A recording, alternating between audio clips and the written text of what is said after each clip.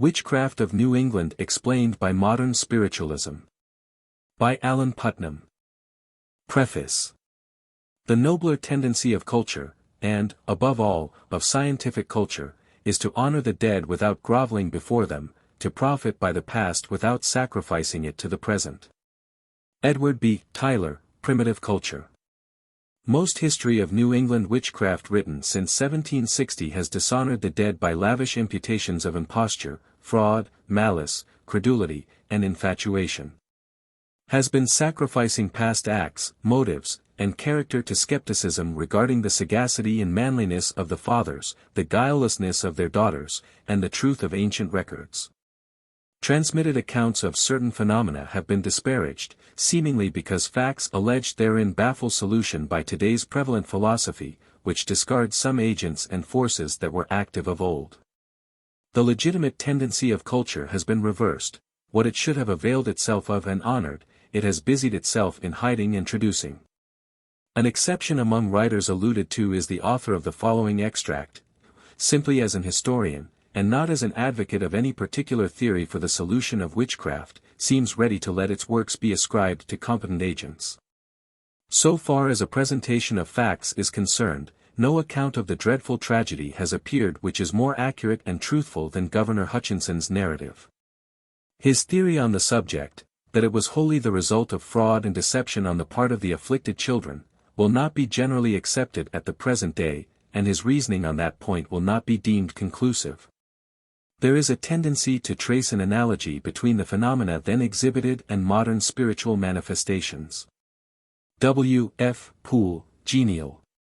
An Antique Register, October, 1870. While composing the following work, its writer was borne onward by the tendency which Poole named. Survey of the field of marvels has been far short of exhaustive, his purpose made no demand for very extended researches. Selected cases, representative of the general manifestations and subject treated of were enough. The aim has been to find in ancient records, and thence adduce, statements and meanings long resting unobserved beneath the gathered dust of more than 100 years, and therefore practically lost. The course of search led attention beyond overt acts, to inspection of some natural germs and their legitimately resultant development into creeds, which impelled good men on to the enactment of direful tragedy. Examination of the basement walls, the foundations, of prevalent popular explanation of ancient wonders, forces conviction that they lack both the breadth and the materials needful to stability. Modern builders of witchcraft history have either failed to find, or have deemed unmanageable by any appliances at their command, and therefore would not attempt to handle, a vast amount of sound historic stones which are accessible and can be used. Lacking them, these moderns have let fancy manufacture for them, and they have builded upon blocks of her fragile stuff which are fast disintegrating under the chemical action of the world's common sense. We proposed here an incipient step towards refutation of the sufficiency and justness of a main theory, now long prevalent, for explaining satisfactorily very many well-proved marvelous facts. Some such have been presented on the pages of Hutchinson, Upham, and their followers, and yet these have been either not at all, or vaguely or ludicrously, commented upon, or reasoned from. Very many others, and the most important of all as bases and aids to an acceptable and true solution of the whole, are not visible where they ought to have conspicuous position.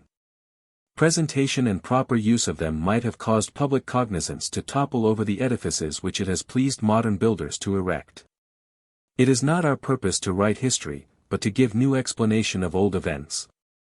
The long and widely tolerated theory that New England witchcraft was exclusively but outworkings of mundane fraud, imposture, cunning, trickery, malice, and the like, has never adequately met the reasonable demand of common sense, which always asks that specified agents and forces shall be probably competent to produce all such effects as are distinctly ascribed to them.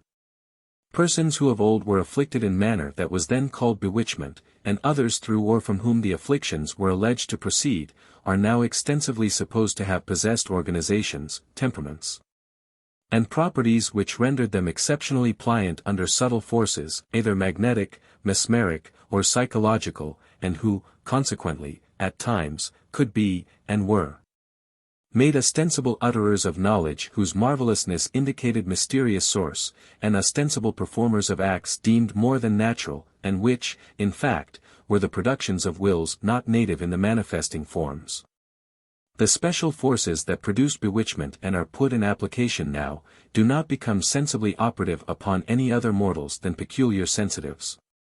And their action upon such is often most easily and effectively manifested through aid obtained from other similar sensitives.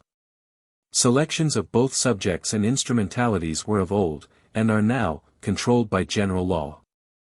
Steel needles and iron filings are not selected by the magnet's free will when it forces them to leap up from their resting places and cleave to itself.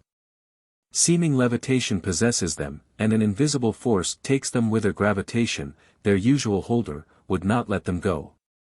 It is upon steel, not lead, upon iron, not stone, that the magnet can execute its marvelous liftings. Nature's conditions fix selections. The organizations, temperaments, fluids, solids, and all the various properties, are, to some extent, unlike in any two human bodies whatsoever, and the range of the differings and consequent susceptibilities is very wide. A psychological magnet in either the seen or unseen may have power to draw certain human forms to contact with itself, and to use them as its tools, and yet lack force to produce sensible effects upon but few in the mass of living men. Where its action is most efficient, it controls the movements of what it holds in its embrace, takes a human form out from control by the spirit which usually governs it, and through that form manifests its own powers and purposes. Both the reputed bewitched and bewitching may severally have had but little, if any, voluntary part in manifesting the remarkable phenomena that were imputed to them. Where physical organs are used, the public is prone to deem the performances intentional acts by those whose forms are operated, while yet the wills of those whose forms are visibly concerned in marvelous works may have been formerly, as they often now are, little else than unwilling, and in many cases unconscious tools. The afflicted, in other words, the bewitched ones, may have actually perceived, they no doubt often did, and also knew, that the annoyances and tortures they endured were augmented, if not generated, by emanations proceeding forth from the particular persons whom they named as being their afflictors. And these afflictors may have been all unconscious that their own auras were going forth and acting upon the sufferers.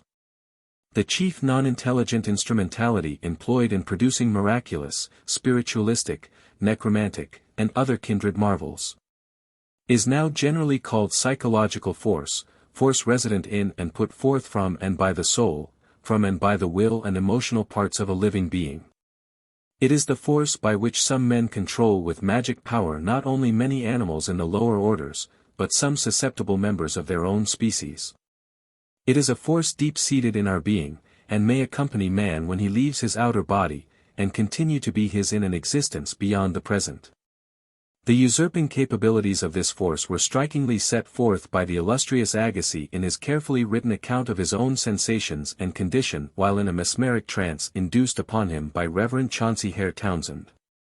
The great naturalist, the strong man both mentally and physically, says that he lost all power to use his own limbs, all power to even will to move them, and that his body was forced against his own strongest possible opposition to pace the room in obedience to the mesmerizer's will.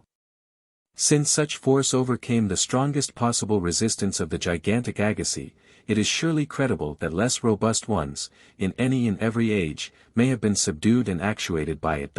See page 385, in Facts of Mesmerism, 2d ed.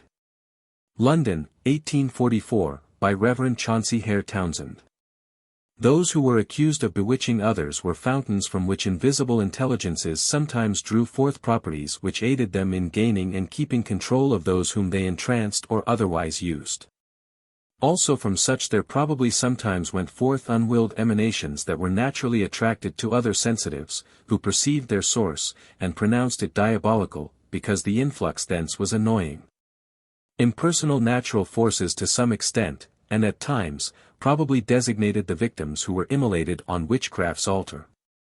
Citations of evidences and proofs from early historic records, that other agents and forces had chief part in producing New England witchcraft than such as modern historians generally have recognized.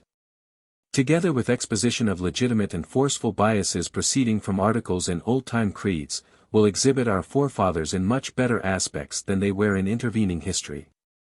Will halo in innocence some of their wives and daughters, around whom historians have cast hues appropriate only to most villainous culprits.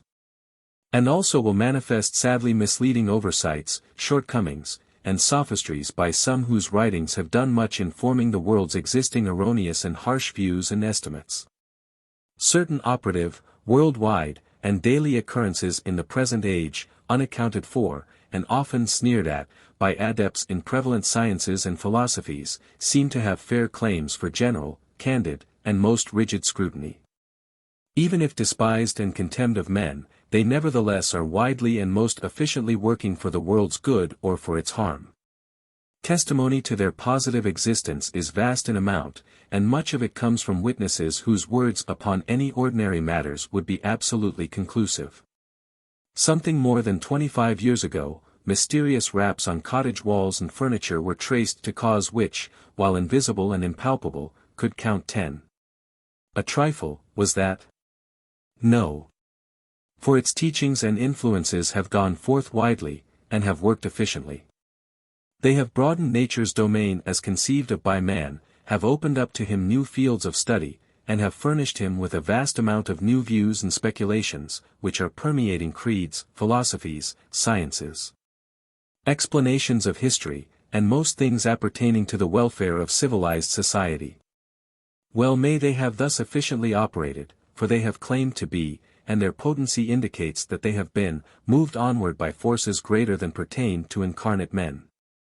Raps by invisible rappers, liftings of tables, pianos, and by invisible lifters, music flowing forth from pianos, harmonicons, and other instruments having no visible manipulators, pencils writing legibly, instructively, eloquently, when no visible hand held and moved them.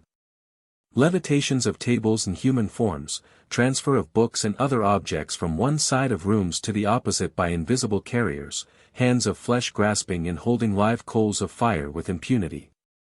Raisings of human forms from floor to ceiling overhead, and holding them there by invisible beings, impressions of recognized likenesses of departed mortals upon the plates of photographists.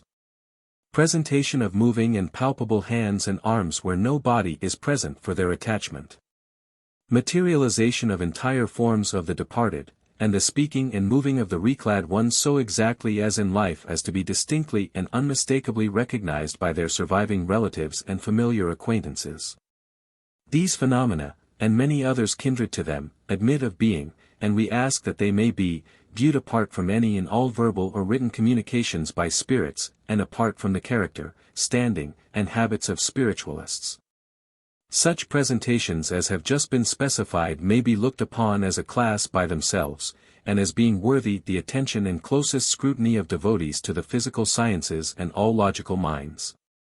Even though they have emerged into view from a modern Nazareth, the obscurity of their place of issuance is not conclusive against their virtue to enlighten man, and broaden the extent of human knowledge.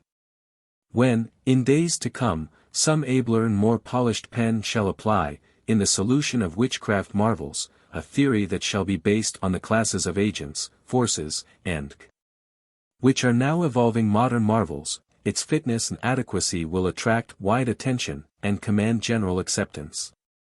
Our work, of course, will fall far short of such results, for he who here writes possesses no commanding powers, never had much taste for historical and antiquarian researches, has for many years last past found himself much, very much, more prone to be seeking for mental and moral wealth in oncoming than in receded times, possesses only moderate skill and less than moderate facility in literary composition. Has spent the greater part of adult life in pursuits which debarred him not only from much perusal of books either historical, literary, or scientific, but also from much converse with well-cultured society. Therefore, necessarily, his whitened locks and waning forces find him consciously deficient in nearly every qualification for either a good historian or good expounder and applier of any theory pertaining to profound and intricate subjects involving occult agents and forces. Then why write? Perhaps vanity is strong among our motives. Nearly as far back as memory can take us, we heard from a grandfather's lips accounts of what his grandfather and others did and suffered when witchcraft raged in our native parish, and threatened trouble to those occupying the house in which we were born and reared. From boyhood onward the subject has never been new to us. We received an early impression, and since have ever felt, that works more than mortals could perform had transpired there. But who the workers could have been was long a doleful mystery. Their doings made them far from pleasant objects of contemplation. In common with most other natives of the place, we formerly were very willing that the dark matter should slumber in obscurity, were indisposed to draw attention to its aspects and character. But not so in later years. Most people on the spot, however, now are probably averse to its consideration. Less than 3 years ago, a parish committee of arrangements were very solicitous that this dismal subject should receive very little notice at their bicentennial celebration. Their wishes and ours differed widely. What courtesy withheld them from forbidding, courtesy withheld us from doing extensively. We just opened there. And now, in continuance, hear say that we long then, on the spot where he was born, to wash off from their most notorious child much black dye stuff in which the world has dipped him, and let them look upon a fairer complexioned and more estimable personage than they have deemed that far-famed native. We are vain enough to hope, that, in this continuance of our speech, we shall adduce facts and views which will present Salem witchcraft in new and less dismal aspects, and dispel what seems to dwellers where it transpired a cloud of darkness. Aside from vanity, we have been moved by definite desire to give both the people of Danvers and many others, opportunity to learn facts and truths as yet perceived by only a few, which give a character to the great witchcraft scene, vastly less disreputable to those concerned in it than does such as has been presented by prior expounders, and extensively accepted as plausible by the public. Teachings of spiritualism have illuminate the places where witchcraft has been sent to slumber, and facts now come into view which reveal beneficent results where none but baneful ones have been apparent. Perhaps willingness to show that spiritualism has been an illumining force to us, and may be so to others, has place among our motives. Opportunities for studying spirit manifestations came in the writer's way more than 20 years since, and have been recurring quite steadily down to the present hour. Release, long ago, from cramping millhorse rounds of professional life and thought, and consequent freedom to live and move relatively aloof from annoyances and fears which known or suspected attention to unpopular and tabooed matters is apt to bring, permitted him to be a more open, avowed, persistent, and studious observer of these marvelous works than could most other persons comfortably, who had spent early years in academic and collegiate halls. Unhampered by dread of slurs, innuendos, hints, or growls from either parishioners, patients, or clients, he sought, found, and strove to use thoughtfully, critically, and religiously. Extensive and many varied and often very favorable opportunities for estimating the force and value of alleged evidences and proofs that we, all of us, are ever living in the midst of agents, forces, conditions, faculties, powers, and susceptibilities, acting upon or residing in ourselves and our neighbors, which common observation and science have not generally recognized. Thus, as he judges, clues have been acquired to such knowledge as promises, in days not distant, to furnish not only a solution of ancient witchcraft that will stand the tests of time and common sense, but cause human physical science to bring within its embrace agents and forces which have heretofore escaped its recognition. The varied phenomena of spiritualism, witchcraft, and miracle are all within nature. Modern spiritualism, fraught, and all alive, as it is, with evidences, and some sensible proofs positive, of a future life, is today more efficient in retaining faith among thinking men that a life beyond awaits them, than any and all other forces in operation, or that man can apply. Science, yes, an advanced science, based on observed, proved, and provable facts of spiritualism, ancient and modern, is the only power we see that can stay the hope-crushing inroads of the bald materialism which is now dogging the advancing steps of physical science and liberal culture throughout enlightened Christendom. Perception of strong indications, more than 20 years ago, that keen intelligence wielding strange power was evolving before human senses, raps, table tippings, and the like, which intelligence, if properly invoked and treated, might become one's helpful teacher, induced the author to use as well as possible each occurring opportunity for increasing his acquaintance with the strange visitants. Not doubting that in the end he should gain wherewith to instruct and benefit both himself and his fellow men, enough, and more than enough, to richly compensate for whatever loss of caste, favor, or reputation his course might occasion. During his well-meant, protracted, and reverential searchings along the faintly twilight borders of spirit land, ever and anon he has been catching glimpses of laws, forces, conditions, and agents, which earth-born beings, the embodied and the disembodied, can, and limitedly now do, conjointly use for reciprocal communings, and for mutual helps toward improvement, elevation, and bliss, for social, intellectual, moral, and religious growth. He means mutual, for those who have escaped from the flesh are helped by intercommunings with mortals. The reward is ample. His immediate topic is only witchcraft. But light which he seeks to make bear on that, penetrates below all perceptible phenomena, down to the question which underlies all others pertaining to man's highest interest, viz., does animism exist? Or, in other words, is there in nature, or in God, or anywhere, an animating principle, which, having had individualizing connection with an organized material form, will retain its consciousness and individuality after that connection shall have been dissolved? Who but visible or audible spirits, proving themselves to be such, can give decisive response to that momentous question? Who but they can stop the advance of and effectually cripple that growing materialistic faith which laughs at and tramples over everything save demonstration either scientific or sensible, but is at once and permanently palsied when it encounters that? Man knows of none else who can. The world as yet is little conscious of the real nature, power, and worth of spiritualism, or of its own need of help obtainable from no other perceptible source. Therein lies enfolded not only charity and justice for our remoter fathers, and correction for later commentators upon them, which may be brought forth and applied in the present work, but also proofs of man's survival beyond the tomb. 70 years and 12 are saying, spend no more time in general preparation for your labors, because dangers yearly thicken that your perishing outer man must forever leave undone what it fails to accomplish soon. Your future, footprints on the sands of time, will be but few. Therefore now start in right direction, and, as best you can, mark the path you travel, and thus give some guidance to future wayfarers journeying toward the goal at which you aim, but lack power to reach. Alan Putnam. Boston, 426, Dudley Street. How do you find this book? Any thoughts about the book or the author? Any suggestion for improvement? Please take a moment to share your thoughts in a comment. If you like it, share it with your friends who might enjoy it as well. Subscribe to keep in touch. Visit CompleteAudiobooks.com for more quality content. References. The principal works quoted from and referred to in the following pages are Salem Witchcraft, edited by S. P. Fowler, of Danvers, H. P. Ives and A. Smith, Salem, 1861. This furnished the citations from Calef, and most of those from Cotton Mather.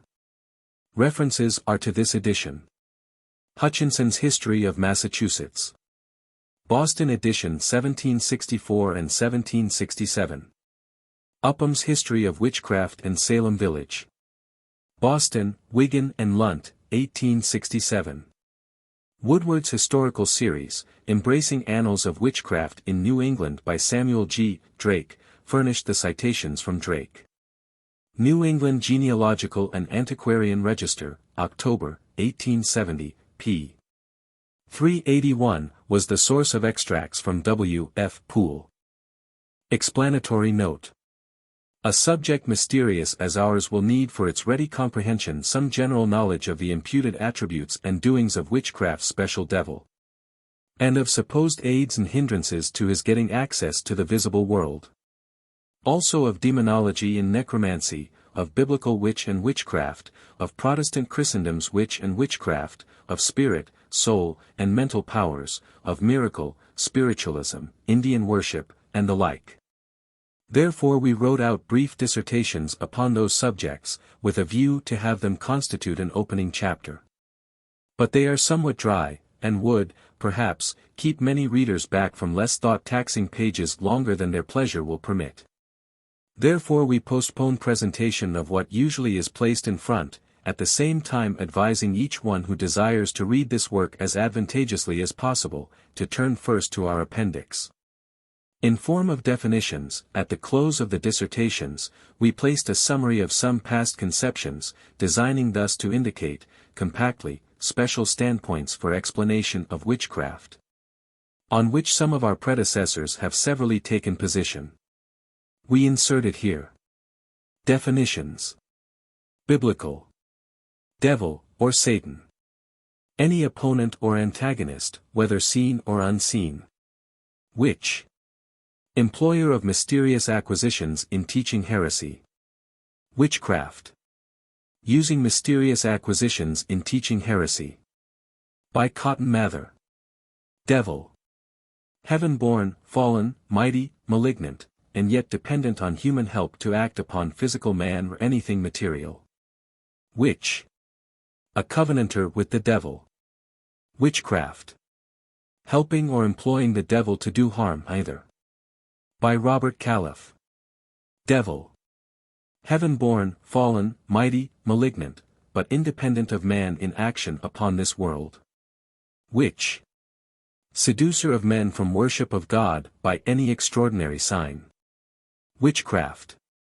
Maligning and impugning the word, work, or worship of God, and by any extraordinary sign seeking to seduce men from worship of him. By Thomas Hutchinson.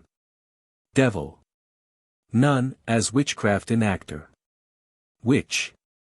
By inference. A woman possessing a malignant touch, or a crabbed temper, or being a poor wretch, or bedridden, also, a cunning child. Witchcraft. Producing pains, nausea, and scolding, playing tricks. By C. W. Upham. Devil. Not specially concerned in witchcraft. Witch. By inference. Subject acted upon by a girl or woman trained in a school for practice, in the wonders of necromancy, magic, and spiritualism. Witchcraft.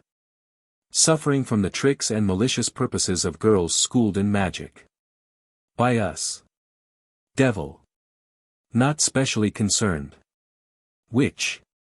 A medium or a human being whose body becomes at times the tool of some finite, disembodied, intelligent being, or whose mind senses knowledge in spirit land. Witchcraft. The manifestation of supernal knowledge, force, and purposes through a borrowed or usurped mortal form, or the giving utterance to knowledge sensed in through one's spiritual organs of sense. Our purpose is to adduce strong evidences from the primitive records of American marvels, that lesser beings than the devil of Mather and Calef, and more powerful ones than the operators designated by Hutchinson and Upham, were actual performers of the principal manifestations that have been known as witchcrafts. Those whom we shall present were earth-born, on either this planet or some other, had previously passed out from encasements of flesh, but obtained control of and actuated physical forms belonging to embodied children, women, and men. Such beings, graduates from Earths, are as varied in character and purposes as the survivors on their native planets, as varied as mortals are today. They may have ranged in character from dark devils up to bright angels, and have come, and gone, and operated by natural, though occult, forces and processes, they being as free to use such as we are the forces and implements of external nature. Many of our positions will be based upon psychological powers and susceptibilities which are far from being generally known to pertain to man. And we may fail to keep always within the bounds of things credible today, but yet shall never consciously go further than observed or credited facts will sustain us. If successful, we shall show that benighted man formerly, in good conscience, made certain events fearful curses, which, when rightly understood and used, may become gladdening and rich boons to mortals. Witchcraft Marvel-Workers.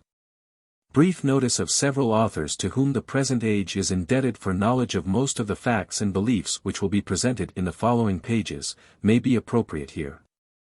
Their competency, traits, and circumstances, as inferred chiefly from their writings pertaining to witchcraft, are all, or nearly all, which we propose to state. Two of these who lived in witchcraft times, a third in an intervening century, and a fourth in our own age, viz., Cotton Mather, Robert Calef, Thomas Hutchinson, and Charles W.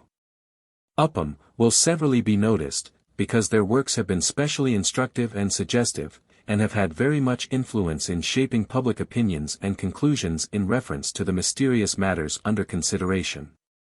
Each of the above-named authors either lacked, or failed to use, some light which is now available for disclosing contents in veiled recesses of nature, light beginning to shine in where darkness long brooded. And to elicit thence such knowledge as promises to show that the theories of most witchcraft expounders have been such as now may be, and should be, superseded by more broad, sound, and philosophical ones. The writings of the first two named above are eminently important, because they disclose very distinctly many highly operative beliefs and methods which were prevalent when marked witchcraft phenomena were actually transpiring, but are obsolete now. We cannot, perhaps, do better than forthwith present those two combatants, Mather and Calef, in actual conflict over the last described case of 17th-century obsession. Out of this case came open conflict, in the very days when such marvels were living occurrences. Further on we may notice these two men, as men, more particularly.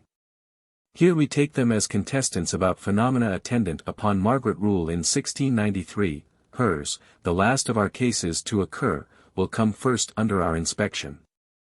Our quotations will be mostly from the earlier pages of Salem Witchcraft, edited by S. P. Fowler. Mather and Calef. In 1693, Mather wrote an account of afflictions which Margaret Rule, of Boston, then about 17 years old, began to endure on the 10th of September of that year. This production drew forth the first open shot at the then prevalent definitions of witchcraft, at the assumed source of power to produce it, at the adopted methods of proceedings against it, and at treatment of persons on whom that crime was charged. Robert Calef, called a merchant of the town, either listened to statements or received written ones, made by other persons who had been present with Mather around this afflicted girl at her home during some scenes which the latter had described. Or he was himself a witness there. From data early obtained he furnished a version of the case which disparaged the minister's account, and questioned the propriety of some of his proceedings. Calef's was in itself a rather meager production, not putting forth the whole or even the main facts in the case, but indicating that in this, that, and the other particular, Mather had misstated or overstated, and that some of his own acts might be indelicate or improper. This production so incensed Mather that he openly pronounced Calef the worst of liars, threatened him with prosecution for slander, and actually commenced legal proceedings against him. In a subsequent letter, September 29, Calef respectfully asked Mather for a personal interview in the presence of two witnesses, in order that they might discuss and explain. Mather intimated willingness to comply with the request, but dallied, till Calef, November 24, sent a second letter, in which, rising at once above the comparatively trifling question whether himself or Mather had furnished the more accurate and better report, he grappled with fundamental questions pertaining to the devil, witchcrafts, and possession, and set forth distinctly some points which, in his judgment, needed discussion then. For on them he dissented from Mather, and probably from a majority of the people amid whom he was living. In much of that letter, Calef, or whoever composed it, manifested discriminating intellect, clear perception of his points, firm will, together with strong desire and purpose to labor earnestly for acquisition of knowledge by which either to convince himself that his own positions were unsound, or to better qualify himself to reform some prevalent faiths and practices. The Bible was his magazine, and implements, weapons, or stores from any other source he deemed it unlawful to use for defining, detecting, or punishing witchcraft. Bowing to the Scriptures in unquestioning submission, he took them as guide and authority. In the outset, frankly and definitely stating his own belief, he, in an apparently manly way, sought manly discussion. He believed, page 62, that there are witches, because the scriptures plainly provide for their punishment. The only known definition of witchcraft that to him seemed based upon and fairly deduced from the scriptures, was a maligning and impugning the word, work, or worship of God, and, by any extraordinary sign, seeking to seduce from it. He believed that there are possessions, and that the bodies of the possessed have hence been not only afflicted, but strangely agitated, if not their tongues improved to foretell futurities, and why not to accuse the innocent as bewitching them? Having pretense to divination, this being reasonable to be expected from him who is the father of lies. This witchcraft assailant, therefore, was a Protestant not against belief that the father of lies sometimes possessed, afflicted, and strangely agitated human beings, and also controlled their tongues to prophesy, to accuse the innocent, and to pretend divination. His protest was against unscriptural definition of witchcraft, and against those kinds of evidence, rules, and methods used for its detection, proof, and punishment which made his age pronounce guilty and execute many who could not possibly be found guilty of that crime, where its scriptural definition was adhered to. He was not a disbeliever in witchcraft of some kind, nor of action upon men by some invisible intelligences in his own day. He and Mather both were believers in witchcraft outwrought by supernals, but differed as to what might or might not constitute it, and therefore, also, as to the extent of the prevalence of the genuine article.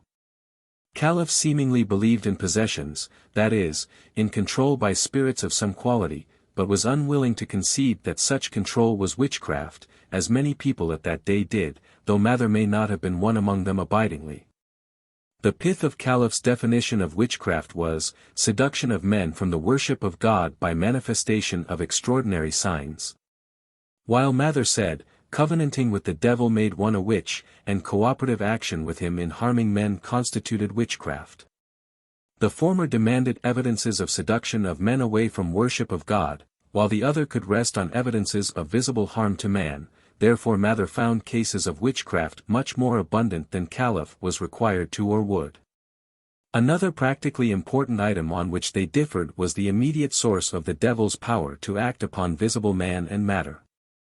Calef claimed that, it is only the Almighty that can commissionate him to hurt or destroy any. While Mather said, I am apt to think that the devils are seldom able to hurt us in any of our exterior concerns without a commission from our fellow worms. Permission from God for the devil to come down and break in upon mankind must oftentimes be accompanied with a commission from some of mankind itself. Both of them conceded a commission by God to the devil. But we doubt whether his commission was ever more special than that which every created being, in either material or spiritual abodes, constitutionally holds at all times. To avail himself of whatever natural laws or forces his inherent powers and attending circumstances enable him to control. Words are often used which obscure proper, if not intended, meaning. Commission from God means no more than constitutional capabilities to perform at times certain specified things when conditions and circumstances favor command of natural forces. That special powers are often conferred upon mortals by some supernal beings whose recipients are prone to ascribe the gifts to omnipotence is obviously true, though their increased abilities are only bestowments by finite invisibles. What witchcraft was, and who commissioned the devil, whether God alone or God and man jointly, were the two most prominent questions about which those contestants differed. They agreed that the devil enacted both witchcraft and possession, but Calef's beliefs necessarily caused him to regard many cases as only simple possession, which Mather could, if he saw fit, regard as witchcrafts. And he sometimes seemingly did, when called to act publicly in connection with them. Mather at home and Mather abroad were not always in harmony. Without designing, either here or subsequently, to make full presentation of the case of Margaret Rule, we shall freely adduce many parts of the record of it as helps in exhibiting leading positions and traits pertaining to the parties who crossed intellectual swords over them. Mather states, page 29, that upon the Lord's Day, September 10, 1693, Margaret Rule, after some hours of previous disturbance in the public assembly, fell into odd fits, which caused her friends to carry her home, where her fits, in a few hours, grew into a figure that satisfied the spectators of their being preternatural. A miserable woman who had been formerly imprisoned on the suspicion of witchcraft, and who had frequently cured very painful hurts, had, the evening before Margaret fell into her calamities, very bitterly treated her, and threatened her. That briefly antecedent treatment of her by a person who had frequently cured very painful hurts, and therefore, and for other acts perhaps, been accused of witchcraft, is very important in its psychological indications, and is worthy of being borne along in the reader's memory. The wonderful curing of painful hurts, that is, her beneficence, had caused her imprisonment. The young woman, continues the reporter, was assaulted by 8 cruel spectres, whereof she imagined that she knew 3 or 4. She was careful, under charge from Mather, to forbear blazing their names, but privately told them to him. And he says, they are a sort of wretches who for these many years have gone under as violent presumptions of witchcraft, as perhaps any creatures yet living on the earth. Spectres known by her might, in some connections, mean persons whom she had known before their death, whose spirits now became visible.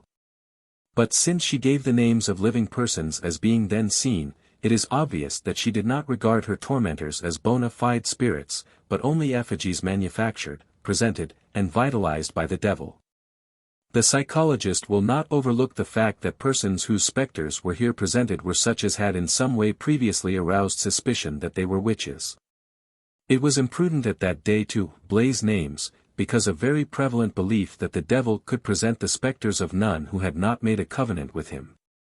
And the bare fact of annunciation by a witched person that she saw the spectre of any individual whatsoever, was then conclusive proof to many minds that the said individual had made covenant with the evil one, and therefore was a witch, and must be put to death. Mather cautioned the girl not to give names to the crowd around her bed, lest any good person should come to suffer any blast of reputation. Neither Mather nor Calef denied the devil's power to bring forth apparitions of the innocent. And neither reposed full confidence in or justified the use of spectral testimony generally, though very many people in those days did. The point we desire to mark is this, that Mather's account is in harmony with modern observation in giving indications that spirits, apparitions, or appearances of highly mediumistic persons are more frequently seen than those of unimpressible ones. If such are not, and we believe it is so, the class generally thus presented, such persons, that is, the mediumistic, are more frequently than others seen by the inner or clairvoyant eye. This fact begets at least conjecture, that it is probably psychological law, and not the devil's or any one's else choice, which determines who shall or may be seen as spectres. Persons seen in this case had previously manifested powers or acts which caused them to be regarded as witches. Around most persons, who in the sequel of these pages shall be found appearing as spectres and as bewitching and tormenting others, will be found signs that they were very like such as today are called mediums. They presented a book and demanded of her that she should set her hand to it, or touch it at least with her hand, as a sign of her becoming a servant of the devil. Upon her refusal to do that, they confined her to her bed for just 6 weeks together. True answer to the question whether an accused one had signed the devil's book or not, was eagerly sought for in all trials for witchcraft, because if such signature had not been made by the person on trial, he or she might be innocent. While if it had been, guilt was already consummated, and death was deserved. Sometimes there looked in upon the young woman a short and a black man, whom they, the spectres, called their master. They all professed themselves vassals of this devil, and in obedience to him, she was cruelly pinched with invisible hands, and the black and blue marks of the pinches became immediately visible unto the standers by. She would every now and then be miserably hurt with pins, which were found stuck into her neck, back, and arms. She would be strangely distorted in her joints and thrown into convulsions. Such things are stated as facts, and were not contested in the day of their occurrence, not even by Robert Calef. From the time that Margaret Rule first found herself to be formally besieged by the spectres, until the 9th day following, namely, from September 10th to the 18th, she kept an entire fast, and yet she was unto all appearance as fresh, as lively, as hearty at the 9 days' end, as before they began. During all this time, if any refreshment were brought unto her, her teeth would be set, and she would be thrown into many miseries. Indeed, once or twice or so in all this time, her tormentors permitted her to swallow a mouthful of somewhat that might increase her miseries, whereof a spoonful of rum was the most considerable.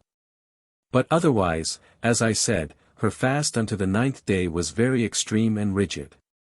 Protracted fastings without consequent exhaustion have been common with the mediumistic in all ages. Moses, Elijah, Jesus, each fasted 40 days.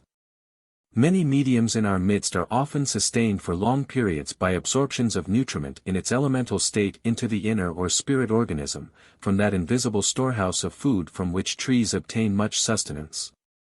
And whence once came loaves and fishes in Judea. From the inner thus fed, the outer man receives supplies, at least, spirits state such to be the process. Margaret Rule once, in the middle of the night, lamented sadly that the spectres threatened the drowning of a young man in the neighborhood, whom she named unto the company. Well, it was afterward found that at that very time this young man, having been pressed on board a man-of-war then in the harbor, was, out of some dissatisfaction, attempting to swim ashore. And he had been drowned in the attempt if a boat had not seasonably taken him up. It was by computation a minute or two after the young woman's discourse of the drowning that the young man took to the water. This account, if taken literally, reveals her prescience of a definite approximating event, also knowledge of the person whom it threatened, the place where it would act. While neither outward perceptions nor any embodied mortals could help her to such knowledge. It is not stated that either the outer or inner set of her perceptive organs directly sensed danger tending towards the young man. The report of her words is that the spectres threatened the drowning. From this it seemingly follows that her inner sense, either of hearing or of vision, learned either the intention of spirit beings to purposely expose a particular man to danger, or they saw the oncoming of danger to him, and spoke of it to her. This occurrence through the impressible girl was left unnoticed by Calef. His silence approximates to concession that the main facts here stated were not refutable in his day.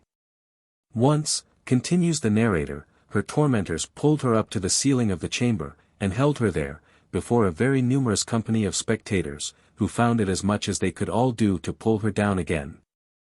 That statement is distinct and needs no comment here, but may receive further notice when we shall adduce the attestation of other personal witnesses to its actual truth.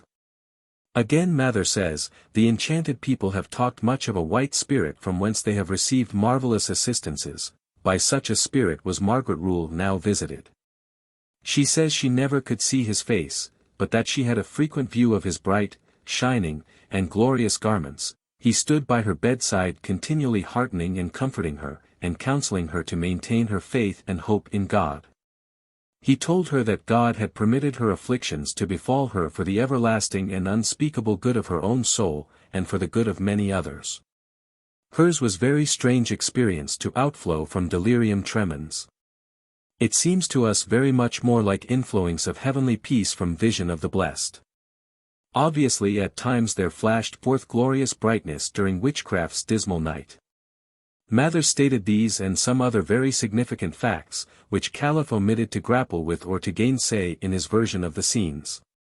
Omitting to extract more from Mather, we will now look at Calef's account. He commences a letter to Mather in which, referring to his own previous production, he says, having written from the mouths of several persons, who affirmed they were present with Margaret Rule the 13th instant, her answers, behavior, and Calef therefore probably was not himself a witness of the scenes he described, but received his account from the mouths of several other persons. One of them apparently wrote, and Calef, adopting the statement, says, I found her of a healthy countenance, about 17 years old, lying very still and speaking but very little. Soon the Mathers, father and son, Increase and Cotton, came in. The son shortly began to question Margaret and get replies. Their colloquy was commonplace mostly, and need not be quoted, but some things then done we shall notice. Margaret went into a fit, and Cotton Mather laid his hand upon her face and nose, but, as he said, without perceiving any breath. Then he brushed her on the face with his glove, and rubbed her stomach, and bid others do so too, and said it eased her, then she revived. Shortly again she was in a fit and was again rubbed. Margaret purred, an attendant, assisted Mather in rubbing her. The afflicted spake angrily to her, saying, "Don't you meddle with me," and hastily put away her hand. He then wrought his fingers before her eyes. Such things, presumably, were stated correctly as matters of fact observed. Were these doings by Mather foolish and useless? Different persons will answer variously. In the eyes of most New England people today, they may seem to be so. In part they appear to us ill-judged and harmful, though well-meant and partially productive of the effect desired. When Mather could perceive no breath, he naturally became solicitous to set her lungs in motion, and by his rubbings probably soon accomplished that. The observations of many moderns have taught them to welcome, at times, stoppage of the external breathings of good mediums, deeming that indicative of free, but imperceptible, breathing by the inner lungs. Which process sustains the person physically, while the spirit roams and recreates in spirit land. Yes, to welcome it, as watchers by the restless sick welcome the advent of sleep to the sufferers. Once we probably should have acted, in like circumstances, much as Mather did. But now we might often leave such a patient unacted upon for a time, even though breathless to our external perception. Because of belief that action like Mather's might be as unwise as would the awakening of a sick one immediately after the commencement of a nap. His motions of the fingers around her eyes might tend to produce the same effect, that is, to draw her out of a state of rest and joy, provided the outer breathing was imperceptible. Rubbings and motions of the hands, however, are often very serviceable in removing influences which are distressing, whenever the entranced one is conscious externally, as Margaret probably was in the second fit, but perhaps not in the first. For in the second she detected difference between influences upon her from Mather and those from Miss Purd, the former were agreeable and welcome, the latter annoying and offensive. Systems sensitive enough to detect the qualities and influences of magnetic emanations from all human beings, yes, all animals and most minerals, that come in contact with themselves, are greatly soothed by absorption of unconscious properties from some, and irritated by those from others, though their esteem, respect, or affection for each class be the same. Qualities of emanations are, to considerable extent, independent of either intellectual, moral, or emotional states. A babe or simpleton may be the best of anodynes, while the cultured saint may be an irritant to a sensitive medium. He put his hand on the clothes over her breast, and said he felt a living thing. Perhaps he did. In our day we hear of such presentations as semblances of small living animals around mediums, but personally, have not seen or felt such. Soon after they, the ministers, were gone, the afflicted desired the women to be gone, saying that the company of the men was not offensive to her. There is not general popular knowledge, that the magnetisms of all animals are as distinctly male in one sex and female in the other, as are any of their organs. Nor that to very sensitive persons there come times and states when their own magnetisms hunger for food from magnetisms of opposite genders. Some sensitives feel the action of finer laws and forces than men detect in their normal condition. She learned that there were reports about town that she was not afflicted. And some came to her as spies.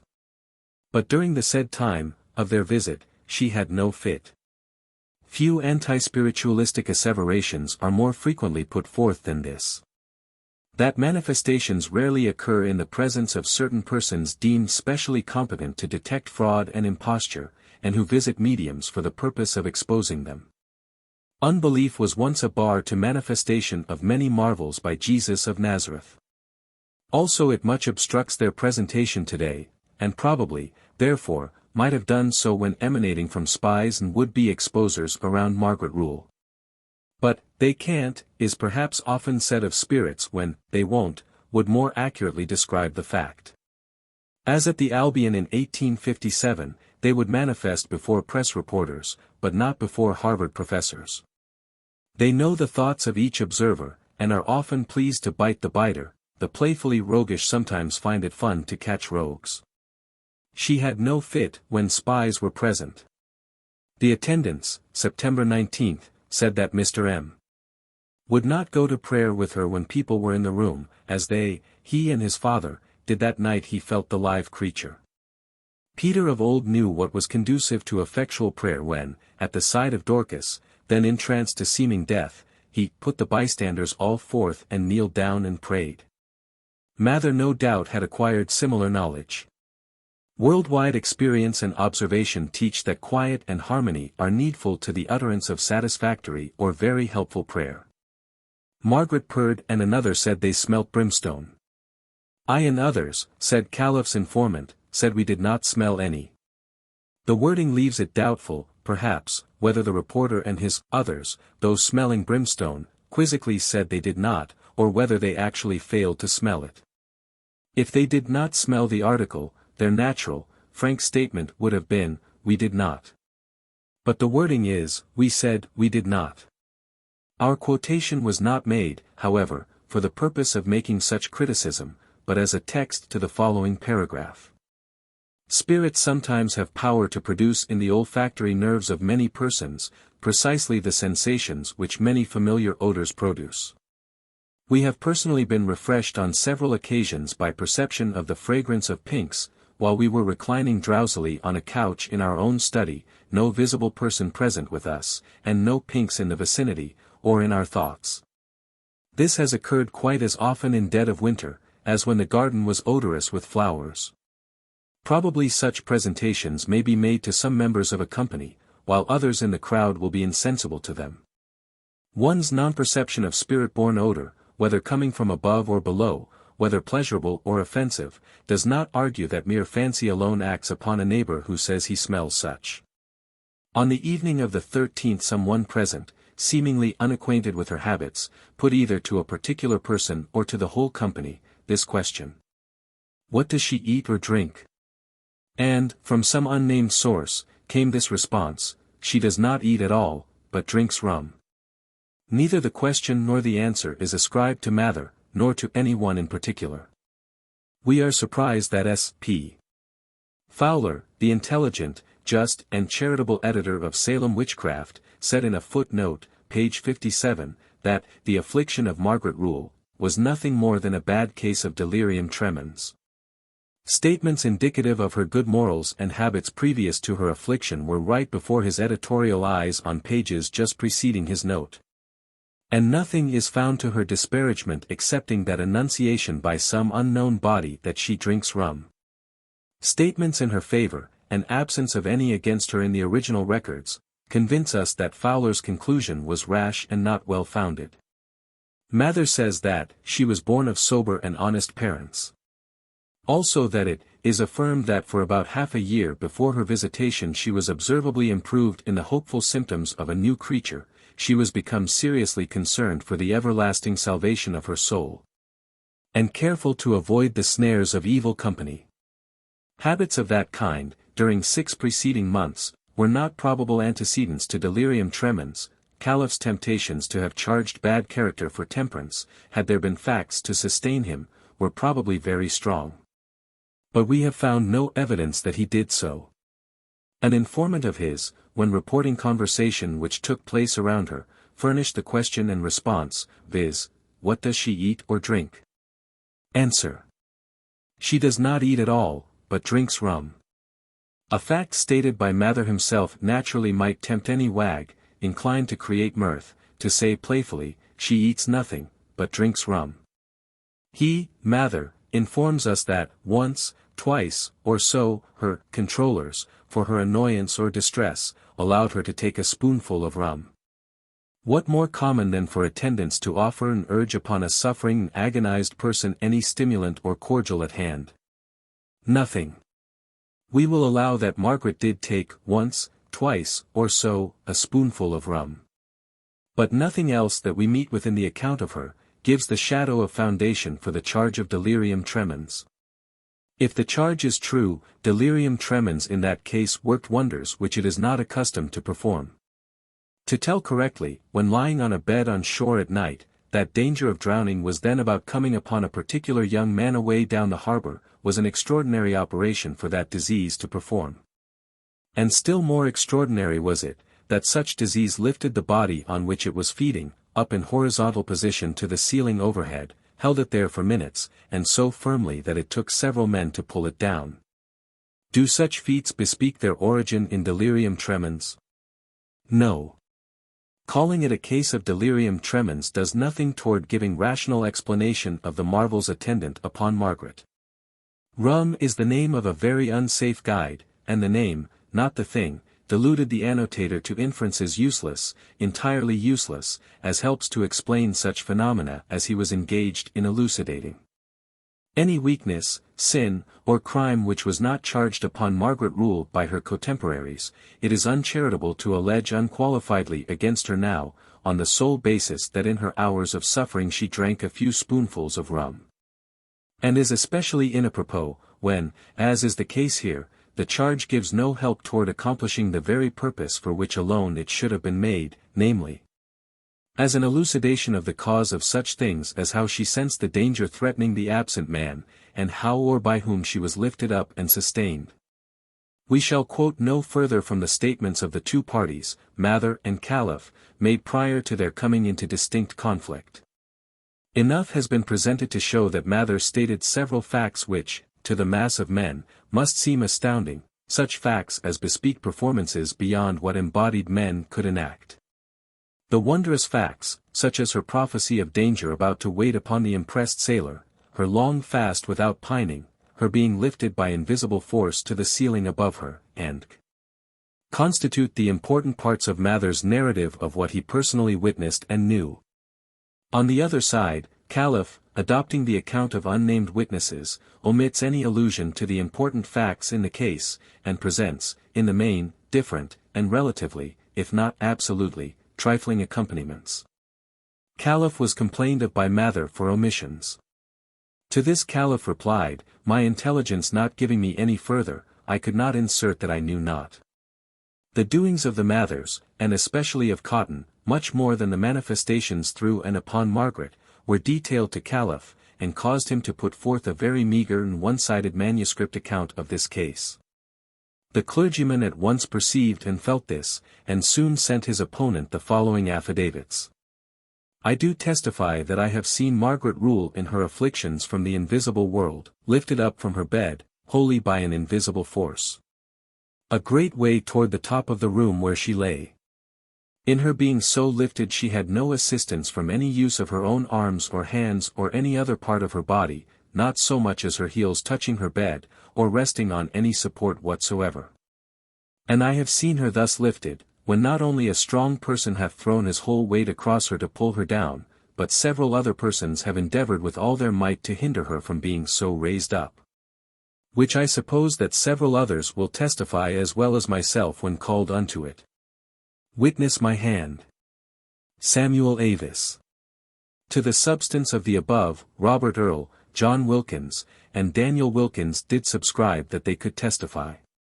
Also Thomas Thornton and William Hudson testified to having seen Margaret so lifted up by an invisible force as to touch the garret floor, while yet neither her feet nor any other part of her body rested either on the bed or on any other support, and all this for a considerable while, we judged it several minutes. Page 76. Before presenting the merchant's comments upon such statements of such facts, we will name again the special reason why we draw protracted attention to the two writers, Mather and Calef. They were intelligent and alert contemporaries, both in the vigor of manhood probably, for Mather was about 30 years of age, and Calef lived more than 25 years after the commencement of his controversy. Both probably were cognizant of the main facts pertaining to witchcraft, even during or very shortly after their occurrence in the family of John Goodwin of Boston in 1688, in Salem 1692, and around both Mercy Short and Margaret Rule in Boston 1693. Therefore the controversial writings of these two, both well acquainted with the occurring witchcraft events of their day, but differing distinctly on many points of belief and policy, become, when used in connection, our best accessible source for learning what actually occurred in many witchcraft scenes, what beliefs were prevalent then, what kinds of evidence for convicting of witchcraft were admissible, and what rules governed the courts. Because of their value as teachers upon witchcraft, we desire to have these two men, with their agreements and differings, clearly comprehended. The merchant sent to the clergyman the following comment upon the chief point confirmed by the affidavits of 5 or 6 unimpeached witnesses, viz. The lifting of the girl to the top of the room by invisible power. I suppose you expect I should believe it, and if so, the only advantage gained is, that what has so long been controverted between Protestants and Papists. Whether miracles are ceased, will hereby seem to be decided for the latter. It being, for aught I can see, if so, as true a miracle as for iron to swim, and the devil can work such miracles. A statement either more aspersive of its author's own candor, or more indicative of his thraldom to prejudice, has rarely been made. Either Calef or someone for him, when treating of the departure of the community from scriptural interpretation and treatment of witchcraft, when scanning rules laid down by accredited authors for its detection, and, generally, when handling creeds, broad principles, and prevalent usages, wielded a clear, pointed, and forceful pen. But Mather's facts blunted its point and baffled its powers. Look at their metamorphosis of the logician. He says, essentially, to his opponent, if your facts are true, Catholics have the better of us in our controversy with them as to the continuance of miracles down to the present day. Your facts, if facts, are miracles, and we Protestants are wrong. Therefore I will not concede them, if true, they are as great a miracle as for iron to swim, and prove the Catholics right. I won't grant them. What miracle did he concede that the devil can work? Was it causing iron to swim? Or was it such lifting of Margaret Rule as had been sworn to? Perhaps we are mistaken, but we think he meant to say that the devil could lift the girl as described. Who, if he had done so, wrought as great a miracle as God did when he caused the axe head to swim where the prophet cast a stick over it. Still such an operation in modern times must not be avowed, because that would give the Catholic advantage over the Protestant. Alas for the clear-headed man when facts force him to abandon the methods of logic, and resort to those of prejudice. Mather's facts completely stultified Calef in this case. We cannot doubt, and who will venture to, that he must have known the characters for truth and veracity of Avis and his associate witnesses. Must have known the circumstances surrounding, and the state of the public mind in regard to them, and yet we notice no indication that he attempted to impeach any of them even in thought. He leaves them entirely unnoticed.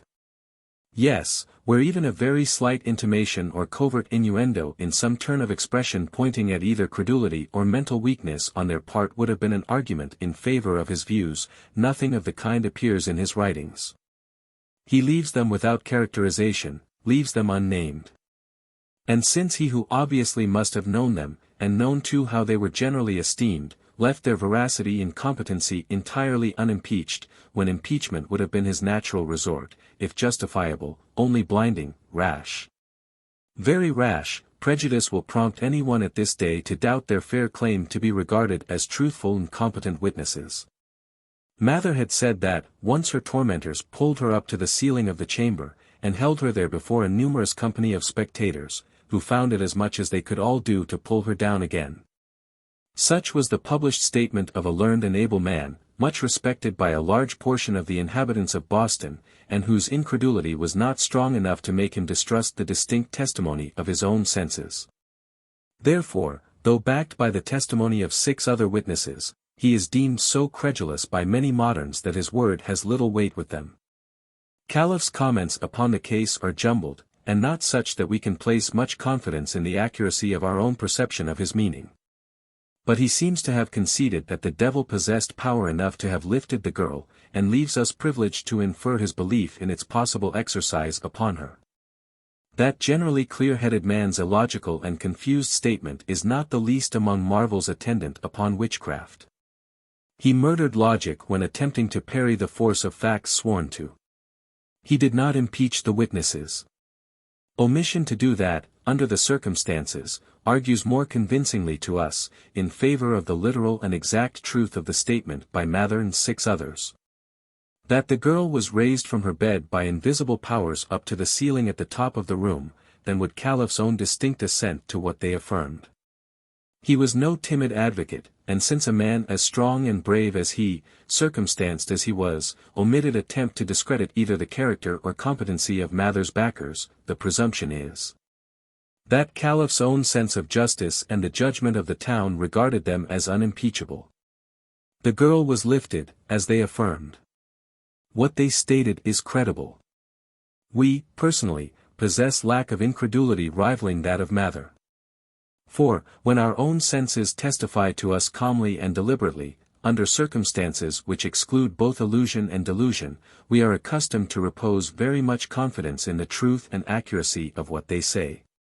And, in illustration of our lack of incredulity regarding what our own senses witness, or, if one prefers different phraseology, in illustration of our credulity, that is, of our ability and willingness to believe what is thus learned, we give the following account of one of our own interesting and instructive experiences. Several years ago, from 15 to 20, in a chamber of the residence of Daniel Farrar, Esq. Hancock Street, Boston, to which he had invited us and several others, we clasped the left hand of Roland H. Squires in our own right, took position with him in the center of a large room, several feet distant from any other person or any article of furniture, when, promptly upon shutting off the gaslight, his hand began to draw ours up. Gently and steadily, till our own right arm, its hand clasping his, was extended to its full length above our head. Then we moved our left hand across our chest, and it came in contact with the young man's boot at rest by our side, and simultaneously we heard a scratch upon the ceiling above, which was at least 10 feet from the floor of the room. Soon he began to descend as gently as he had ascended, and when he had reached the floor and light had been let on, we saw a red chalk mark at least 3 feet long on the ceiling over the spot on which we had stood up together. The mark was not there previous to the extinguishment of the light, for the whole company present had been informed that he would have chalk in his hand in order that he might give evidence to all present that he had been lifted up. Consequently all of us carefully observed the overhead ceiling up to the extinguishment of the light. No reluctance attends our publishing such a narrative. We are less solicitous to win a skeptic's laurels, than to make distinct statement of any facts pertaining to occult forces in nature, which we have experimentally learned. O, credulity! Thou art a most beneficent helper to knowledge of nature's finer laws and forces, especially of those relatively occult ones which evolve mysteries and exert unrecognized action upon man. Laws and forces which it would benefit him to comprehend and regard.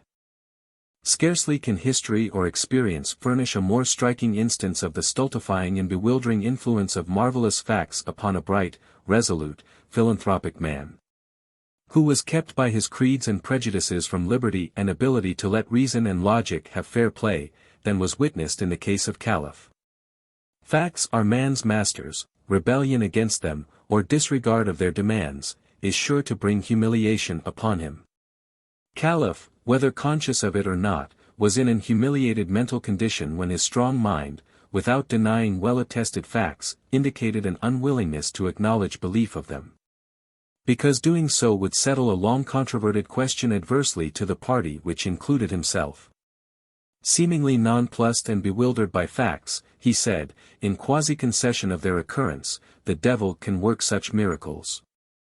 Both what Calef said, and what he omitted to say, tend forcibly to produce conviction that Samuel Avis and his 5 associate witnesses stated truth, and nothing but the truth. Words or statements from men whose characters were not impeached by a contesting contemporary, ought to be accepted as true by those who now can know nothing against the truthfulness of lips from which they issued.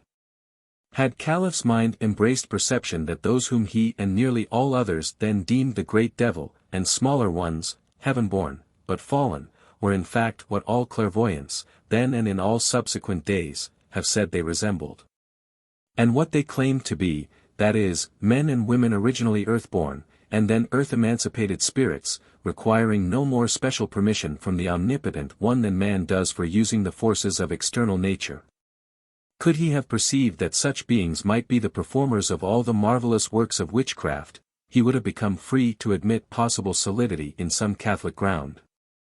Free to have set at least 1 foot upon it, and having done that, he could have dispensed with that heaven-born devil whom he supposed God commissioned, but whom Mather believed man had to help God commission before he could harass mankind. Would have been free to do thus because he then would have seen possibility that other, lesser, or less formidable agents have power to work marvels, would have seen that such could have lifted Margaret rule. And thus made the words of those who described their wonderful works credible, and exempted himself from attack of Mather at points where the striker was greatest sufferer from the blows. When attacking some barbarous beliefs and customs of Christendom, Calef was very successful, and became a very great public benefactor. But he failed, if such was ever his design, to refute the positive occurrence of such marvelous facts as Mather's descriptions set forth. The general accuracy of the clergyman's allegations was not made questionable by the merchant's writings, even though he did present the man himself in some ludicrous aspects, and often attempted that. When more knowledge of spirit forces and agents than he possessed would have taught him that future time might smile at the smiler and the would-be provoker of smiles. Cotton Mather. The phases in which the writings of Cotton Mather present their author are so varied, and the estimation in which he has been held by subsequent writers is so diverse, that there is difficulty in characterizing him to one's own satisfaction. He was neither wholly saint, nor wholly sinner, was not unmingled wisdom, nor all folly. We do not very eagerly undertake to outline his character. But since, apart from records of courts, his pen furnished more valuable and more numerous facts pertaining to New England witchcraft in the 17th century than have come down from any other pen, there seems to be a call upon us to comment upon his competency and trustworthiness as observer and as reporter or recorder of facts. In matured life he had become probably the first scholar and most learned man in the province. His mind was bright, versatile, and active, and its application to books, to the demands of his profession, and to the educational, moral, religious, and political interests of the public, was untiring. His attention was drawn to consideration of marvelous occurrences while he was quite young, and his records of witchcraft were nearly all penned by the time he was 30 years old. In 1689, being then only 26, he published a small work entitled Memorable Providences relating to witchcraft and possessions. He was a personal witness and an alert observer, through several successive months, of a rapid and prolonged stream of marvels, which were manifested through the children of John Goodwin, of Boston, in 1688. A long account of which he published quite soon after their occurrence. 4 years later came on the Salem Witchcraft, and portions of its tragic and agonizing occurrences were witnessed by this Boston clergyman. He was present in the crowd around the gallows when several of the wronged victims to diabolism were executed. And he promptly furnished an extended account of much which had just intensely agitated and frenzied not only Salem and Essex County, but the whole province. The next year, 1693, brought him opportunity to be much with and to observe carefully 2 afflicted young women in Boston, Mercy Short and Margaret Rule, whose maladies were deemed bewitchments. He recorded his observations and doings relating to these 2 persons, and his accounts are available today, though there is evidence rendering it probable that he never prepared either record for the press, and that both have become public without his sanction. As has been learned from what precedes, Robert Calef, an opponent of some then prevalent beliefs and practices concerning witchcraft, found means, whether honorably or not is perhaps debatable, for putting Mather's account of Margaret Rule before the world. This young woman was under Mather's special watch for several weeks, while she was being acted upon by occult agents and forces, and he promptly recorded for perusal by his friends an account of what transpired around her. From the foregoing statements it is obvious that, both directly and indirectly, very many facts and opinions, that will be adduced as our work proceeds, will have been derived from Mather's records, and will rest, at least in part, upon his authority. Consequently, his qualifications, as observer, reporter, and recorder, are matters not only of interest, but of some importance. Though young when attentive to witchcraft scenes, Mather was learned and influential. Probably few other persons, if any, in the colonies were then his equals in those respects. His duties as a clergyman and a citizen, and his inclination also, led him to be an extensive observer of marvelous manifestations. He obviously was a lover of such And his records show that he was either a closer observer of the minutiae of transpiring events of that nature, or a more willing and careful specifier of little things pertaining to them, full of important meaning to some readers now, yet probably meaningless to many others, than were most of his contemporaries. Though Lawson, Hale, and Willard were good at specification, and were more cautious commentators than Mather. An ignoring of any participation by spirits in witchcraft scenes has blinded historians in both the 18th and 19th centuries to some decided merits in the writings of Mather. The assumption by later commentators that no occurrences whatsoever, which required more than mortal agency for their production, ever actually transpired in cases witnessed and described by Mather, has apparently caused them, consciously or otherwise, to impute to his fancy, credulity, or other untrustworthy attributes. Many things which a moderate acquaintance on their part with modern manipulations of occult forces by invisible intelligences would have suggested to them that possibly, and even probably, his statements of facts were based on positive observations by his own physical senses, and by the external senses of other observers. A class of agents are now at work whose cognition may some day turn the laugh upon overweeningly wise laughers at Cotton Mather. This circumscribed view as to the actual extent and variety of natural intelligent agents, and natural laws and forces, has caused them to draw inferences disparaging to Mather's accuracy in places where more knowledge of the outworkings of laws and forces which spirits obey and use would have given them trust in the essential naturalness and consequent probable occurrence of nearly or quite all the facts stated in his narrative of personal observations and experiences, we do not say in the pervading wisdom and value of his comments and inferences, but in the naturalness and consequent credibility of his facts. Where forlorn and wretched old women, together with tricksy and roguish girls, and a few low-lived, malicious mortals of both sexes are regarded as the actual authors of all witchcraft phenomena, Mather's reports of that class of occurrences are an offense, are a stumbling block in the pathway of satisfactory solution. So long as his statements are left unimpeached, such agents as witchcraft has of late been imputed to are incompetent to the work ascribed to them. That author, therefore, must needs be discredited. Consequently sneer, and slur, and ridicule have been brought to bear against his accuracy and trustworthiness. Some modern commentators have made savage use of such weapons upon this original describer of witchcraft scenes. He has been by innuendos caricatured and metamorphosed to an extent which seems distinctly reprehensible. Brightest minds may sometimes lack knowledge of some existing agents and forces. Good men may be actual, though unintentional perpetrators of great wrong.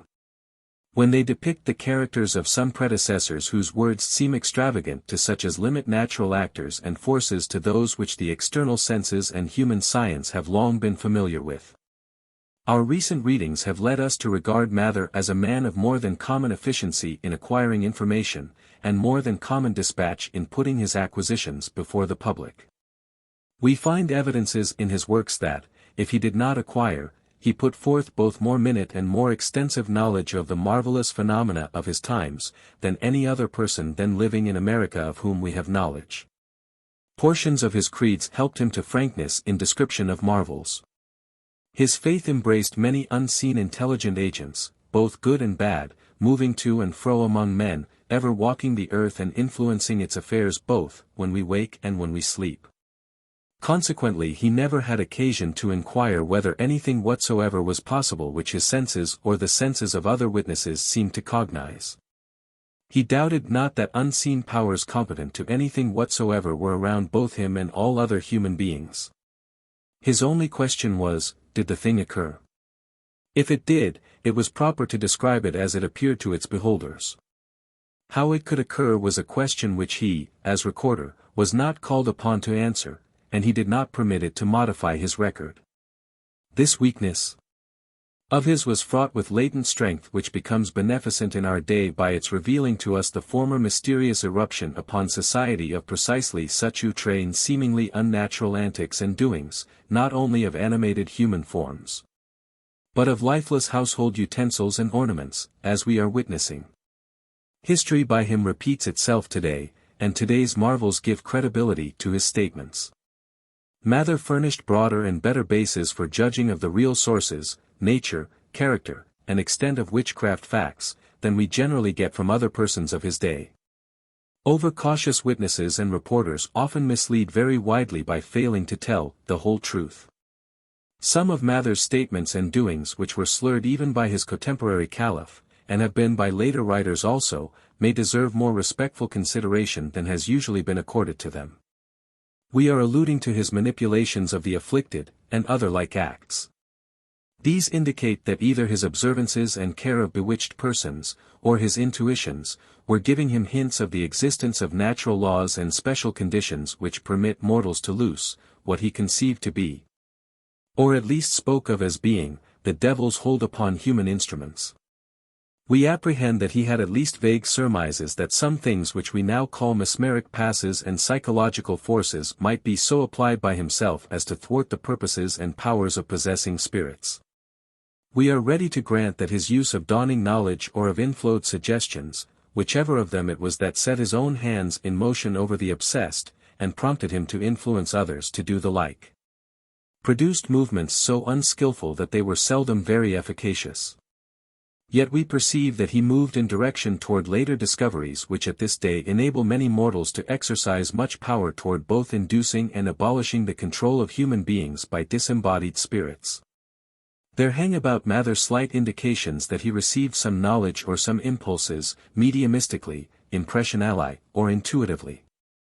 The fact that, though having much to do with both Mercy Short and Margaret Rule during the months of their affliction in the year immediately following the executions at Salem, he refrained from advising or procuring their prosecution, or the prosecution of any whom they named as their afflictors, the facts that prayers, fastings, manipulations, and protracted and unflagging kindnesses and attentions, were his only appliances, and that both the girls were brought back to their normal condition, speak very distinctly in favor of Mather's sagacity in philanthropy, in relation to the bewitched and the bewitchers, that year. Though we are disposed to credit this prominent man with all the merits to which he has fair claim, we are far from regarding him as without foibles, weaknesses, and traits fitted to mantle the reader's face with smiles. We dissent from many of his notions, practices, and beliefs. We find him often swayed by motives which we are not ready to commend. At the same time we apprehend that many modern critics have paraded his weaknesses, blemishes, and laughable traits out of all just proportion to the notices, if any, which they have taken of his genuine merits. Mather obviously was vain, egotistical, proud of his descent, greedy of the favor of great men both of the province and abroad, and was ambitious of place and influence. But vanity and egotism are not necessarily incompatible with very extensive learning, nor with great activity and beneficence, nor with presentation of facts and truths both very fully and without overstatement or distortion. He wrote hastily, much too hastily, and loosely oftentimes. More care to verify information and statements furnished him by other people, and more careful expressions pertaining to his own observations, experiences, and opinions, would have rendered him a much more valuable historian than he became. We concede that he was a loose and immethodical writer, but we fail to find evidence that he often, if ever, substituted fictions for facts, or made false statements or great exaggerations. The world is indebted to him for preserving and transmitting much valuable information. This man's estimation of himself and of his ancestry often reveals itself in extent and manner which provoke smiles. Possibly his egotism was competent to give him a latent notion that quite as much favor might be vouchsafed by powers above to his two eminent grandfathers, Revs. Richard Mather and John Cotton, to his father, Rev. Increase Mather, President of Harvard College, and to himself, as heaven had in store for any mortals. And if any one of the four should be the special favorite of supernal intelligence, why not himself, in whom the blood of the other three was combined? If any quite honorable public position was devoid of an incumbent, or if important literary public service was needed, who was more competent to fill the one, or to the performance of the other, than himself? He wrote both for and of Sir William Phipps, but was not chosen president of Harvard College. Even egregious egotism is not necessarily incongruous with truth, kindness, charity, devotion, and great usefulness. With all his faults, we regard Mather, when compared with most men, as having been very efficient, well-intentioned, and useful to the community around him. Propensity to magnify self, and whatever self either puts forth or is closely allied to, may be prevailingly bridled and controlled by other strong inclinations, and kept within the boundaries of truth. Greed for approbation and commendation by persons holding high official position, and by all others whose characters, attainments, or possessions gave them influence in society, was apparently very strong in Cotton Mather. And the influence of that greed must generally have swayed him to make no important statements which would fail to meet with general credence by his friends and fellow townsmen. His account of the Goodwin family is as full of things hard to be believed as any other portion of his writings. And yet, if he therein permitted himself to make any other than such statements as would receive ready credence by many physicians, clergymen, magistrates, and other influential and truthful persons who had been his fellow witnesses, and knew exactly the bounds beyond which he could not go on a basis of well-observed facts, he would diminish his fame and favor with the public. And he well knew this. He was not the man to thus put his own reputation at hazard. His very weaknesses render it probable that he has transmitted little, if anything, more relating to that family than Boston, as a whole, was at that time actually believing had just occurred in its midst. It is not wise, not kind, not just to overlook such characteristics and circumstances pertaining to a narrator as would naturally hold his speech within the bounds of credibility. Mather's style and manner, sometimes admirable, are very often laughable, and are generally loose and unattractive. But these matters of taste and polish are distinct from his facts and truthfulness. Bad manners, lack of tact, also speech, acts, and omissions unbecoming the gentleman and the divine, mark portions of Mather's treatment of Calef. Whether such were his general characteristics, we do not know, probably they were not. Occupation of the pulpit, as we know by personal experience, may make a preacher exceedingly sensitive to questionings of his opinions on any important matters anywhere. His habit of speaking, week after week, year after year, where none question or controvert, induces extreme sensitiveness in the mental cuticle. If sick and overworked, Mather may have been easily nettled into other than his usual manners when Calef pricked him by opposing his beliefs, and by covert sneers at some of his actions. In his account of Mercy Short he mentions his impaired health and overworkings. Unfortunately, as we judge, for his posthumous reputation. Mather was scribe of a convention of clergymen who met and deliberately put forth advice to the courts and government pertaining to evidence and processes which might properly be used at trials for the crime of witchcraft. As scribe, Mather reduced the opinions of the convention to form for publication, if he had not previously drawn up his own, and at the meeting obtained their adoption. Since the advice of this convention has been extensively regarded as disastrous in its results, Mather has been deemed an efficient, if not the most efficient of all promoters of the executions at Salem. We seriously question the justice of such imputation upon him, and we doubt whether the advice of the convention incited to the special course of action pursued by the courts, though it partially permitted it, perhaps. That advice commended a very critical and exquisite caution, that there may be nothing used as a test for the trial of the suspected, the lawfulness whereof may be doubted by the people of God. So far, good. This, to us at this day, looks like a caution to avoid the admission of spectral evidence, as it was then called, and distinct statement is made that such evidence alone was not enough to justify conviction. Also it looks like a caution against cruel methods of extorting pleas and confessions. But the concluding paragraph of their advice, which is in the following words, may have greatly nullified the softening force of all that preceded it. We cannot but humbly recommend unto the government the speedy and vigorous prosecution of such as have rendered themselves obnoxious, according to the directions given in the laws of God and wholesome statutes of the English nation, for the detection of witchcraft. This advice came forth June 15, 1692, just when the flames of witchcraft at Salem village had become alarming to the whole community. When scores of people were under arrest there upon suspicion of witchcraft, and when the courts were anxiously seeking to know how to conduct their trials. The advice seems to us somewhat ambidexter, holding forth in one hand exhortations to caution and leniency. And in the other an exhortation to make vigorous and prompt application of English witchcraft laws and usages which permitted and implied resort to most barbarous processes, and admitted all imaginable sorts of evidence. The general impression upon our mind, made by our recent readings, is, that the clergy generally were opposed to much reliance upon spectral evidence, and that their advice was meant to give that impression. While the civil magistrates at Salem held a different opinion, acted according to it, and obtained convictions upon spectral evidence in cases where none other was attainable. It was the civil magistrates, much more than the clergy, whose opinions, when embodied in action, outwrought the horrors of Gallows Hill. Therefore we attach less blame to the scribe of the convention, and to the convention itself, than many others have done.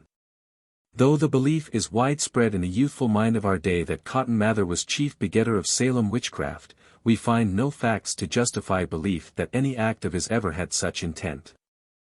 His chief acts known to us which connect him at all with doings there, were his authorship of the clerical advice just noticed, his presence at the hanging when Proctor, Willard, Burroughs, and others were executed. When he said aloud to the multitude which was being incited by a fervent and touching address from the lips of the doomed Burroughs, even the devil may be changed into an angel of light. And his offer to support 5 or 6 of the afflicted at his own expense for weeks, provided he should be allowed to treat them by his own preferred process, that of praying and fasting, and keeping them mostly secluded from public observation.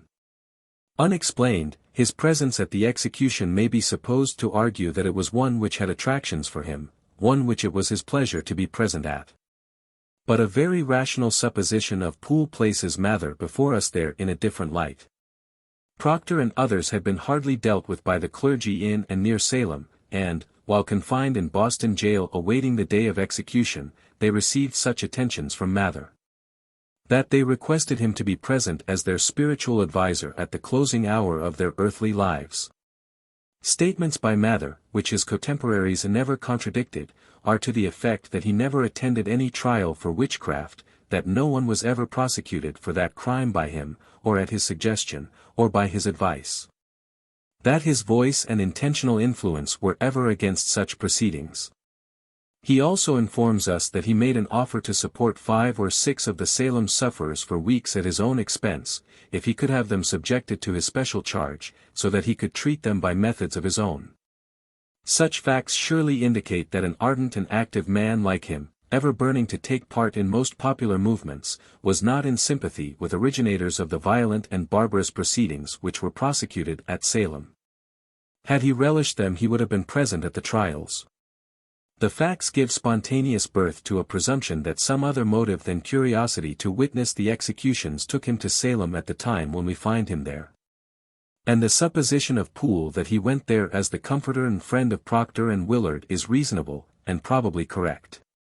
If it be, the motive of his visit was not only commendable, but was also in harmony with his general doings in witchcraft cases that were more specially under his supervision, and is in distinct antagonism with motives which have been extensively imputed to him.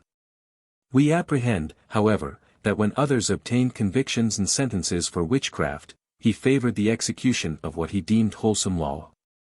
We regret that he rudely broke the spell which the hallowing speech and prayer of the saintly Burroughs were bringing upon the witnessing crowd. But we question whether the special reputed crime for which Burroughs was about to die, caused Mather to allude to him as the devil. Burroughs, though a preacher, had not been regularly ordained, or surely not in a way that satisfied Mather. Also he was too regardless of the ordinances of religion, and too free a thinker, to suit the taste of the pastor of the North Church in Boston. This was, we think, his great offense in Mather's view. And this caused the latter to say in reference to one who may have been more godlike and Christlike in spirit than himself, even the devil may be changed into an angel of light. That saying, under its circumstances, is damaging to Mather. Yet it does not bear against him in matters pertaining to witchcraft, but to those of sectarianism or bigotry. Mather the humane and Mather the fame-seeker present very different aspects in their connections with witchcraft. As we view him in cases where he was leader and director, as those of Mercy Short and Margaret Rule, matters were so managed that no one was brought to examination upon suspicion of bewitching them. And Mather's words and acts were uniformly designed to prevent any arraignment. Prayer, fastings, manipulations, and all practicable privacy and quiet were his preferred appliances for closing up the devil's avenues of access, and of barring him off from man. This was Mather the humane, was Mather the practical pastor. But when the courts and men of influence and high position had applied, as they interpreted them, the laws of God and the wholesome statutes of the English nation for the detection of witchcraft, the thirster for public approbation not only refrained from protest against bloodshed, but lacked modesty enough to hold him back from hinting that his own productions might have helped on the beneficent work which had been accomplished. For he carefully let the world know that Mr. Mather, the younger, drew up the advice of the ministers to the court. And after having written out an account of the trials at Salem, he said, I shall rejoice that God is glorified, if the publication of these trials may promote such a pious thankfulness to God for justice being so far executed among us. As the ministers piously expressed in their advice. This was Mather the fame-seeker, the ecclesiastic, and the subject of their majesties, William and Mary. Mather was not a well-balanced man. Consistency all round was not conspicuous in him, yet he was consistent in his own treatment and management of all his special patients. And also in his efforts to make it known that himself might deserve some meed of merit for the murderous course pursued by the authorities for stopping the ravages of the evil one. From early manhood to the close of his life, Mather was an unfaltering believer in Protestant Christendom's great witchcraft devil, backed by countless hosts of lesser ones, and he also believed in her special witchcraft. He had full faith in a devil as ubiquitous, active, and malignant as his own vigorous and expansive intellect could conjure up. Had faith that extra manifestations of afflictive might, of knowledge, or of suffering in the outer world were produced by the devil, and faith also that even that mighty evil one was unable to afflict men outwardly, excepting either at the call or by the aid of some human servant who had entered into a covenant with his black majesty. The woe-working points of this man's faith were, that special covenantings with the devil were entered into by human beings, in consequence of which the covenanting mortals became witches, that is, they thence became able to command all his powers, as well as he theirs. Also that only through such covenanted ones could he or his do harm to the bodies and external possessions of men. Therefore, he reasoned, that, whenever extra and unaccountable malignant action appeared, some covenanter with the devil must be in the neighborhood of the malignant manifestation. And yet, practically, Mather was not disposed to let the public get knowledge of the covenanter. His choice was, to keep secret the names of bewitched actors, the afflictors of the suffering ones, and to strive by prayers, fastings, manipulations, and to relieve the unhappy sufferers.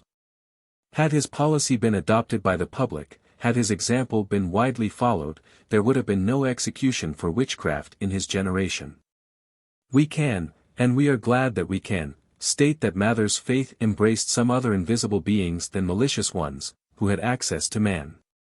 In that respect he probably differed from, and was favored above, most of the clergy and church members of his times. And perhaps his possession of faith in the ministry of good angels made him a more lenient handler and more patient observer of the afflicted, than were most of his contemporaries. His prolonged attention to Martha Goodwin, to Mercy Short, to Margaret Rule, and his offer to take care of 5 or 6 Salem ones if he could be allowed the management of them, bespeak kindness in him above what was common in his age toward those deemed to be under an evil hand. He once wrote thus: In the present evil world it is no wonder that the evil angels are more sensible than those of the good ones. Nevertheless it is very certain that the good angels continually, without any defilement, fly about in our defiled atmosphere to minister for the good of them that are the heirs of salvation. Now, though the angelic ministration is usually behind the curtain of more visible instruments and their actions, yet sometimes it hath been with extraordinary circumstances made more obvious to the sense of the faithful. He was not unmindful and did not omit to record the fact that the enchanted people talked much of a white spirit, from whence they received marvelous assistances. Margaret Rule had a frequent view of his bright, shining, and glorious garments, and says he told her that God had permitted her afflictions to befall her for the unspeakable and everlasting good of her own soul, and for the good of many others. and for his own immortal glory. When a being or beings of such glorious appearance present themselves, and when their utterances and influences are elevating and blissful, it is not wise to ignore them. The very laws which permit the advent of low and dark spirits are natural, and can be availed of, on fitting occasions and conditions, by elevated and bright ones. Therefore wisdom invites man to solicit and prepare the way for visits by the latter class. The courtesy of S. F. Haven, Esq., the accomplished librarian of the American Antiquarian Society, Worcester, Massachusetts, recently permitted us to see a long-lost and recently discovered manuscript, giving, in Cotton Mather's handwriting, an account of Mercy Short. We judge from cursory perusal of a modern manuscript copy of Mather's account, that the librarian had ample grounds for reporting to the Society that Mercy Short's was a case similar to that of Margaret Rule, but of greater interest and fuller details.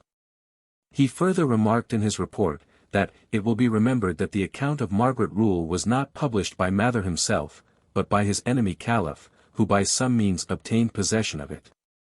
The story of Mercy Short, from an endorsement upon it, appears to have been privately circulated among his friends, but there is nothing to show that Mather ever intended it for publication.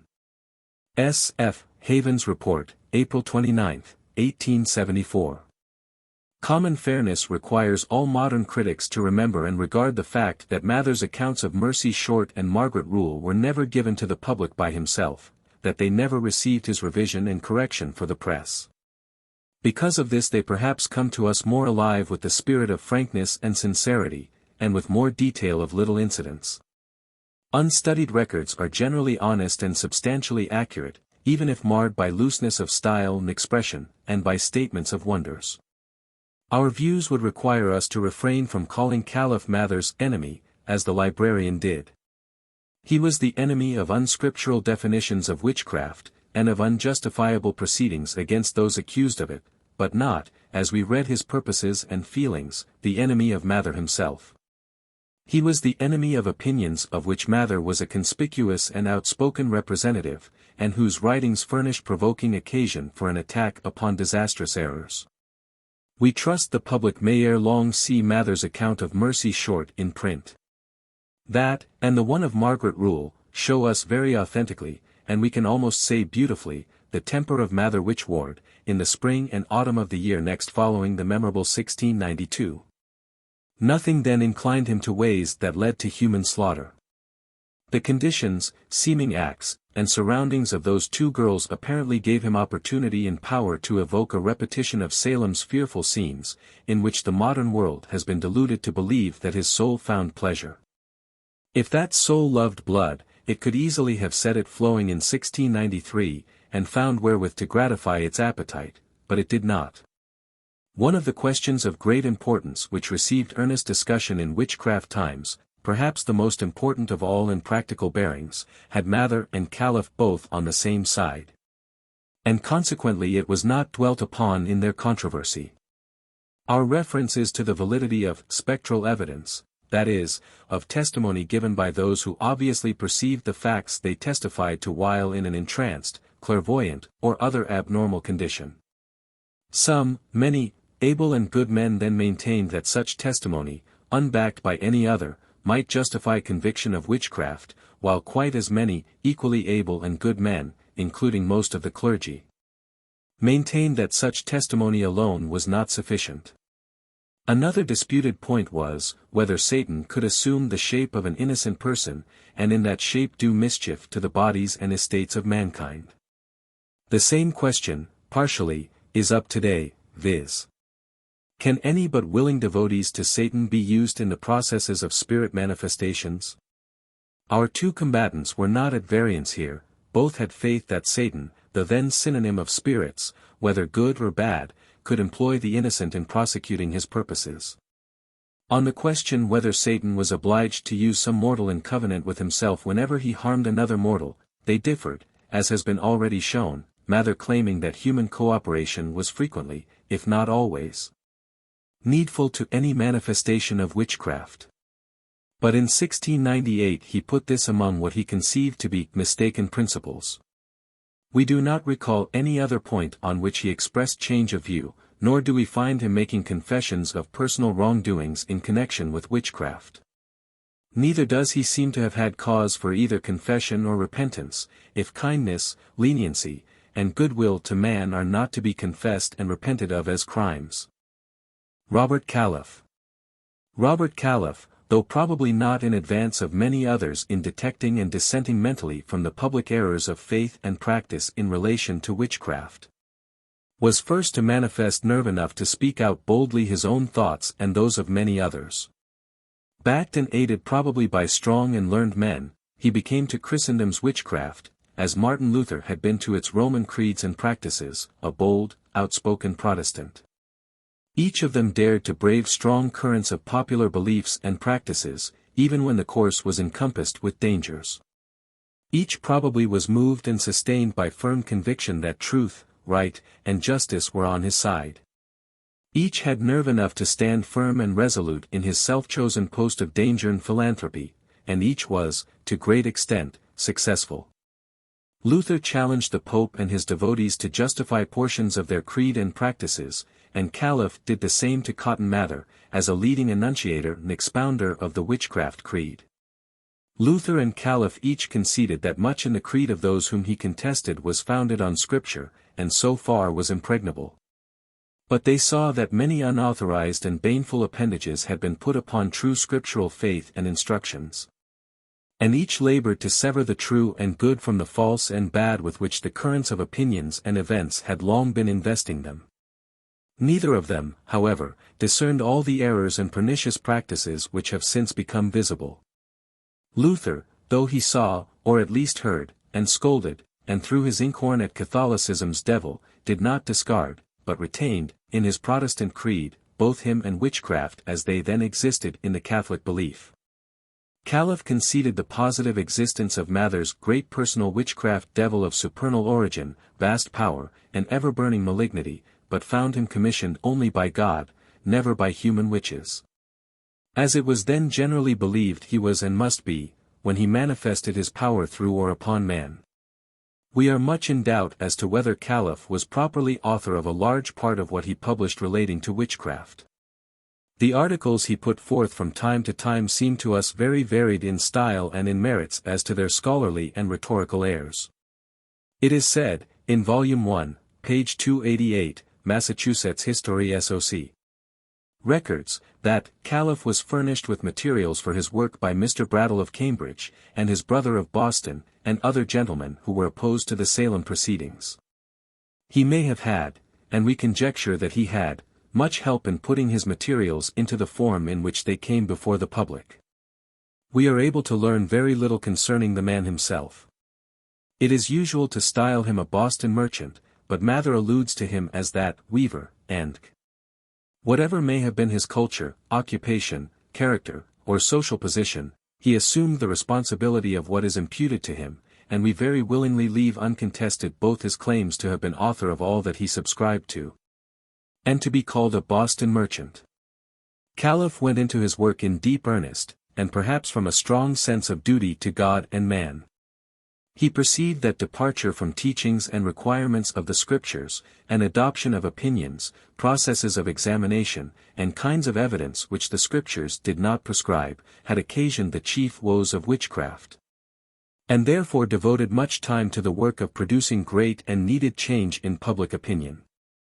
He continued for some time to write clearly and forcibly to Mather.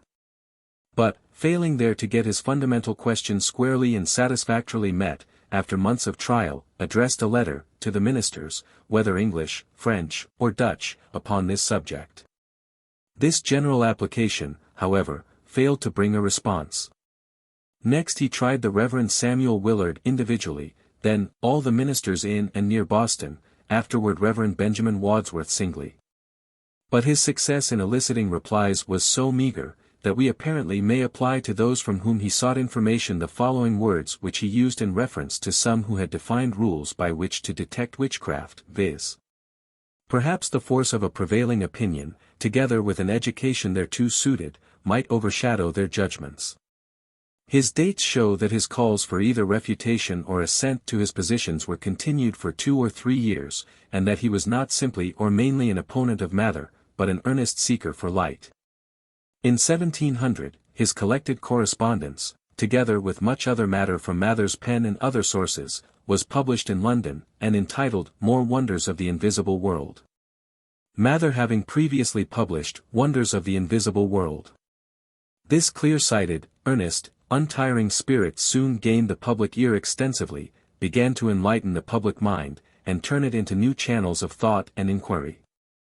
Though not a polished, he was an intelligible, logical, and forceful writer in the main, and did much toward accomplishing the Reformation to which he devoted his energies. Calef was a moral hero, and bravely did noble work in bringing flood tides of murderous fanaticism, error, and delusion to an ebb, and in barring channels against their return. His appropriate stand in history's niches may be at the head of witchcraft reformers, not repudiators, but reformers. Thomas Hutchinson. During nearly 100 years, from about the middle of the 18th to that of the 19th century, the American public has been content to leave unlifted concealing drapery which the historian Hutchinson threw over witchcraft. His treatment of that subject is plausible and soothing to cursory readers, but superficial and unsatisfactory to minds which test the competency of agents to produce effects ascribed to them. His views have been so widely adopted and so long prevalent, that we must regard him as having been more influential than any other writer in hiding the gigantic limbs, features, and operations of what was with reason a veritable monster in the eyes of its beholders. In him some reprehensible qualities were conjoined with many admirable ones. Appleton's New American Cyclopedia states that Thomas Hutchinson was born in Boston in 1711, and died at Brampton, near London, 1780. He was graduated at Harvard College, 1727. He became judge of probate in 1752, was counselor from 1749 to 1756, lieutenant governor from 1758 to 1771, and was appointed Chief Justice in 1760, thus holding 4 high offices at one time. In the disputes which led to the Revolution, he sided with the British government. He received his commission as governor in 1771. And his whole administration was characterized by duplicity and an avaricious love of money, writing letters which he never sent, but which he showed as evidence of his zeal for the liberties of the province. While he advised the establishment of a citadel in Boston, and the history of Massachusetts by the pen of this man has sterling merits, and is of great value. That work and the bestowal of so many high offices upon him indicate that his abilities, acquisitions, and performances were of high order. His comments upon subjects which he discussed, and facts which he presented, were prevailingly fair, and very instructive. When he perceived, and he generally did, the genuine significance of his facts, reasoned from them all, and allowed to each its proper weight, he was a spirited, lucid, and valuable interpreter and guide. But when he encountered and adduced extraordinary facts, which baffled his power to account for in harmony with his prejudgments and fixed conclusions as to where natural agents and forces cease to act, he could very skillfully keep in abeyance the most distinguishing and significant aspects of such troublesome materials. That damaging moral weakness which let him write letters which he never sent, for the purpose of exhibiting them as evidence of his support of the popular cause. Perhaps also let him be other than manly and frank when he encountered a certain class of facts which seemed to him more than natural. The whole subject of witchcraft was nettlesome to him. His pen very often indicated a testy, disturbed, and sometimes a contemptuous mover when it characterized persons who had been charged with that crime.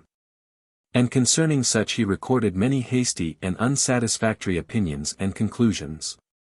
A glimpse at the probable and almost necessary state of public opinion and knowledge concerning spiritual forces and agents about the middle of the 18th century will detect serious difficulties besetting any witchcraft historian's path at that time, and dispose us to look in clemency upon his hypotheses and conclusions, even though they be far from satisfactory. The intense strain given to the prevalent monstrous creed concerning the devil, when its requirements were vigorously enforced at Salem Village in 1692, ruptured that creed itself. and no substitute for it under which the phenomena of witchcraft could be referred to competent authors and forces had been obtained in 1767.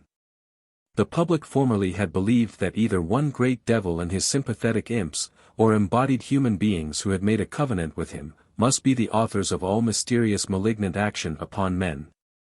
Because no other unseen rational agents were recognized as having access to man. All acts deemed witchcrafts, therefore, were the devil's. But belief devil-ward had changed at Hutchinson's day. The great devil's use of covenanted children, women, and men as his only available instrumentalities, had ceased to be asserted.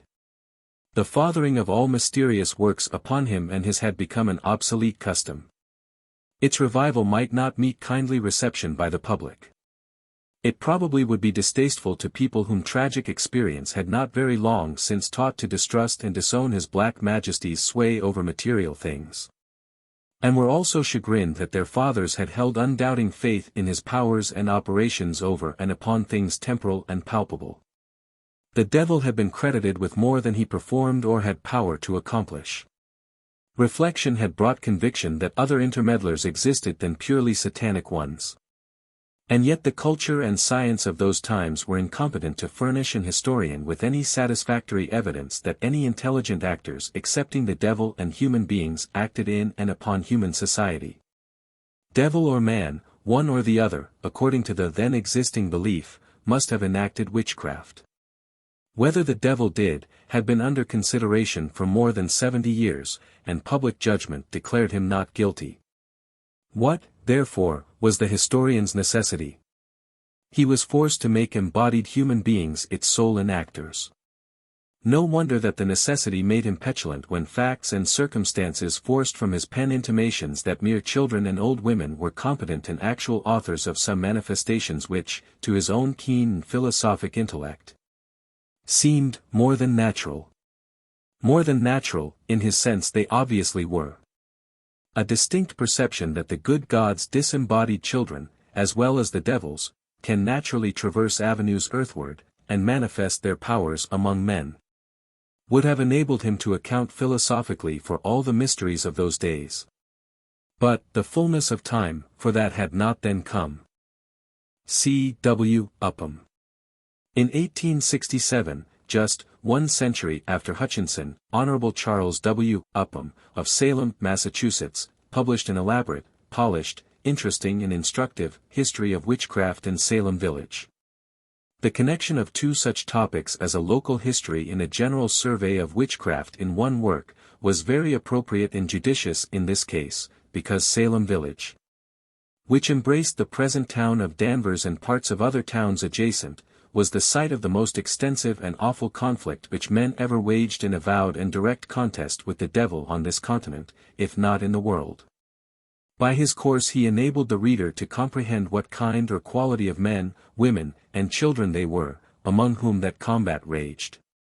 Upham's history of the village and its people is minute, exhaustive, lucid, sprightly, and ornate.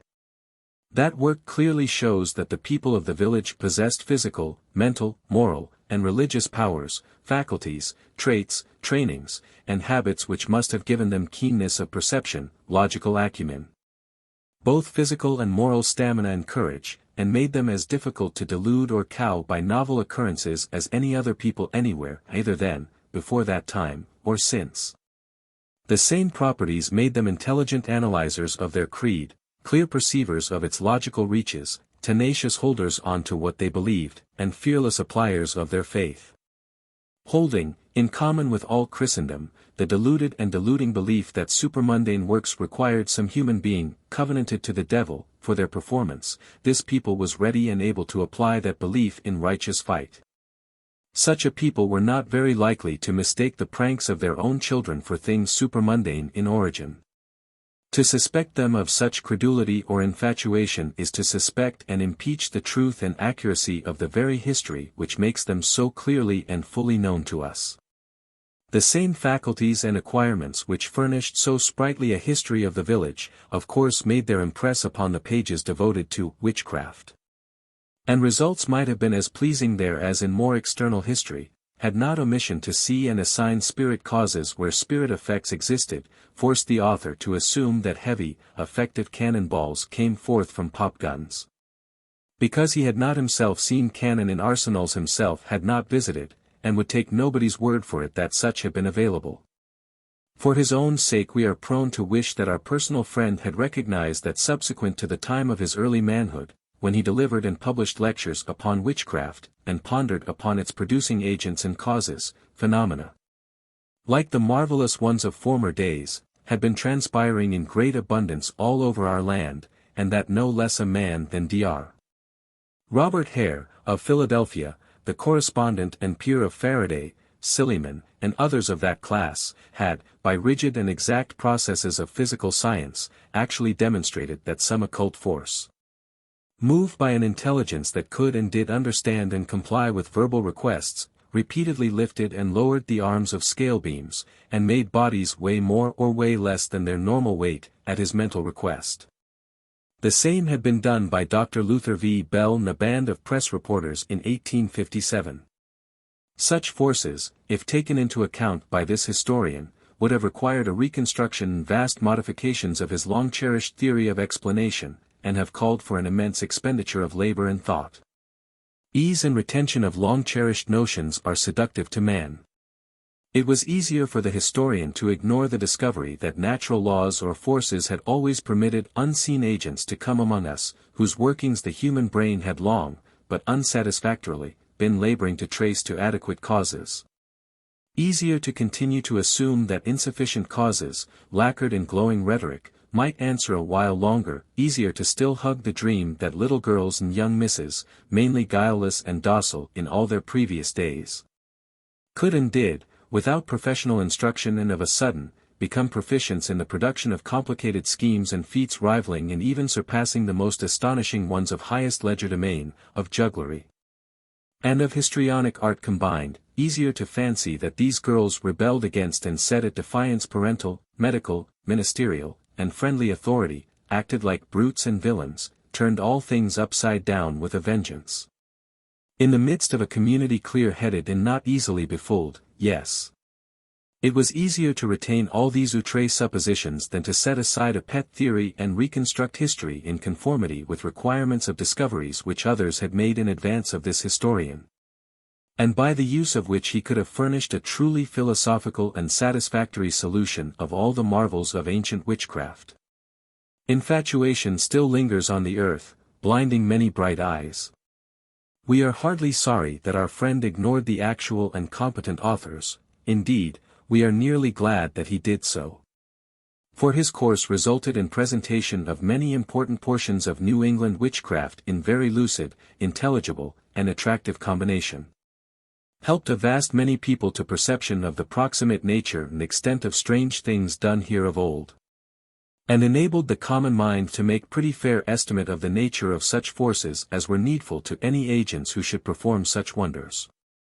We cheerfully acknowledge great personal indebtedness to that author for such an exhibition of this subject as shows its mighty influence over sagacious, strong, calm, good, and able men who were living witnesses and actors in its scenes, and shows also that common sense will instinctively feel that the acts imputed to a few illiterate girls and misses were beyond the powers which nature by her usual and well-known processes ever bestowed upon them.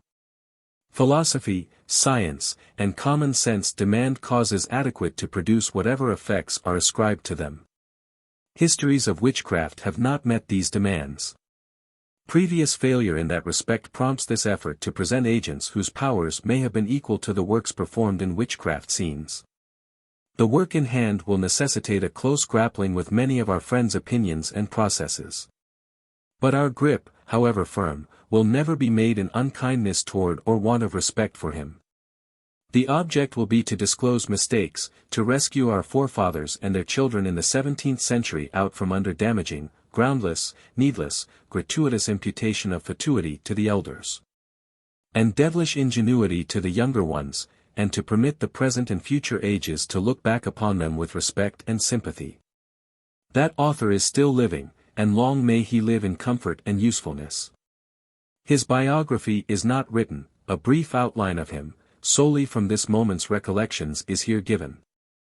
Not less than 50 years ago, we knew him as a student at Harvard, afterward, for many years, as a respected and successful clergyman at Salem, still later, in political office, especially as member of Congress.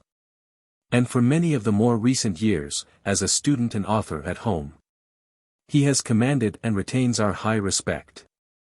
The scholar, rhetorician, statistician, fictionist, and dramatist, all blend harmoniously in him, give an uncommon charm to his History of Salem Village, and render it a work which bespeaks wide and abiding interest with the public.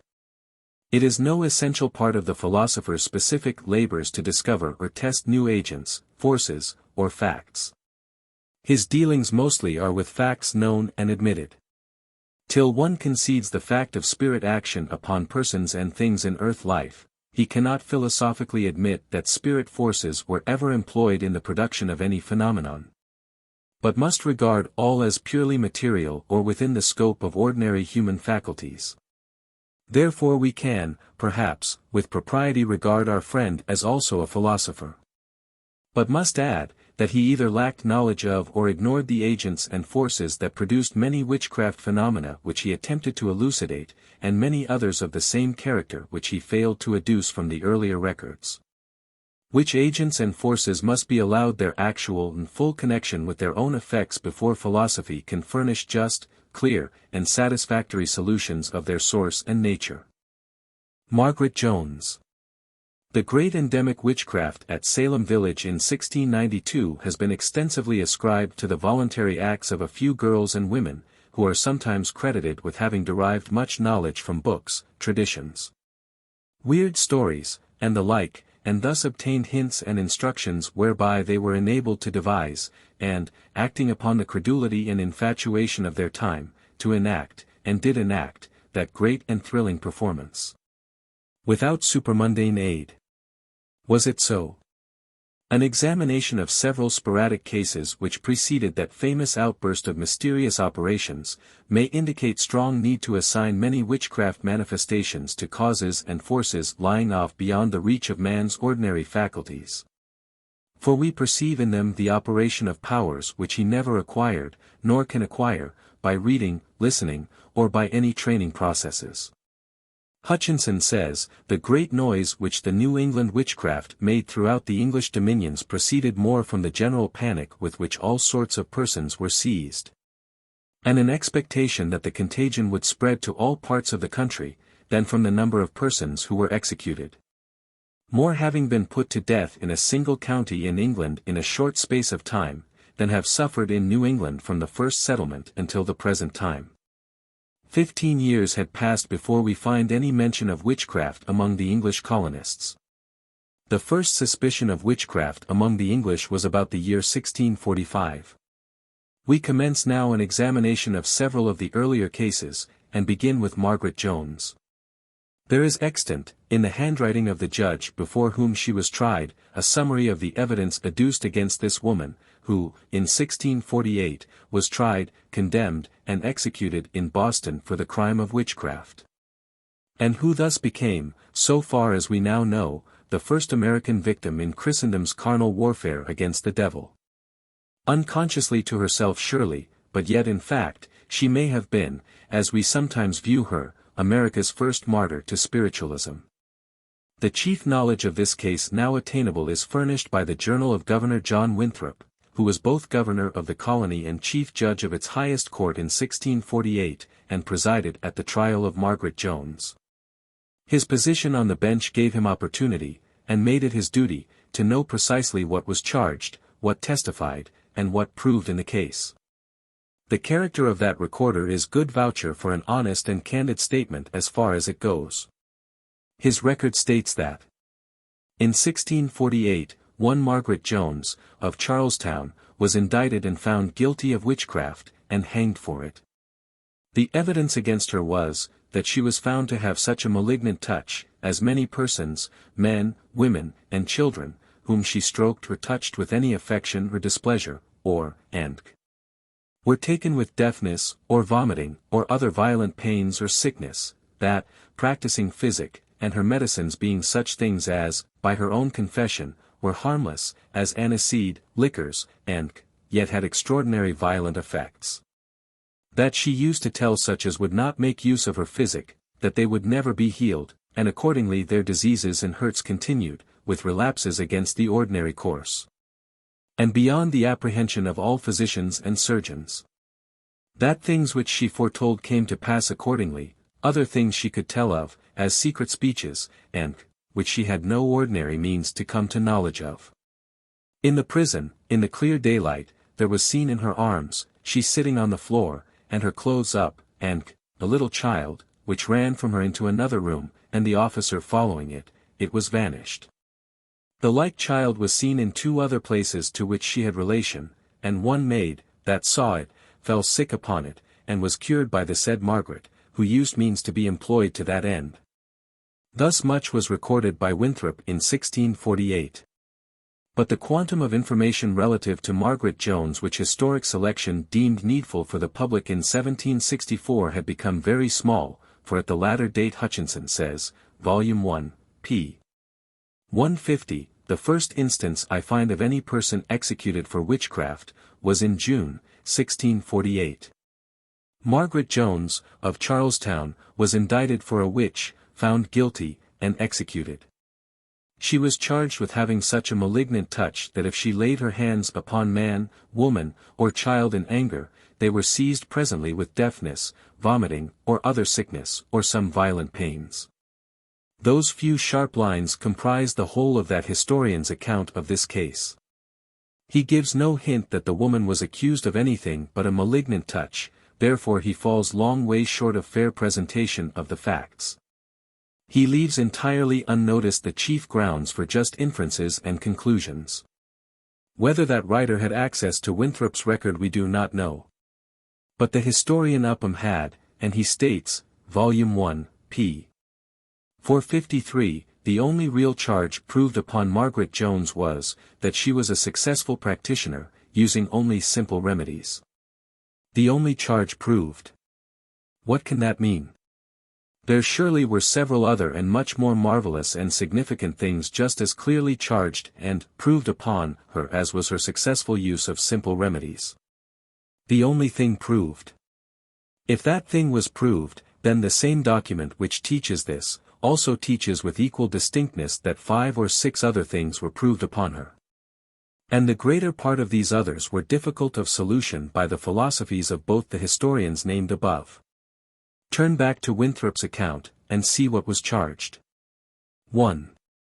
When she manipulated either man, woman, or child, some nausea, pain, or disease was forthwith engendered in the subject of her operations. 2. Her very simple medicines, viz., aniseed and liquors produced extraordinary violent effects. 3. She told such as would not take her physic that they would never be healed, and accordingly their diseases and hurts continued, with relapses against the ordinary course. 4. Things which she foretold came to pass accordingly. 5.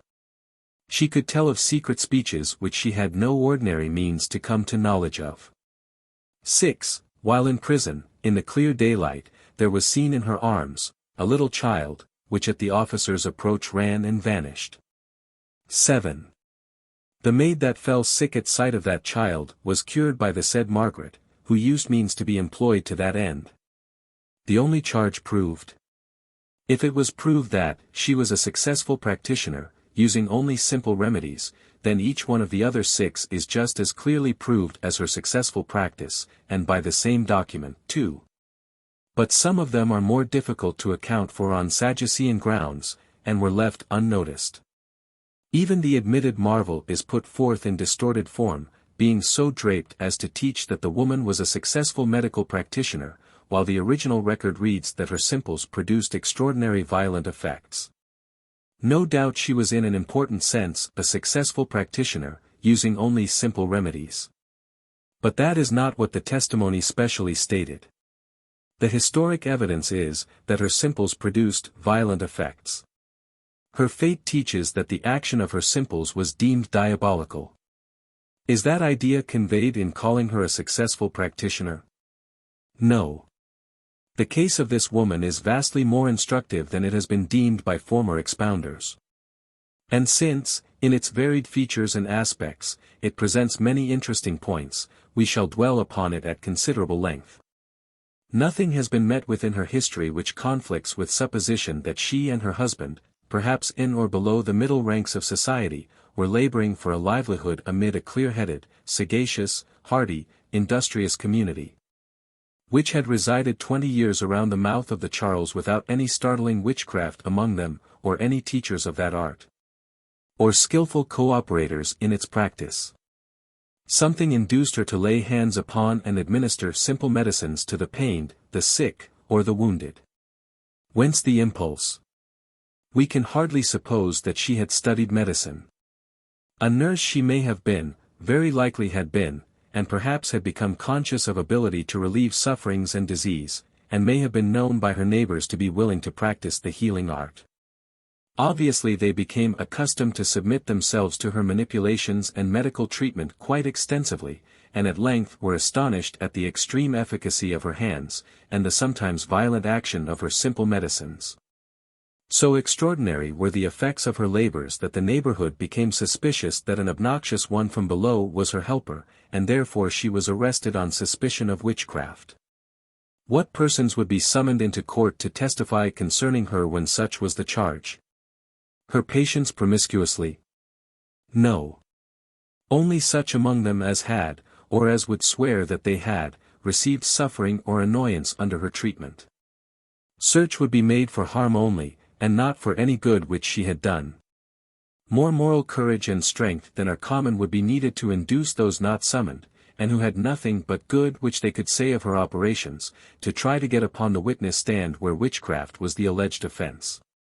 All the testimony either sought, or given, was, no doubt, intended to bear against her, and yet it comes to our view that the sickened maid was cured by the said Margaret, who used means to be employed to that end. Beneficence as well as murder will out, sometimes. The various powers manifested through her are worthy of separate examination. 1. When she manipulated either man, woman, or child, some nausea, pain, or disease was forthwith engendered in the subject of her operations. That is the only crime which Hutchinson seems to have found laid to her charge. It is the only one he puts to the credit of her persecutors, and thus he leaves them heavily indebted on humanity's ledger. If the testimony were not mainly sheer fabrication, some extraordinary efficacy went forth from her imposed hands, and apparently on many different occasions, too. For the account stating that effects were similar upon men, women, and children, indicates that she was an extensive operator. Mesmer had not then made his discoveries. But the powers always resided in living forms which he detected and measurably learned to educe and control. Margaret Jones's system may have been a very powerful magnetic battery, controlled sometimes by her own will, sometimes moved by and giving passageway to impersonal magnetic forces, and sometimes also used by that intelligence outside of man which Agassiz and Brown-Sequard say, see Appendix, can operate through his organism. Both intensification and mitigation of pains, diseases, and the forces of medicines are credible results from her manipulations. As said before, only those portions of the primitive document which relate to the efficacy of her hands and her simples, drew forth comments from the historians. They also failed to set forth a tithe of the significance which was involved in the little they did attempt to unfold. Such action of hands and very simple medicines upon the systems of men, women, and children is not satisfactorily accounted for either by ascribing it, as one did, to the anger of the operating woman, nor, as the other did, to the simple medicines acting normally. Such causes could never have produced effects competent to so startle an intelligent and firm-nerved community as to make them charge this practitioner with diabolism, and seek her execution. The implied infatuation and credulity of a generation which could be roused to such barbarity by such insignificant causes is a most defamatory impeachment of the sagacity, manhood, and humaneness of our forefathers. Our witchcraft expounders, we apprehend, have allowed themselves to sacrifice very much that was bright and noble in the past, on the altar of false assumption that modern scientists, or at least that their own wise historic intellects, Have explored all the recesses of broad nature, and positively determined that no forces can anywhere exist by which supermundane acts can legitimately be brought to the cognizance of man. The merits of the fathers are darkened, that the arrogance of the children may be labeled wisdom. Many men of no mean intellects have admitted that a spirit once came forth from a man, and leaped on the 7 exorcist sons of one Siva, and overcame them, and prevailed against them, so that they fled out of that house naked and wounded.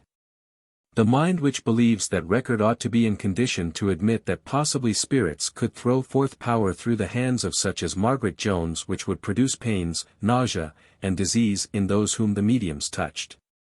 Provided the spirits desired such results. It was no unprecedented event in kind, if, through her, some unseen force tortured the bodies of any who, as spies, enemies, mimickers, or rivals, sought an imposition of her hands. Not knew that torturing sensations should be produced when the magnetisms of the operator and subject were as alkali and acid to each other, nor knew that her own spirit of resentment for wrongs either received or foresensed, thus operated. But favor too might often induce either her or a spirit through her to produce violent effects at first, unless our doctors prescribe emetics and cathartics in unkindness or malice.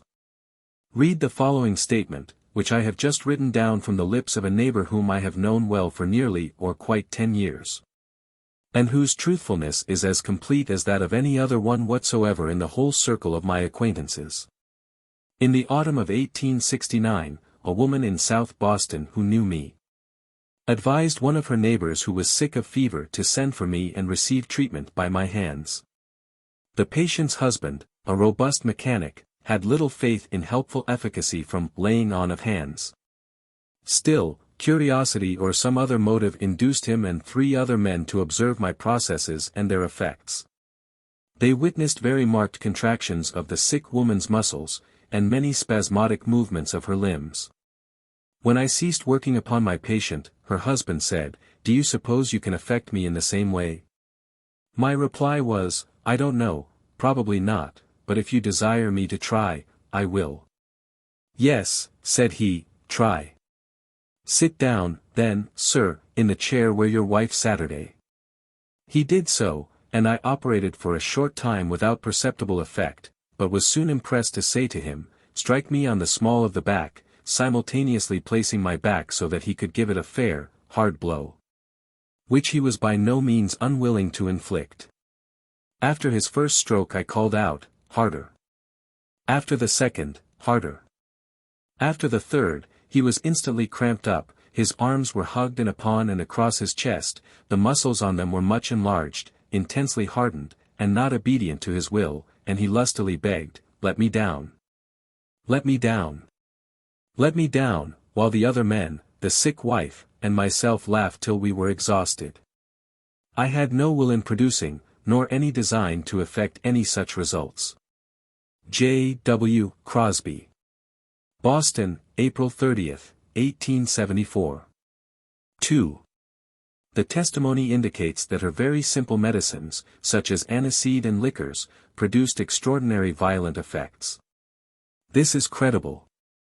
Extraordinary effects were produced by magnetized handkerchiefs in the days of Paul, and today, even pure water, placed beneath the hands of some peculiar mediums, or beneath the tips of their fingers, sometimes absorbs or is made to manifest the medicinal properties of wine, ipecac, or of other substances desired. And such mediums are often very successful practitioners using only simple remedies. The action of what they administer need not be psychological in any proper sense of that term, that is, the patient need not be informed, nor have suspicion, that the water is medicated thus. Though any persons upon whom the action is very perceptible, probably, must be constitutionally mediumistic. By personal observation we have learned that water may be so medicated by unseen infusion from unseen source, as to taste like, and operate like, either ipecac or wine. According to the properties which some unseen intelligence to whom needs are transparent, and who can sicken or refresh at pleasure, has gathered from the atmosphere or elsewhere and infused into that water. When public vigilance had been roused to suspicion around this woman, it is not improbable that many persons, belligerent devil-ward, sought a test of her powers, and that some of them, susceptible ones, felt or drank in what caused deafness, or vomiting, or other pains or sickness, not improbable that on some of them her simples had violent effects. Persons thus affected would make up nearly the whole class from whom witnesses at her trial would be selected. If she had been generally a producer of only pains and sickness, her practice would soon have dwindled to nothing, and she would have lived on without molestation. A successful practitioner, simply as such, would never have been arraigned. Upham detected the significant fact in the case, that her simple remedies were so efficacious as to make her a successful practitioner, yes, but was simply successful medical practice the chief reason why her neighbors charged diabolism? What amount of success in alleviating the sufferings that flesh is heir to would invoke public vengeance? How much beneficence did one then need to perform before public sentiment would reprobate its author?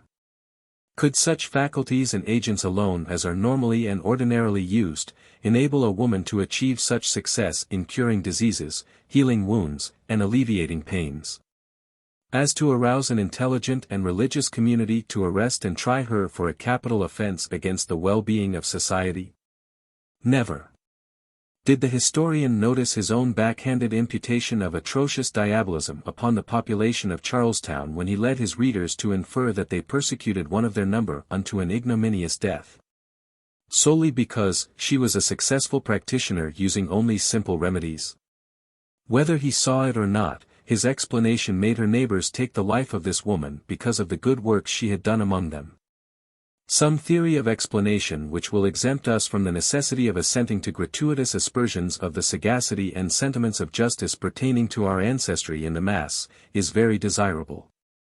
Margaret Jones was a very successful healing medium, and therefore her works were mysteries.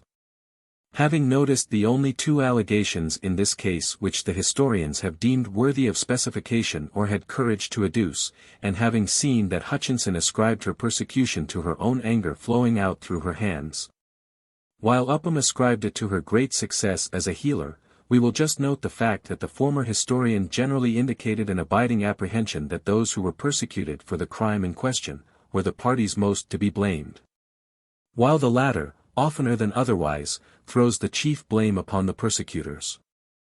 In this instance the earlier historian makes her anger, a trait which is blamable, while the latter makes her beneficence, a commendable characteristic, the chief exciting cause to her condemnation and execution. We proceed to examine other original charges more difficult to solve plausibly on the hypotheses of Hutchinson and Upham than were anger and successful medical practice, charges not amenable to any philosophy entertained by those expounders. 3. She used to tell such as would not make use of her physic that they would never be healed, and, accordingly, their diseases and hurts continued, with relapses against the ordinary course, and it is very common in our day for clairvoyants to see, or, more broadly and instructively, it is common for mediumistic faculties to sense and feel sure, that the existing tendency of a patient's disease will soon terminate in death. If not checked by some peculiar medicinal agent, often a spiritual one, or one medicated by spirits, which ordinary physicians are ignorant of, will not prescribe, and cannot obtain. The evidence which Judge Winthrop reports, shows that, the diseases and hurts, of recusants to take her prescriptions, not only continued to remain unhealed, but underwent such changes and relapses as physicians and surgeons could not understand. Since such things occurred in accordance with her predictions, we here perceive strong evidence that the woman possessed uncommon susceptibilities for sensing coming results. It is just as clearly proved that she foretold specific events, as it is that her touch was malignant, and her practice successful. Her marvelous prescience, which was one of her conspicuous powers, the historians failed to set forth. Their philosophy, founded only on such materials as are recognized in man's physical sciences, was too narrow to embrace occult natural agents and forces by which such prescient powers could be drawn or put forth through some human organisms and produce marvelous results. Therefore those expounders let such facts remain undisturbed in the rarely visited closets where they have long reposed. 4. Things which she foretold came to pass accordingly. That is, events verified her predictions, and thus proved her exercise of marvelously prophetic powers. Should one assume that her verified predictions were only skillful or lucky guesses, would such assumption be fair and just toward the people who, as living witnesses on the spot, could know what the things were which she foretold? And know also with what accuracy they were fulfilled, and yet deem them genuine prophecies? Her accusers could know the facts, while we, in the main, must be ignorant of them. We cannot reasonably deny that the direct observers actually discerned the exercise of genuinely prophetic powers by her. Some mortals at times can prophesy. For both in ancient prophetic and apostolic times, and in our own age, many people have been and are known to do it. Eternal laws or forces lead some mortals to sure knowledge of coming events. History and returning spirits both so teach. The spirit of prophecy has its source in infinite truth, and is as much a part of infinite law as any other manifestation of life, therefore it has a wise and powerful protection. And they who avail themselves of this spirit of prophecy, by virtue of the way and manner in which they are physically and spiritually compounded, if they are fortunate enough to place themselves in harmonious relations to the law, fail not in prophesying. But if, as is often the case, they unfortunately place themselves in inharmonious relations to the law, they must, of necessity, fail in part, if not entirely. It is a truthful saying, that coming events cast their shadows before. These shadows are, in reality, portions of the events. These shadows take precedence of the material birth of all events as they are understood by mortals. They are the basis of that which you receive, and outlast that which you receive. They are the infinite part. Now, then, there are some persons so constituted that they perceive these shadows, and can judge as accurately concerning what they predict, as the learned astronomer can concerning an eclipse. Spirit, Prof. Alexander M. Fisher, of Yale. Banner of Light, January 30, 1875. 5. She could tell of secret speeches which she had no ordinary means to come to knowledge of. At times, then, she was clairaudient, or was one of those sensitives whose spiritual organs of sensation are at times so disentangled from their material ones, that she experienced a practical annihilation of space and gross matter, which let her, as all unclogged spirits may, be practically present with and listeners to any person anywhere, to whom she was for any reason attracted, and with whom she came into rapport. Conditions admitting cognizance of the thoughts and words of the absent in body are now of daily occurrence with men, women, and children not a few, and therefore were possible with Margaret Jones in 1648 and years preceding. A letter from Captain Densmore, on a future page of this work, will show recent possession of power to bear the voices of living persons whose bodies were very far distant from the hearer. 6. While in the prison in the clear daylight there was seen in her arms a little child, which, at the officer's approach, ran and vanished. Vanished, that word intimates that it was a spectral or spirit child, perhaps her own departed one. By whom was it seen? By an officer of the prison, and therefore by one not likely to be her confederate in attempt at imposture. Not by him only, for a chambermaid also saw the little one, and was made sick by the sight. Which effect argues against her having had any complicity in a trick. That testimony to such occurrences was given in court, is vouched for by Winthrop, and must have been, or surely should have been, read by subsequent historians. Their adroitness at leaving certain classes of facts in undisturbed obscurity, nearly rivals the cunning of agents to whom they impute the origin and production of witchcraft manifestations. The visible presence of that evanescent child shows very clearly that Mrs. Jones was endowed with some of the rarer and exceptional properties of mediumship, that she possessed those special elements in the midst of which spirits could be robed in such materialized encasements, that material eyes could discern them. Angels looking and acting like men, Gen 18, were seen by Abraham and Lot. One was seen, Judges 13, by Manoah and his wife. Another by Tobias, son of Tobit, Apiosi. Another by disciples who were walking toward Emmaus, John XX, others also by thousands of individuals in various ages and nations, sporadically. Today, distinct perception of materialized spirits in the presence of Mrs. Andrews at Moravia. N.Y., around Dr. Slade of New York City, and many others are reported almost weekly, and are well attested. In these modern instances, generally, some special, though simple, prearrangements are made to facilitate such manifestations, but we may very reasonably doubt whether anything of the kind was resorted to by Mrs. Jones, because, being in prison charged with the awful crime of witchcraft, the presumption is imperative that she must have lacked both means and opportunity to command tangible apparatus either for helping on a genuine spirit manifestation, or producing an optical illusion upon her keepers. Mortal. How do spirits materialize? Spirit. You must know the atmosphere is full of particles of matter. Everything that is in the human body is also in the atmosphere in fine particles.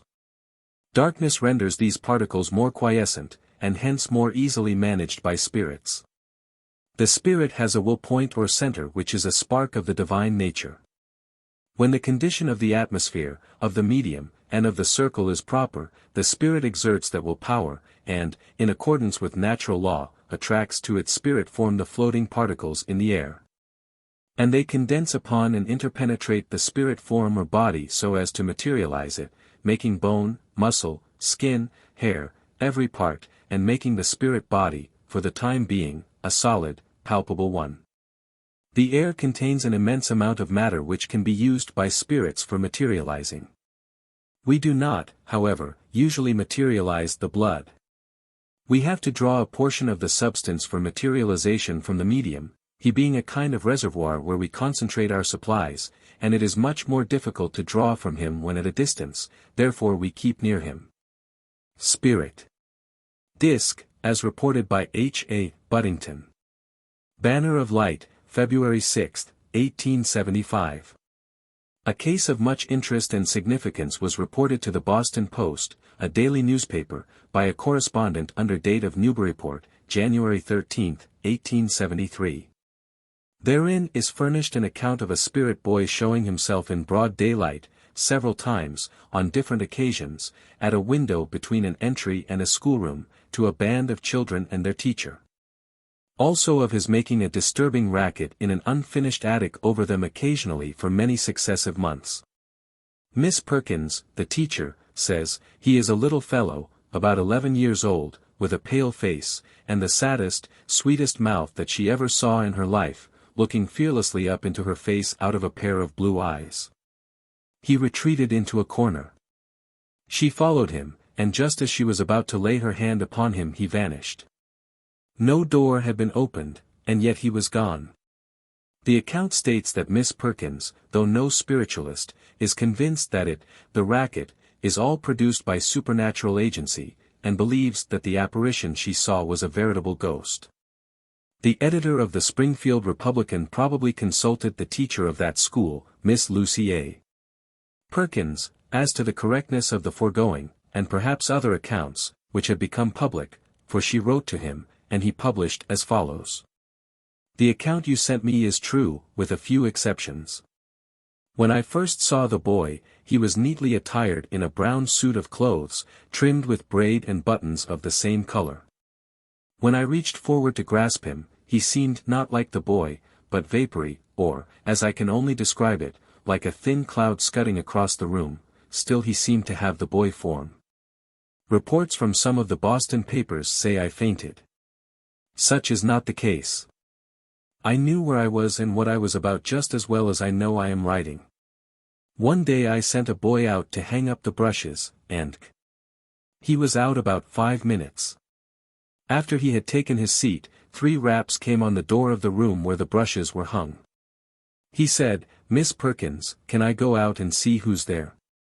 I told him, yes, and leave the schoolroom door open. He did so, and when he opened the brushroom door, I sat where I could see every one of the brushes, both long and short-handled, came falling off the nails where they were hung. Some struck him on the shoulders, and the broom directly on the top of his head. The dustpan, hanging on a nail at some distance above the brushes, came tumbling to the floor with a vengeance. It then stood on its handle, then on the bottom edge, and continued on so till it entered the schoolroom, and then it was placed as nicely against the partition as if I had done it myself. Just as soon as I'd raised the ventilator, a black ball, like a cannon ball, would begin to roll around the attic, and make such a noise I would be obliged to lower the ventilator.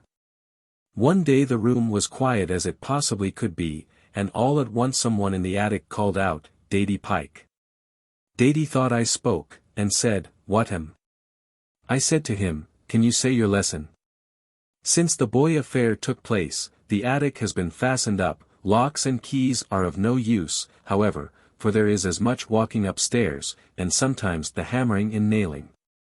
Once in a while, sounds as of someone walking will come down the attic way, go across the entry, and open the outside door, and be gone perhaps 10 minutes. After it is quiet again, the door will open, and he, she, or it will go upstairs. I am not a spiritualist, never attended a sitting, in fact, never had anything to do with a person of that belief, and never saw any manifestations. Why anything of the sort should take place where I am, is more than I can account for. This case, wherein a teacher and her 20 pupils simultaneously saw a spirit in broad daylight, day after day and week after week, argues very forcibly that the nature of things permits admission that the testimony relating to the spirit child in the jail may be literally true. Laws and forces are now frequently indicating their existence, which permit the observable presence of spirits.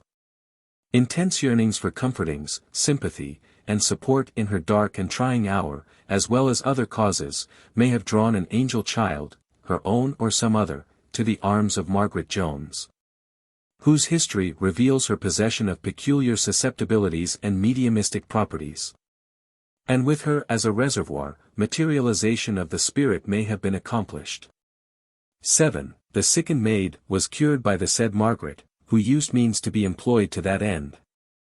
Kindness and skill successfully put forth to heal the sick, even while the public was keeping her in a felon's cell, hang as a luminous cloud over her head. And betoken something good in her, betoken the possible source of something different from a malignant touch, yes, of genuinely successful medical practice. We know little of her character, there is no impeachment of it in the recorded testimony. Her peculiar powers resulted, no doubt, from peculiar innate formations of and connections between her outer and inner organisms, and had little dependence upon intellectual or moral qualities. Not her own holiness, nor any other common power of hers, enabled her to either intensify or abate painful sensations. Whether sinner or saint was the more prominent in her character, our course and views have no occasion to inquire.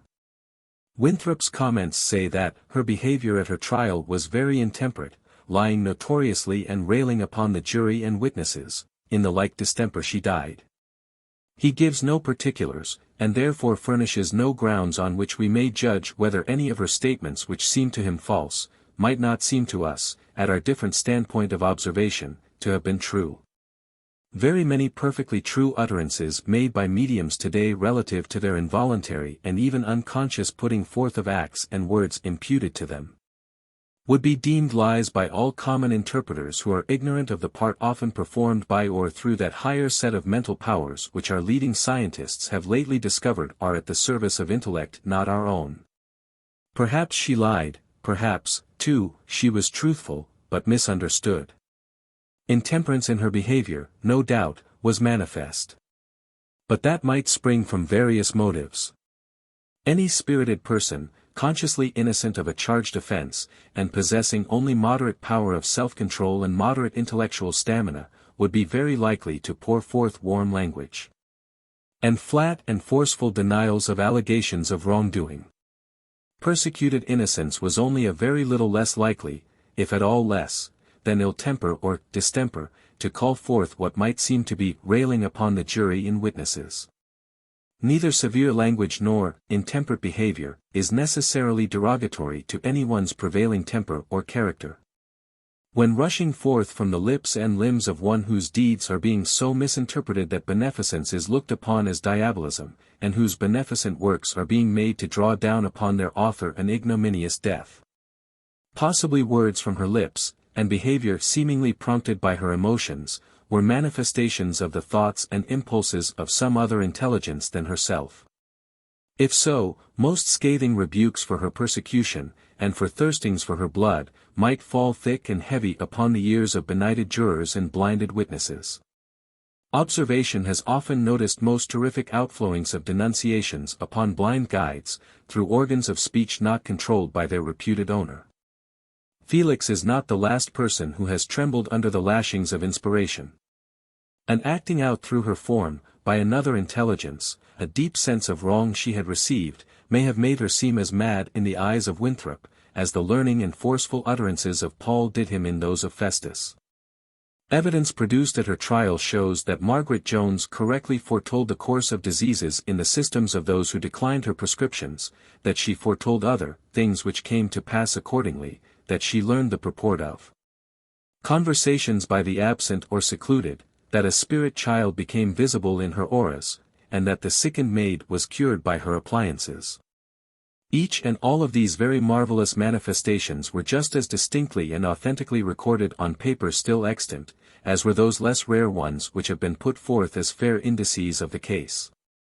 Such blinking out of sight the most important things pertaining to the person who, as far as is now known, was first on this side the Atlantic to be executed for witchcraft, is unjust to culture and philosophy, which should be furnished with all known facts. Is unjust to the fathers, whose full basis for her prosecution and execution should be set forth ere just judgment of their doings can be formed. And is unjust to her whose transcendent powers and effective labors for healing the sick may have been the main cause why minds deluded by a false and frenzying creed devil-ward were impelled on to barbarously destroy one who had been and might have continued to be their benefactress. She was a natural conduit from the inner to the outer world, through which perhaps impersonal force at times might cause supernal knowledge and power to come into her outer being. Through which again, her own will might suction such, while at other times unseen persons might inject them through from their abodes, and even come themselves to aid her in their application. Nothing harmful was charged against her, excepting what seemed to be, and were believed to be, superhuman abilities. The power that formed her originally, implanted and developed within her organism unusual capabilities for curing physical disease, for reading the future, and hearing the distant. There is neither evidence nor foundation for a conjecture that she was ever pupil of teachers of medical science, or of jugglery, nor that she belonged to any mesmerically developing circle. Her acts cannot well have been mere imitations of what she had seen others do, or had read or heard of having been done. She had no teachers, no confederates that were visible and tangible. Indeed, who among men could possibly have taught or helped her to prophesy correctly, to hear the far distant, or to embody a spirit child? Not one, not one. Such performances were only natural evolutions from her inborn faculties, when acted upon by spirit forces or agents, or both. The reader is asked how these manifestations, through our first martyr to it, can possibly be explained on the hypothesis that witchcraft was nothing else than the histrionic tricks of sprightly and cunning children, either singly or in combination with the ingenuities and malignities of old women. Such agents, unaided from out the unseen, were most clearly incompetent to project into human view some phenomena which attended upon this consternating seer, hearer, healer, and holder of properties for materializing a spirit form so as to render it visible. What possible facts or considerations could have induced the humane, intelligent, virtuous, and religious community in which she lived, to seek the life of such a woman, moving, probably, in humble sphere, but, in the main, a doer of good works? The question brings up a complex and difficult problem, viz., how can the seeming stupidity and inhumanity of our fathers be reconciled with their obvious intelligence and humaneness? Assuming the record of testimony given in court to be correct, and why should we not? The manifestations through and around Margaret Jones clearly indicated the outworking there of some abilities which the bodies and ordinary mental powers of embodied human beings do not possess. What then? Some unseen power must have helped her. What unseen power? Yes, what unseen power? Experience as then interpreted, religious creeds as then understood, science and philosophy as they then existed, all conspired to give one and the same answer, viz., the devil. That conclusion from the witnessed facts was then inevitable. The devil helped her. What next? The devil could help no one who had not previously entered into a covenant with him, and he surely helped this woman. Therefore she had made a covenant with him, and in making that she became a witch. The law of God which binds Christians says, "Thou shalt not suffer a witch to live." Thus our forefathers saw and reasoned. Steps from facts to the conclusion were few, short, and plain. Feeble intellects could take them, and strong ones must do so, or reject their lifelong creeds. Then a crucial hour was upon them. To distrust and disregard their creedal faith or stifle their humanity, one or the other, was the hard alternative presented to strong, good men. Their cherished creed or Margaret Jones, one or the other, must be sacrificed. Which? Clear heads and lifelong affections grasped the creed firmly, and resolved to save it. They let logic draw her rigid conclusions, and put them forth as rules for individual and public action. Sympathy went down before dominant faith, and man stifled every rebellious emotion. God's call and law, Christian men then felt, were paramount to sympathy. In submission to what they deemed heaven's will and call they said, "Down, humaneness, down. Up, God-derived faith, up, in your majesty and might. Heart must follow whither you lead." Their awful and cramping creed devilward was the chief fountain of bewildering and brutalizing force that dragged intelligent and kind men on to redden our soil with innocent blood, and that too, in all good conscience. Look closely at their position. The faith of all ages and nations had held that occurrences which seemed to result from supermundane force were produced by disembodied intelligences. Protestant Christendom was extensively holding that no invisible beings, excepting their great monstrous monk-made devil, see appendix, and his obedient servants, could by any possibility work upon the bodies and possessions of men. And none such could work upon the external world in any other way than through, or by the aid of, such mortals as had voluntarily made a covenant with him. Such covenant once formed, the person making it would be an open door through which his fearful majesty, or any imp of his, could freely enter the outer world and vent his malignity upon all the region far and wide around his entrance place. Her works proved to the intellect of that day that this Margaret had covenanted to let him enter and cooperate with her. What, therefore, must be done?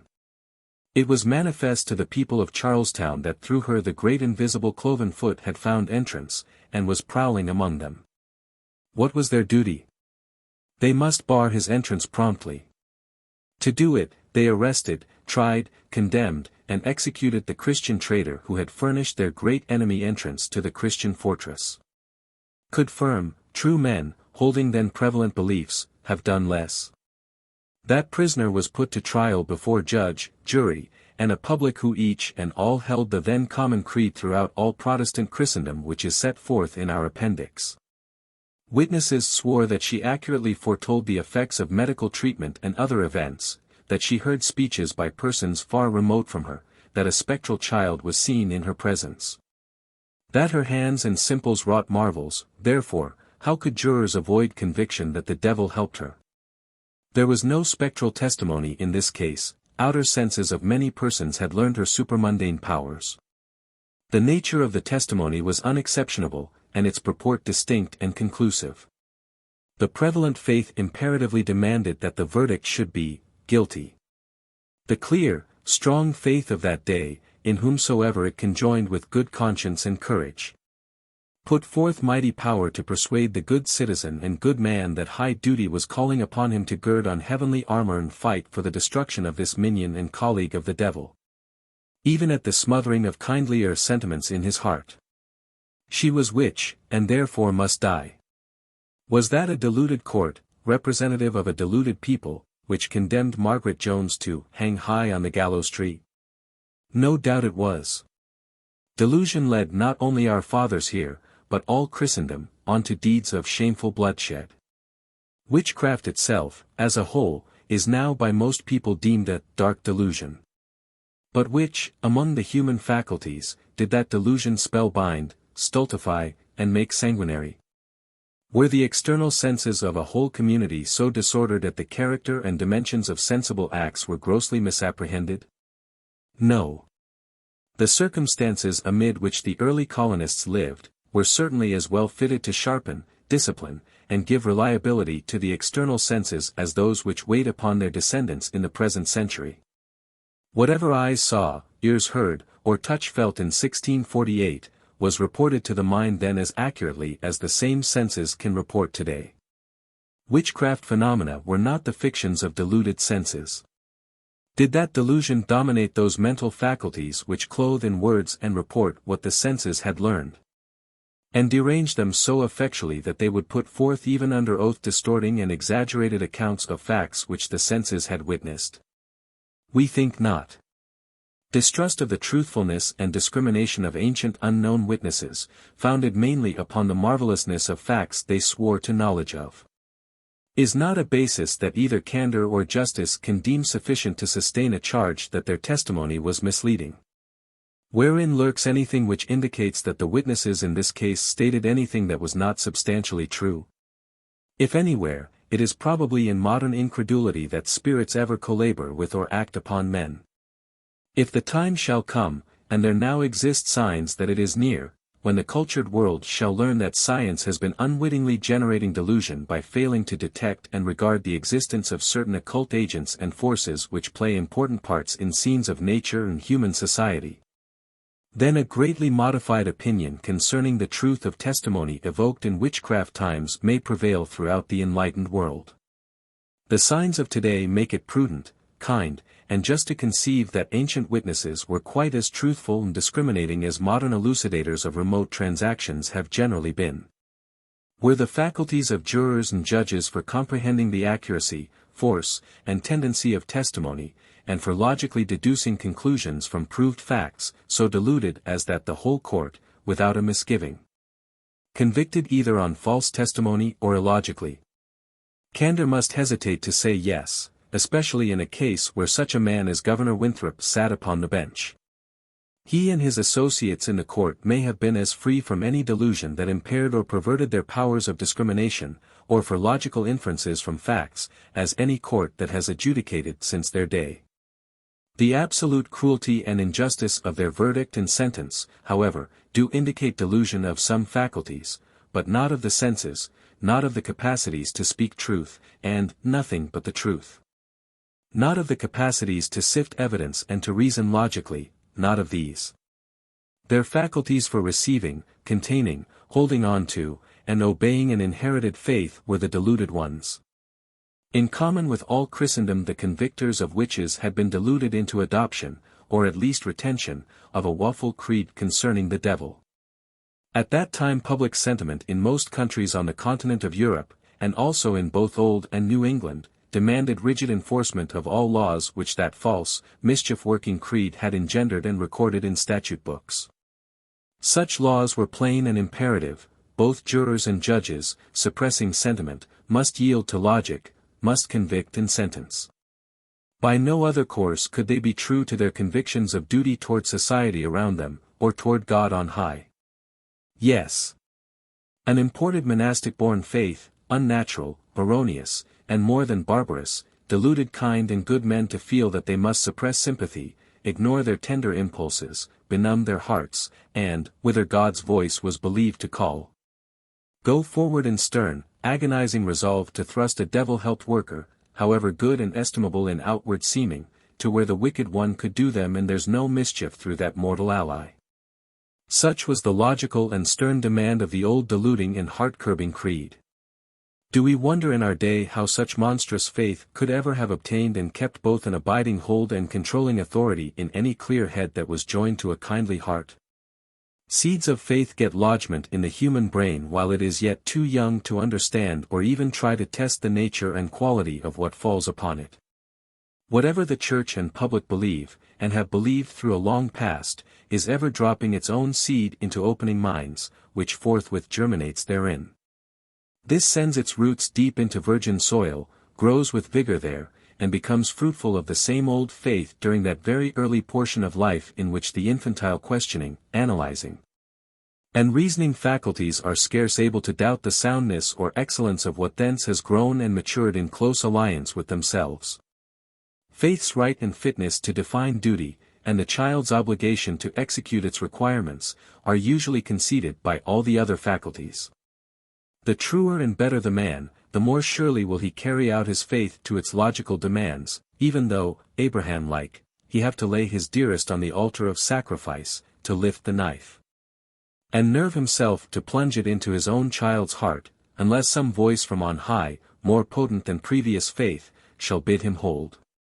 Few other than strong men and true, conscious of being soldiers in heaven's army, would march resolutely to the devils living in shotguns, purposing to destroy them. For their destruction was instinct with, and inseparable from, anguish to Christian neighbors and friends. Extremists alone would do that.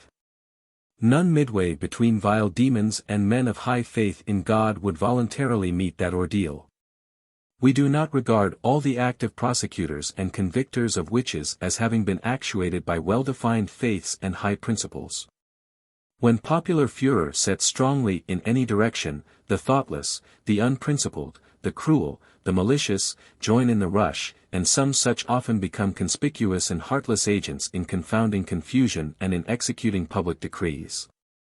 Still, nearly all eminent men of both Europe and America, the leading divines, jurists, and civilians, the men of culture and of influence, believed that witchcraft and the witchcraft devil existed, and that witches should be detected and punished by the processes and laws then deemed applicable in such cases.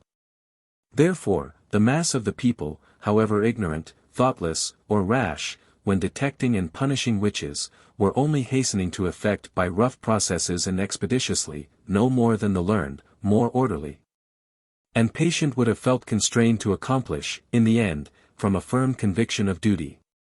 Good faith and conscientious regard for the public will actuated and sustained all those solid men of Boston and its vicinity, who were the real bones, sinews, and muscles which brought the devil's seeming helper to the gallows.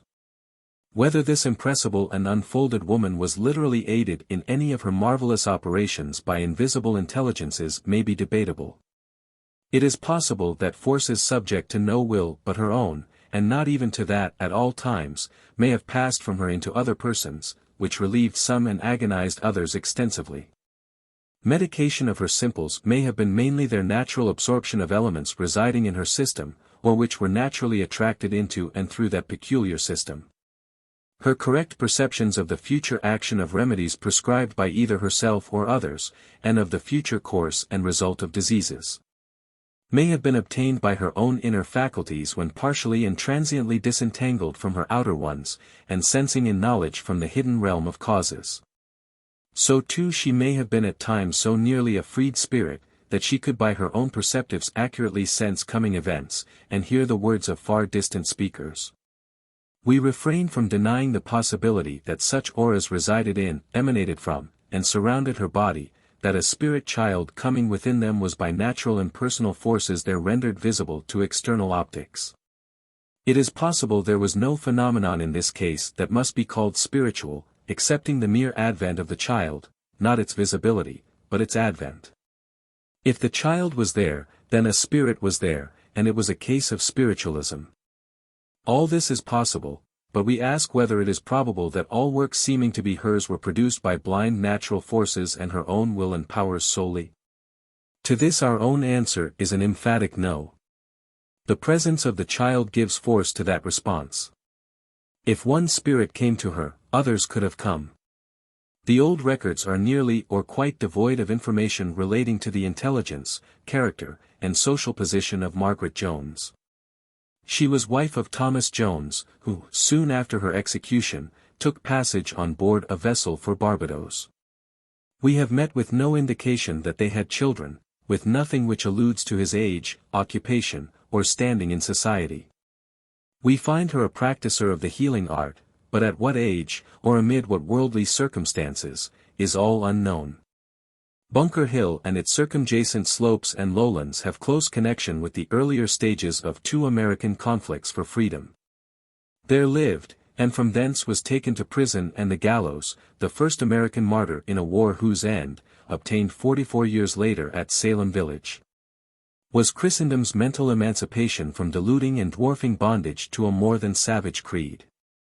True, the aggressive hosts, the prosecutors for witchcraft, were ignorant and unsuspicious of the far-reaching purposes of the divinity that shaped their ends, that beheld and ruled over their blind violence, and made them all unconsciously and undesignedly, mortally rend a monster creed whose demands they were slavishly and blindly complying with, and thus, without knowledge of it on their part, procuring for themselves, their children, and all future Christians new freedom and new incentives for independent speculations and conclusions regarding all matters both demonological and theological. A nightmare of centuries was thrown off from disturbed and horrified Christendom at Salem, and each cramped sufferer could thenceforth draw breath more freely, and commence processes of recuperation and expansion. The case of Margaret Jones is isolated. It has no traceable connection with any kindred one which either preceded or followed it. Still its origin was in the abiding place of forces and operators acting invisibly upon the external world, and amidst which all genuine witchcraft, miracle, and spiritualism have been born. Her case must be catalogued among the marvelous, though the proving of the nature and character of her offense, erroneously so called, was unattended by the absurdities and cruelties which attached to many cases where spectral evidence was admitted, and barbarous processes were resorted to for extorting a plea to an indictment. As a witchcraft trial, hers was exceptionally inoffensive to modern views of propriety. The testimony throughout was based on experiences and observations by external senses, and would be admissible in any court and any age. The extra-common powers or susceptibilities of the accused were clearly proved. Therefore the monstrous creed which then blinded and tyrannized over all minds took her life legitimately. Good men, humane men, could do no less than pronounce her guilty before the law and before that creed which engendered the law. Before we denounce or even disparage those who condemned her, let us pause for reflection. A creed sometimes remains outside of the mind, incrusting and petrifying it against all other influences addressed to the higher parts of our nature, manifesting its power by not suffering any fresh and living conviction to get in. John Stuart Mill. We requote as follows. The nobler tendency of culture, and above all of scientific culture, is to honor the dead without groveling before them, to profit by the past without sacrificing it to the present. The early colonists of the old Bay State deserve to be held in high esteem and admiration, all noble sentiments conspire to honor them. Culture and enlightenment will be derelict to their high calling if they traduce that people before they turn thought backward through 2 centuries, scan the imported creeds then prevalent here, observe circumstances then existing, and enter into feelings and views then bearing resistless sway. Having done that, let them calmly determine whether duty led true-hearted, clear-headed, strong, courageous, and devout men in relation to witchcraft matters. Many old beliefs may be discarded, many mistakes and errors of the past be shunned. We are not called to grovel before our ancestors. But shame be to us if we brand them with egregious credulity and infatuation, solely or mainly because their senses perceived and they described events which we cannot explain if we grant to them clear, sagacious, and well-balanced intellects for reporting facts which they observed. They were our peers in most good qualities and powers, and deserve our admiration. Did we know the spot where the dust of Charlestown's gifted physician reposes, we might desire to see a modest monument there bearing the following inscription.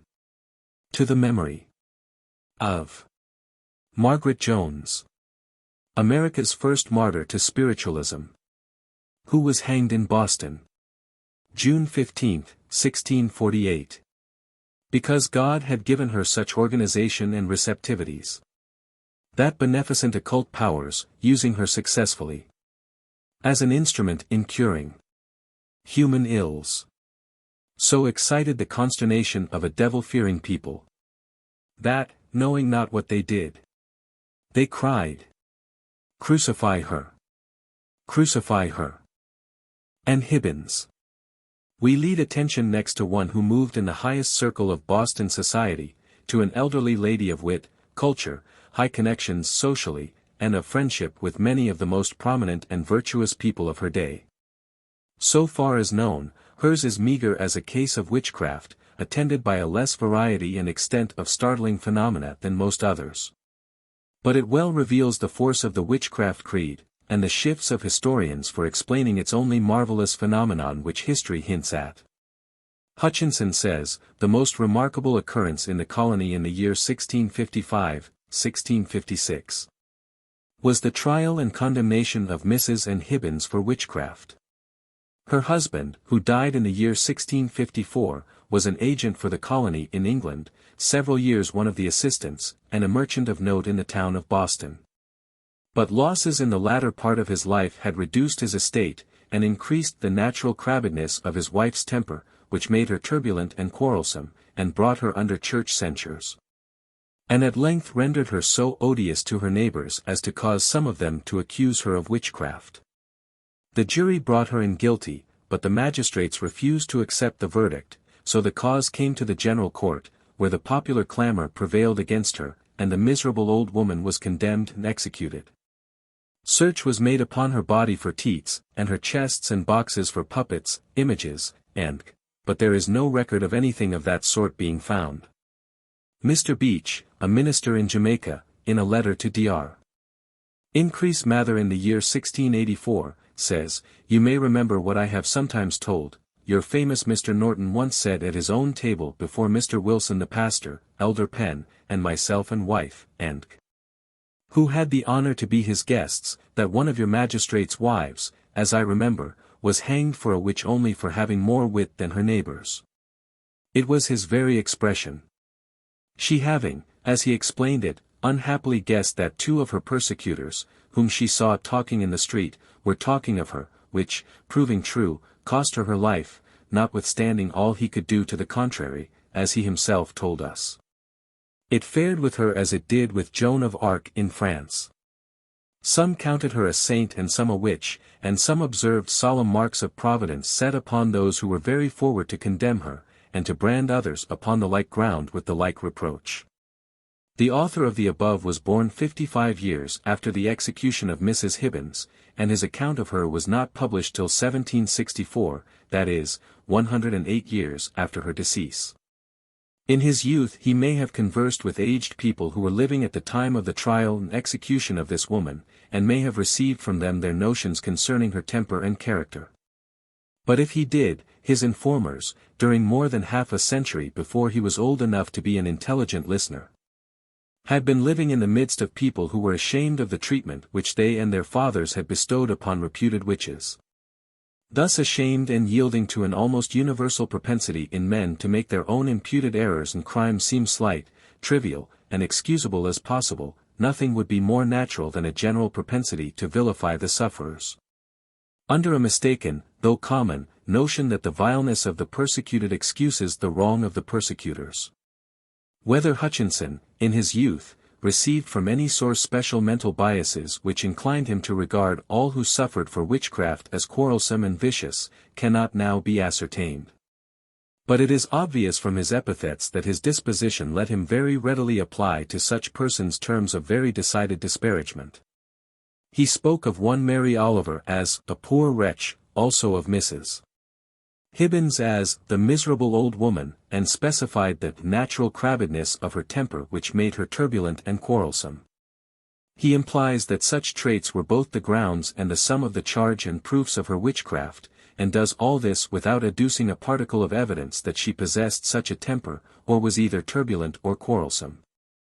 His allegations seem like the offspring of either blinding contempt or of deluded fancy, yes, deluded.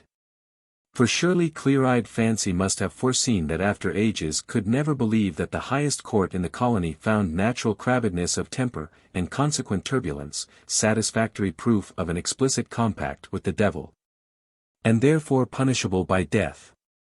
The insufficiency and probable inaccuracy of his reasons for the arraignment and condemnation of this person, will be more clearly exhibited further on, and mainly in extracts from a later historian. Mr. Beach's letter, quoted by Hutchinson, gives distinct indication that Mrs. Hibbins was endowed with faculties which were vastly more likely to outwork what her age deemed witchcraft, than was any amount of bad temper and crabbedness. She had more wit than her neighbors. She unhappily guessed that two of her persecutors, whom she saw talking in the street, were talking of her, which, proving true, cost her her life. Here is indication of probability that this lady, as did Margaret Jones, possessed ability to comprehend the conversation of far distant parties, or to sense in the thoughts of some absent people with whom she came in rapport. Similar abilities are possessed and exercised by many persons in these days, who have constitutional endowments of a kind which were formerly believed to be diabolical acquisitions, and were then deemed proofs of witchcraft, proofs of compact with Satan. It fared with her, says Hutchinson, as it did with Joan of Arc in France. Some counted her a saint and some a witch. In these words the historian himself furnishes cause for distrusting the justice of ascribing to her a crabbed temper and habitual quarrelsomeness. For who, in any community, would ever count one a saint who manifested such offensive qualities to any great extent as he ascribed to her? Surely no one would. And yet he states that very many persons did so count Mrs. Hibbins. Doubtless among her advocates was your famous Mr. Norton, a very eminent, sagacious, and able minister in Boston. There was enough about her to draw out from Hutchinson the concession that the public here was divided in judgment concerning her character, as it formerly was in France concerning Joan of Arc, that Maid of Orleans, who heard and obeyed voices from out the unseen. Crabbedness of temper and quarrelsomeness were not grounds on which any portion of the people would count her a saint. The historian refutes his own position. A more recent searcher for causes of her fate perceived, and very clearly pointed out, the inaccuracy and obvious insufficiency of Hutchinson's grounds and reasons why Mrs. Hibbins was arraigned and convicted, but proceeded to assign others which are scarcely less inadequate and improbable. He writes as follows, Volume 1, page 422, Hist. of Witchcraft. While it is hardly worthy of being considered a sufficient explanation of the matter, it being beyond belief, that, even at that time, a person could be condemned and executed merely on account of a crabbed temper, it is not consistent with the facts as made known to us from the record offices. She could not have been so reduced in circumstances as to produce such extraordinary effects upon her character, for she left a good estate. The only clue we have to the kind of evidence bearing upon the charge of witchcraft that brought this recently bereaved widow to so cruel and shameful a death, is in a letter written by a clergyman in Jamaica to Increase Mather, as quoted above. Nothing, Upham adds, was more natural than for her to suppose, knowing the parties, witnessing their manner, considering their active cooperation in getting up the excitement against her, which was then the all-engrossing topic, that they were talking about her. But, in the blind infatuation of the time, it was considered proof positive of her being possessed, by the aid of the devil, of supernatural insight, precisely as, 40 years afterward, such evidence was brought to bear with telling effect against George Burroughs. The truth is, that the tongue of slander was let loose upon her, and the calumnies circulated by reckless gossip became so magnified and exaggerated, and assumed such proportions, as enabled her vilifiers to bring her under the censure of the Church, and that emboldened them to cry out against her as a witch. Some of our quotations are introduced quite as much for the purpose of exhibiting the animus, shortcomings, and overdoings of the historians themselves, as for elucidating the general subject of witchcraft. We learn from the pages of the work from which the above extract was taken, that Mrs. Hibbins was sister of Richard Bellingham, deputy governor of the province at the very time of her trial, and that her highly esteemed husband had left her an estate which placed her far above poverty. It may fairly be presumed that both her social and pecuniary conditions were very respectable. Upham perceives and forcibly comments upon the inadequacy of the grounds upon which Hutchinson attempted to account for her conviction and execution. That earlier historian evinced, on very many of his pages, his persuasion, or at least a purpose to persuade his readers, that all the peculiar and disturbing phenomena of witchcraft were of exclusively mundane origin, and that temper, trick, imposture, deception, and the like, produced them all. This persuasion made him somewhat impatient of the whole matter, uncareful to scan all the facts before him, or keep his inferences in fair and broad harmony with them. It made him rashly severe, without indicating a shadow of reason why he does so. He calls this widow of one of Boston's most esteemed merchants and public men, this sister of the deputy governor of the province, this woman of more wit than her neighbors, this woman befriended by the eminent minister John Norton, this woman not in poverty, this woman whom he ought to have known. Did, in her lowest condition, even when a convict in prison and doomed to the gallows, did, in this dire extremity, bespeak and obtain the friendly offices of 6 or 8 of the leading men of the city. And therefore presumably had their respect, such a one, Hutchinson gratuitously calls a miserable old woman. And in doing it reveals the careless and heartless historian of those who had come under ban for witchcraft. Upham, going to the probate records and finding the will of Mrs. Hibbins, which was made a few days after her sentence of death, is able to present her in a different aspect. His comments upon her, as she is revealed by the will and its codicils, are as follows, Volume 1, p. 425.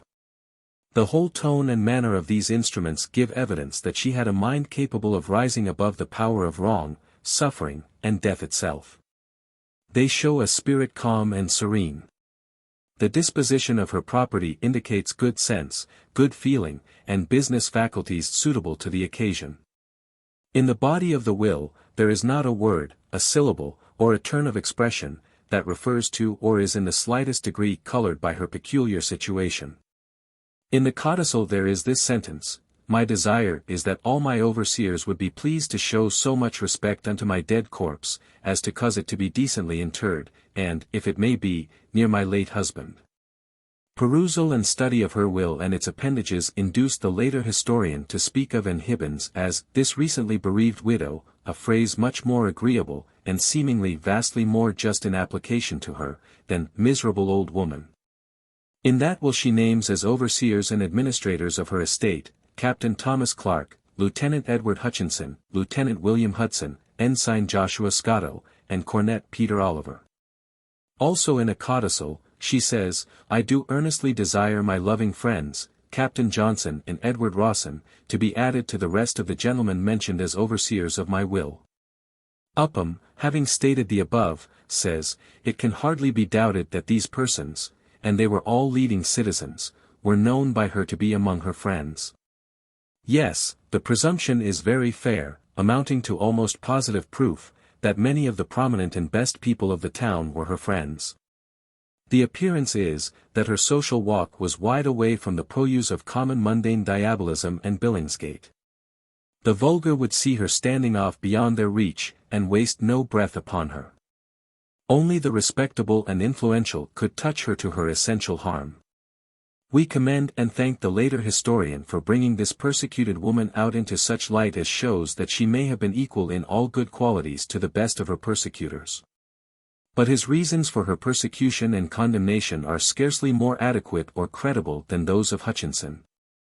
We ascribe to him the faculties of a fictionist, and he used them when he said, "The truth is, that the tongue of slander was let loose upon her." The former historian imputed certain offensive acts or traits to both Margaret Jones and Anne Hibbins severally, which he assumed to be the provoking causes of public vengeance. He deemed the sufferers themselves doers of the intolerable wrongs. But his successor makes her beneficence the crime for which Mrs. Jones suffered, and the origination and utterance of slander by the public, the cause of death to Mrs. Hibbins. The earlier writer was lenient toward the public and severe upon the accused women. The later was kind toward the women, but, by necessary implication, intensely aspersory upon the great body of the people. For he makes the public hang one because of her successful medical practice by the use of only simple remedies, and another because of slanders which itself had poured out upon her. His charge of slander is fictitious. He adduces no evidence that the lady was slandered, and we have met with none anywhere. And were it true, it is quite as much beyond belief that even at that time a person could be condemned and executed merely on account of being slandered, as it is that one could have then been thus treated on account of a crabbed temper solely. A much more probable cause of the persecution of Mrs. Hibbins than either of the historians drew forth and rested upon, lurks in that language of famous Mr.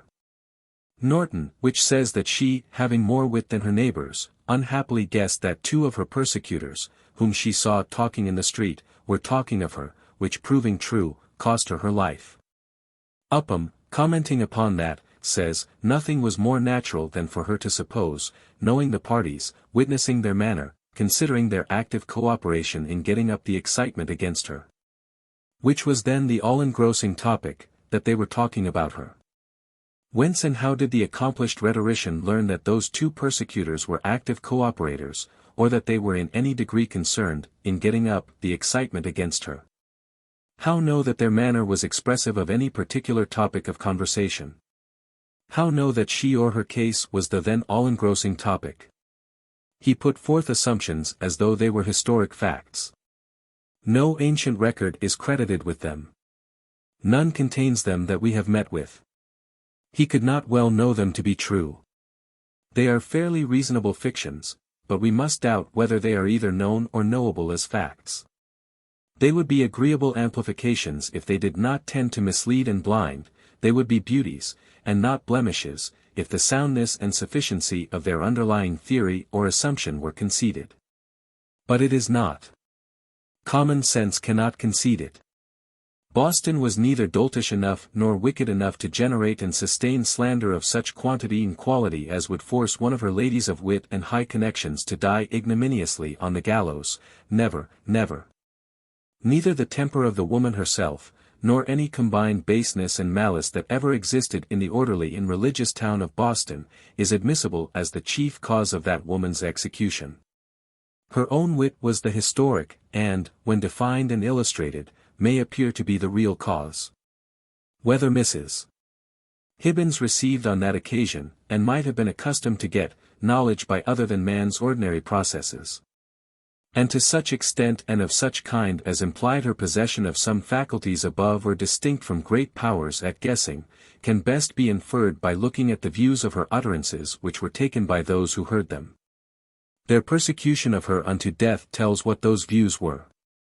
Have historians made fair and full use of the very small historic basis extant, for accounting for the state and nature of public feeling among the neighbors of this woman? We think not. Her wit, the true cornerstone, has not been their basis of explanation. When she saw two known persecutors talking, the circumstances may or may not have been helpful to a correct guess at the topic of their conversation then. But these men, Upham assumes, were already known to her as her persecutors. Therefore something must have occurred before that time which had aroused persecution of her. These men are called two of her persecutors, which intimates that she already may have had more than two, and admits the supposition that she may have had very many such. Both prior to and at the very time when she made the particular guess whose accuracy has been so plausibly commented upon. Something, antecedent to that guess, had set some minds against her. Yes, if we may trust the conjecture of Upham, something had already created an excitement against her which was then the all-engrossing topic. The cause of antecedent and existing excitement, at the time she made that guess, was seemingly unsought for by either Hutchinson or Upham.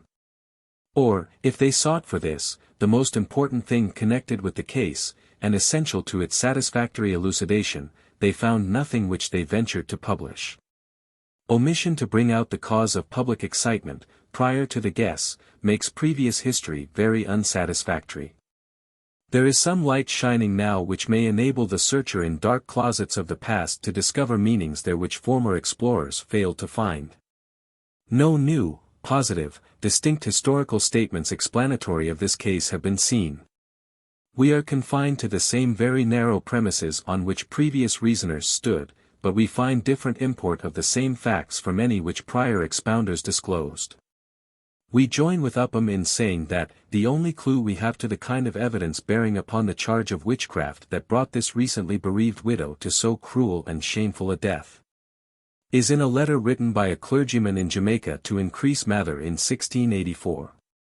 That letter, already quoted, imputes to her more wit than others, wit, or penetration, by which she sensed correctly the conversation going on between two of her persecutors. That is the full sum of the direct historical evidence. And what is involved in that? Is crabbed temper there? No. Is slander there? No, but wit is. Standing alone and unexplained, this wit amounts, perhaps, to but little, and yet when interpreted by her sad fate it may amount to very much. It suggests forcibly the probability, bordering close upon certainty, that she was endowed with some faculties which the sagacious Mr. Norton called wit, but yet were such as could obtain accurate knowledge so surprisingly as to suggest that it was obtained by process as occult as that by which Jesus perceived the private reasonings of scribes and Pharisees, entrappers and persecutors of himself.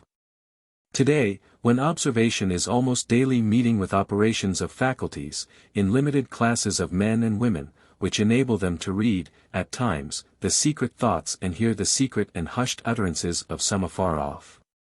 That Jamaica letter intimates enough to generate presumption that Mrs. Hibbins might have possessed like faculties, and that her exercise of such startled, alarmed, and almost frenzied a community in which such powers were deemed proof positive that their possessor had made a covenant with the evil one, and received her surprising knowledge from him. Amid a people holding such faith concerning the devil as the colonists here entertained in 1656, the exercise of such powers called upon all God-fearing and true men to rid the world of such a devil minion as the knowledge possessed by Mrs. Hibbins proved her to be. A sample of light which is now available shines forth from the following letter. And its rays are blended in those from the lamp that guides our feet while we move onward in tracing out the probable meaning reachable by following up the only historic clue to those powers of Mrs. Hibbins, her possession and exercise of which constituted a capital crime. Number 1085 Washington Street, Boston. September 23, 1873. Alan Putnam, Esq., Roxbury. Dear friend, you solicit information in regard to hearing, from the inner ear, men and women speaking when miles away. I have always possessed that faculty in a remarkable degree. At one time, when building a steamboat in southern Illinois, under peculiar circumstances, I would often hear men say, "That man has no money to build a boat with, he's a fraud," and I pity those poor fellows who are working for him. This was soon after I commenced her construction, and although I did not want to hear it, and tried ever so hard not to, still I could hear them seemingly more distinct than though they were close to me. One day in particular, and at a time when I could see no way out of my difficulty, I heard a Mr. Cutting, who was building some miles upriver, say to his foreman, "I wonder if Mr. Kimball realizes that his timber will be lost." Mr. Kimball was the man who furnished my timber and plank. After the tide turned in my favor, and it was known about town that I paid my men regularly, I heard the remark, "That man is the most reticent man I ever heard of," and the author of the letter does not state distinctly that in those two cases the speakers were very much too far away for his external ears to hear their voices, yet such was his statement when he gave me, previously, a verbal account of the facts. And such was his meaning, therefore, in the letter, the remainder of which here follows. At one time, in Cincinnati, although 3 miles away, I heard my landlady say to her daughter, after I had been boarding with them a week, "I don't like that man, he is not all right." And went on to tell her impressions, what she thought I was, which it is not necessary to repeat. At first I felt indignant, forgetting, for the moment, I was 3 miles away. I finally concluded to say nothing about it when I went home at night, as I thought at first of doing, else they might think I was wrong in some way, as they were both members of the M.E. Church. But, when I got home, having a good opportunity, I told the daughter word for word what her mother had said about me, and also her response to her mother after she, the mother, had got through berating me, which was, "What do you mean?" And the mother's answer to her exclamation, "I mean just as I say." I requested the daughter not to say anything to the mother, as it would do no good. But in the course of the following day the mother got speaking of me again in much the same strain, when the daughter could not resist the temptation, and told her to be careful what she said, and then told her what I had said. The mother was thunderstruck, and after a moment said, "He is a devil." I happened to be in a condition such that I heard the mother's response. This I told to the daughter that evening. Now, if I had had a thought that the mother entertained such feelings toward me, I might have attributed it to the workings of my own mind. But as I thought they had diametrically the opposite opinion, I concluded that it was another case of the inner hearing. Now, if you can make use of this, or a part of it, you are welcome to do so. Should you desire any other cases, I can furnish many. With high considerations I remain. D. C. Densmore. The writer of the above, when in conversation with me in my own study, incidentally dropped a word which intimated that his inner ear was sometimes receptive of utterances put forth by embodied men and women, who, at the time, were far away from him. In response to my expressed wish to know whether such was the fact, he detailed a number of cases in which he had had such experience. I then asked him to give me one or two of them, briefly, on paper. That request shortly drew forth the foregoing letter. Much more of the emphatically educational period of Captain Densmore's life was spent in forecastles and cabins of whaleships than in school on shore, and he perhaps expected me to reconstruct his sentences, in part at least, before presenting them in print. But such facts as his experience has encountered ought to be accompanied by the spirit of conscious knowledge and truth pervading his own vocabulary. His language is sufficiently perspicuous to convey his meaning, and possesses force which any considerable change would impair. That spirit makes rhetoric and grammar of secondary consequence in the narration of facts and experiences which show that there exist capacities in some embodied human beings for receiving intelligence-fraught impressions, in ways and under circumstances which the schoolmen and teachers of the world lack knowledge of, but ought to know and get instruction from.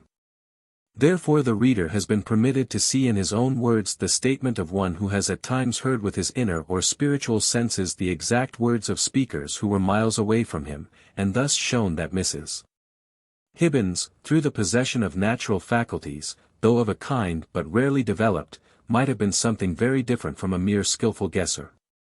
An assumption that she was helped by spirits is not needful to a satisfactory explanation of a mode in which she might have learned directly and instantly what far absent ones were uttering. Her own faculties, independently of special spirit help or teaching, may have permitted her to hear with perfect distinctness what would have been utterly inaudible by mortals in their ordinary condition. Measuring the marvelousness of her knowledge by the frenzy it produced in the community, and the awful doom it drew upon herself, we look upon her manifestations of wit as an outflow of knowledge gained through her own inner or spiritual organs of perception, either with or without the aid of spirits. When commenting upon what he assumed to be fact, viz., that Mrs. Hibbins made a correct guess, and only a guess, Upham says, that, in the blind infatuation of the time, it was considered proof positive of her being possessed, by aid of the devil, of supernatural insight. Thus he assumed that the mass of people in Boston were under such an infatuation as could and did cause them to believe that very successful guessing required the devil's help. They may have been infatuated, but their infatuation did not act in that direction. Their senses and judgments for determining the forces needful to produce either material or mental effects, may, for aught that history states, have been as keen as any people ever possessed. And their general wisdom and thrift indicate that they did. Why, therefore, hastily brand them with the imbecility of being unequal to a fair, common-sense estimate of the adequacy of causes to produce observed effects? To do so is ungenerous, unjust, and uncalled for by their action. It may have been, and probably was, their freedom from infatuation. It may have been the very keenness and accuracy of their perceptions of the quantity and quality of cause needful to acquirement of knowledge which her utterances revealed, that generated and sustained the hostility against Mrs. Hibbins. Her accuracy in reading facts, secret and transpiring at a distance, was possibly, on many occasions, so far beyond what common experience or science was able to impute to either luck or skill at guessing, that few, if any, could avoid the conclusion that she was receiving supernal aid. Anything supernal was then deemed devilish. After public excitement had been aroused against her, a very successful guess might possibly be evidence that the devil was its author, but not till the excitement had acquired and exercised bewildering force. Some extraordinary sayings or doings of this lady obviously must have antedated the public furor, else it would never have raged. The nature and circumstances of the case indicate an almost certainty that minds around her, while in their ordinary calmness, must have witnessed sayings or doings by her which seemed to them more than natural, which were startling, were out of the usual course, and readily distinguishable from guessings, because without something of this kind the excitement itself could never have commenced. What first started the public terror of her is the most important question in the case. The excitement did not spring up uncaused. A successful guess was no great novelty and no marvel in times of calmness. It could not then be regarded as diabolical. The bewilderings of antecedent causes were needful to make a correct guess terrific. Excitement might metamorphose a guess into devil-imputed knowledge, but a guess could not beget, though it might intensify, blood-seeking excitement. Whence the excitement itself, such excitement as could regard an accurate guess as necessarily the offspring of diabolical insight. Mrs. Hibbins lived among the elite of a province, whose people were decidedly sagacious in matters of both private and public business, and were also probably possessed of as high moral and religious principles as prevailed in any other community on the globe. As before stated, Richard Bellingham, one of the very eminent men of the country, and at that time deputy governor of the province, was her brother. She was widow of one who had been among the most esteemed citizens of the town, and she is credited with having possessed more wit than her neighbors. Therefore we are hunting for a cause adequate to excite public indignation against a woman of bright intellect, of high position in society, and standing under the shelter of near kinship with those in authority. The cause must have been some strange one. Skill at guessing was too common and natural, and does not meet the requirements. We all unite in calling the people of 1656 infatuated in relation to witchcraft. But did their infatuation so affect them as to bring obtuseness upon their external senses and their intellectual ability for discerning the nature, character, and force of testimony and evidence? Or, on the other hand, did it not show itself almost exclusively in their reception and tenacious retention of monstrous items in their witchcraft creed? Which? Admit an affirmative to the first part of the inquiry, admit that senses and intellects were befooled by external manifestations, and you make those noble forefathers but a band of dolts, heartless and bloodthirsty, taking life because they had not wit enough to read clearly the significance of observed external facts or to see the bearings and force of evidence. Admit the second, viz. that their creed was father of their infatuation, and you may look upon them as a band possessing clear perception of the exact meaning and logical results of all Christendom's fixed creed upon diabolism, and of unflinching purpose to fight for God and Christ against the devil. Demonologically they were infatuated, in common with the enlightened world. While yet for keen observance of outward facts, for just estimate of the adequacy of a cause to produce an observed effect, for determining the just significance of any well-observed fact, for discriminating application of evidence under the rules of their creeds both God-ward and devil-ward, no reason appears why they were not equal to any other community anywhere. Their infatuation was not first on the practical, but on the theoretical side. It was devil-ward, not man-ward directly, though through the creed it became man-ward. Though perceiving the meagerness and improbability of Hutchinson's solution, Upham, ignoring what he avowed to be the only historical clue we have to a correct one, which led directly to the woman's own wit, was pleased to find the exciting cause of her persecution not in her, but in other people, and dogmatically said, the truth is, the tongue of slander was let loose against her. Such assumption, and it is bold assumption, even if it be in accordance with facts, fails, entirely fails, to meet the fair demands of our common-sense requirements. What started, and extended, and intensified that tongue if it did wag? If its utterances were slanderous, they were a mixture of falsehood and malice. What lies were or could be fabricated against such a woman, the nature of which the common sagacity of society there and then would not detect?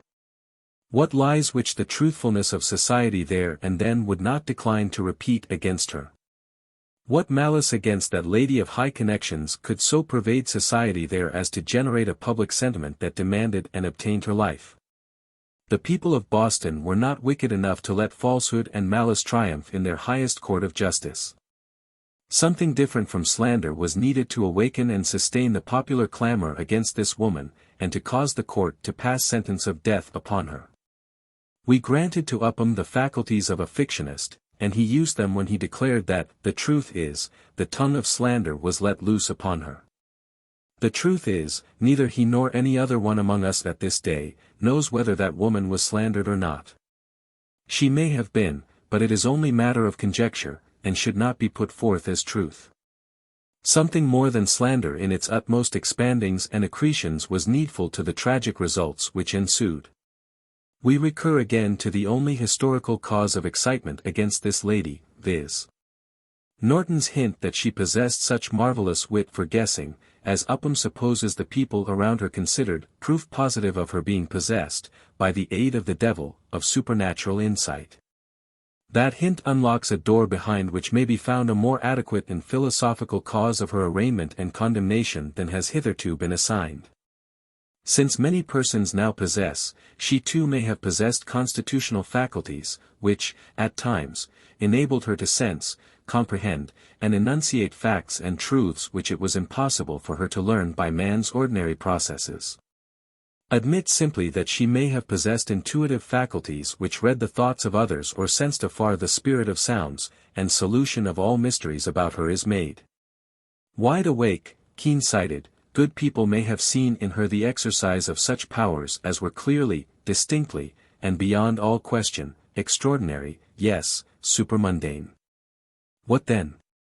Why, by all fair logic from Christendom's faith at that time, the devil must be her teacher, and she must be his covenanted servant.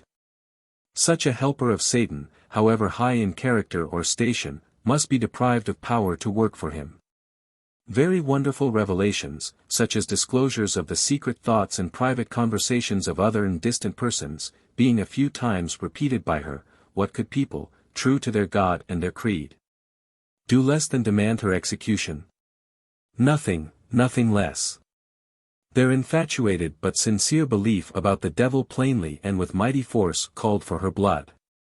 And this not because of any crabbedness in her, not because of any lies about her, not because of malice toward her, not because of the tongue of slander, but because of facts, unquestionable facts, outwrought through her, which the tongue of truth might dutifully publish and republish throughout the town.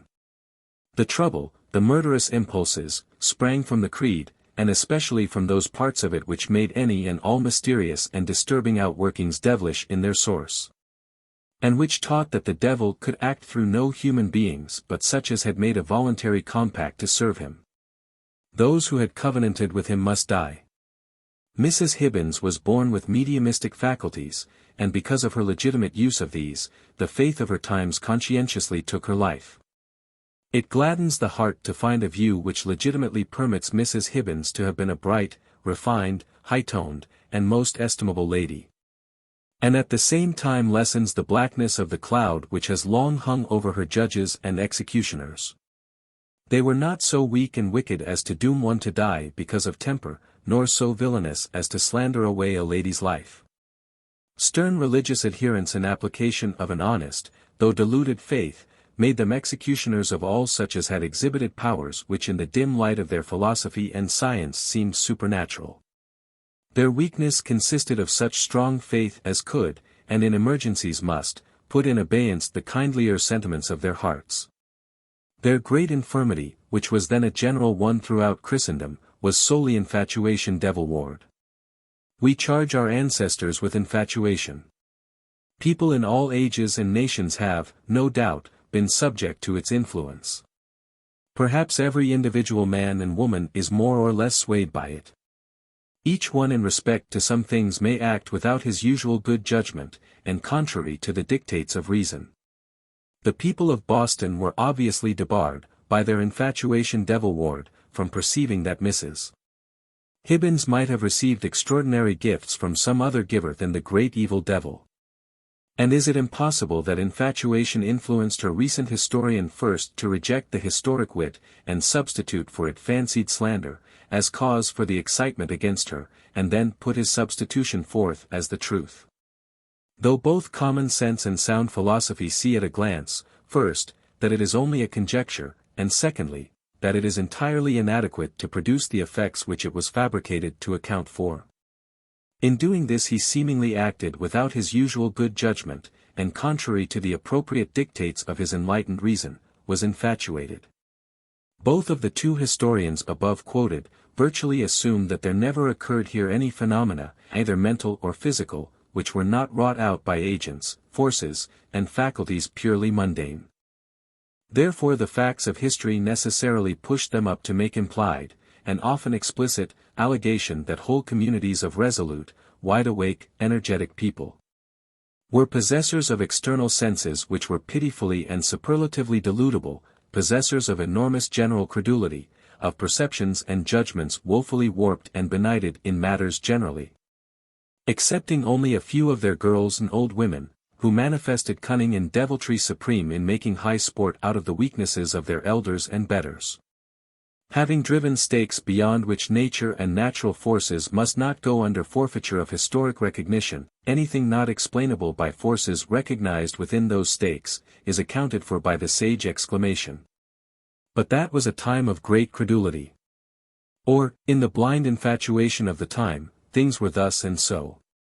We are willing to grant the existence of much credulity and infatuation both of old and now, but are not willing to allow that the facts of seeing what some other persons have not seen, and knowing the existence and partial operations of some forces in nature which some people have not paid attention to, are proof of either great credulity or blind infatuation.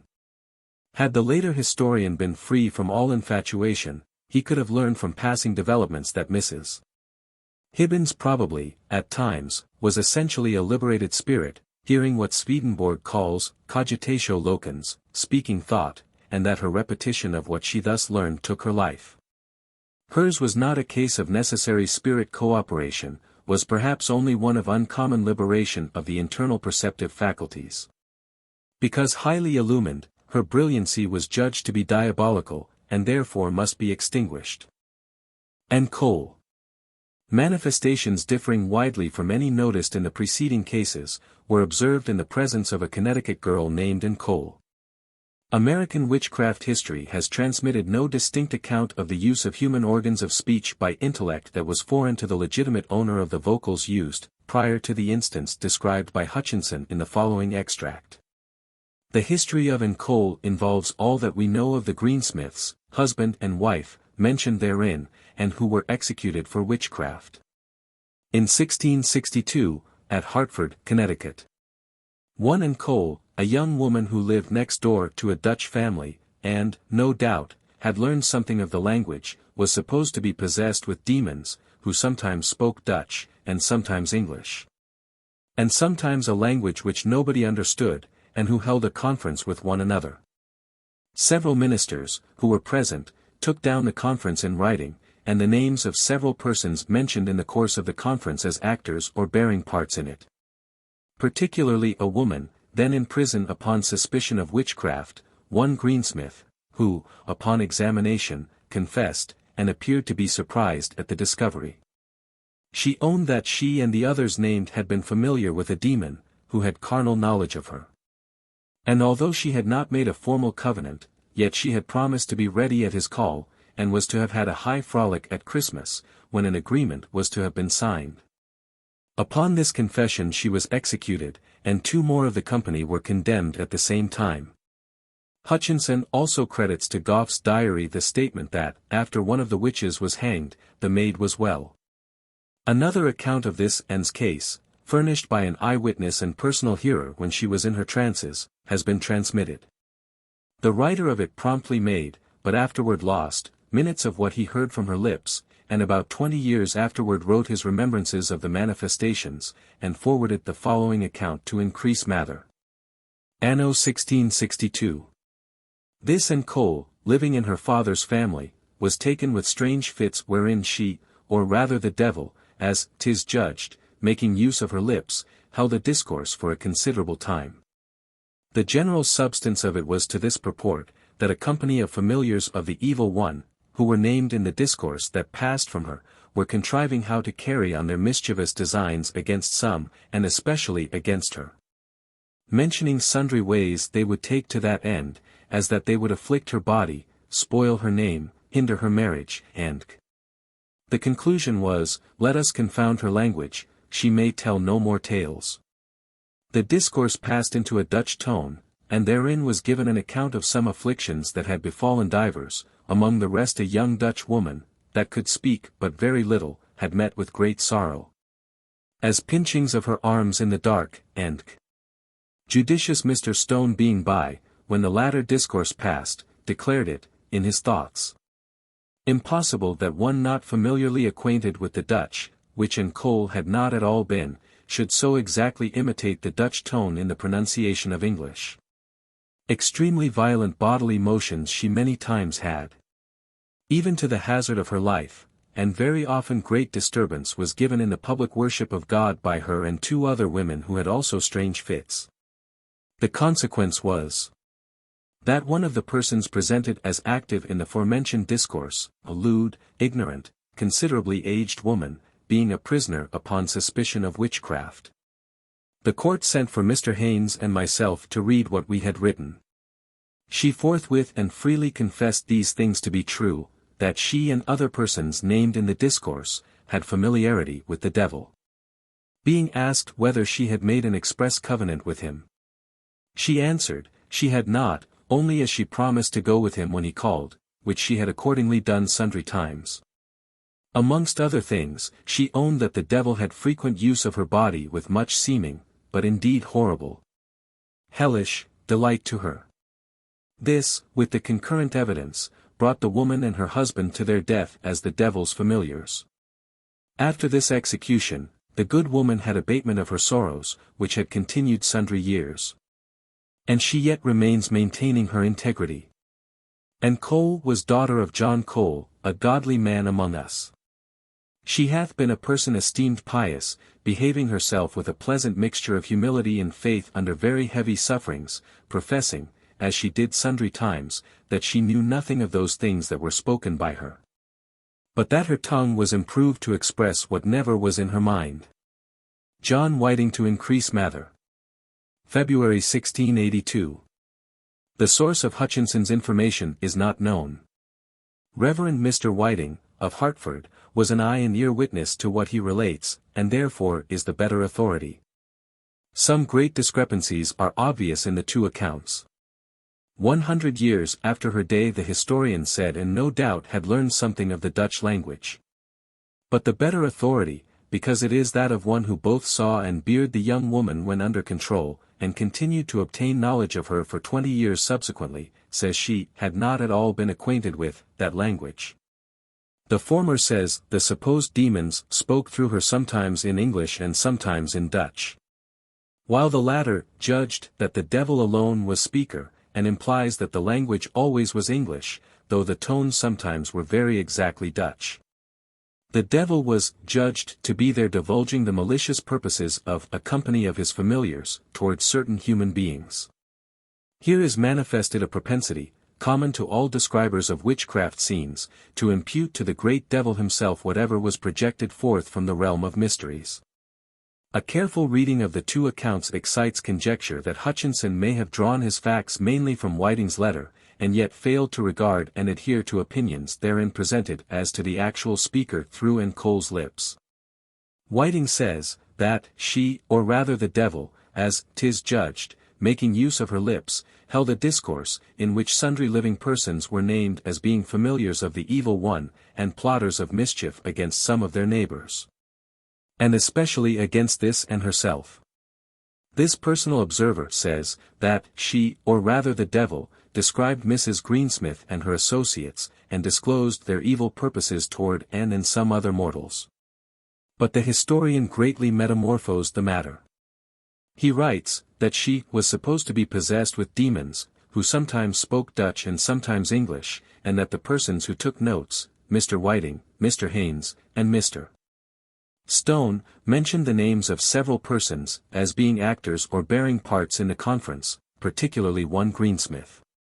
Wrong, entirely wrong, these mortals were the subjects of a discourse, were not speakers, but persons spoken of. Thus Hutchinson converted certain low-lived mortals into such demons as took possession of a human form, and through it, in varying languages, held a dialogue in which they openly told to mortal ears their own malicious purposes, and what mortals they were intending to injure. Stupid. Whiting makes the devil, in varied tones and assumed characters, speak out the names of the embodied culprits, and tell of harms they had done, and more that they intended to do. Sensible. The devil or his alias often acts well the part of a detective and informer. In this case he managed to bring Mrs. Greensmith to confession. Possibly, and only possibly, that devil was only an influx of auras which found entrance to Anne's inner perceptives, put in abeyance her outer consciousness and outer senses, and let her inner one sense and give expression to the thoughts and purposes of some low-lived and lewd mediumistic persons in her neighborhood, whose inner selves, she, as a relatively freed spirit, could thoroughly read. Occult intelligences sometimes actuate the physical organs, while yet the mortal's consciousness fails to perceive either the action or the will that prompts it. The account of her life makes it apparent that Anne, as a woman, had no affinity with the base and lewd, but, being mediumistic, was caused, either by design or by the outworkings of unconscious natural forces, to disclose the baseness and lewdness of others.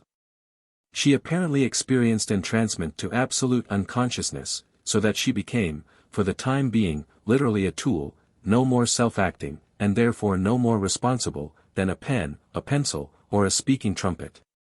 Condition like hers in that respect is experienced by many persons at the present day.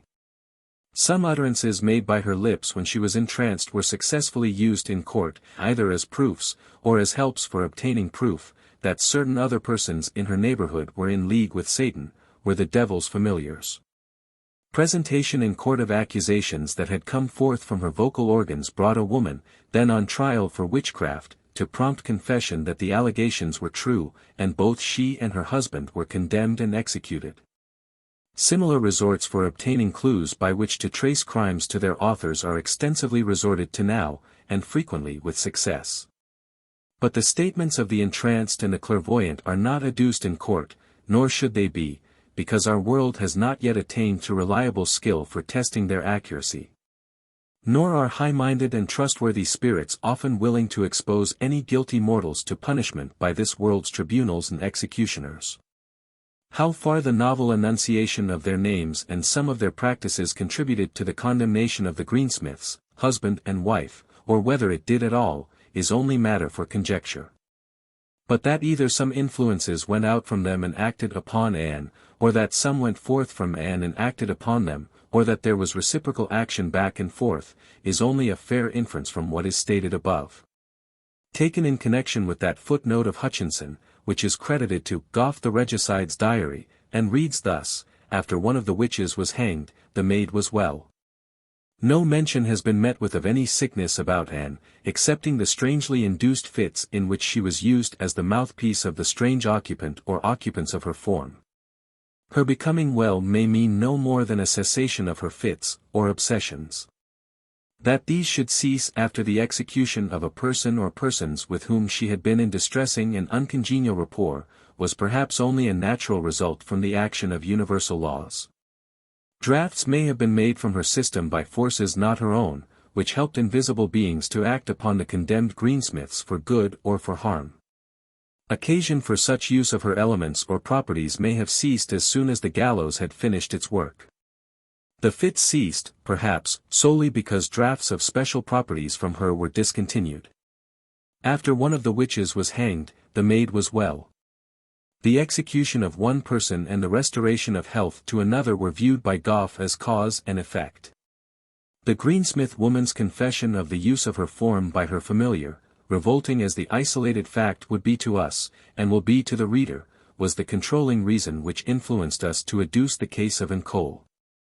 We get from the old woman Greensmith an ancient indication, which is paralleled by many unproclaimed modern ones, that astounding possibilities reside within the scope and sway of forces interacting between the realms of matter and of spirit, which possibly and probably may be availed of for elevation as well as for debasement of the human race.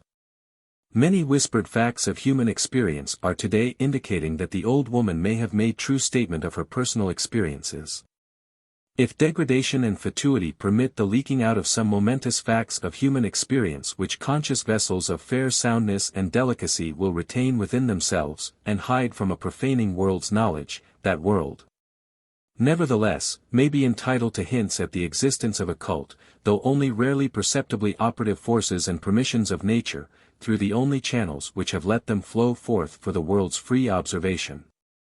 The greensmith woman's fact may be regarded as representative of very many others of a like nature.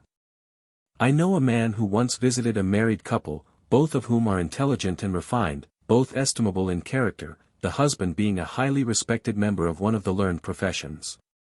This couple, at their own dining table, where they and the visitor were the only occupants of the room, united in stating that once, when they had just finished taking their midday meal, and were sitting at the table opposite to each other, the lady's chair, with herself sitting in it, was moved back by some invisible power, and forthwith she, by palpable but invisible arms, was taken from her seat, laid upon the carpet, and there made to experience all the sensations of actual and pleasurable nuptial coition. While such were her positions and sensations, her husband remained on the other side of the table, and they too were the only flesh-clad persons in the room. One accomplished and truthful lady had such experience while her consciousness and all her mental faculties were fully alert. Nature enfolds astounding possibilities. The human race, in coming times, may possibly be improved rapidly and extensively, by designed infusions of supernal elements into fetal germs. No evidence has come to us, and no apprehension is entertained, that such experiences ever eventuate in physical conception. Yet there are seen, now and then, glimmerings of evidence that supernal beings can and do inflow some of their own properties into the very marrow of some susceptible mortals of either gender, or of both simultaneously and conjointly, so as to modify physical systems in such manner and to such extent, that their offspring receive, at the very moment of conception, such properties as will ever afterward render them either better or worse because of injections through the parents by intelligences whose presence and operations elude perception by our external senses. Possibly both the most beneficent and the most malignant of our race, both those whose moral hues most illumine, and those whose shades most blacken the pages of history, were conceived while supernal beings held the parents either under strong psychological control or in deep unconscious trance. The mother of the rough, lustful, and murderous Samson was visited by a spirit being very terrible. The mother of Jesus was visited by the bright and glorious Gabriel, and enwrapped in an abnormally sound, helpful, or holy aura. Far away from Charlestown and Boston, where the two women noticed in the preceding pages had their homes and met their fate, and Cole was the unconscious mouthpiece through which invisible beings carried on dialogues, partly in languages, or at least, in tones, which she had never learned. The manifestations through her were no imitations of anything before known on this continent, so far as history shows. Her reputed doings were unlike any for which Massachusetts had hanged two of her daughters. From whom came the tones, if not the words, of languages which this possessed girl had never learned? From whom came the things put forth through her which she knew nothing of? And especially who improved her tongue to express what was never in her mind? Any satisfactory explanation of witchcraft must point out distinctly, and must admit the action of some force competent to all such performances. A force controllable and controlled by intelligence. The facts in the case were set forth by a personal witness of many of them, who wrote at a time when he was not under any excitement or hallucination which their novelty might at first produce, but 20 years subsequent to their occurrence, when their recorder should have been, and no doubt was, calm and cautious, and when, too, the girl's own good character had been confirmed by good Christian deportment through 20 years succeeding the marvels manifested through her organs. If any history is worth reading, and Cole's lips were used by intelligences not her own, to express what never was in her mind. Either embodied intelligences, the greensmiths and their associates whose bodies were not present with her, used her vocal organs, as Hutchinson's account implies that they did, or demons, spirits, as Whiting supposed, spoke through her form. Elizabeth Knap. At Groton, Massachusetts, in 1671, Elizabeth Knap was more singularly beset than most others of that century who were deemed bewitched.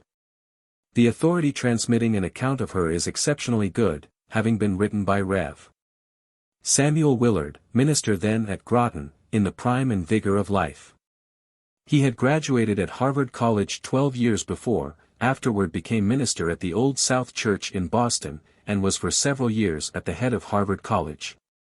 The girl in question was his pupil, residing in his family during the earlier portion of her affliction, and was under his watch till its close. His opportunities for observing the case in its rise and progress were certainly very good, and he made a journalistic account of its phases and progress under many specific dates from October 30, 1671, to January 15, 1672. A space of 11 weeks or more. He was an attentive observer and close questioner of the girl, and also a cautious and intelligent chronicler. She was at first subjected to extraordinary mental moods and violent physical actions, which came on rather gradually, showing themselves in marked singularities of conduct, for which she, when questioned, would give little if any account. Strange, sudden shrieks, strange changes of countenance, appeared first. These were soon followed by the exclamations, "Oh, my leg," which she would rub, "Oh, my breast," and she would rub that, it seeming to be in pain. Her breath would be stopped. She saw a strange person in the cellar, when her companions there were unable to see any such. She cried out to him, "What cheer, old man?" Afterward came fits, in which she would cry out sometimes, "Money, money," offered her as inducements to yield obedience, and sometimes, sin and misery, as threats of punishment for refusal to obey the wishes of her strange visitant. She said the devil appeared to her, and that she had seen him at times for 3 years. He often talked with her, and urged her to make a covenant with him, which she refused to do. November 26, 6 persons could hardly hold her. The physician, who for about 4 weeks had considered and treated the malady as a natural one, now pronounced it diabolical. She barked like a dog, bleated like a calf, and seemed at times to be strangled. At length distinct utterances came out. A grum, low, audible voice said to Mr. Willard himself, "You are a great rogue," and yet her vocal organs did not move. The voice was replied to as being that of Satan himself, and its author responded, "I am not Satan. I am a pretty black boy, this is my pretty girl, I have been here a great while." When he said to me, "Mr. Willard, oh, you black rogue, I do not love you," I replied, "Through God's grace I hate thee." He rejoined, "You had better love me." The strength shown through the girl, the writer and witness says, is beyond the force of dissimulation, and the actings of convulsions are quite contrary to these actings. Through all her sufferings, she did not waste in body or strength. Speech came from her without motion of the organs of speech. Also, we observed, when the voice spoke, her throat was swelled formidably, at least as big as one's fist. She said she saw more devils than anyone there ever saw men in the world. No attendant sacrifice of life gave intensification of interest to this Groton case, and it failed to become prominently conspicuous among witchcraft events. Still it is more instructive on some points than almost any other one of them. Here first have we found in colonial history any statement that an intelligence speaking through a borrowed or usurped form disclosed who he was. Mr. Willard, to whose care this girl was entrusted, and in whose family she had been a resident, was convinced that some other being than the girl herself was giving utterance through her lips. And in harmony with a necessary inference from the general faith of his times, addressed the unknown one under supposition that he was veritably the devil. The being thus accosted promptly said, "I am not Satan, I am a pretty black boy." The girl said she had been accustomed to see her visitant, at times, during 3 preceding years, and that she saw more devils than anyone there ever saw men in the world. Her notions in reference to the proper application of words were obviously just as loose as the prevalent ones in community then, which deemed any spirit visitant whatsoever a devil, or the devil. An observer of such beings as she saw would today call them spirits. When she perceived and called out to some personage invisible to her companions, saying, "What cheer, old man?" she plainly indicated that the being thus hailed was apparently neither more nor less than an old man, and he, judged by her address to him, was by no means austere or repulsive. And yet he doubtless was one of those whom she, or whom the reporter of her utterances, was accustomed to call devils. There is no indication that she ever saw one specially huge, malformed, malignant personality, or that she ever intended to indicate perception of such a one. The purposes and moods of Mr. Willard's interlocutor seem to have been playful and kindly, rather than morose and satanic. Temporarily reincarnated spirits are often prone to smile at the long-faced and cringing thoughts which their advent evokes in persons not accustomed to interviews with them. "You are a great rogue, and, you had better love me," can hardly be deemed ill-timed or inappropriate expressions from a lively boy, whatever his hue, who, on being mistaken for the devil, would naturally banter the sedate clergyman whose creed forced him to regard such a visitant as the prince of evil. He said truly, and in better spirit than the ministers, "It would be better for you to love than to hate me."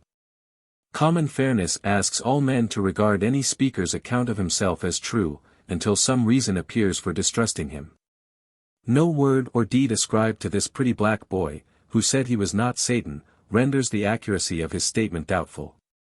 Distrust of him, if it spring up, will probably be the offspring of prejudices, combined with ignorance of spirit methods of opening ways to reach man's cognizance, and win him to seek communings with his preceding kindred who possess more experience and consequent greater wisdom than pertains to any dwellers in mortal forms. Our incrustations of ignorance and prejudice withstand every gentle appliance, and yield only to sledge-hammer blows. Sensations, conditions, and various powers attendant on Elizabeth Knap were emphatically extraordinary. Detailed journalistic account of them having come down from a sagacious, cautious, truthful, and cultured man, from one of the eminently trustworthy men of his generation, demands credence. He says the strength of her body was beyond the force of dissimulation, that 6 persons could hardly hold her, and that the actings were contrary to those of convulsions. Another point is, that through the 11 weeks of such rough exploits, she did not waste in body or strength. Cotton Mather speaks of some who were so preserved through similarly tortured states, that, at the end of 1 month's wretchedness, they were as able still to undergo another. Similar preservation of flesh and strength, amid fastings and most excessive activity, are frequent experiences today with the highly mediumistic, especially in the earlier stages of their dominations by invisibles. Speech came from her without motion of her vocal organs. That much may pertain to simple ventriloquence, but Mr. Willard says also that, we observed, when the voice spoke, her throat was swelled formidably, at least as big as one's fist. Ventriloquence has not usually such an adjunct as that. Moreover, the minister was convinced that the utterings were prompted by other will than hers. This girl's experience abounds in evidences that her spirit faculties of perception were so freed from hamperings by the outer body, that she could consciously see, hear, and converse with spirits, and that her physical system was subject to control by them for speech in varied forms and modes, and for strange and violent action by her limbs. In parts of the narrative which we have not copied, it appears that accusation came from her lips that Mr. Willard himself and some other godly ones in his parish were her tormentors. This was saying to Samuel in most startling manner, as one of old did to David, "Thou art the man." For at that day faith was common that the devil had not power to accuse a godly person, could not indeed accuse any others than guilty ones of being contributors to outworkings of witchcraft. If the announcement was true, Mr. Willard and other good ones, according to the faith of some at that day, were covenanters with the devil. It was a fearful moment when such accusation of the good clergyman fell upon his ears from the lips of his tortured pupil. His resort, and that of another accused one, was to prayer. And we can readily fancy that petitions heavenward then rose up from the lowest depths of true and earnest souls, and went forth, in the girl's presence, with such psychologizing power as loosened the hold of any spirit possessing her form, and allowed her to regain full possession and control of all her normal powers. This subject of spirit control retained consciousness during her entrancements, or during the times when her body was subject to a will not her own, as many mediums do at this day.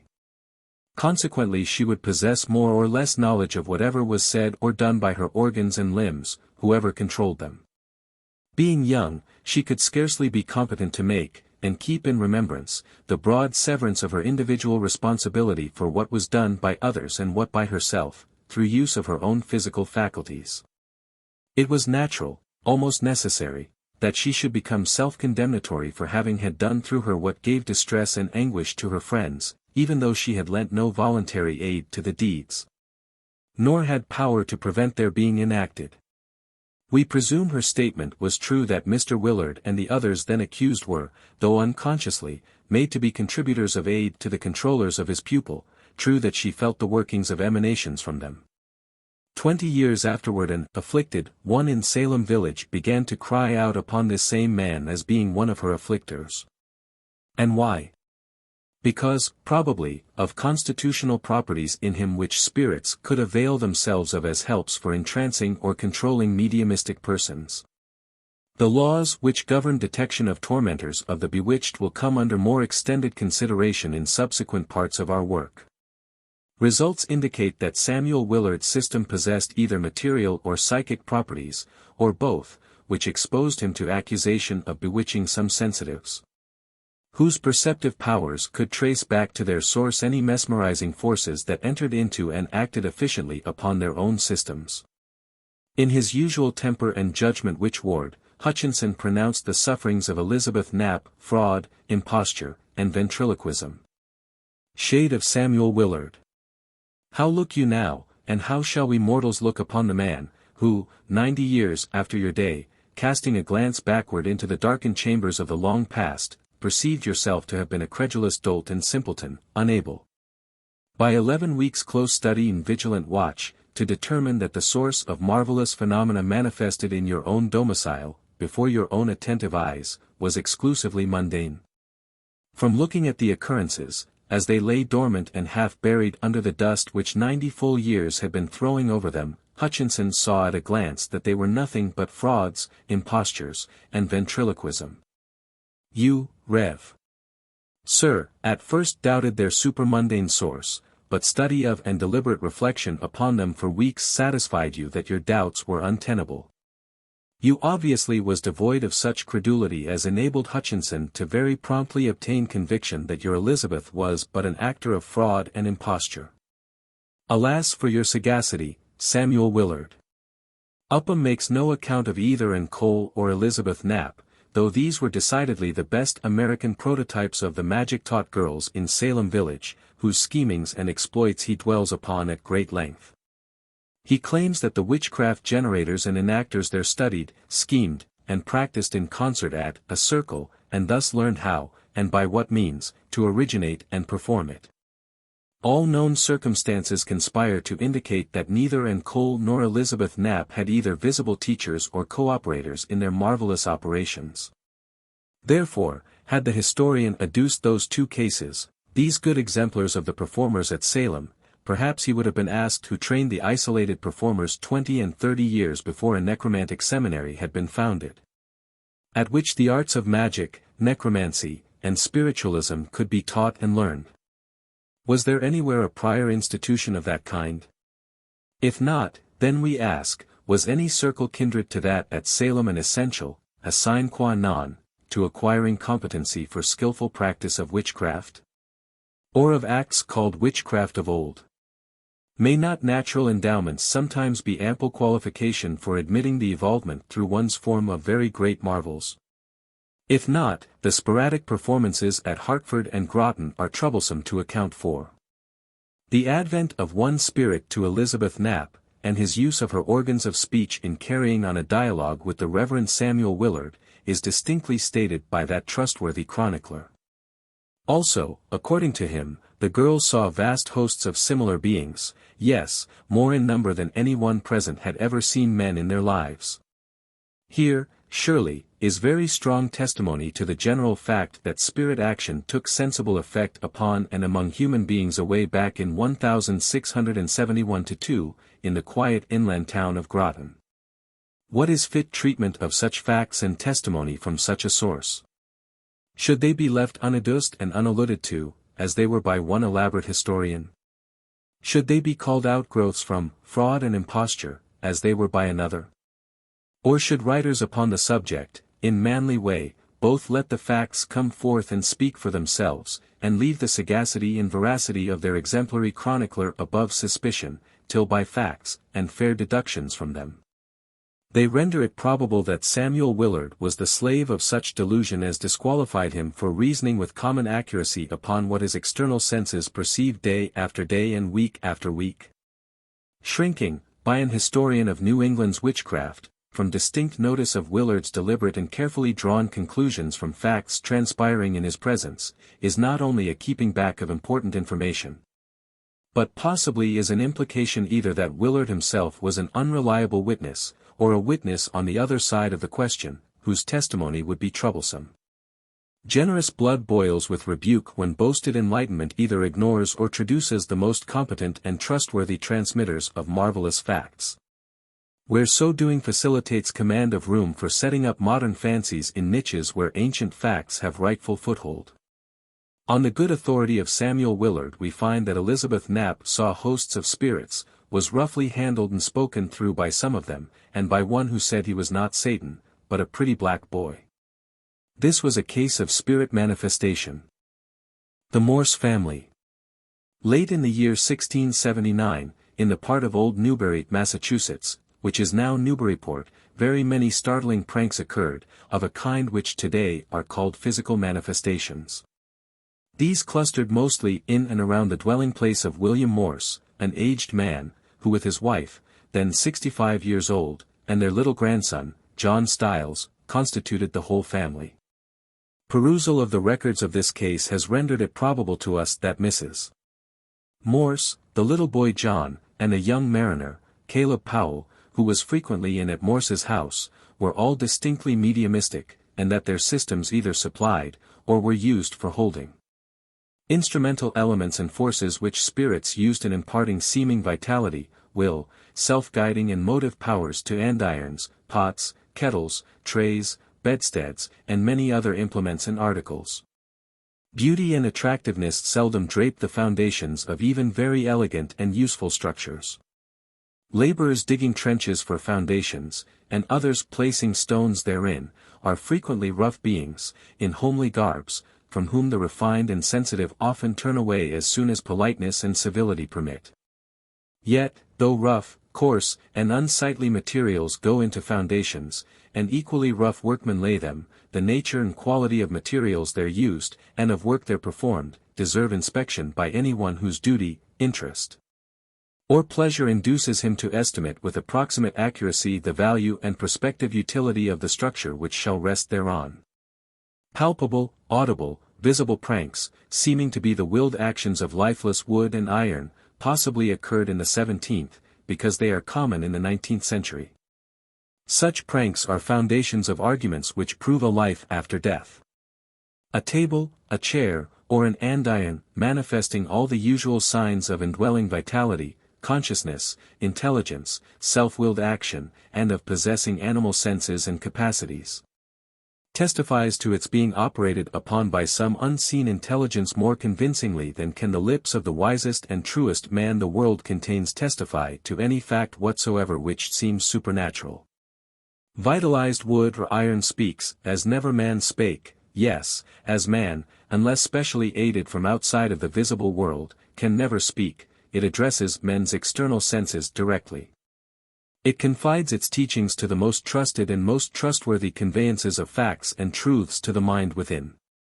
The oft ridiculed, slurred, contemned antics of household furniture are signs put forth to human view by occult operators, whose standpoint of vision and powers of comprehension enable them to use some natural laws and forces for affecting man and his interests, which human scientists have never clearly cognized, which schoolmen do not embrace in their philosophies.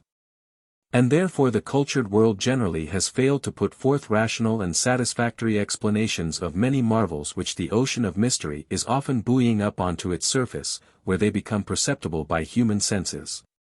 Modern mind has very extensively measured the credibility of witnesses to witchcraft facts much as the good woman did that of her sailor boy. On his return home from a voyage around the Hope, he soon began to describe what he had seen, and gave an account of flying fish. "Stop, stop, my son," said the mother, "don't talk like that. People can't believe that, because fishes haven't got no wings, and can't fly. Well, mother, replied Jack, I'll pass by the fish, and tell what happened in the Red Sea.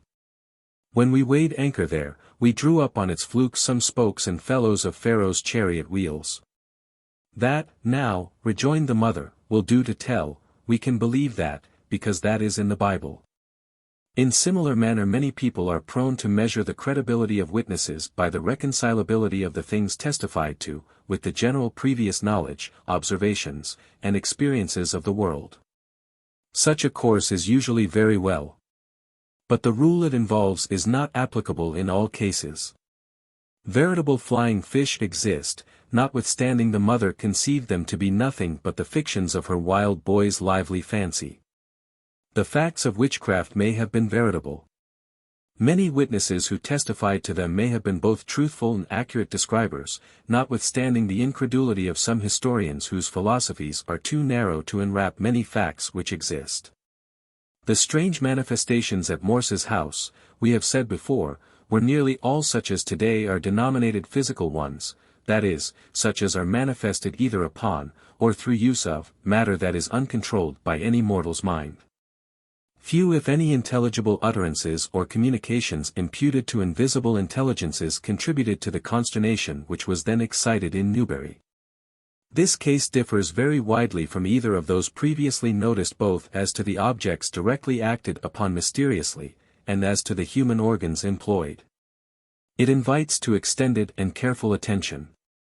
We must transfer to our pages numerous, and some long, extracts from the old records. Else we shall fail to manifest with desirable clearness and authority the multiplicity and character of those marvelous works, and their probable sources and authors. Mr.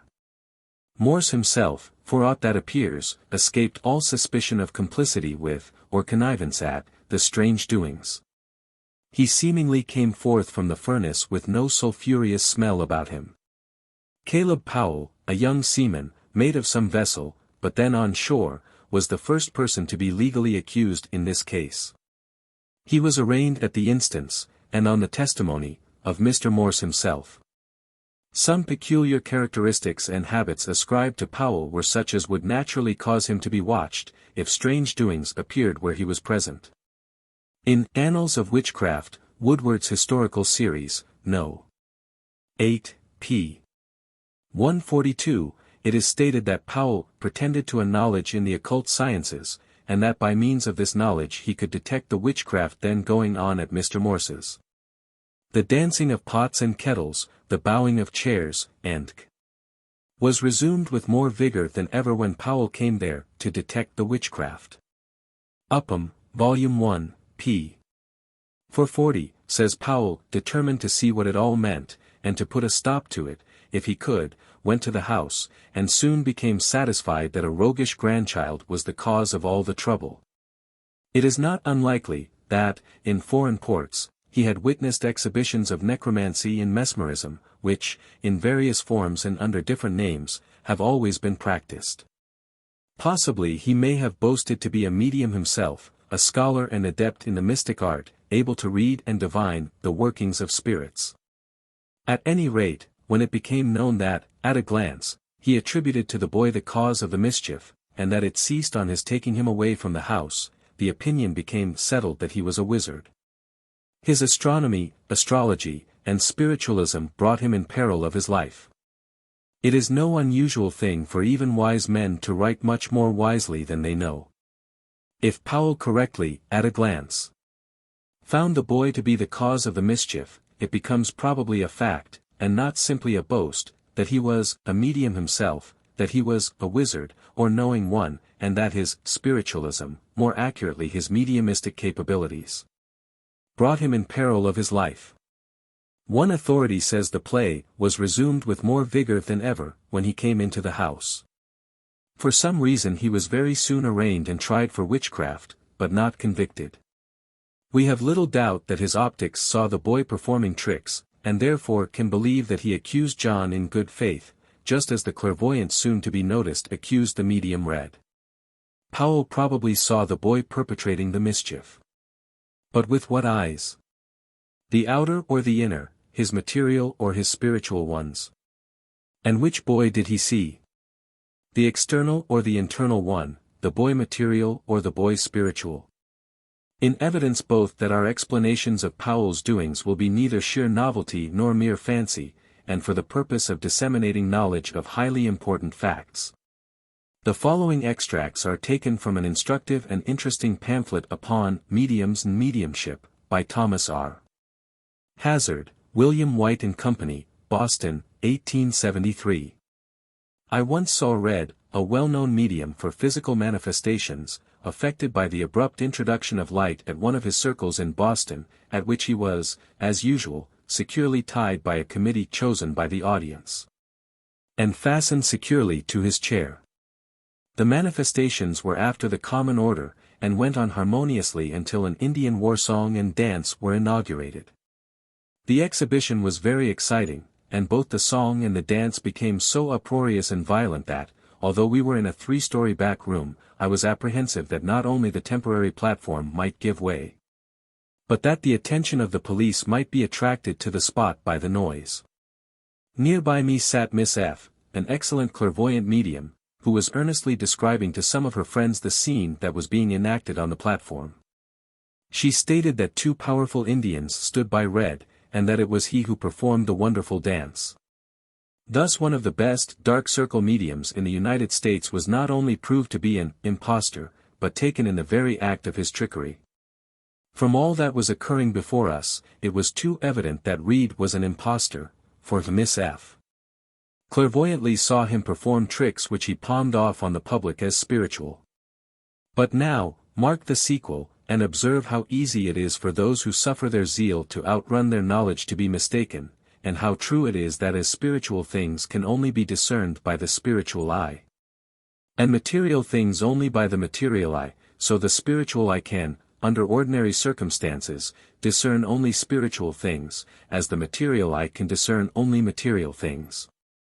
It seems that a self-lighting burner had been adjusted near the platform, at which an experienced man from the gasworks was stationed, with the gascock in his hand, ready at a moment's notice to turn on the light. This man was within hearing distance of Miss F., and must have heard her remarks. He gave the cock a sudden turn, and in an instant all was light, and of course the medium was exposed, sitting fast bound in his chair, with every knot as perfect as when first tied, but in a dying condition from the effect of the tremendous shock his nervous system underwent by the sudden return of the unusual volume of elements that had been extracted from his physical body to furnish material clothing for his own double, or some other spiritual creation, that was performing the exhausting war song and dance on the platform. Nor is it probable that Miss F. ever saw the material body of Red during the whole time she clairvoyantly saw him.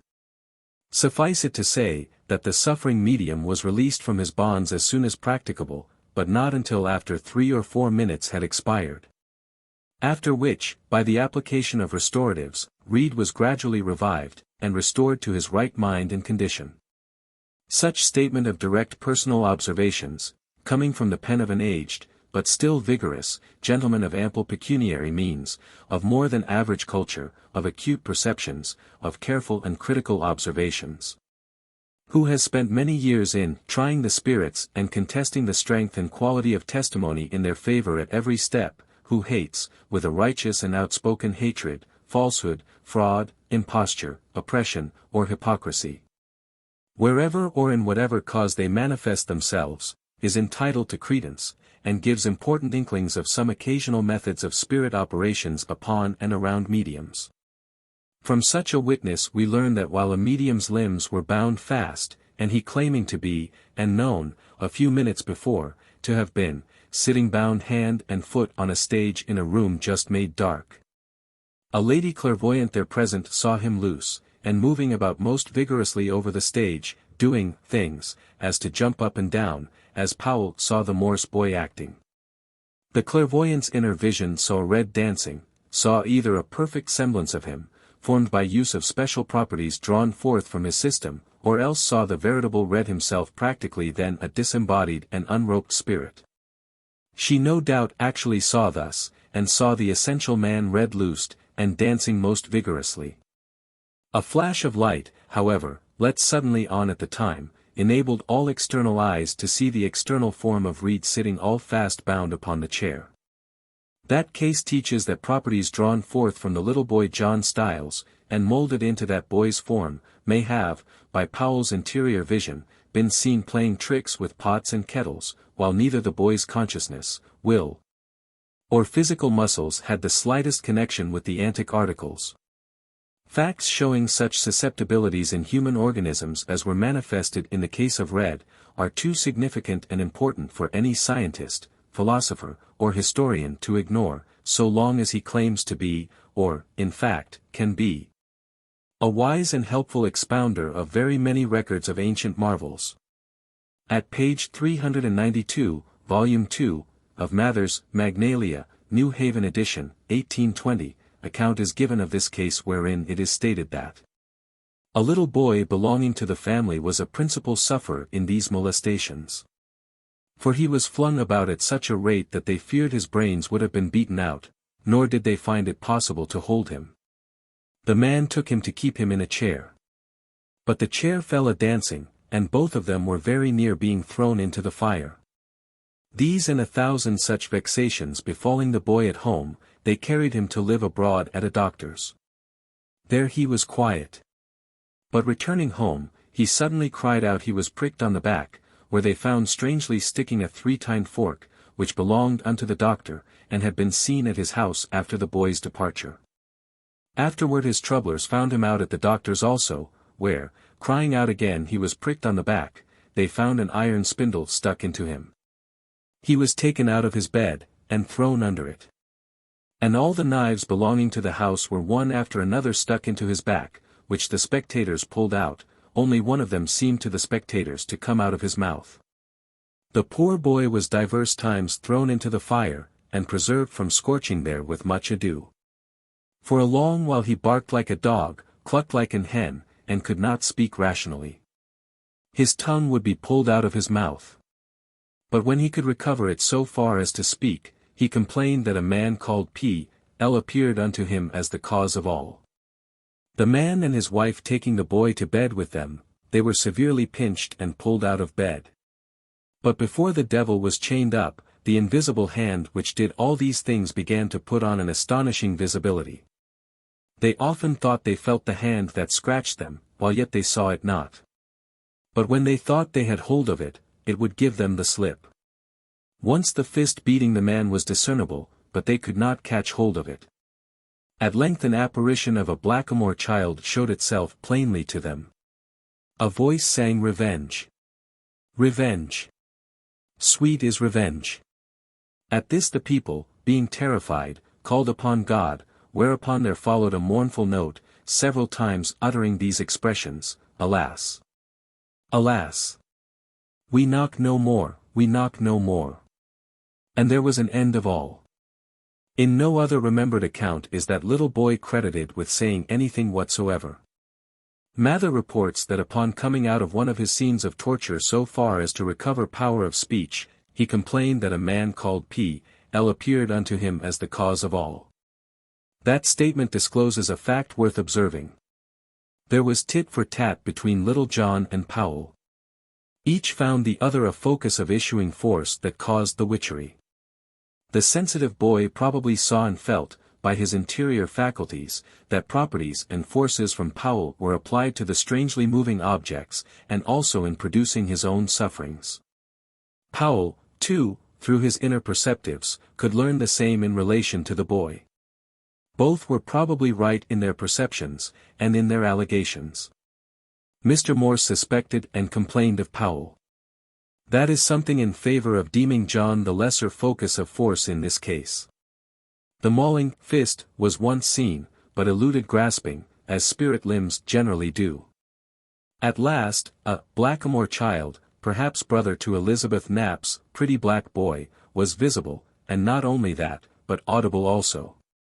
If it was the spirit of either an Indian or African child, sympathizing with his own race, and who had been taught to look upon all whites as oppressors, revenge would naturally be sweet to such a one, or to a band of such. Earnest, heartfelt prayer might psychologically break their hold, and induce them to say, We knock no more. Though Powell, when tried, escaped conviction, yet, said the court, he hath given such grounds of suspicion of working by the devil, that we cannot acquit him, therefore the judges charged him with the costs attending the prosecution of himself. Such was equity practice in those days. Having failed to prove conclusively that the harum-scarum sailor boy was the devil's conduit for the startling occurrences among them, the good people of Newbury naturally proceeded to inquire what other person was the channel through which his sable majesty was pouring out malignity. Who, next to Powell, among those present at the manifestations, was most likely to have made a covenant with the evil one? All eyes would turn instinctively to the spot where the deviltries transpired, and to persons who were generally near by when and where the performances came off. The inmates of the house of exhibition, Mr. Morse, Mrs. Morse, and their grandson, John Styles, would naturally be very keenly watched and thoroughly scrutinized. Their traits, habits, and antecedents would be fully discussed. It was almost certain that one of the three must be guilty. And which of them was most likely to be the devil's tool? Result shows that Mrs. Morse was pitched upon. But why she? Her character was good, she was religious and beneficent. But, Mrs. Jane Sewell, Woodward's History Series, No. 8, p. 281, testified and said, William Morse, being at my house, some years since, begun of his own accord to say that his wife was accounted a witch, but he did wonder that she should be both a healing and a destroying witch, and gave this instance. The wife of Thomas Wells, being come to the time of her delivery, was not willing, by motion of his sister in whose house she was, to send for Goodwife Morse, though she were the next neighbor. And continued a long season in strong labor and could not be delivered. But when they saw the woman in such a condition, and without any hopeful appearance of delivery, determined to send for the said G. Morse, and so though Wells went to her and desired her to come. Who, at first, made a difficulty of it, as being unwilling, not being sent for sooner. Though Wells said he would have come sooner, but sister would not let him, so, at last she went, and quickly after her coming the woman was delivered. Therefore, some years before the time of Mrs. Morse's trial, Mr. Morse, in Mrs. Sewell's own house, volunteered to say that his wife was accounted a witch. At which he wondered because of her beneficence, and then he instanced her doings in the case of Mrs. Wells as evidence of her goodness. The accounts pertaining to her render it probable that Mrs. Morse sometimes acted as midwife, and show clearly that some people had previously called her a witch. Such reports being in circulation, it is not surprising that some women should object to admitting her into their houses, fearing the introduction of brimstone. While others, who had previously found her help very efficient, would seek her assistance in hours of pain or sickness. The point of most significance is, that Mrs. Morse had, some years previous to the disturbances at her house, been suspected of witchcraft. Why? We do not know with any certainty. But the appearance that she was a midwife, whose labors involved more or less of general medical practice, suggests the possibility that her simple remedies, or her hands, had sometimes produced such extraordinary effects as led people to surmise that the devil must be her helper. Just as, for the same reasons, more than 30 years before, he was believed to be co-operator with Margaret Jones.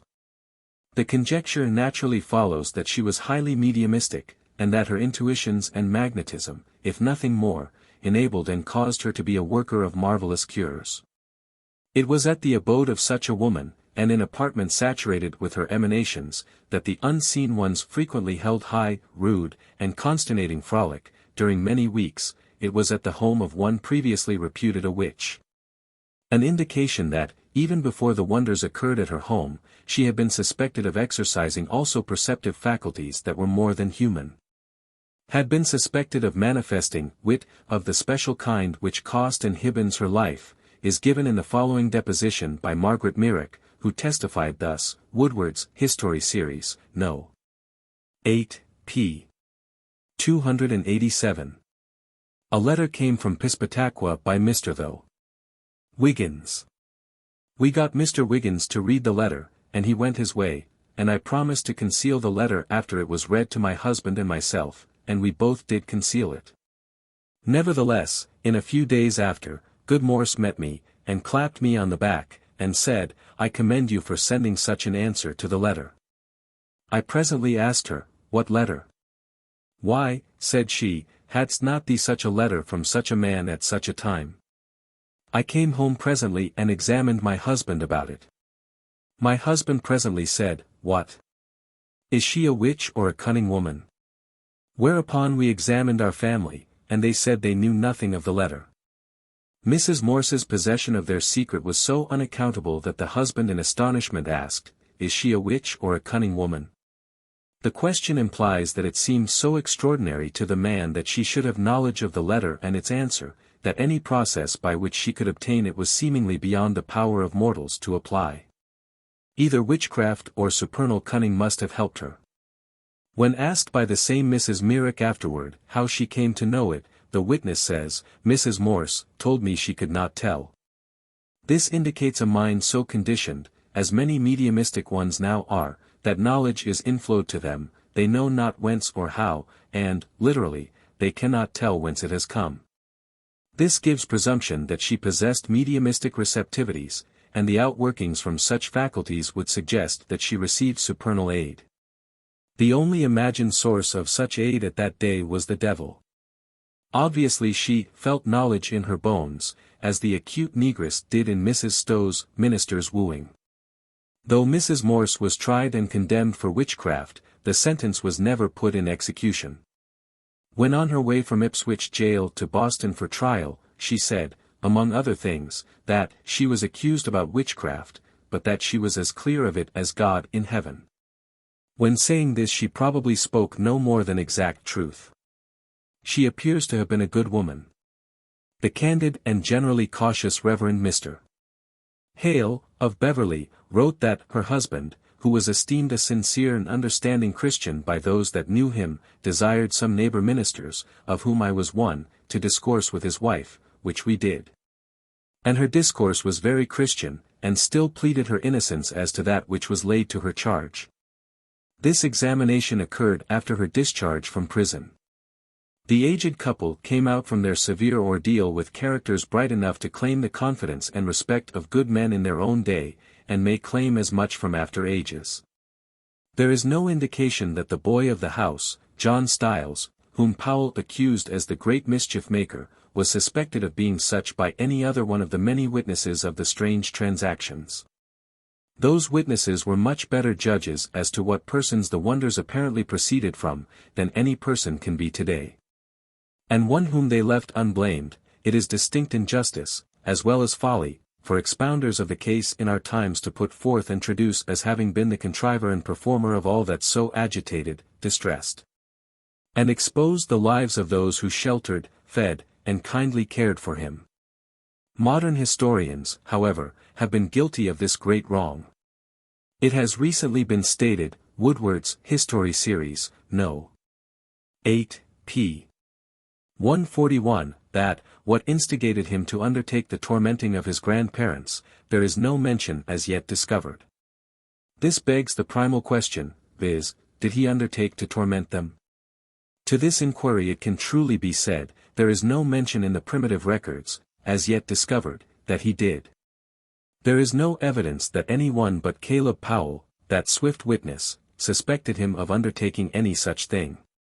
Where the records are so extensive and full as in this case, their omission to mention any other accusers of the boy is strong evidence that there was no apparent contriving or executing pranks and outrages by him. The writer above quoted says also, how long the young scamp carried on his annoyances, does not appear. Neither does it appear that he ever began or was consciously concerned in any such. Only in appearance, and that only to Caleb Powell the clairvoyant, and to the eyes of modern commentators, was that boy in fault. Upham, following the witchy Powell's lead, ignorantly regards what was done by mystical use of the boy's properties as being the boy's voluntary performances. And regarding the boy as a great rogue, and as author of all the great mischief, he says, Volume 1, page 448, his audacious operations were persisted in to the last. We look upon that allegation as an audacious defamation of an innocent youth. In this Morse case we chose to present ostensible and reputed actors, prior to presenting descriptions of the special scenes in which history makes them prominent, because considerable knowledge of the age, character, and abilities pertaining to the chief supposed performers in the great Newbury tragedy, or semi-tragedy, will be helpful, if not essential, to any well-based conclusion as to whether any one of them was the leading intelligence that brought it upon the stage, and supervised and managed its apparent actors, and, if either was, then which one among them? If neither of them, then somebody else was manager there. Our instructive citation from Hazard discloses the occasional action of agents and forces that are not recognized even today by the community at large, and therefore we wished it to be read in advance of facts which it greatly helps to explain. Way is now open for introducing to those readers whose patience has sustained them through this long prologue, the facts of the case as stated by William Morse himself, and sworn to by both him and his wife. The testimony of William Morse, which saith, together with his wife, aged both about 65 years, that, Thursday night, being the 27th day of November, we heard a great noise without, round the house, of knocking of the boards of the house, and, as we conceived, throwing of stones against the house. Whereupon myself and wife looked out and saw nobody, and the boy all this time with us, but we had stones and sticks thrown at us, that we were forced to retire into the house again. Afterward we went to bed, and the boy with us. And then the like noise was upon the roof of the house. 2. The same night, about midnight, the door being locked when we went to bed, we heard a great hog in the house grunt and make a noise, as we thought willing to get out. And that we might not be disturbed in our sleep, I rose to let him out, and I found a hog in the house and the door unlocked. The door was firmly locked when we went to bed. 3. The next morning, a stick of links hanging in the chimney, they were thrown out of their place, and we hanged them up again, and they were thrown down again, and some into the fire. 4. The night following, I had a great awl lying in the window, the which all we saw fall down out of the chimney into the ashes by the fire. 5. After this, I bid the boy put the same awl into the cupboard, which we saw done, and the door shut to. This same awl came presently down the chimney again in our sight, and I took it up myself. Again, the same night, we saw a little Indian basket, that was in the loft before, come down the chimney again. And I took the same basket, and put a piece of brick into it, and the basket with the brick was gone, and came down again the third time with the brick in it, and went up again the fourth time, and came down again without the brick. And the brick came down again a little after. 6. The next day, being Saturday, stones, sticks, and pieces of bricks came down so that we could not quietly dress our breakfast, and sticks of fire also came down at the same time. 7. That day, in the afternoon, my thread 4 times taken away, and came down the chimney, again my awl and gimlet wanting, again my leather taken away, came down the chimney. Again my nails, being in the cover of a firkin, taken away, came down the chimney. Again, the same night, the door being locked, a little before day, hearing a hog in the house, I rose and saw the hog to be mine. I let him out. 8. The next day, being Sabbath day, many stones, and sticks, and pieces of bricks came down the chimney. On the Monday, Mr. Richardson and my brother being there, the frame of my cowhouse they saw very firm. I sent my boy out to scare the fowls from my hog's meat. He went to the cowhouse and it fell down, my boy crying with the hurt of the fall. In the afternoon, the pots hanging over the fire did dash so vehemently one against the other, we set down one, that they might not dash to pieces. I saw the andiron leap into the pot, and dance, and leap out. And again leap in and dance, and leap out again, and leap on a table and there abide, and my wife saw the andiron on the table, also I saw the pot turn itself over, and throw down all the water. Again we saw a tray with wool leap up and down, and throw the wool out, and so many times, and saw nobody meddle with it. Again, a tub his hoop fly off of itself, and the tub turn over, and nobody near it. Again, the woolen wool turned upside down, and stood up on its end, and a spade set on it, step. Greenleaf saw it, and myself and my wife. Again, my rope tools fell down upon the ground before my boy could take them, being sent for them. And the same thing of nails tumbled down from the loft into the ground, and nobody near. Again, my wife and the boy making the bed, the chest did open and shut, the bedclothes could not be made to lie on the bed, but fly off again.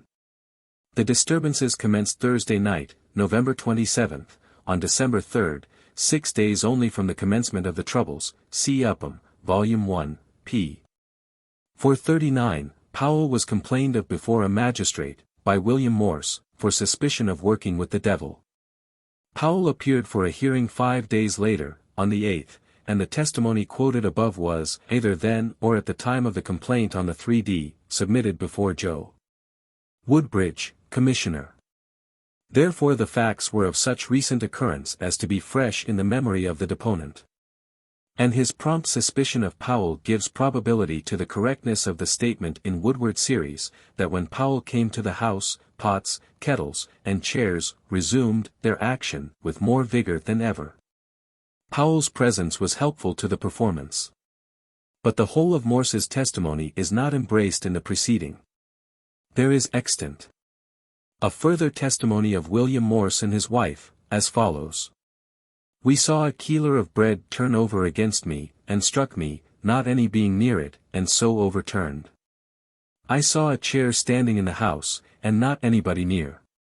It did often bow toward me, and rise up again. My wife also being in the chamber door did violently fly together, not anybody being near it. My wife going to make a bed, it did move to and fro, not anybody being near it. I also saw an iron wedge and spade was flying out of the chamber on my wife, and did not strike her. My wife going into the cellar, a drum, standing in the house, did roll over the door of the cellar. And being taken up again, the door did violently fly down again.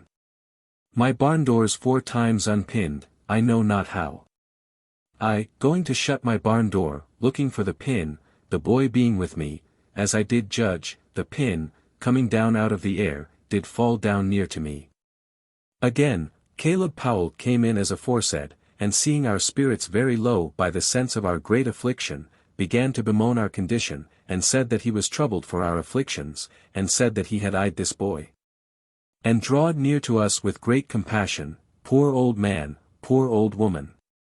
This boy is the occasion of your grief, for he hath done these things, and hath caused his good old grandmother to be counted a witch. Then, said I, how can all these things be done by him? Said he, although he may not have done all, yet most of them, for this boy is a young rogue, a vile rogue.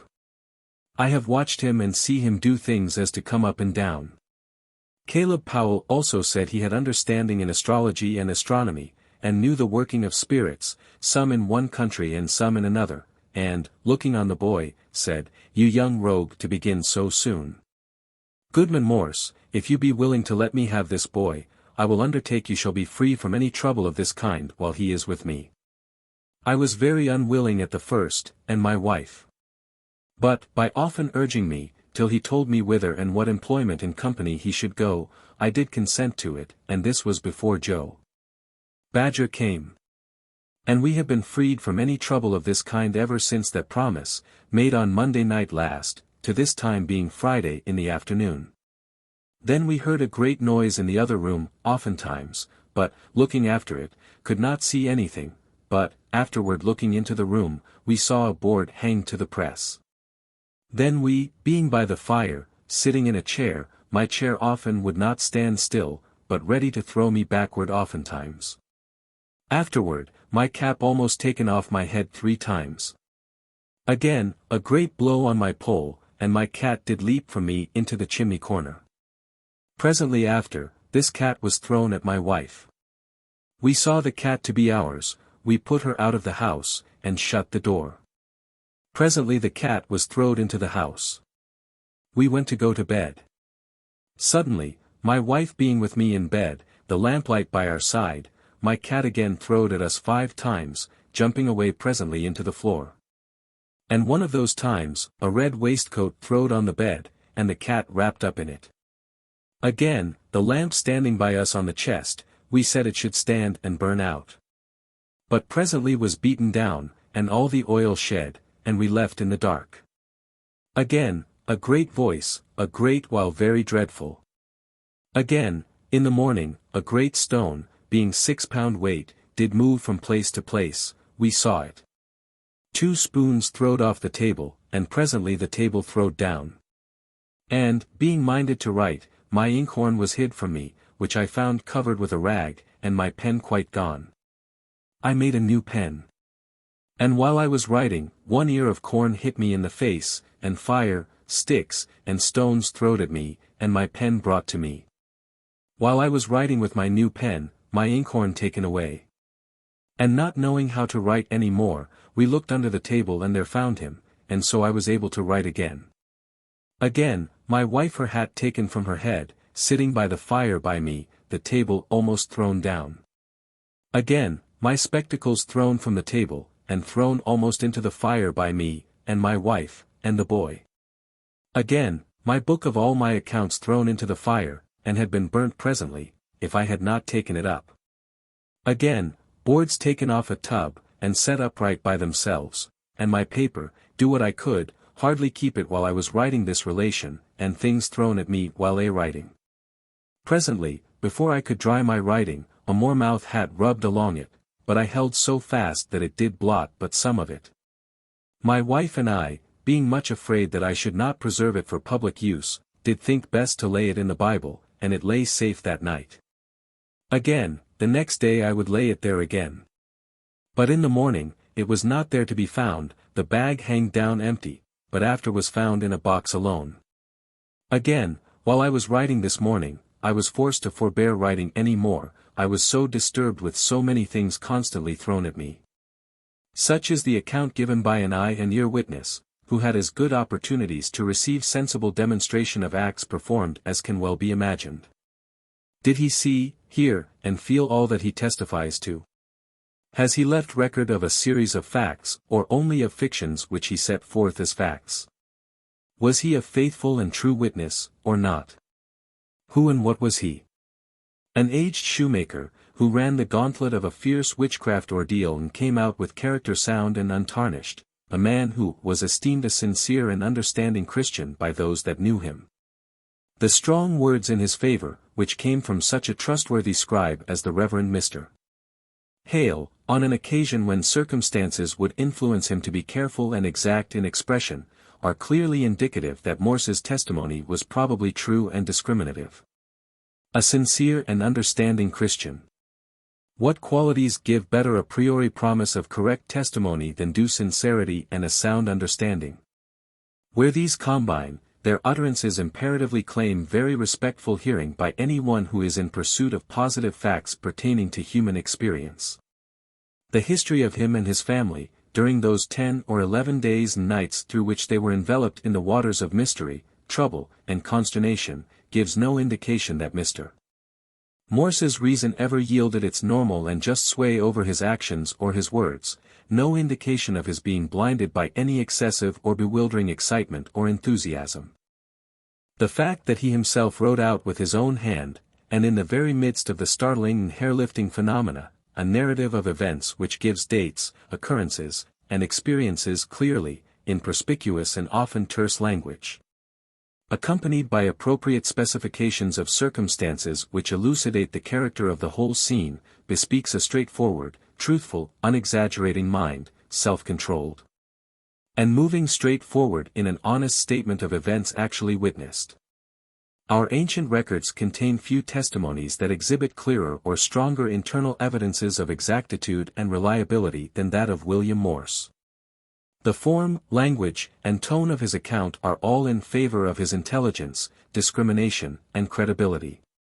So much so, that, taken in connection with his whole character, we can conceive of no objection to crediting his narration, excepting what shall be wrung out from the nature and kind of facts he swore to.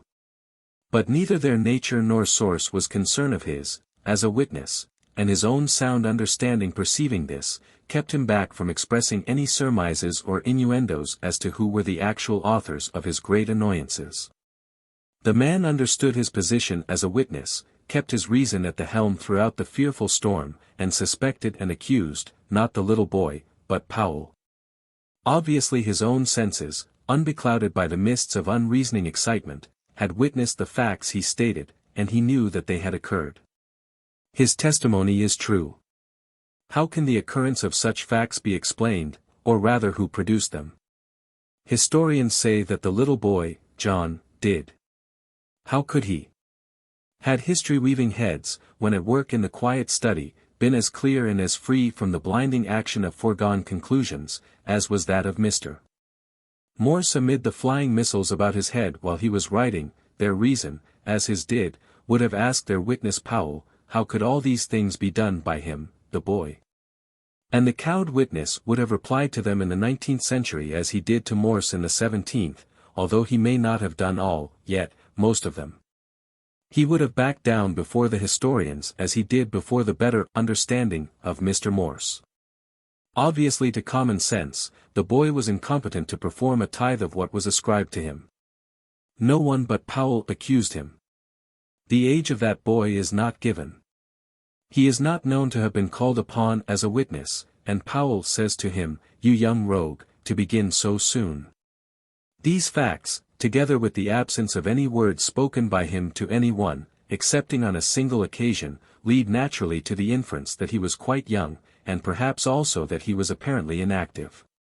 At no age in boyhood, nor yet in manhood, could a single performer, or a host of men, have accomplished by unobservable processes and forces all that is distinctly stated to have been performed in and around the house of William Morse. Any designation of its source which avows the mischief to have come primarily from the mind of little John Styles, by necessary implication impeaches Mr. Morse's powers of perception and observation, and the worth of his testimony. It indirectly, at least, accuses him of a great blunder when he suspected Powell rather than little John. On the hypothesis of modern historians, the sedate old man, the understanding Christian, was but making much ado about nothing, or next to that, for the little boy was not competent to much. So little could he do alone, that, were he the chief deviser and performer, Mr. Morse was incompetent to distinguish with common acuteness between the ordinary and the marvelous, or else he was an egregious fictionist and impostor. Far, far better would it be both for himself and his readers if the historic instructor recognized, and based his inferences upon, facts well attested, and sought for agents and forces adequate to manifest such results as were evolved. Vastly better would be history when founded upon broad comprehension of existing agents and forces, and a firm basis in the nature of things spreading out wide enough to underlie each and all of the ancient marvels, and admitting an imputation of them to authors whose inherent powers could bring them out to distinct cognition by human senses, than it can be when it ruthlessly pares down the dimensions of facts, dwarfs their fair import, and impeaches the trustworthiness of those who solemnly attested to the truth of descriptions which have come down from former generations. Better, much better would it be to honor the fathers by omitting to undermine and topple over their strong powers and good traits of character, and perversely bring their positive knowledge, gained through the senses, down to the lower level on which modern speculation obtains convictions. Descent to free and reiterated insinuations and allegations that the best individuals and communities of old were infatuated, credulous, deluded, stultified, because some of their statements and actions are unexplainable by our theories and philosophies, is unbecoming any generous and philanthropic spirit. Fair play calls for frank admission that giant facts occurred of old, facts so huge that they cannot be stretched at full length upon the beds of modern science and philosophy, nor be wrapped up in the narrow blankets now in fashion. Facts so huge that they cannot squeeze themselves through, nor be forced through, the narrow entrance doors of some modern mental chambers. Does the hugeness which debars them from entering contracted domiciles today prove their existence to be but fabulous? Surely not. The sagacity and truthfulness of our predecessors were sound and good. They recorded facts. Shame be to those who are ashamed to admit that their equals in mental acuteness and accuracy of statement may, of old, actually have witnessed genuine phenomena which justified their descriptions. To brand the events as being the products of fraud, credulity, and infatuation, because only modern limitations to nature's permissions and powers render them unexplainable as facts, is shameful. Newbury, in 1679–80, was obviously visited and disturbed by giants. To deem that the biggest of these were children of little John Styles, is not only farcical in the extreme, but it necessarily, however indirectly, asperses good William Morse, that sincere and understanding Christian. And also his equally good wife, who passed through the severe ordeals of witchcraft scenes and persecutions, and came forth untarnished. Asperses them by an imputation of incompetency to observe and describe with average clearness and accuracy events that passed before their eyes, incompetency to give a truthful and unexaggerated account of what they saw. Every sentiment of justice begs for a tongue with which to rebuke the sneers that overweeningly wise witchcraft historians have cast upon the senses and the mental and moral states of the observers and describers of the great marvels of former days. The foul broods of harpy adjectives which history has sent forth to prey upon the vitals of good characters for truthfulness and discrimination, should be forced to unloose their talons, and hie themselves back to roost where they were hatched. Assuming, as the histories of all nations in all ages and lands indicate, and as many tested modern workers demonstrate, that some disembodied, unseen intelligences can at times either banish from the human body, or put in abeyance, or irresistibly control, the mental, affectional, and moral powers of some impressible human beings, and also use their whole physical structures and nerve elements as instruments. Assuming, further, both that such unseen workers may have been the actual authors of many startling phenomena which the preceding pages have brought up before the reader's mind, and that Mrs. Morse, Caleb Powell, and the boy were each of them mediumistical, contributing to the performance of the wonders. Assuming this, the proximity of those several persons to the spots where the marvels appeared, would subject them all to rigid scrutiny. And their movements or their positions would probably, at times, indicate to external senses that they were somehow actors in the melee. They were obviously unconscious reservoirs of the forces there used, and as such were all involved in the production of the great mischief. It is credible, yes, quite probable, that the little boy was actually seen by Powell enacting a prominent part. But that Powell, who then saw, was practically a spirit, beholding a spirit form like in all things to the boy, but moved, energized, and controlled, all imperceptibly to external vision, by disembodied spirits. At the very time when all merely external beholders saw the external boy standing about the room in quiet and repose, or sitting still in the corner, spirit vision might have seen his semblance being used for infiltrating seeming life. Motive powers, and longings for a lively jig and a merry time generally into the whole group of household utensils and supplies. When dead wood and iron, when leather and wool, when sausages and bread, when an iron wedge and a spade, find legs, and arms, and wings, when such become things of seeming life, of forceful life, too, and of self-guiding actions. They preach with power which no mere human tongue can command. No eloquence from its common sources can equal theirs in forcing conviction. They say, unseen intelligences move us, unseen intelligences move us, and every self-possessed and logical hearer responds, Amen. All things have their use. This case of seemingly low as well as rough manifestations, where spirits exhibited the effects of their force mainly upon gross, lifeless matter and brute animals, shows more forcibly and convincingly, if possible, the fact of supermundane agents. Then did the effective hands, and simples, and clear visions of Margaret Jones. The wit or clairaudience of an Hibbins, the Dutch tones and unconscious utterances of an Cole, or the contortions of Elizabeth Knap, and the words of the pretty black boy. Life and self-action in dead wood and iron are phenomena too striking and pregnant with meaning to be wisely slurred or ignored. Essex County has been the theatre of several exhibitions of astounding marvels. The performances detailed in this chapter beyond question excited fears and disturbed peace throughout Newbury and its surrounding towns. Also an apparitional boy has recently shown himself to a teacher and her pupils in Newburyport, to the no small disturbance of that place. During the first decade of the present century, famous Moll Pitcher, who, as Upham says, derived her mysterious gifts by inheritance, her grandfather having practiced them before in Marblehead. Practiced fortune-telling and kindred arts at the base of High Rock, in Lynn, where she read the future, and traced what to mere mortals were the mysteries of the present or the past. So successfully, or at least so notoriously, that her name has everywhere become the generic title of fortune-tellers. In that county, too, the mysteries and horrors of Salem witchcraft were encountered. But scarcely any other event in that territory seems more highly charged with the elements of incredibility than the Salem historian's perception that little John Styles was the bona fide author of the pranks played at William Morse's house. No contemporary of the boy, excepting impressible, wayward Powell, seems ever to have suspected the little one as being the giant rogue. How blind, therefore, were the eyes of all others of that generation. For now an historic eye, looking back through the darkening mists of 80 years and 20 miles north, absolutely sees audacity in action, which all living eyes, alert and vigilant on the spot and at the time, were incompetent to detect. The world progresses, new clairvoyance has been developed, clairvoyance which sees what never existed, to wit, little John Styles as the designing and conscious enactor of superhuman works.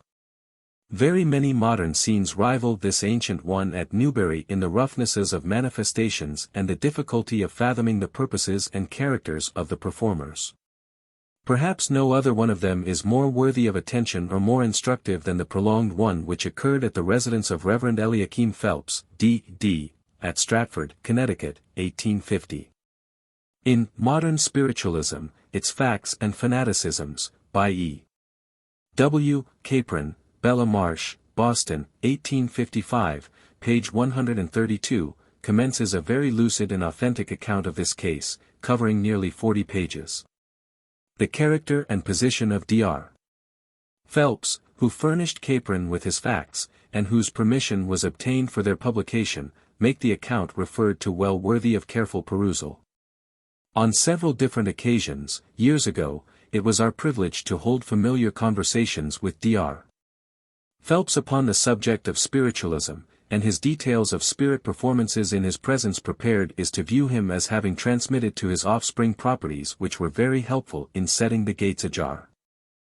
The Goodwin Family.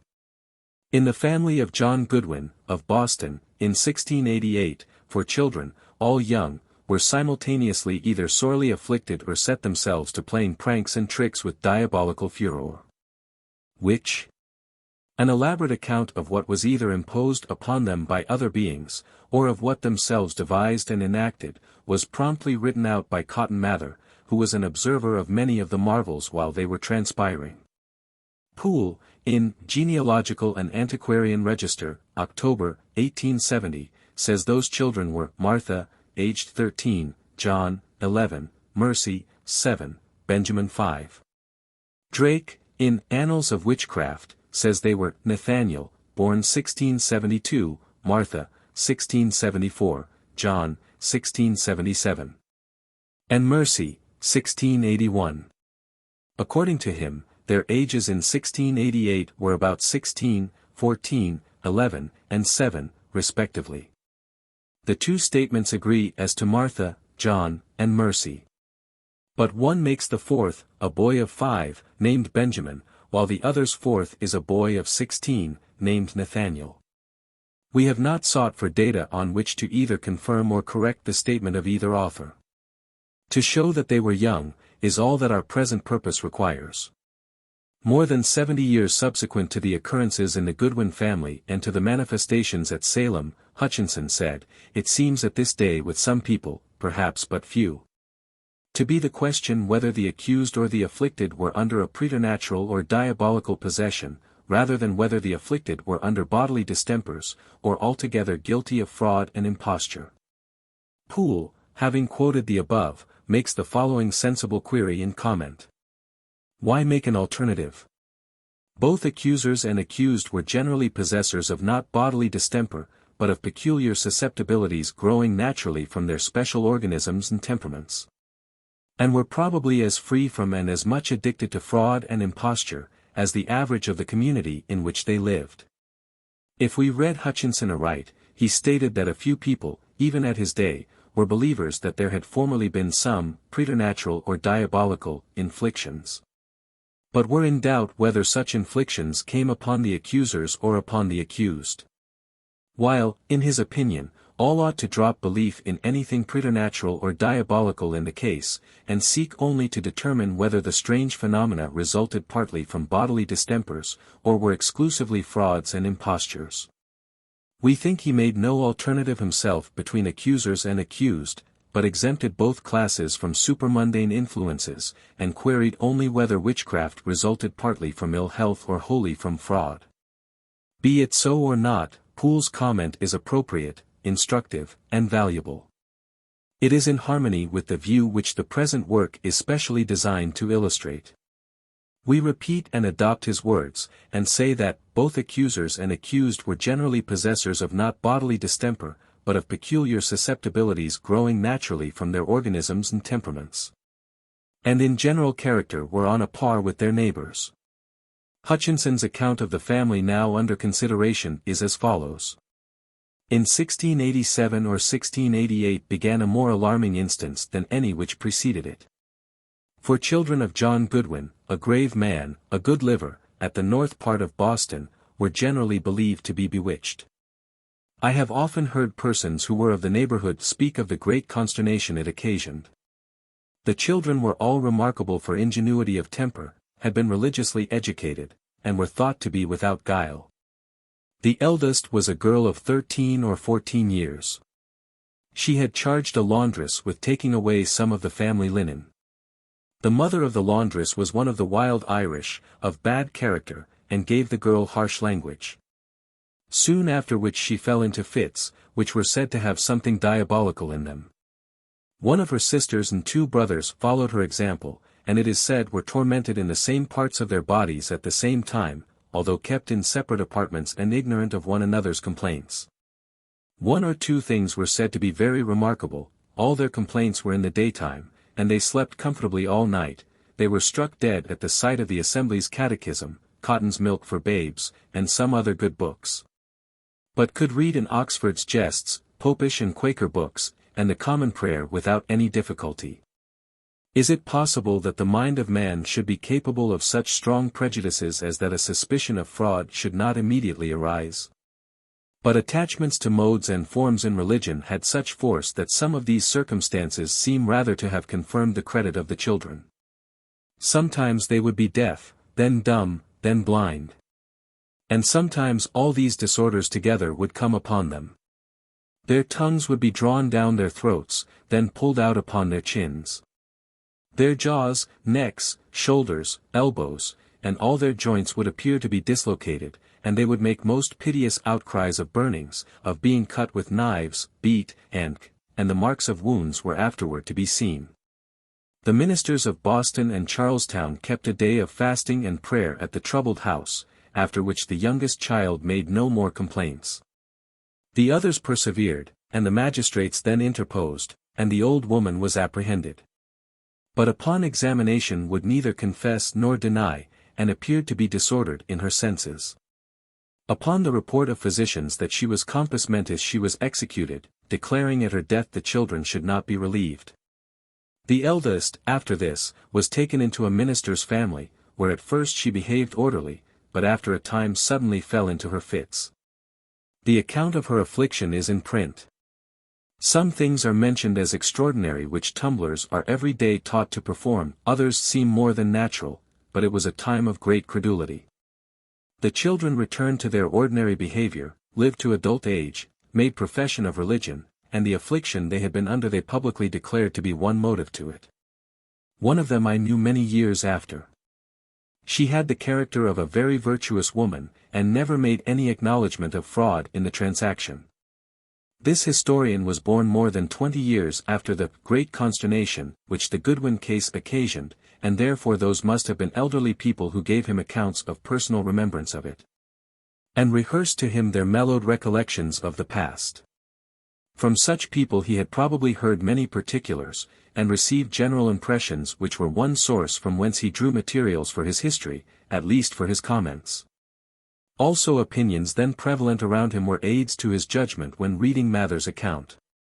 He omitted to express directly any doubt as to the occurrence of such facts as the records presented, but innuendoed, all through his account, that fraud, acting upon credulity, begot and brought forth that entire brood of marvels.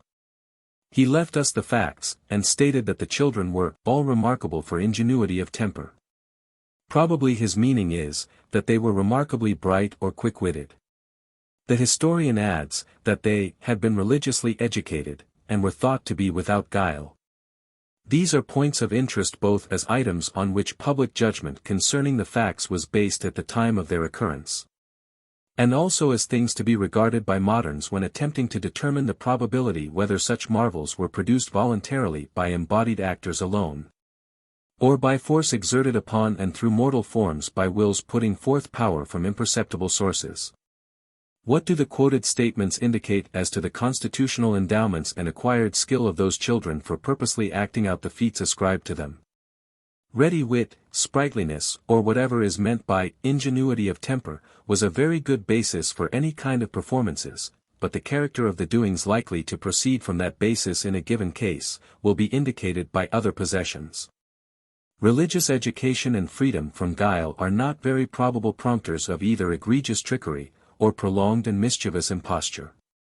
Hutchinson's remark that some things are mentioned as extraordinary which tumblers are every day taught to perform, is doubtless true, but he adds that others seem more than natural. Yes, they do.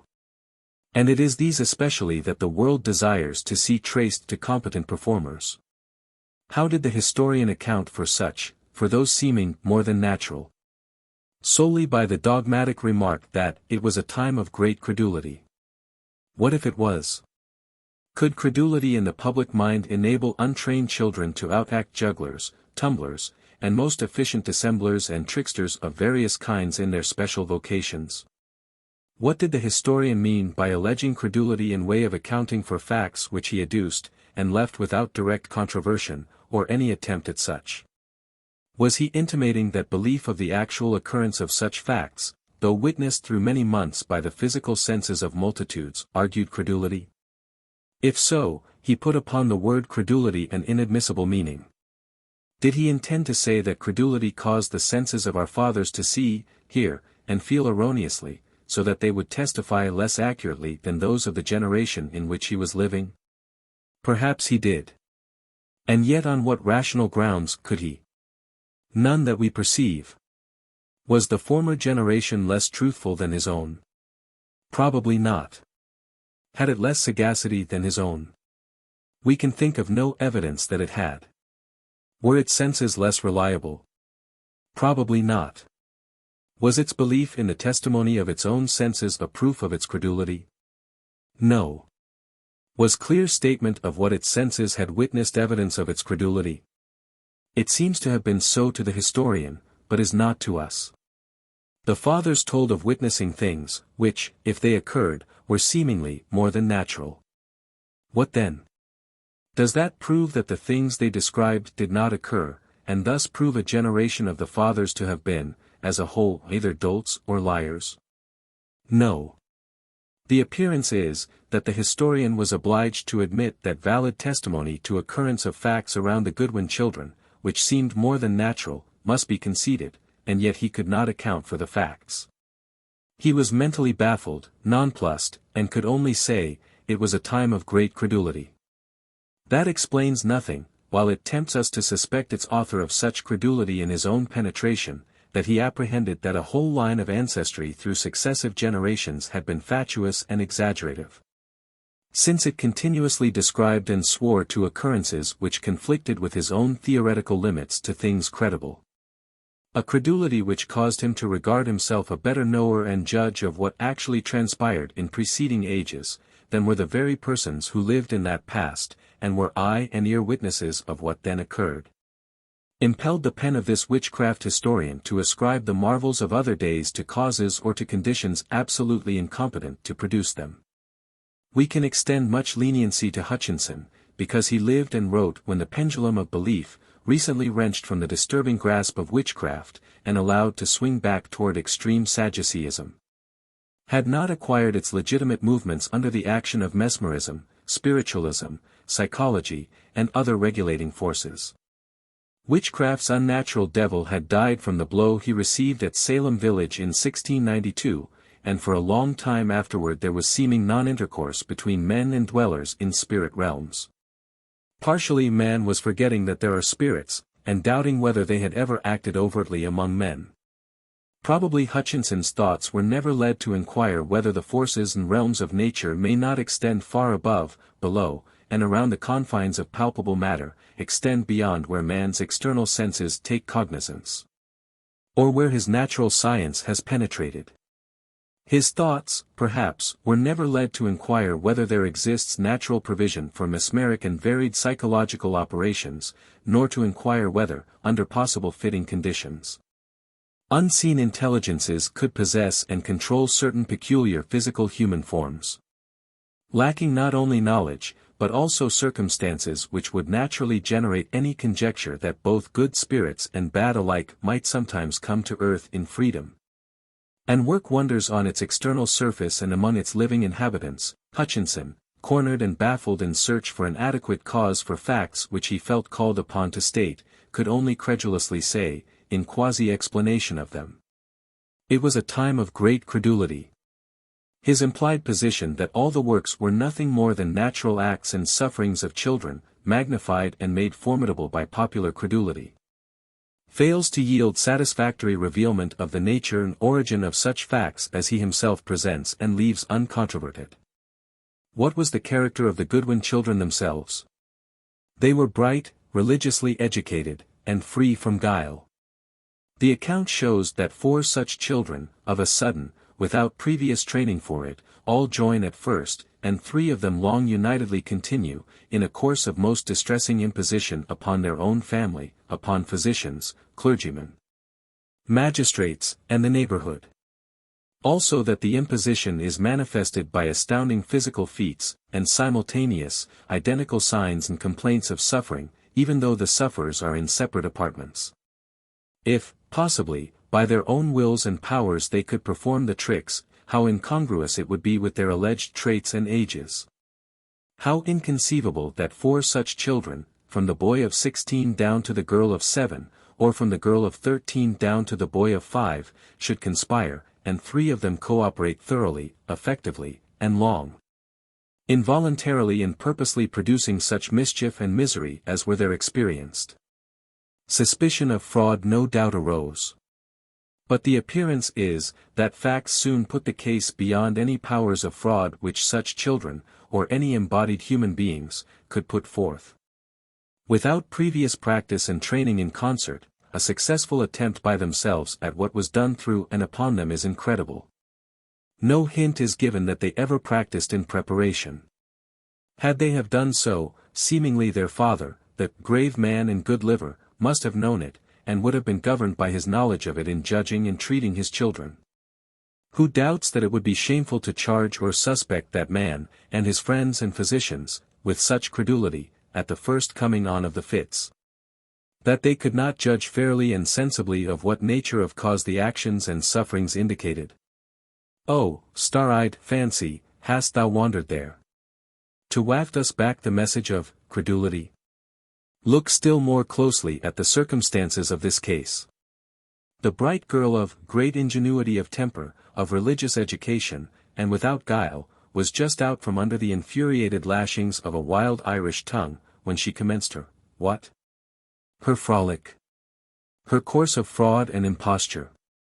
Was that a playful moment? Was that the time for a general mood which would start a whole family of guileless little children to unite spontaneously and instantly for a guileful and distressing imposition upon relatives and friends?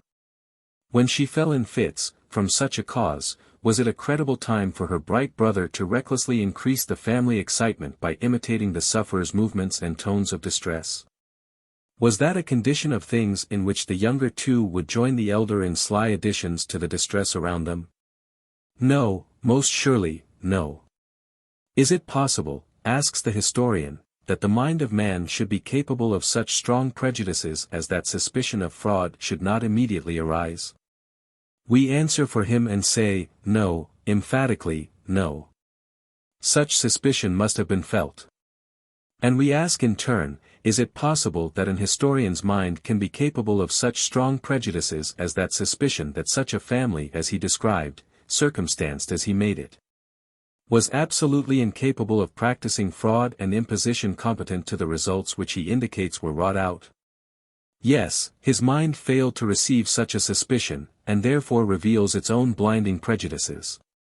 Skepticism in one direction generated credulity in another with him, as it does with many today.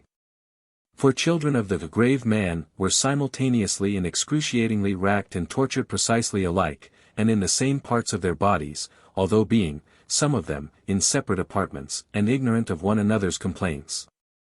Such are the alleged and uncontested facts.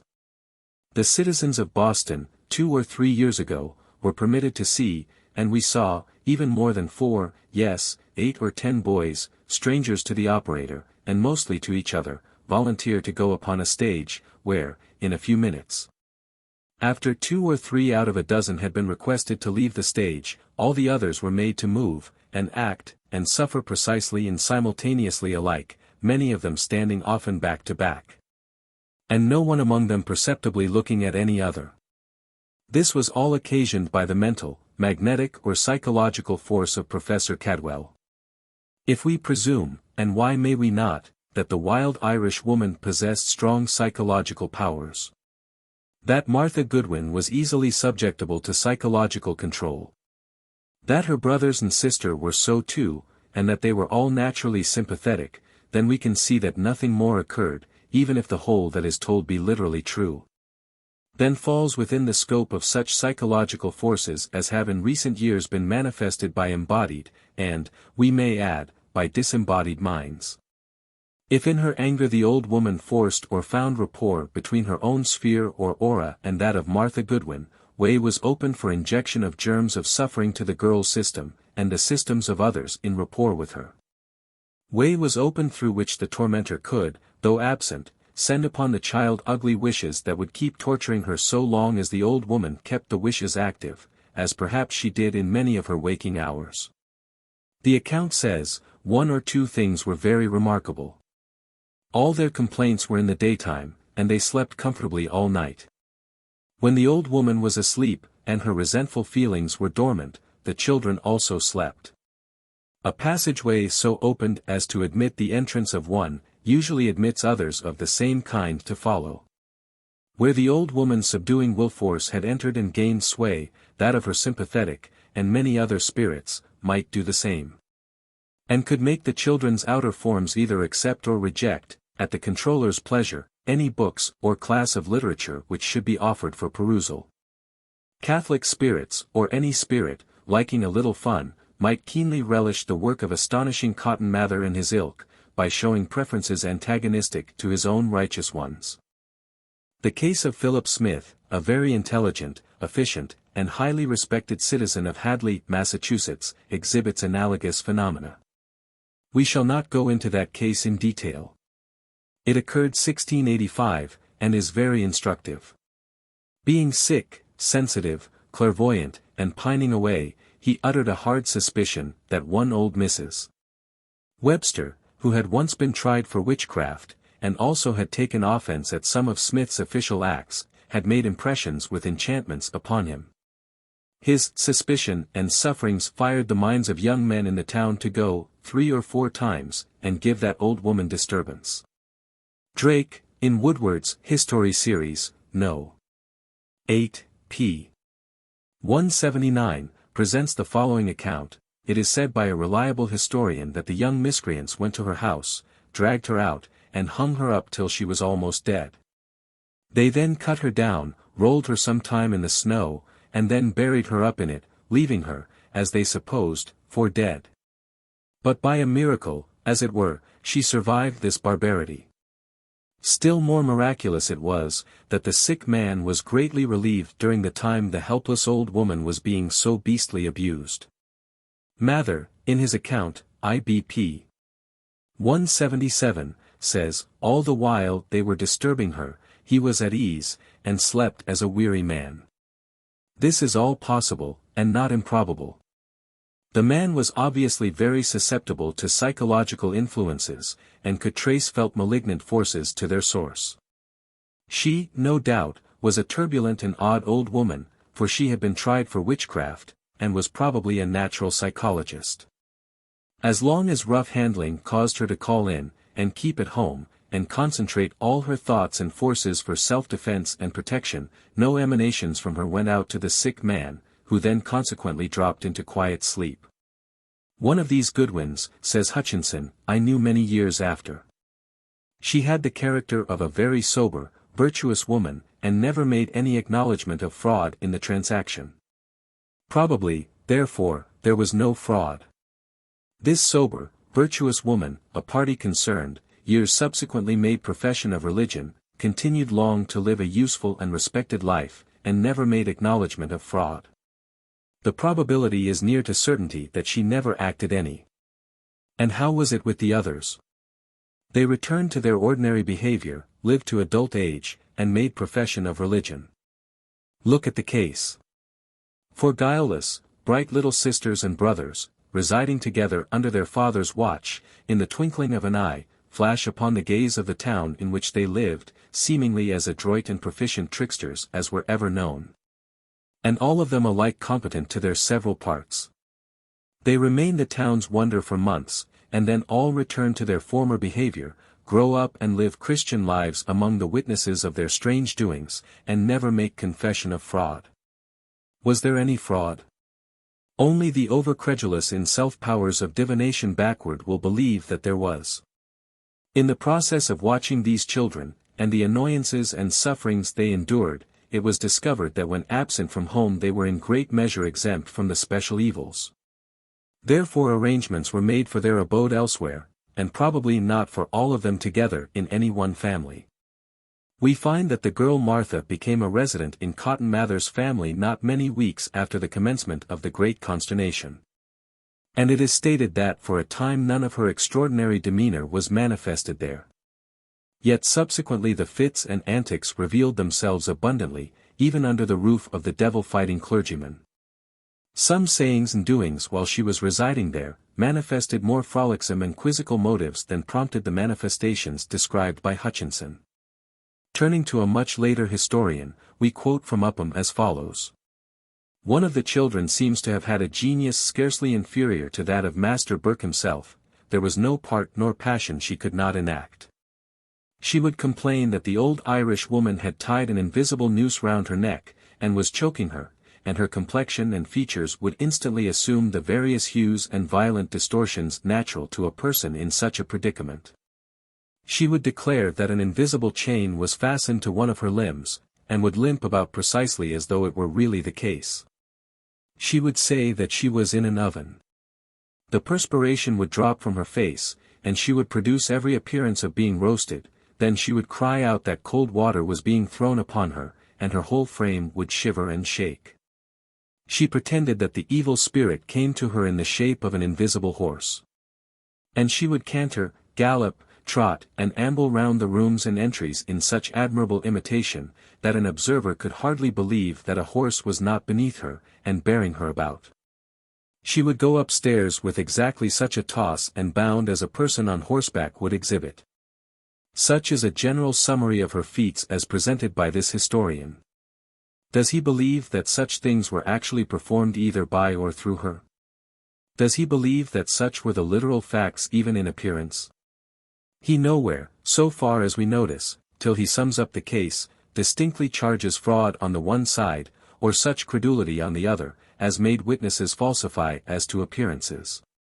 He seems to admit the facts as appearances, and charge them all to the girl's extra cunning and skillful acting.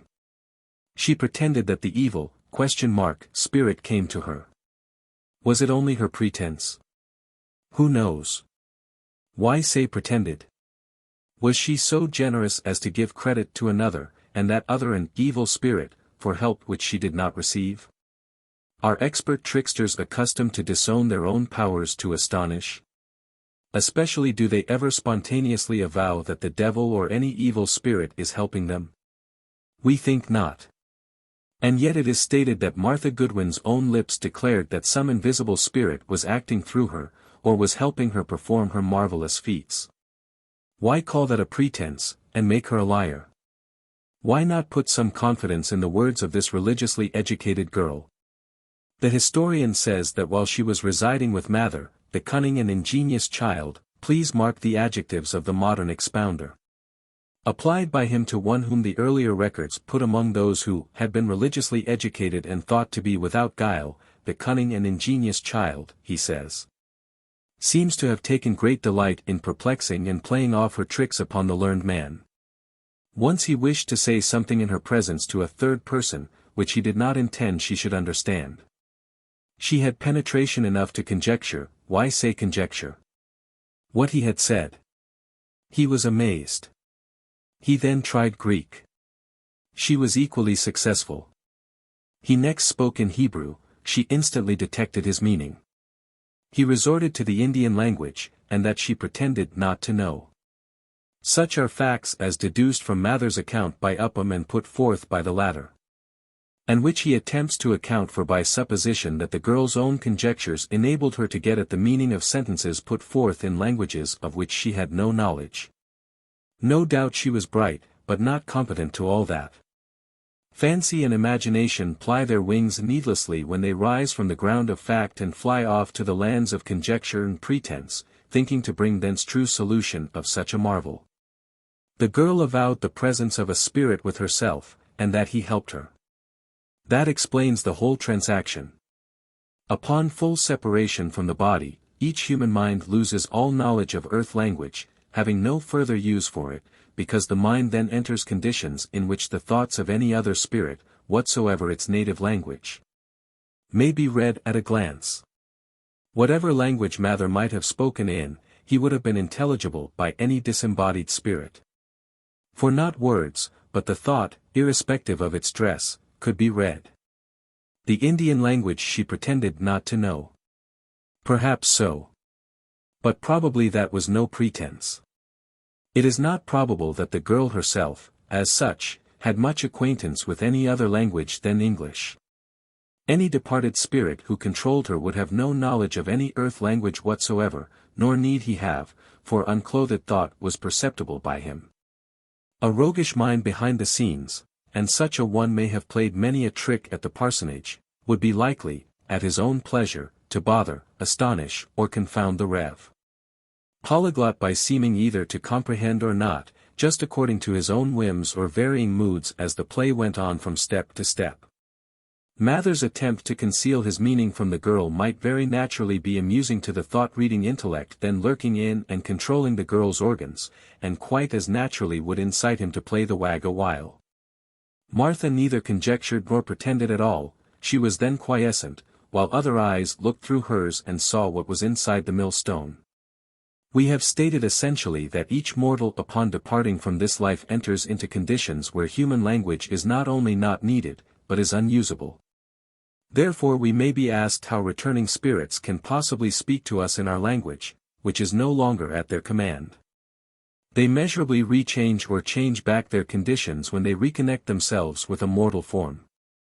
They then come back to where earth language is needful, and where fitting instrumentality for revival of knowledge and use of such language exist. They, however, do not reconnect themselves with their own former forms, nor often with forms which they can use as well as they formerly did their own. In many, very many instances, those who, in their own forms, were eminent for polished diction and fervid eloquence, either get such slight control or get hold of such rickety or such rigid vocal apparatus, that they can make no perceptible approximation to their former productions. The reincarnated spirit is a somewhat mystical being, half spirit, half man, and as a spirit can read the thoughts of man, and as man can use human language. Flattery was sometimes poured over the minister through the lips of Martha, with a lavishness indicative of its flowing from some ensconced waggish spirit, amusing himself by tickling the vanity of the egotistical black coat, much more than from a guileless miss speaking to her consequential minister. A special scene is thus described by Mather. There stood open the study of one belonging to the family, into which entering, she stood immediately on her feet, and cried out, "They are gone!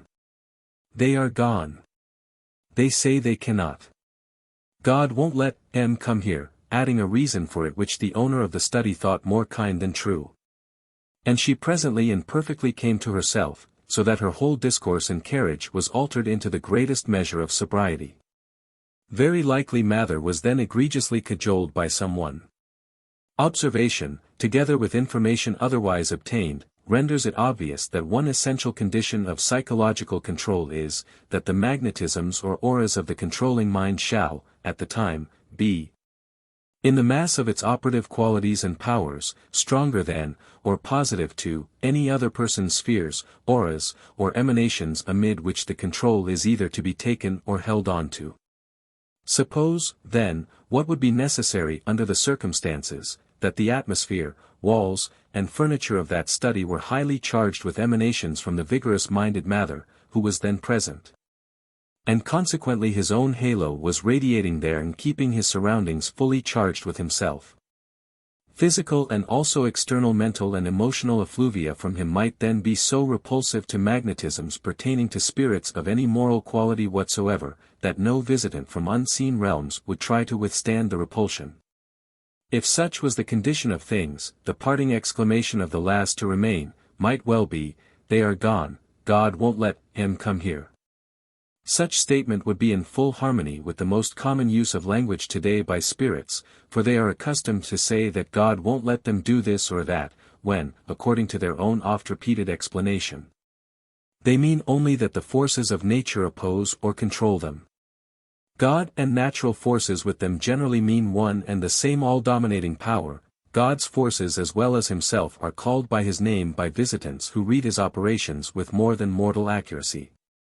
She presently and perfectly came to herself, so that her whole discourse and carriage was altered into the greatest measure of sobriety. Yes, naturally so. For Martha Goodwin herself resumed control of her own body, and re-exhibited the religiously educated and guileless girl which she in fact was, just as soon as usurping visitants vacated her legitimate premises. So long as her form was dominated by another's mind, her existence was either a blank to herself, or, if conscious, she was powerless. Upham teaches that once, according to Mather, when people attempted to drag this girl upstairs, the demons would pull her out of the people's hands, and make her heavier than perhaps 3 times herself. Did the historian himself who quoted those words and let them appear to be accurately descriptive of facts, believe that they were such? Did he believe that demons acted within her, held her back, and made her something like 3 times heavier than she normally was? Such things were adduced by him as being facts, and it would be pleasant to know whether he believed that the girl herself was those demons, and by her own action made her own body 3 times heavier than common gravitation would make it. Did such observable effects occur as Mather described? Probably they did, and the historian's process of accounting for them implies that by her own cunning, ingenuity, and histrionic skill, the child made herself 3 times heavier than she actually was. If the allegations were not in his estimation facts, why did he let them stand unaccounted for in his summary of things accomplished by his cunning and ingenious child? Perhaps he presumed that readers today are generally as ignorant as himself of the vast many cases in which the present generation has tested and proved by the best of Fairbanks's scales, that spirits augment or diminish the weight of material substances at pleasure, and to as great and sometimes greater extent than either demons or Martha Goodwin are alleged to have done in the case above cited. He perhaps presumed that the reading world at large was as ignorant and prejudiced as himself on this subject, and that the world's clearing and opening eyes will continue to see, as his glamoured ones did, only fibs in Mather's facts. This was a sad oversight. Light from Spiritualism, see Dr. Hare, Dr. Luther V. Bell, William Crookes, Alfred R. Wallace, and many others, has already substantiated facts which prove that nature unfolds forces by which agents unseen can at their pleasure produce either levitation or increase of the weight of material objects. Therefore such action may have been put forth upon the body of Martha Goodwin. Yes, we now may rationally believe that there existed too much sagacity and truth among the men of witchcraft times, and too little deviltry among the guileless children of that day, to permit that fictions and rhetoric shall long be suffered to malign our forefathers because they recorded true accounts of what transpired among them. Mather states that this girl, at times, by whistling, yelling, and in other ways, disturbed him when at family prayers. Upham says, she would strike him, Mather, with her fist and try to kick him, probably meaning, try both to strike and kick him, for he adds, her hand or foot would always recoil when within an inch or two of his body. Thus giving the idea that there was an invisible coat of mail, of heavenly temper, and proof against the assaults of the devil around his sacred person. That idea looks much more like a child born within the historian's own mind than a gift to him by Mather. A statement by the latter that her hand or foot would always recoil when within an inch or two of his body, hardly justifies the slurring innuendo which seems to be appended to it. But ignorance of many operating laws, forces, and agents pertaining to the subject discussed by the modern historian, let him sometimes become as tempting a target for the shafts of ridicule as he found Mather to be. Without presuming that Mather perceived that natural laws generated repulsion between matter animated and moved by a disembodied spirit and matter in its normal conditions, we can state that extensive observation has generated the conclusion that unless there exists rapport with, or at least an absence of repulsion between, the sphere of the spirit using the borrowed hand or foot, and the sphere of the normal person aimed at, natural law forbids their contact. William Morse made such observation as caused him to say in his deposition that the wedge and spade flying on his wife did not touch her. Forceful and rapid approximations of hands and feet under control of invisibles, toward the bodies of surrounding witnesses, and marvelous arrestings of those moving limbs so that no contact ensues, are of very frequent occurrence. Very many parlor ornaments and household utensils, hard and soft, light and heavy, are, by spirits, not unfrequently set in rapid motion back and forth, and crosswise, promiscuously over and amid a crowd of people in a room. And yet but few persons are ever hit, and the few sensitives in rapport with the performers, and contributors to their apparatus, if hit, are never hurt. The temper of Mather's shielding coat of mail was just as heavenly as that of each other human being's coat which the master armorer in nature's boundless shop forges and furnishes for the protection of each human child who is sent forth to fight the battles of life in gross flesh and bones. Not his own holiness, but either nature's antipathies or spirit forbearance saved Mather from the blows, and the historian wronged him perhaps when he intimated that the divine thought otherwise. For that man, halting as his steps were, and small as his advance was, made nearer approach toward a fair comprehension and exposition of our witchcraft than any other American who wrote upon that subject, till since the publication of History of Witchcraft. Many other pranks, not less marvelous than the ones already presented, are ascribed to this girl, but notice of them may be omitted here, because the general character of the operations around her are all that this work proposes to exhibit. We must, however, give the reader opportunity to peruse the historian's concluding comments upon this case. He says, "There is nothing in the annals of the histrionic art more illustrative of the infinite versatility of the human faculties, both physical and mental, and of the amazing extent to which cunning, ingenuity, contrivance, quickness of invention, and presence of mind can be cultivated, even in very young persons, than such cases as just related. It seems, at first, incredible that a mere child could carry on such a complex piece of fraud and imposture as that enacted by the little girl whose achievements have been immortalized by the famous author of the Magnalia.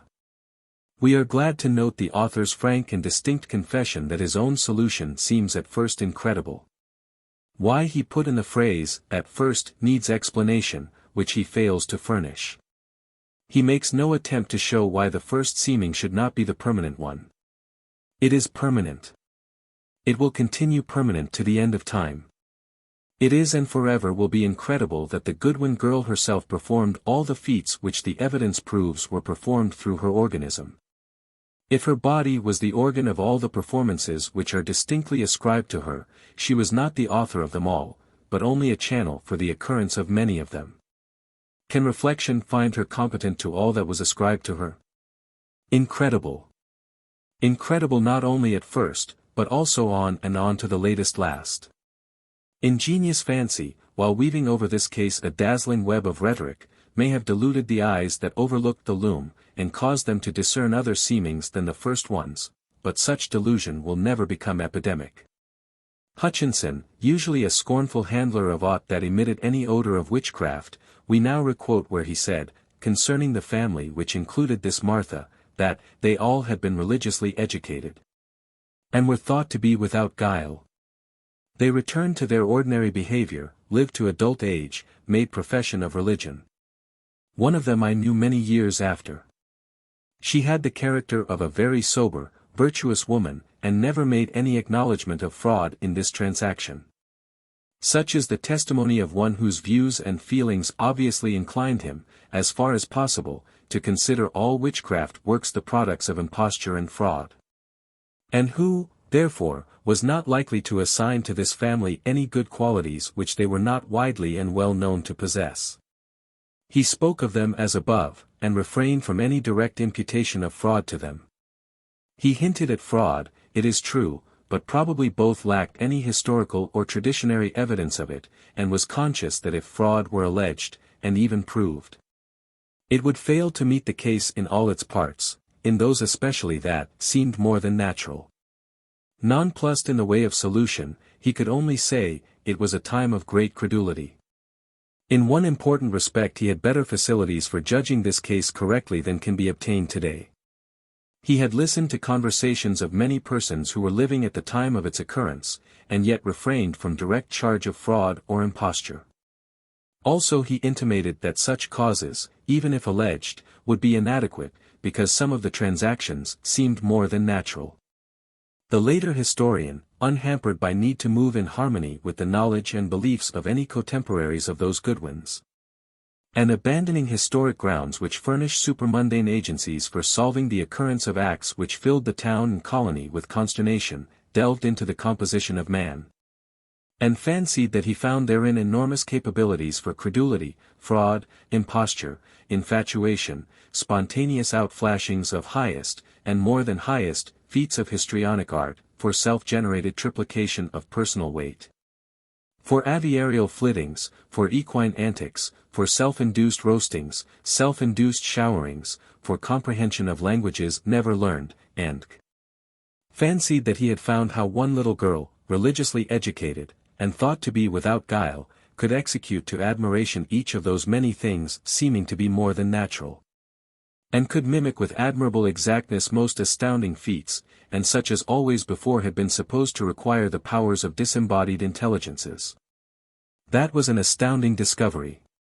But the present are times of great credulity, and in the infatuation of these days mental optics have been molded, which, looking back nearly 200 years, see the brightest, most vigorous, and keen-sighted men of Boston, the solid men of Boston, see them stolid and gullible, and see, too, among the people their 3 or 4 little children, bright and religiously educated, and yet malignant and agile as the very devil.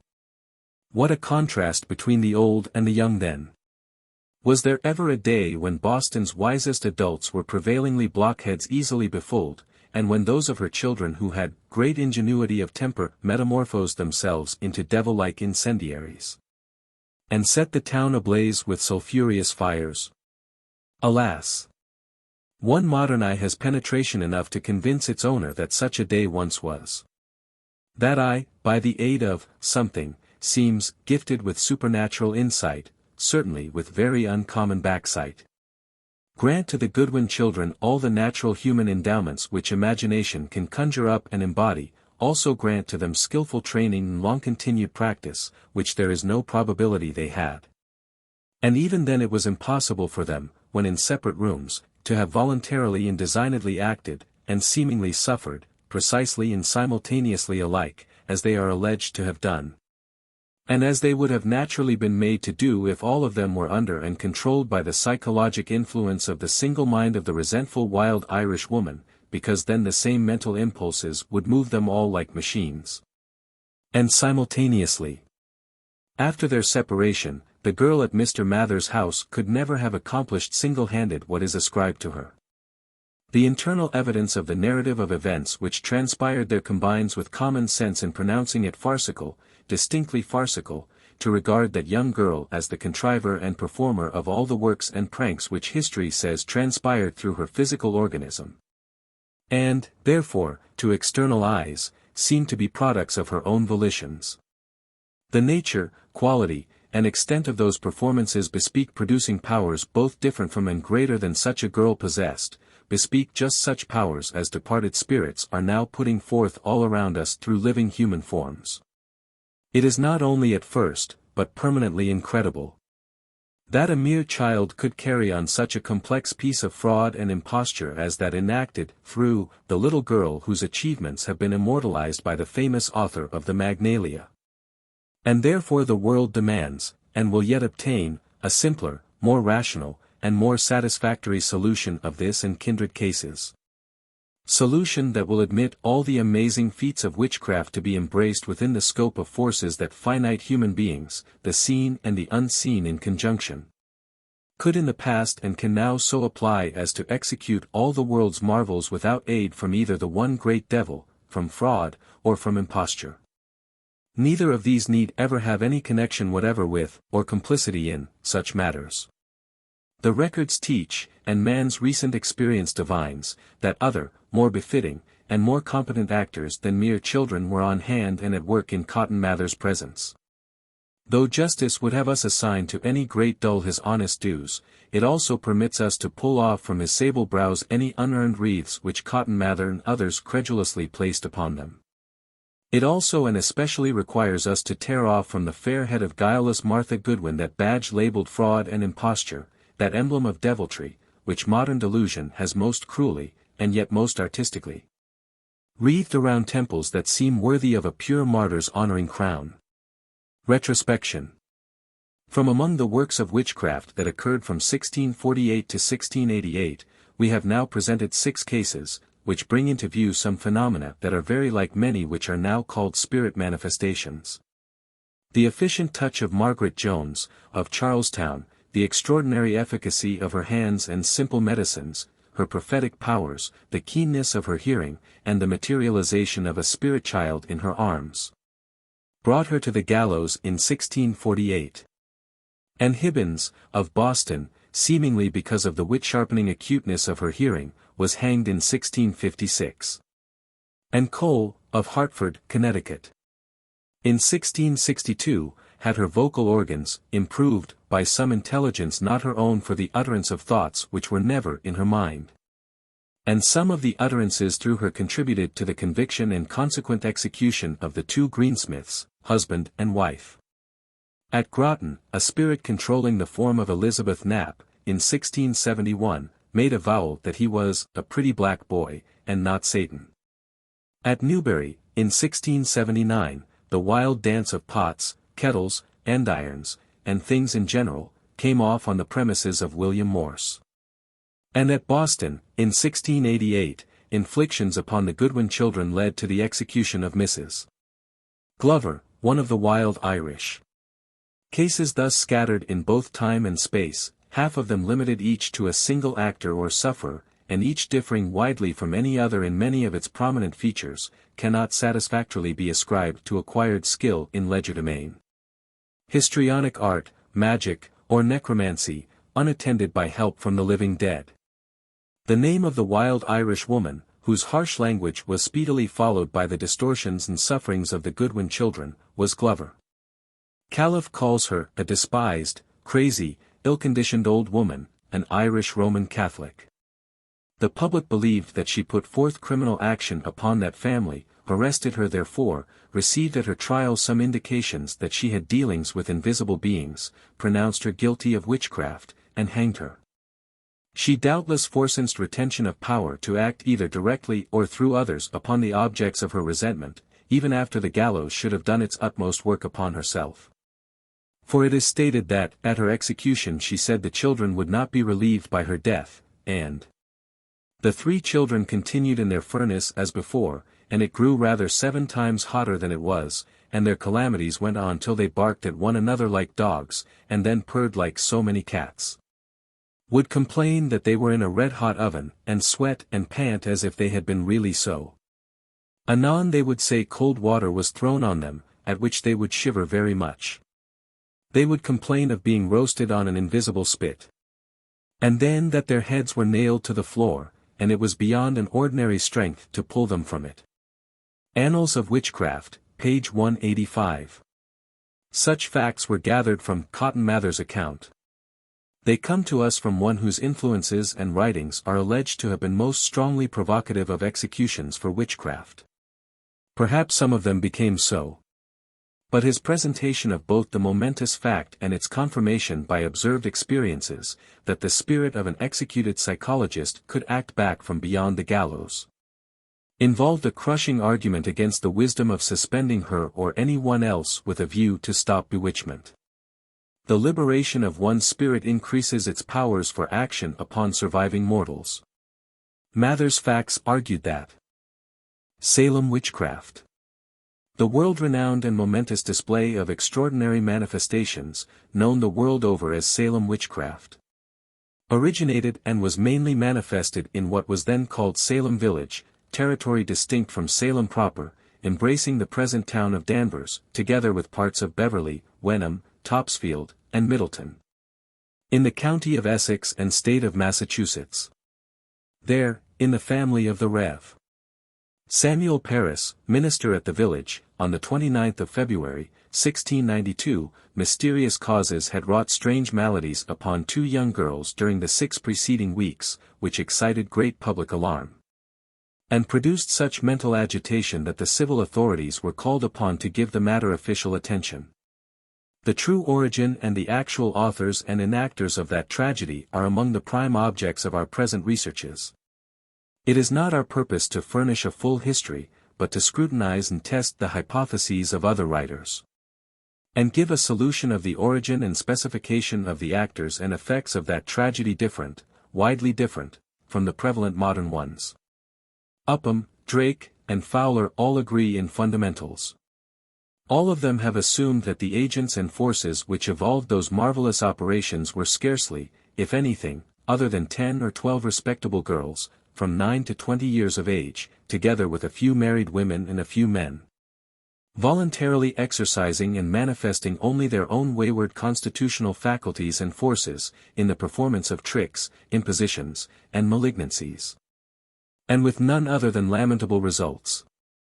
Their positions we deem open to deserved attack, and we expect to overthrow much that has been reared upon them, by using facts abounding in the primitive records of testimony given in at trials for witchcraft as our chief instrumentalities. The 3 expounders just named have rested much upon allegations that the girls and women alluded to above had, just previous to the strange outburst of terrors at the village, been accustomed to meet as a circle, and at their meetings put themselves in training for the efficient and successful performance of what soon after transpired through them. Our readings of the records pertaining to Salem witchcraft have, as we know and freely confess, fallen short of complete exhaustion. And yet we have read much, and also have failed to find any remembered allusion to such a circle prior to its mention in the present century. Upham states, Volume 2, pp. 2 and 386, that, for a period embracing about 2 months certain girls and women, had been in the habit of meeting together, and spending the long winter evenings, at Mr. Parris's house, practicing the arts of fortune-telling, jugglery, and magic.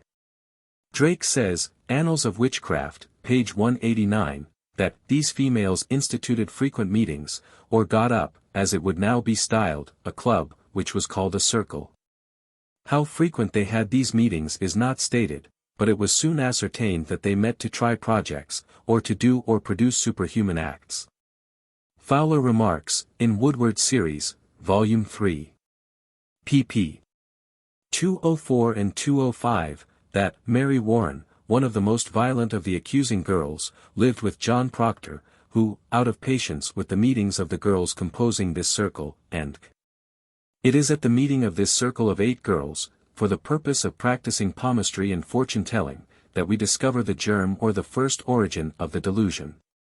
The position of each of these writers substantially is, that the accusing girls, at circle meetings which they held, qualified themselves for the parts they subsequently performed, wherein, Fowler says, their whole course, as seen by their depositions, discloses much malignancy. Upham has told us that these meetings were held at Mr. Parris's house, and that they occurred within the space of about 2 months, during the winter of 1691 and 1692. Drake found no statement as to how frequent they had these meetings, and Fowler finds in them the germ of the delusion.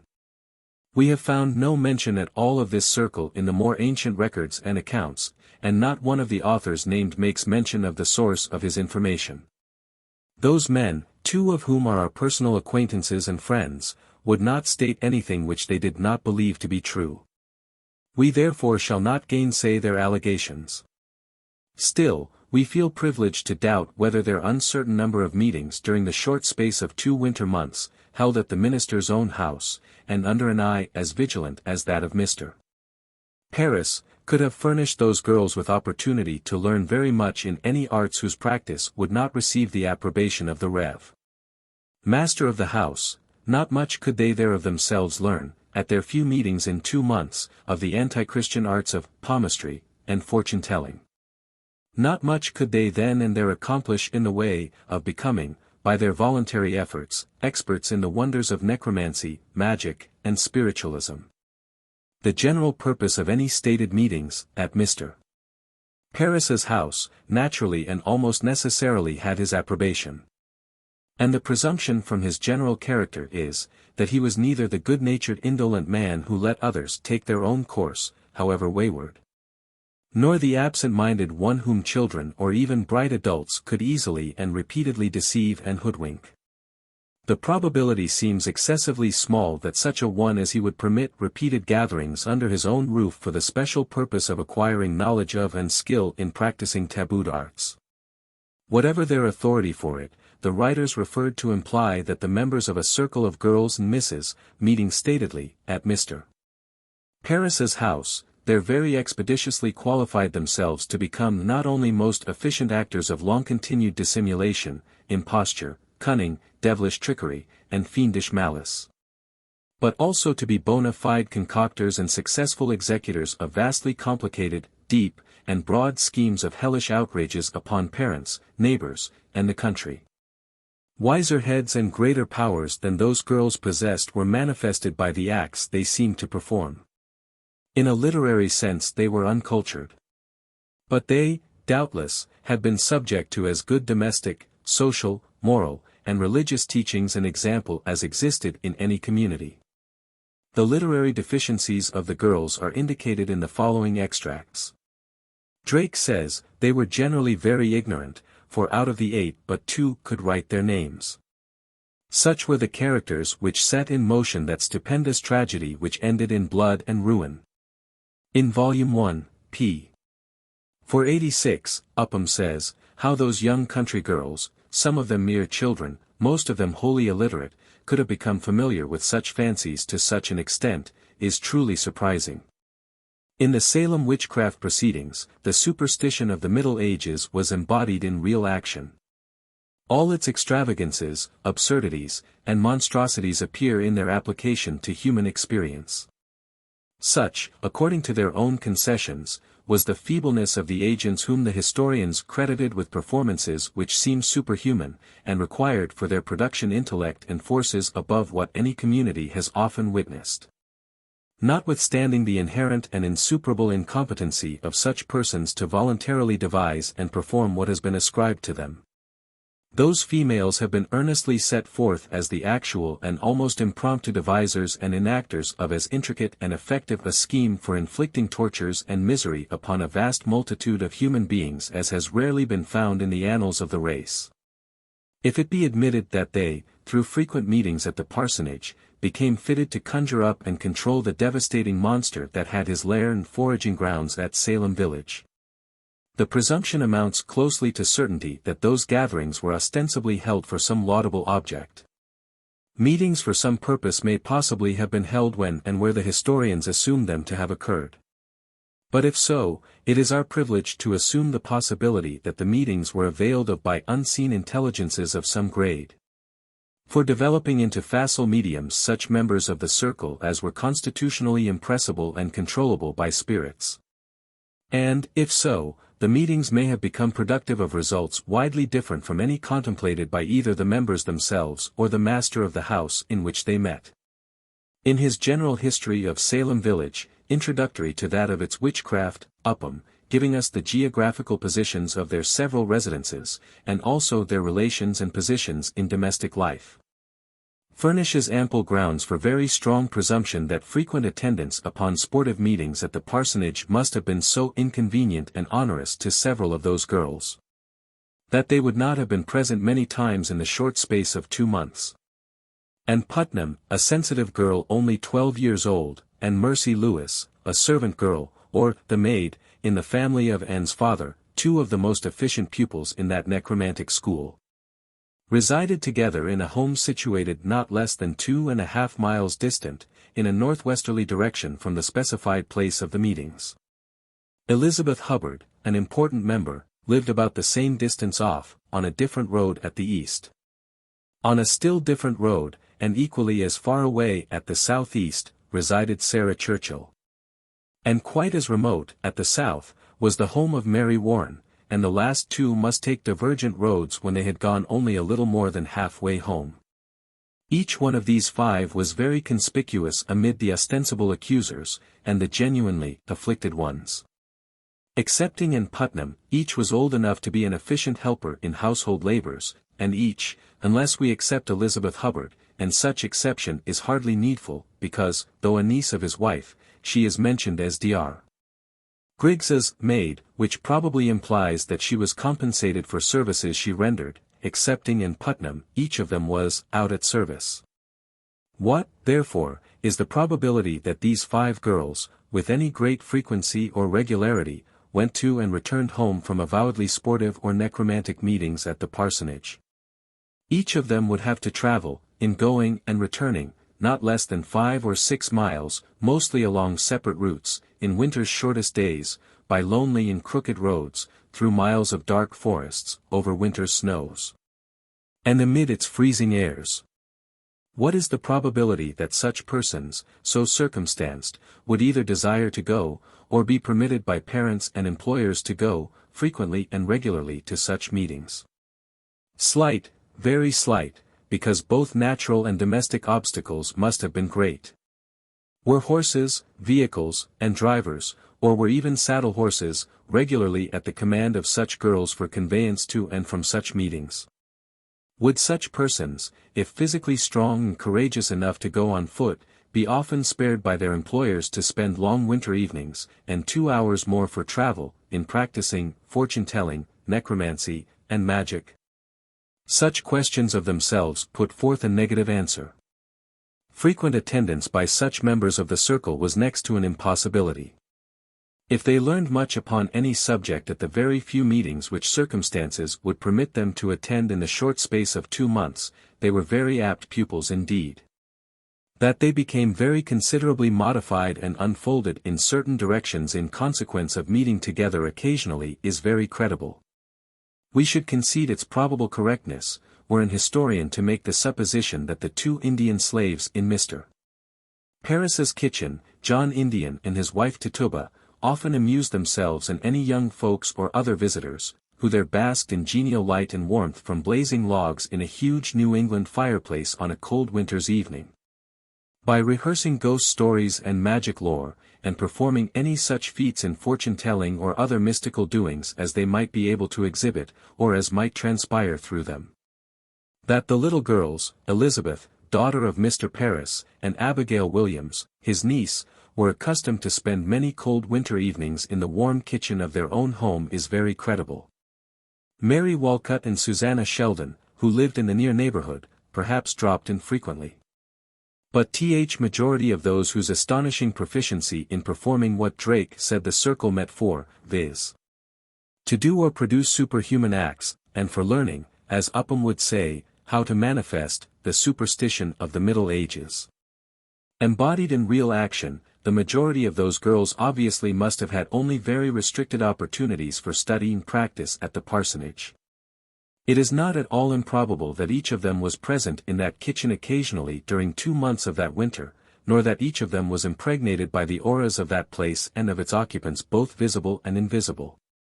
Nor that the physical and psychic soils in each were there mellowed, and also sown with some seed which produced unlooked-for fruits during the following spring and summer. Mediumistic capabilities are innate peculiarities, measurably hereditary, and nearly always amenable to special conditions and surroundings for conspicuous development. King Saul became a prophet, i.e. a medium, only when he met, mingled with, and imbibed emanations from prophets or mediums. Messengers whom he sent to the prophet succumbed to new and developing influences upon arriving at their destination, and became suddenly prophets themselves.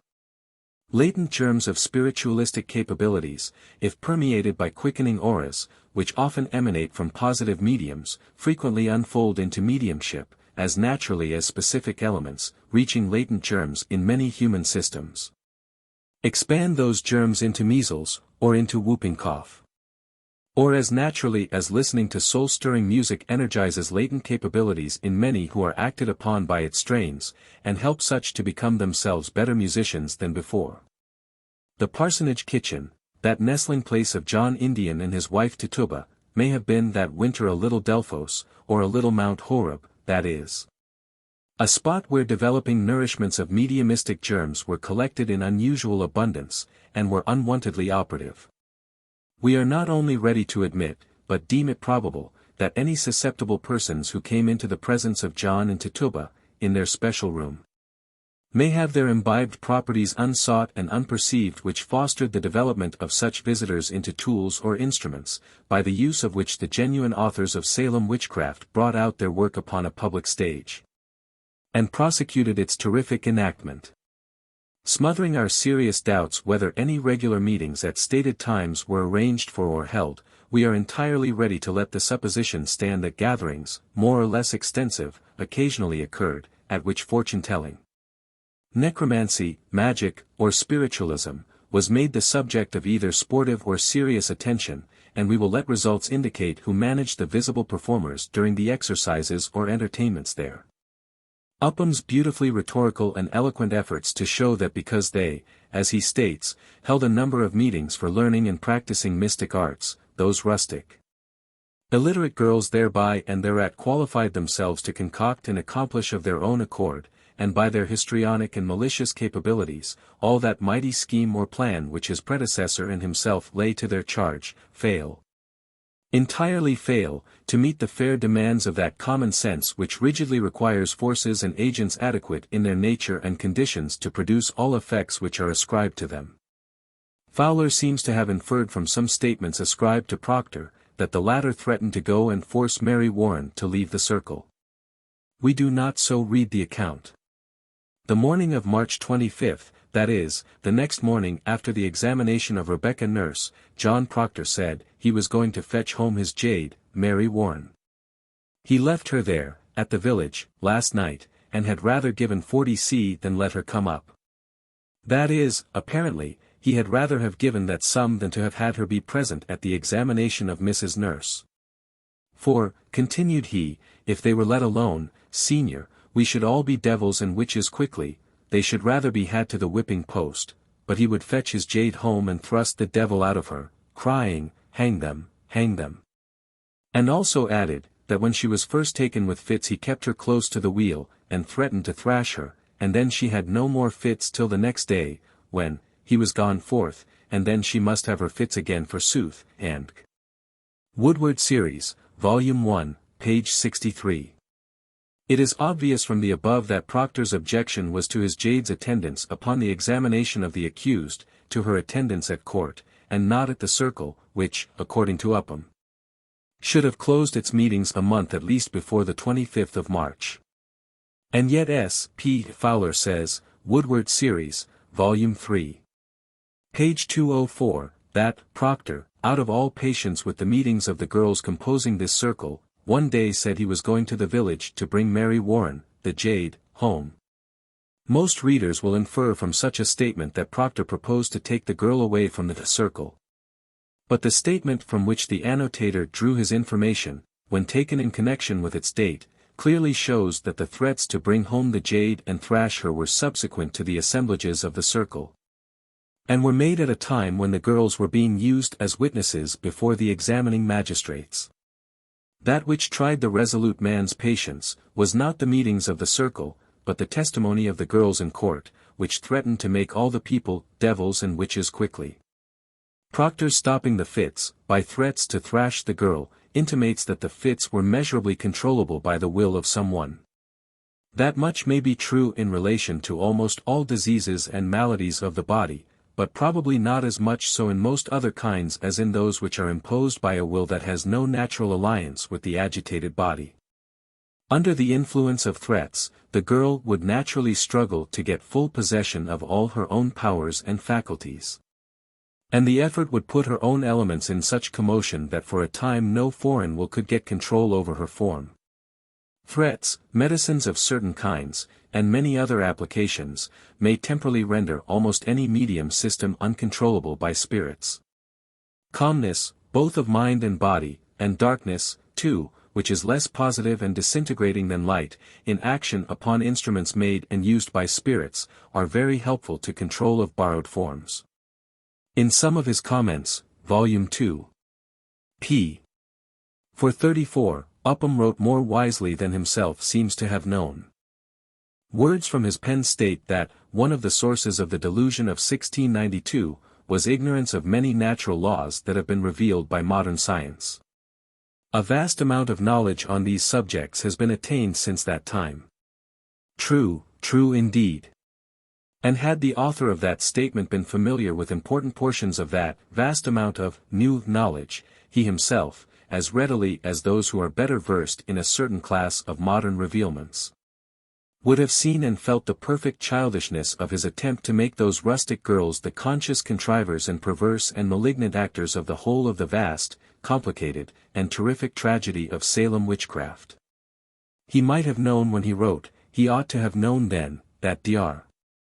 Robert Hare, of Philadelphia, who was eminent, distinctly and broadly eminent, as a scientist, had in 1855 published to the world a rigidly scientific demonstration that some unseen agent, intelligent enough to understand and comply with verbal requests, repeatedly moved the arms of scale beams contrary to the normal action of gravitation. Science, there and then, revealed the existence of some natural law or laws which permit unseen and impalpable intelligences, under some conditions, to put forth action upon matter, with force and to extent which man can measure in pounds avoirdupois. That single achievement of modern science teaches the wisdom of exempting seemingly diabolized and mischievous children from charge of being devils incarnate. Until we have determined whether some beings of greater powers and different dispositions may not have usurped control of youthful and pliant human forms, and through them manifested schemes and pranks that originated in supernal brains, and were enacted by use of such forces as can be manipulated by none below disembodied intelligences.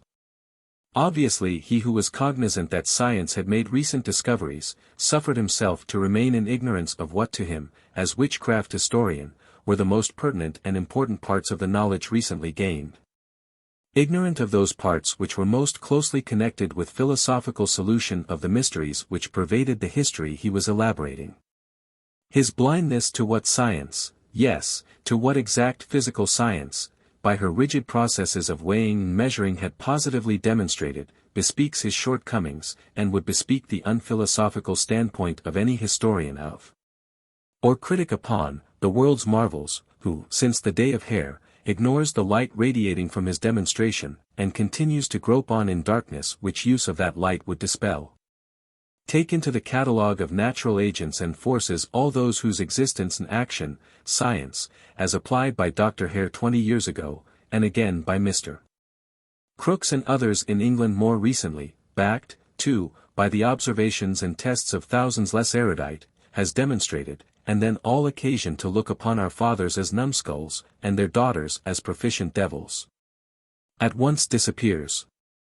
New England soil, 2 centuries ago, was not populated mainly by jackasses, and even had it been, their offspring would have been neither monkeys nor hyenas. Since the work by Dr. Hare, entitled Spiritualism Scientifically Demonstrated, may not be readily accessible by many readers, his description of one demonstrative process is quoted from page 49, as follows.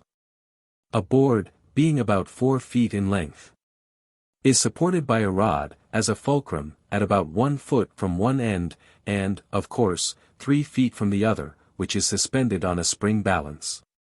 A glass vase, about 9 inches in diameter and 5 inches in height, having a knob to hold it by, when inverted had this knob inserted in a hole made in the board 6 inches, nearly, from the fulcrum. Thus the vase rested on the board mouth upward. A wire gauze cage, such as is used to keep flies from sugar, was so arranged by a well-known means as to slide up or down on 2 iron rods, one on each side of the trestle supporting the fulcrum. By these arrangements it was so adjusted as to descend into the vase until within 1.5 inches of the bottom, while the inferiority of its dimensions prevented it from coming elsewhere within 1 inch of the parietes of the vase. Water was poured into the vase so as to rise into the cage till within about 1.5 inches of the brim. A well-known medium, Gordon, was induced to plunge his hands, clasped together, to the bottom of the cage, holding them perfectly still. As soon as those conditions were attained, the apparatus being untouched by any one excepting the medium as described, I invoked the aid of my spirit friends. A downward force was repeatedly exerted upon the end of the board appended to the balance, equal to 3 pounds weight nearly. The distance of the hook of the balance from the fulcrum on which the board turned was 6 times as great as the cage in which the hands were situated. Consequently a force of 3 times 6 is equal to 18 pounds must have been exerted. The above experiment was performed in Dr. Hare's own laboratory, in the presence and under the watchful scrutiny of John M. Kennedy, Esq. And was made with extraordinary care, because Professor Henry had just treated a similar result formerly obtained as incredible. Plate 3. In the book furnishes a diagram illustrating Dr. Hare's apparatus. This experimenter, whom Alfred R. Wallace calls America's foremost chemist, had spent very many years in both constructing and in using, as a scientist, varied kinds of apparatus for testing the presence and action of subtle forces in nature, and he was competent to know, and did know as well as any other man whatsoever in the world's great body of scientists, when results were obtained to positive certainty. He proved that some invisible and intelligent power moved his scale beam contrary to the action of gravitation. The above demonstration, accompanied by many other evidences of spirit action upon matter through mediums, had been published 12 years when Upham put forth his work. Therefore he was either ignorant of or he ignored late discoveries of science which had revolutionizing applicability to the very theories which he was putting forth. After having eloquently depicted the sad results of witchcraft, that author says, Volume 2, p.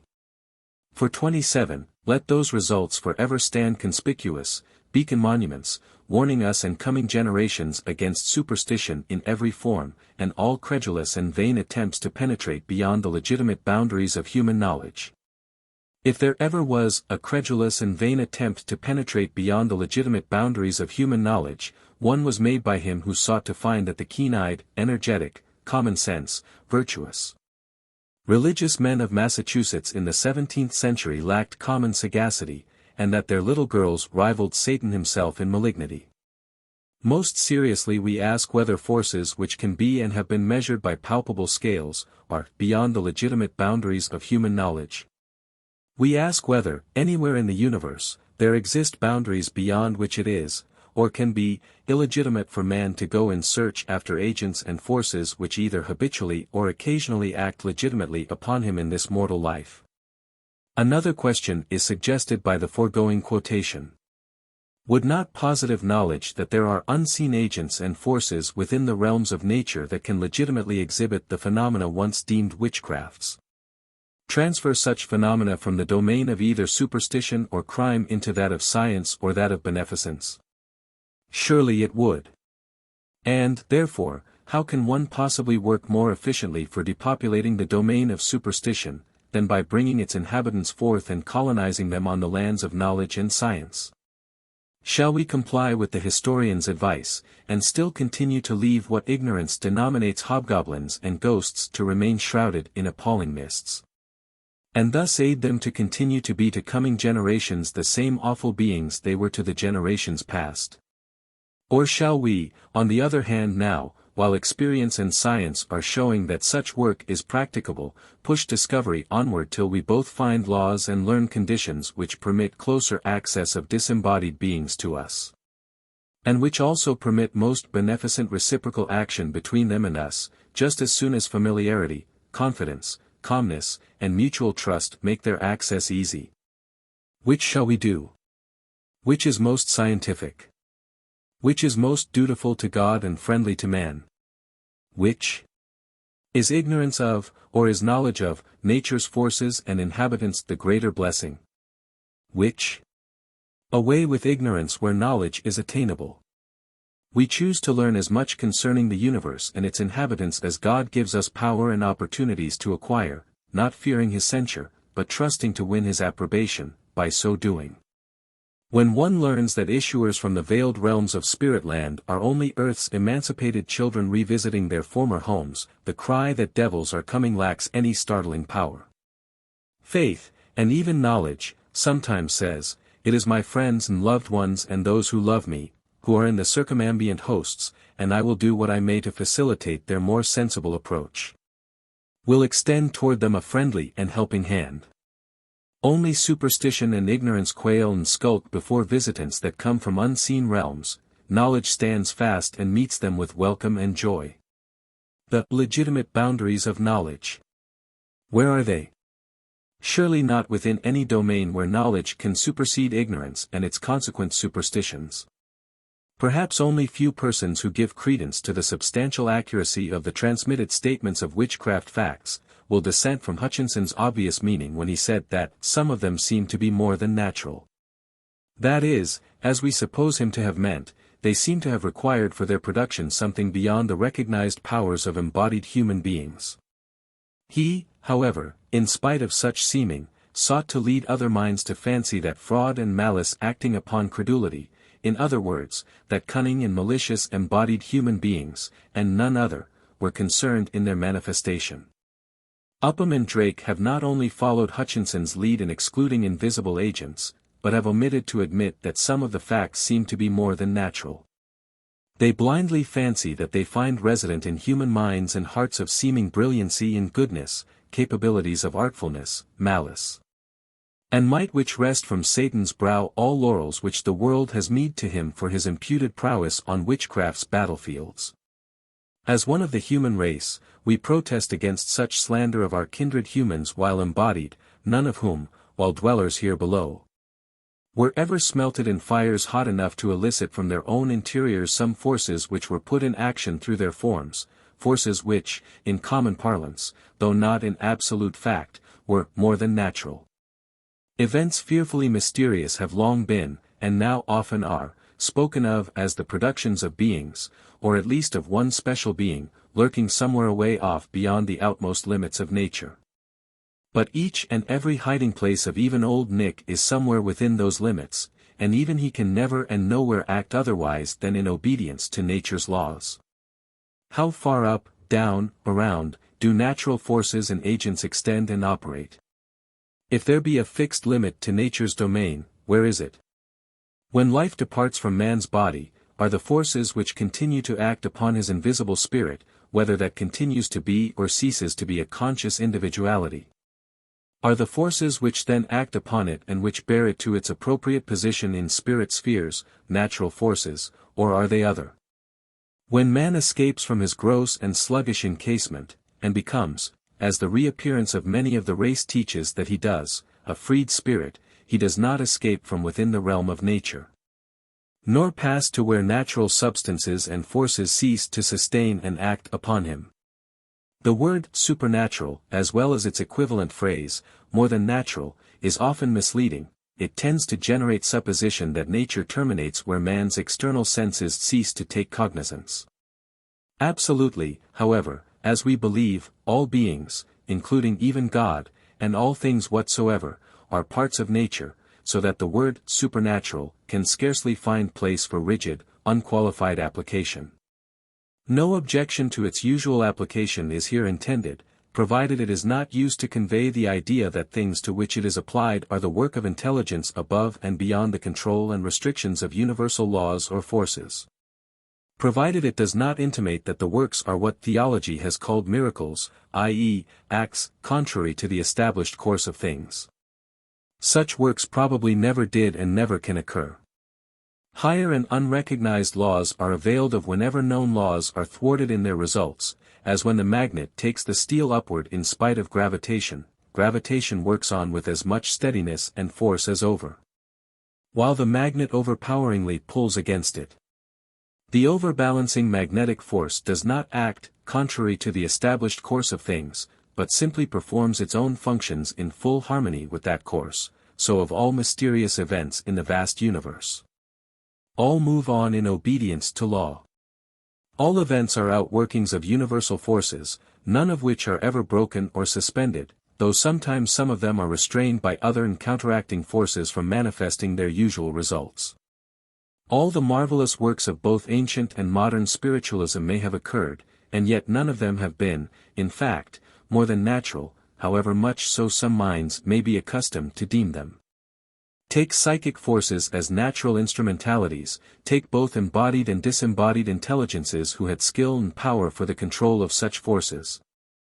And with these take also others who had special susceptibilities for yielding to psychic action, and you will then have in your conceptions ample natural means for the production of each and every marvel that was ever described in human history. And all such may have been produced without any more help or hindrance in kind from either God or the devil, than we all receive in the ordinary acts of daily life. Bring in what is meant by either magnetism, or mesmerism, or psychology, or psychism, or by any other term expressive of that action upon and within a human being, which lets either his own spirit senses or the forces of some outside intelligence get play therein independent of and superior to the owner's outer or physical senses. And we then may have fitting and adequate instrumentality through which finite intelligence can legitimately produce all the marvels that human eyes have ever witnessed. Professor Cromwell F. Varley, one of England's most eminent electricians, said, when addressing a committee of the London Dialectical Society, "I believe the mesmeric trance and the spiritual trance are produced by similar means. And I believe the mesmeric and the spiritual forces are the same. They are both the action of a spirit, and the difference between the spiritual trance and the mesmeric trance I believe is this: in the mesmeric trance, the will that overpowers or entrances the patient is in a human body. In the spiritual trance, that will which overpowers the patient is not in a human body." The position taken by Mr. Varley, whose observations were made mostly within his own domestic circle, and whose professional pursuits led him to be a constant and careful observer of the nature, properties, and actions of delicate forces, is worthy of much regard. His view is probably in harmony with the conclusion of most minds which have studied carefully the outworkings of mesmerism and spiritualism. The two isms, in some views of them, are essentially one in nature, the latter being the butterfly or moth that came from out the former. The grub and its moth are the same being in different stages of development. Multitudes of human beings raised, and to be raised, from lower to higher development have their habitats along the line where the material and spiritual interblend, and some are measurably amphibious there, can move and act in either of two auras. The younger, or less advanced, flesh-clad mesmerists, prevailingly abide in the material, while spirits have their most congenial residence generally beyond where the palpably material extends. But either class can at times bring under their control the physical systems of many human beings. By means of this psychism, or this outworking of soul power, there may be kept up reciprocal action or intercommunion between what are usually called the material and spiritual worlds, both of which absolutely are natural, and are pervaded by interacting natural forces which are at the service of peculiarly endowed, or constituted, or unfolded persons, who are, or may become, competent and disposed to use them. A disembodied spirit no more needs special permission or aid from omnipotence for acting upon men and matter, than the diver needs such for deep descents beneath the water's surface. Natural permission for spirits to raincase themselves in, or to act upon, palpable matter, is as free and full as man's is to put on submarine armor.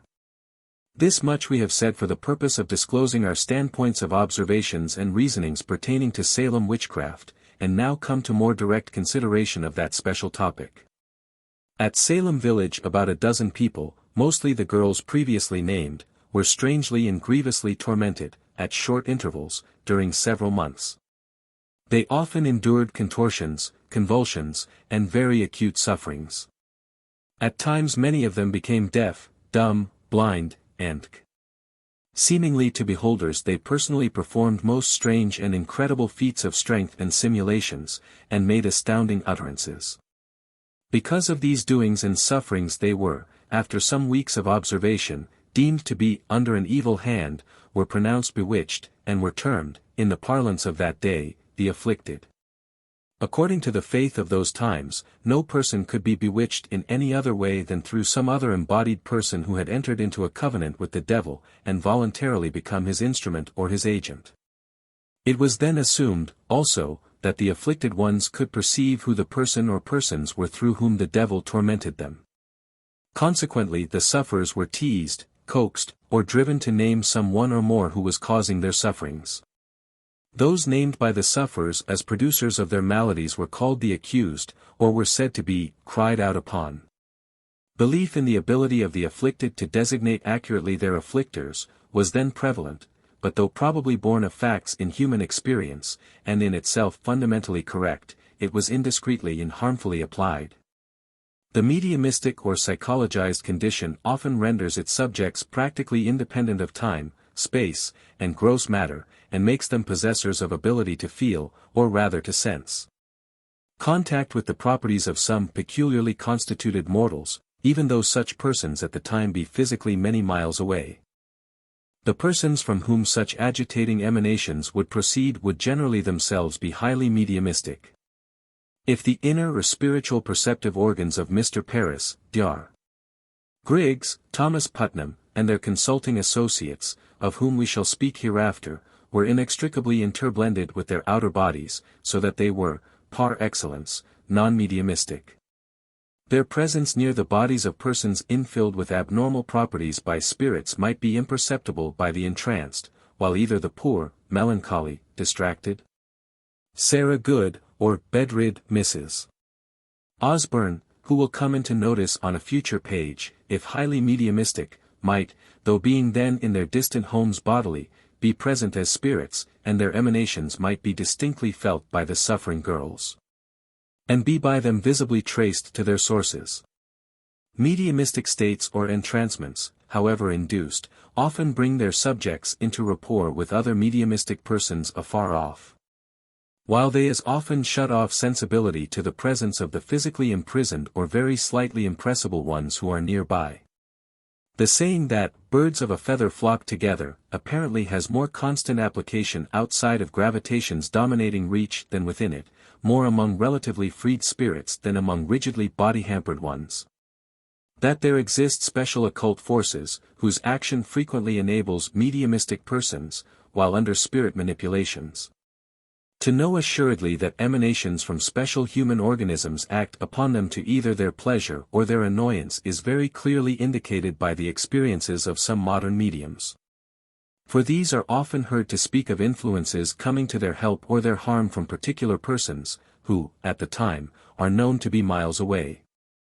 Mediumistic intuitions often very accurately trace influences to some definite mundane source. That source frequently is where the disembodied operating spirit gets such an equivalent to a nervous fluid as is needful to give him or her contact with and control over matter. Some mediumistic systems may at times contain enough of such quasi-nerve-producing elements to meet all the needs of the controlling spirit, while others usually lack them to such extent that drafts to supply the deficiency are made from the systems of others more or less remote from the point of application.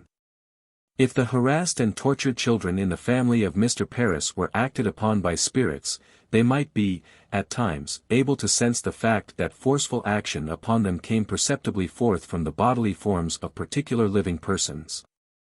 Broad human observation and experience through the ages had generated conclusion that bewitched persons could designate those from whom their inflictions came. Therefore our fathers would with conscious propriety ask any one whom they suppose to be under an evil hand, who hurts you? They would look for an answer, and, if one came, would deem it correct. It was, then, logically necessary for them to confide in the accuracy of any responses which might issue from the lips of the sufferers, so long as their creed was made chief premise. Sneers at belief that psychologized persons know from whom the force comes which generates their condition, may argue less knowledge in the sneerer's brain, of forces and agents that sometimes act upon men, than in the heads of those who in former days sought to learn from bewitched girls what particular persons afflicted them. The world, while learning much, may have been forgetting some important knowledge. The belief held by many of our forefathers, that the afflicted would generally know that afflicting forces came to them from the persons whom they named, though measurably correct in itself, was rendered most woefully disastrous in its application, because of its concomitant erroneous belief that such afflicting forces could go forth from none but such as were in covenant with witchcraft's awful devil. The fact of one's being a channel through which occult wonder-working forces could flow, was, in those days, proof positive that he or she had tendered allegiance to and made a compact with the evil one. That was the specially great and disastrous error which engendered witchcraft. Susceptibilities which were in fact only nature's boons, were looked upon as acquisitions obtained through a diabolical compact. Some laws of psychology partially revealed and comprehended now, were then not dreamed of. And deductions from false premises or from an erroneous belief, being then applied by clear-headed and good men for noble ends, yes, for God's glory and man's protection, caused outworkings of unspeakable woes. The persons most afflicted at Salem village were Elizabeth, daughter of Mr. Parris, 9 years old, Abigail Williams, his niece, 11, and Putnam, 12, Mercy Lewis, 17, Mary Walcott, 17, Elizabeth Hubbard, 17. Elizabeth Booth, 18, Sarah Churchill, 20, Mary Warren, 20. To these girls may be added Mrs. and Putnam, mother of the girl of the same name, also a Mrs. Pope and a Mrs. Bibber. Nearly all of these occupied very good social positions, and many of them were surrounded and cared for by as intelligent, moral, and religious people as that or any other parish in the neighborhood contained. Yes, from amidst the very breath of prayer, the light of intelligence, the sway of strong authority, and the restraining influences of religion, these reputable, and no doubt generally amiable, conscientious, and kind-hearted girls and women during all their previous years, suddenly became utterers of what were then regarded most damning accusations against their neighbors and acquaintances first, and subsequently against strangers living remote from them. Against the low and the high, the vicious and the virtuous, the feeble-minded and the strong in intellect alike. And in their strange and desolating work these people, of exemplary deportment previously, moved on harmoniously, encouraging and strengthening each other, and without manifesting the slightest regret. A marked and startling specimen this of what mortal tongues may be used to accomplish. And yet those tongues generally may have only described what senses perceived. History has said, no, not history, but invalid supposition has said that sportiveness, malice, love of notoriety, and the like, inherent in the minds and hearts of those young girls and women, were the chief incentives to and producers of the woeful, the murderous accusations and statements which came forth from their youthful lips. It was not so. One may as well call a pencil or a pen a malicious accuser when it is made to record malicious accusations, as to call those girls the contrivers and enactors of many scenes which were presented by use of their bodies. We quote as follows from church records, penned by the Reverend Mr. Parris himself, in whose house the great and awful commotion originated. It is altogether undeniable that our great and blessed God, for wise and holy ends, hath suffered many persons in several families of this little village to be grievously vexed and tortured in body, and to be deeply tempted to the endangering of the destruction of their souls. And all these amazing feats, well known to many of us, to be done by witchcraft and diabolical operations. It is well known that when these calamities first began, which was in my own family, the affliction had existed, several weeks, before such hellish operations as witchcraft was suspected. Nay, It never broke forth to any considerable light, until diabolical means was used, by the making of a cake by my Indian man, who had his directions from our sister Mary Sibley. Since which time apparitions have been plenty, and exceeding much mischief hath followed.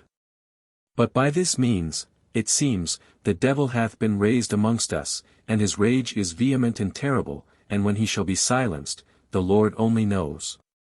The statements just presented have come down from one whose position and whose mental powers qualified him to be as important a witness as any other person whatsoever could be. They come from one of keen intellect and ready perceptions, who saw the scenes of Salem witchcraft in their first externally observable stages of development, and also throughout most of their subsequent unfoldments and disastrous workings. These statements were semi-private, were made in the church and not the parish records, were made to be read by those who should come after him, rather than by those of his own times. And in such records he states that amazing feats were performed by witchcraft and diabolical operations. What were those feats? It has been said generally concerning the whole Salem circle of proficients in necromancy, magic, and spiritualism, that they would creep into holes, and under benches and chairs, put themselves into odd and unnatural postures, make wild and antic gestures, and utter incoherent and unintelligible sounds. They would be seized with spasms, drop insensible to the floor, or writhe in agony, suffering dreadful tortures, and uttering loud and fearful cries. History of Witchcraft in Salem Village, Volume 2. Page 6. An acute observer, who was also a definite and methodical describer of a portion of the actions referred to, says the sufferers were, in vain, treated medicinally.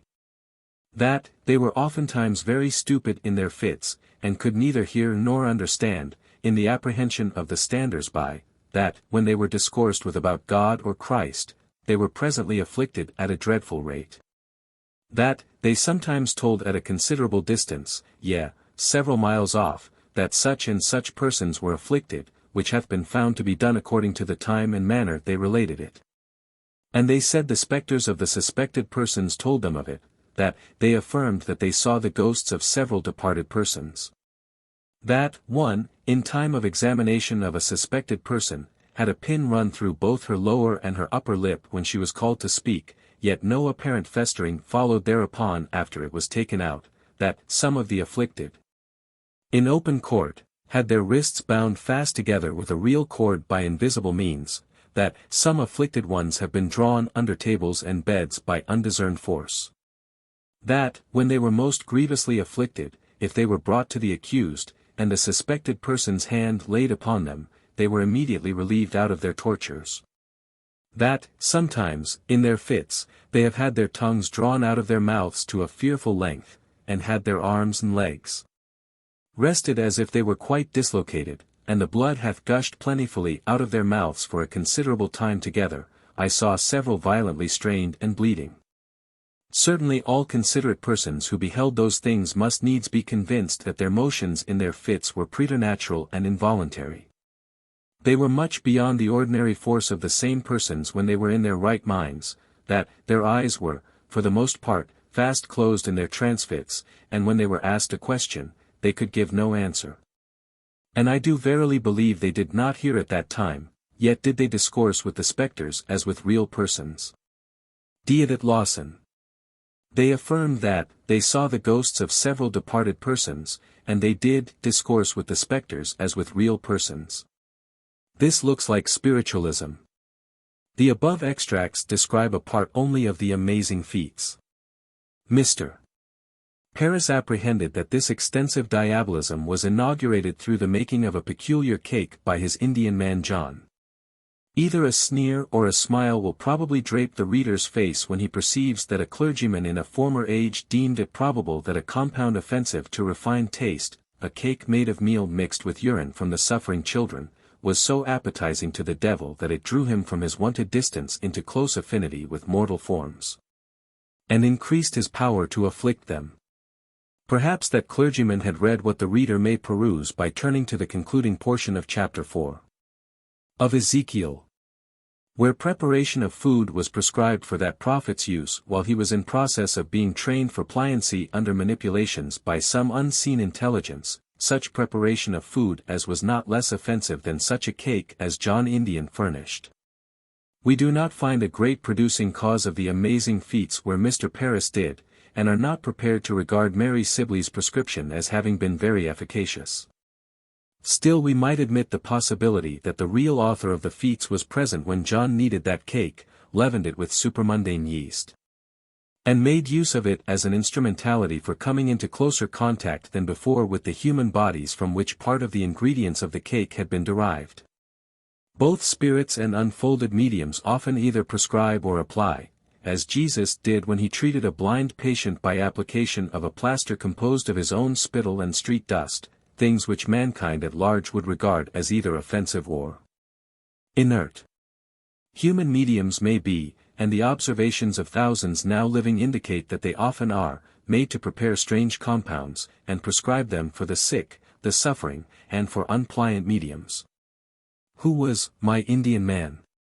Yes. Who that baker whose cake raised the devil, and caused apparitions to become exceeding plenty? Mr. Paris, prior to being a minister of the gospel, had been a merchant in Barbados, and at the commencement of the strange feats alluded to, had in his family some servants, whom he called Indians. But they probably were natives either of some one of the West India Islands or of the neighboring coast of South America, whom he had brought thence, and who were, doubtless, by nature less firm and self-reliant than our northern Indians usually are. Two of these servants, or slaves, viz. John Indian, the cake baker, and his wife, Tituba, were among the first, if they were not the very first, persons there to succumb, and yield subjection to the peculiar influences which developed the terrible events we are considering. Those two humble, ignorant, weak-minded slaves may have been, and we regard them as having been, though unintentionally and unconscious of it, very efficient aids in the outward manifestation of what their master properly termed, amazing feats. John seems, so far as records depict him, to have been only about as much of a medium as King Saul was, that is, one that could be made to tumble down and roll about in unseemly ways. There may, and there may not, have been properties in his composition which were very helpful to spirits in gaining control over other persons. However that may have been, he was not perceptibly much of a medium, and had but little connection with the events which so harassed his master and neighbors, as far as can now be shown. But his wife, Tituba, deserves extended notice and careful study. Before the observable works were commenced, she was clairvoyant and clairaudient, and her aid in the amazing feats which transpired was solicited in advance by a nocturnal visitant needing no open door for entrance. She entered behind the scene, behind the veil of flesh, and her spirit eyes saw the chief manager. She is the great eyewitness in the case. She was a medium easy of control, and, Agassiz-like, retained her consciousness and her memory of experiences while her form was subjected to control by another's will. Obviously, also, she was an uncommonly good developing medium, or, in other words, her constitutional properties were such as greatly aided spirits to develop the mediumistic susceptibilities of other persons. This humble, illiterate slave, besides being apparently the chief focus or reservoir of supramundane forces that evolved the Salem wonders, was one among the first 3 persons who were arrested and brought before the civil tribunals under charges of practicing witchcraft. Her statements at her examination were recorded very fully by one of the 2 magistrates who conducted the proceedings. And the transmitted words of this simple-minded creature, whose intellect was incompetent to foresee the consequences of her answers and statements, throw more light upon the origin and growth, and upon the nature and true character of Salem witchcraft, than does all that came from other lips, or any pens of her contemporaries, or than has come from subsequent historians. Her mediumistic susceptibilities gave her admittance where she was an actual observer of the real author of and actors in that memorable drama. Her knowledge was derived directly through one set of her own senses, and therefore she was able to speak of, and apparently did speak simply and truthfully of, persons and scenes which her inner organs of sense had cognized. She knew more than did all her prosecutors and judges combined concerning the matters under investigation at her trial. And could those who then presided have been nobly humble enough to learn from such a witness, and single-eyed enough to admit into their own minds the literal import of her simple statements? The horrors which were subsequently experienced would never have transpired. But the faith of those times forbade such elevation. Tituba's general, if not uniform frankness, and the extreme simplicity of her answers, tend strongly to beget confidence in the intentional and substantial truthfulness of her statements. We deem it unjust to doubt her truthfulness. And the general accuracy of her testimony is now rendered credible by its harmony with a mass of facts pertaining to spiritualism. If the truth and accuracy of her words be conceded, and they ought to be, we learn distinctly that during the several weeks through which Mr.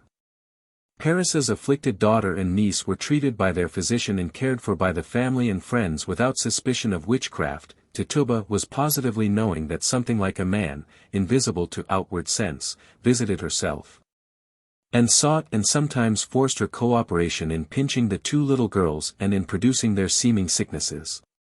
Her experience proved to her that the sufferings of the children were purposely inflicted by an intelligent being something like a man. Her statements prove the same to us. Such testimony as hers, by such a lowly person as she was, when given before a tribunal whose members were firm believers in such a devil and in such a creed as have been described in our appendix, even if fairly comprehended by them, would cause her judges to believe that she was virtually confessing that she had made a covenant with the evil one. From their premises they could not logically draw any other conclusion. Perhaps, unfortunately for her, but not for us at this day, her intellect was too feeble to perceive the inferences which would be drawn from her words. Fearing not consequences, she could frankly tell her experiences and observations. She let out the exact facts of the case, and furnished for us a sound historic basis for the assertion that the strange maladies which came upon the little girls in Mr. Parris's house were designedly and deliberately imposed by a disembodied spirit or a band of spirits. The mouths of not only babes and sucklings, but of adults of feeble intellect, present facts, sometimes, better than those whose intellects are swayed by fears of dreaded consequences which might ensue from frank and full avowal of their knowledge. From Tituba came statements of facts to which we must give prolonged attention. A perusal of the fullest minutes of her testimony may be wearisome, but her account of what she saw, heard, and was made to do, is so instructive that we shall present it without abridgment, because it was first printed in full only a few years ago. Was probably never seen or known to exist by Hutchinson, was not availed of by Upham, and not very carefully analyzed by Drake. Only a very limited portion of the reading public has ever had opportunity to learn more than a small fraction of the disclosures made by this important witness.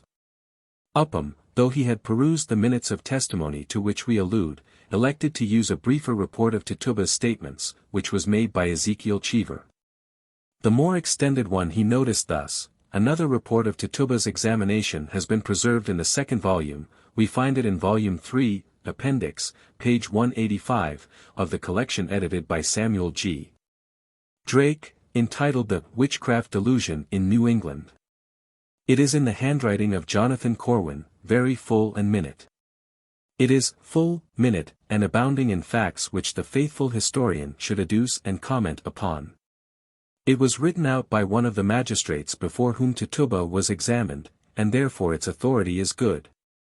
It surprises us that the historian who noticed it as above failed to use much important matter contained in it which was lacking in the report that he preferred to this. Drake, under whose supervision this ampler report was first printed, says, in Woodward's Historical Series, No.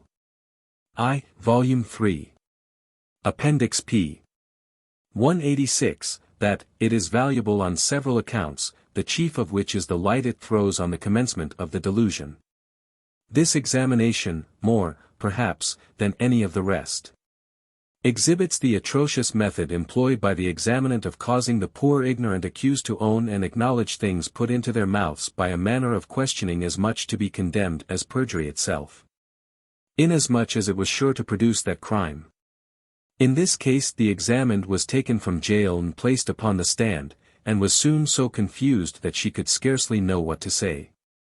While it is evident that all her answers were at first true, because direct, straightforward, and reasonable. The strangeness of the questions and the long persistence of the questioners could lead to no other result but confounding what little understanding the accused was at best possessed of. The examination was before Messrs. Hathorne and Corwin. The former took down the result, which is all in his peculiar chirography. Upham, it will be noticed, says the report was written by Corwin, while Drake here ascribes it to Hathorne. But since those two men were both present as joint holders of the examining court, the authority of either gives great value to the document. We regard the record as having been made by Corwin. While Drake says this record of the examination is valuable for the light it throws on the commencement of the delusion, he also calls it a record of incoherent nonsense. The public very narrowly escaped loss of opportunity to get at the important and luminous facts contained in this document. Drake, in 1866, says, the original, now for the first time printed, came into the editor's hands some 25 years since, at which time, on a first and cursory perusal of the examination of the Indian woman belonging to Mr. Parris's family, it was concluded not to print it, and only refer to it, that is, only refer to the extract from it contained in the History and Antiquities of Boston. But when editorial labors upon these volumes were nearly completed, a reperusal of that examination was made, and the result determined the editor to give it a place in this appendix. We are constrained to doubt whether this editor attained to anything like either fair comprehension of the value of this document even upon its reperusal, or that he perceived one half the import which facts fairly give to the following words from his pen: the record of this examination throws light on the commencement of the delusion. Yes, light upon the time, place, source, and nature of that commencement, and which also discloses who was the originating, and probably the guiding agent of all that witchcraft's subsequent process up to its culmination, light which, to great extent, exculpates both the fathers and their children, light which reveals the true actors and exonerates their unconscious instruments. That document, read, as it now can be, with help from modern revealments, proves that some spirit, or a band of spirits, was witchcraft's generator and enactor at Salem, and indicates that simple Tituba comprehended the genuine source of the disturbance more clearly than did any other known person of that generation. She furnished for transmission a key that now unlocks the door of the chamber of mystery, in which she and her associates were made to enact thrilling and bloody scenes 180 years ago. That such as desire to do so may be enabled to peruse the whole of her testimony, which probably can now be found printed only in Woodward's very valuable series of original documents pertaining to witchcraft. A work too voluminous and costly to obtain general circulation, we shall do what we can to further public accessibility to Tituba's statement, ungarbled and unabridged. Still, to both relieve and enlighten the reader, we shall break up its continuity by interjecting comments upon many parts as we go on, but do this in such form, that, if the reader chooses to peruse the whole unbiased by comment, he can. For this will require only an observance of our quotation marks. By skipping our comments he can read in their original collocations all parts of what Drake calls incoherent nonsense, but which to us, notwithstanding some perplexing incoherence of both questions and answers, is rich in instructive facts. Prior to March 1, the malady seems to have spread out beyond the parsonage and seized upon other persons, for on that day several afflicted ones were convened as witnesses, or accusers, or both, at the place where the magistrates then appeared for attending to the cases of 3 women who had been accused of witchcraft, arrested, and held for examination. Here was the commencement of reputed folly and barbarity so exercised as soon to redden that region with the blood of the innocent, the manly, the virtuous, and the devout. Sarah Good, Sarah Osburn, and Tituba were brought into the meeting-house as suspected witches and as producers of the sufferings of the several afflicted ones, to be examined in the presence of their accusers and the public. What course the magistrates either elected or were constrained to pursue in order to adduce such facts as would sustain a charge for witchcraft, will reveal itself as we proceed, through the questions which they put to the accused, and the kinds of evidence which they admitted. Tituba, the Indian woman, examined March 1, 1692. Q. Why do you hurt these poor children? What harm have they done unto you? A. They do no harm to me. I no hurt them at all. The first question by the magistrates implies the presence there of the afflicted children, and of their then seeming to be invisibly hurt. It also implies the magistrate's assumption that Tituba was hurting them. Her denial that either they had harmed her or that she was hurting them was distinct. But the magistrate seemingly doubted its truth or its sufficiency, for he next asked, Q. Why have you done it? A. I have done nothing. I can't tell when the devil works. Q. What? Doth the devil tell you that he hurts them? A. No. He tells me nothing. She conceded here that the devil might be, and probably was, at work upon the children.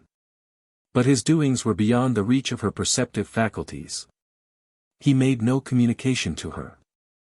Thus early her words indicate that her knowledge of spiritual matters caused her to draw and adhere to a distinction between the devil and either a spirit, or bands of spirits.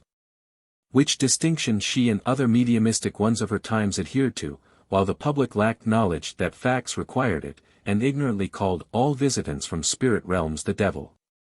When glancing at Cotton Mather's unpublished account of Mercy Short, we copied from it the following statement: as the bewitched in other parts of the world have commonly had no other style for their tormentors but only they and them, so had Mercy Short.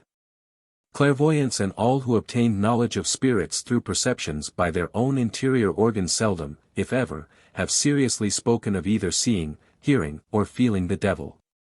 Possibly, at times, some may have done so by way of accommodation to the unillumined world's modes of speech. But, as Mather says, they have, the world over, generally called the personages perceived, they, and them.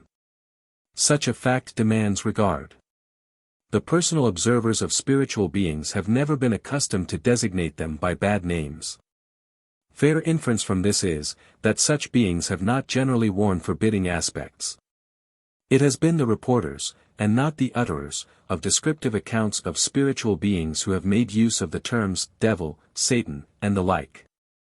Mather perceived the common style of the bewitched, and yet the warping habit of Christendom made him preserve continuance of inaccurate reporting.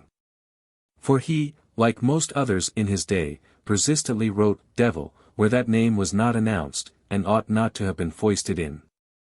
Tituba saw no one whom she ever called the devil, though history has taught that she did. Q. Do you never see something appear in some shape? A. No. Never see anything. This answer is not true if construed literally in connection with its question. She did, as will soon appear, sometimes see many things clairvoyantly, but never the devil, who had just before been mentioned. Q. What familiarity have you with the devil, or what is it that you converse withal? Tell the truth, who it is that hurts them. A. The devil, for aught I know. She persistently admits that the devil may be then and there at work, but asserts that she does not know anything about him. Q. What appearance, or how doth he appear when he hurts them? She makes no reply when asked how the devil hurts. She ignores him. Q. With what shape, or what is he like that hurts them? A. Like a man, I think. Yesterday, I being in the lean-to chamber, I saw a thing like a man, that told me serve him. I told him no, I would not do such thing. Devil had now been dropped from the question, and he substituted. What is he like? Then she promptly mentioned an apparition not only visible, but audible, who, if carefully scanned, may prove to have been chief author and enactor of Salem Witchcraft. She who saw and heard him says he was, like a man, I think, was, a thing like a man. According to her perceptions he was not the devil. She did not know the devil. Others at that time and ever since have called her visitant the devil. But Tituba, who saw, heard, and thus knew him, did not and would not. Next comes in, parenthetically, a summary of her sayings and doings, as follows. She charges Goody Osburn and Sarah Good, as those that hurt them children, and would have had her done it, she saith she hath seen 4, 2 which she knew not. She saw them last night as she was washing the room. They told me hurt the children, and would have had me gone to Boston. There was 5 of them with the man. They told me if I would not go and hurt them, they would do so to me. At first I did agree with them, but afterward, I told them I would do so no more. According to this summary, apparitions multiplied. For, besides the man, she saw 4 women around herself. That company threatened to hurt her if she would not unite with them in hurting the children. 2 of these were apparitions of her living neighbors, Good and Osburn, then under arrest. The other 3 were strangers. We shall soon see that she believed, what is probably true, that apparitions of particular persons can be not only presented by occult intelligences to the inner vision, but put into apparent vigorous action. While the genuine persons thus presented in counterfeit have no consciousness either of being present at the exhibition, or of performing, either then or at any other time, the acts which they seem to put forth. The conceptions which this simple mind held concerning the nature, powers, and purposes of those who came to her in manner strange to most mortals, are pretty clearly indicated. By her likening them to men and women, and by her protests against their forcing her to act cruelly, she justifies the inference that she failed to see in or about them anything very forbidding, awful, or satanic. She admitted the possibility that the devil might have hurt the children, but also asserted that, if so, his action was unbeknown to her. The something like a man, together with these women and herself under compulsion, were the afflicting ones, so far as her vision or other senses could determine. She nowhere applies the term devil to her male apparition. No hoofs, horns, or tail, no sable hues or frightful form, are brought to view by this clairvoyant's description of her occult companions. They wore, in her sight, the semblances of a man and of women, not of devils. How different would have been results had her simple words and instructive facts been credited and made the basis of judicial decisions. Could she have been calmly and rationally listened to by minds freed from a blinding and irritating faith that Christendom's witchcraft devil was her companion and prompter? Her plain and definite exposition of the actors who generated troubles which were profound mysteries to her superiors in external knowledge and penetration, would have brought all the marvels of that day within the domain of natural things, and warded off the horrors which ensued. Q. Would they have had you hurt the children last night? A. Yes, but I was sorry, and I said I would do so no more, but told I would fear God. Q. But why did not you do so before? A. Why, they tell me I had done so before, and therefore I must go on. These were the 4 women and the man, but she knew none but Osburn and Good only, the others were of Boston. If we get at what Tituba meant by the words just quoted, it was substantially this: they wanted me, and forced me against my will, to join with them in hurting the children last night. I was sorry that I was forced to act cruelly, and told them that I would not be forced to it again, but would serve God. I did not take that stand before, because they told me I had already worked with them, and therefore must go on. Q. At first beginning with them, what then appeared to you? What was it like that got you to do it? A. One like a man, just as I was going to sleep, came to me. This was when the children was first hurt. He said he would kill the children and she would never be well, and he said if I would not serve him he would do so to me. The witness was here apparently brought to describe her first interview with the author of Salem Witchcraft. We see her now standing at the fountainhead of the devastating torrent which soon deluged the region far around with terror, anguish, and blood. Who first appeared to her? Who was the prime mover? And when was he first seen? Subsequent statements are soon to show that on Friday, January 15, 1692, 6 weeks and 4 days before the time when she gave in this testimony, one like a man, just as she was going to sleep, came to her and demanded her aid in hurting the children. The fact is clearly stated that 5 days before the Wednesday evening when the children were first hurt by spirit appliances, and supposed to be taken sick, one like a man, when Tituba was about going to sleep, came to her and avowed his purpose, in advance, to torture and even kill the children. From that time forth she knew the source of the strange operations in her master's family. Q. Is that the same man that appeared before to you, that appeared last night and told you this? A. Yes. Her visitor was the same person on these two different occasions, which were more than 6 weeks apart, and in her various clairvoyant excursions and feats he was frequently, if not always, her attendant. Q. What other likenesses besides a man hath appeared unto you? A. Sometimes like a hog, sometimes like a great black dog, 4 times. The man probably assumed or presented those brutish forms. A frequent teaching of spirit visitants is, that they can assume any form which the occasion requires. They also have often given the impression that they cannot assume hues brighter than inherently pertain to their own intellectual and moral conditions, but of this we have yet no conclusive information. Q. But what did they say unto you? A. They told me serve him, and that was a good way. That was the black dog. I told him I was afraid. He told me he would be worse than to me. Her dog could talk. She and the court obviously understood the dog to be the same being, essentially, as the one like a man. 4. Q. What did you say to him, then, after that? A. I answer I will serve you no longer. He told me he would do me hurt then. Can anyone doubt that she conceived herself to be speaking to the same being, though in dog form, that she had yielded to before in form like a man? There is no indication that she had previously served a dog, and yet she says to this one, I will serve you no longer. Q. What other creatures have you seen? A. A bird. Q. What bird?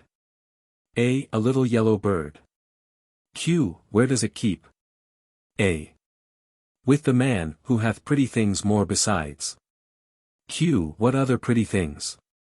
A. He hath not showed them unto me, but he said he would show them to me tomorrow, and told me if I would serve him, I should have the bird. Q. What other creatures did you see? A. I saw 2 cats, one red, another black, as big as a little dog. Q. What did these cats do? A. I don't know. I have seen them 2 times. Q. What did they say? A. They say serve them. Q. When did you see them? A. I saw them last night. Q. Did they do any hurt to you or threaten you? A. They did scratch me. Q. When? A. After prayer, and scratched me because I would not serve her. And when they went away I could not see, but they stood by the fire. Q. What service do they expect from you? A. They say more hurt to the children. Q. How did you pinch them when you hurt them? A. The other pull me and haul me to pinch the child, and I am very sorry for it. The cats also as well as the dog spoke and commanded her obedience. She saw these the night before her examination. When they went away, she says, I could not see. Those words may admit of 2 distinct and different meanings. First, that the cats disappeared without her being able to notice their exit, or, second, that before they went she became spiritually blind, could not longer see, clairvoyantly. In a subsequent statement she pleads a sudden obscuration of her internal vision. All clairvoyants are subject to sudden interruptions of their spiritual power to see. She was pulled and hauled by the other with a view to force her to pinch the child. Here again her obvious conviction was that the other was essentially more than mere brute. She did not think a cat pulled and hauled her, but meant that when the cats visited her, that something like a man, the other, was also present, and urged her on to mischief. Q. What made you hold your arm when you were searched? What had you there? A. I had nothing. Q. Do not those cats suck you? A. No, never yet. I would not let them. But they had almost thrust me into the fire. Q. How do you hurt those that you pinch? Do you get those cats, or other things, to do it for you? Tell us how it is done. A. The man sends the cats to me, and bids me pinch them, and I think I went once to Mr. Griggs's, and have pinched her this day in the morning. The man brought Mr. Griggs's maid to me, and made me pinch her. By the man, she obviously meant her frequent spirit visitor. He it was who brought the cats to her, and made her pinch them, and by so doing pinched the maid, who physically was miles distant. Such is her statement. An inference from it is, that properties from Elizabeth Hubbard, the maid in question, who was among the afflicted ones, and was a member of the circle, were drawn out from her by the man, and made component parts of apparitional cats formed by the man's thought and will powers, which seeming cats, being pinched by Tituba's spirit fingers, the Hubbard girl, some of whose properties were used for constructing those apparitional cats, felt the pinchings, first in her spirit, and thence in her flesh, though her body was 2 or 3 miles distant from the pincher. In that mode, the man commanded the use of some properties in Tituba, by which he produced torture in a mediumistic physical organism then being far away. Another mode of spirit operation is indicated. Tituba confessed to a dim consciousness that once, by some process, her spirit self had been got over to Dr. Griggs's, and pinched the maid at her home. Again, she believed that the same maid had been brought to her, Tituba's, abode and pinched there. Also it will be seen a little further on, that, Tituba being charged with having been over at the maid's home on a specified day, denied having been there at that particular time, but admitted that her apparition might, unconsciously to herself, have been seen there then, for she says, maybe send something like me. We enter a distinct protest against stigmatizing such testimony as incoherent nonsense. In response to a command to tell how the mysterious inflictions were brought about, this untaught, ignorant woman, calmly and with much distinctness, indicated 4 or 5 modes by which psychologic forces were brought to bear upon mediumistic subjects. She had seen the processes, and, in her simple way, told what she had learned by personal observation and experience. And thus she helps us, at this day, to fathom and expound the mysteries of witchcraft more effectually than do all her contemporaries. Notwithstanding her limited command of language, her statements were about as distinct and instructive as any one then could have made upon such a topic. But the devil-warped public mind of that day was unable to see the literal import of her testimony, or to turn her knowledge to good account. 2 other women, Sarah Good and Sarah Osburn, names previously mentioned, were, on the same March 1, 1692, under examination as co-operators with Tituba in practicing witchcraft. Q. Did you ever go with these women? A. They are very strong, and pull me, and make me go with them. Q. Where did you go? A. Up to Mr. Putnam's, and make me hurt the child. Q. Who did make you go? A. A man that is very strong, and these 2 women, Good and Osburn, but I am sorry. Q. How did you go? What do you ride upon? A. I ride upon a stick or pole, and Good and Osburn behind me, we ride taking hold of one another, don't know how we go, for I saw no trees nor path, but was presently there when we were up. The child above referred to was Ann Putnam, daughter, 12 years old, of Thomas and Ann Putnam, who resided from 2 to 3 miles northwest from the parsonage. This girl, Anne, was one of the excessively bewitched. That is, was one of the most impressible and mediumistic members of the circle. Tituba and her 2 fellow prisoners had, either all as spirits, or she as a conscious spirit and the other 2 as apparitions, visited that child at her home. And, according to her own apprehension, the 3 women all mounted one pole, rose up into the air, and were forthwith at Mr. Putnam's, having noticed neither path nor trees on the way. No reader will apprehend that Tituba's physical body then left the house of Mr. Paris and went off 2 miles or more, on a winter's night, to Mr. Thomas Putnam's house. She says that they were, presently, instantly, there. It was only her spirit form, thought form, that went riding upon a pole above all woods and paths. But why to Thomas Putnam's? Probably because his wife and his daughter, as subsequent events showed, were both intensely mediumistic or susceptible to influence by thought beings. They were persons upon whom such beings could work efficiently. And that was the special reason, probably, for a visit to them.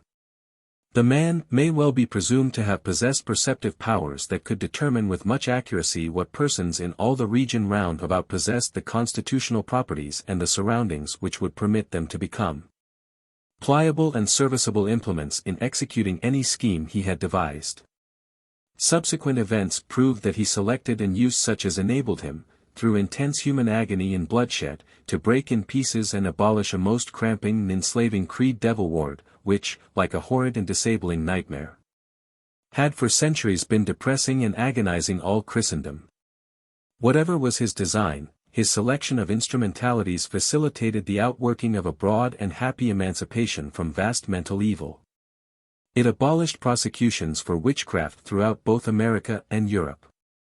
The ostensible object of that mental journey was to hurt the child. Such was the man's apparent intention. That man was very strong, and he accomplished his purpose. And was hurt. His willpower was such, that, having once got hold of the elements of 3 susceptible and ignorant women, they were completely under his control.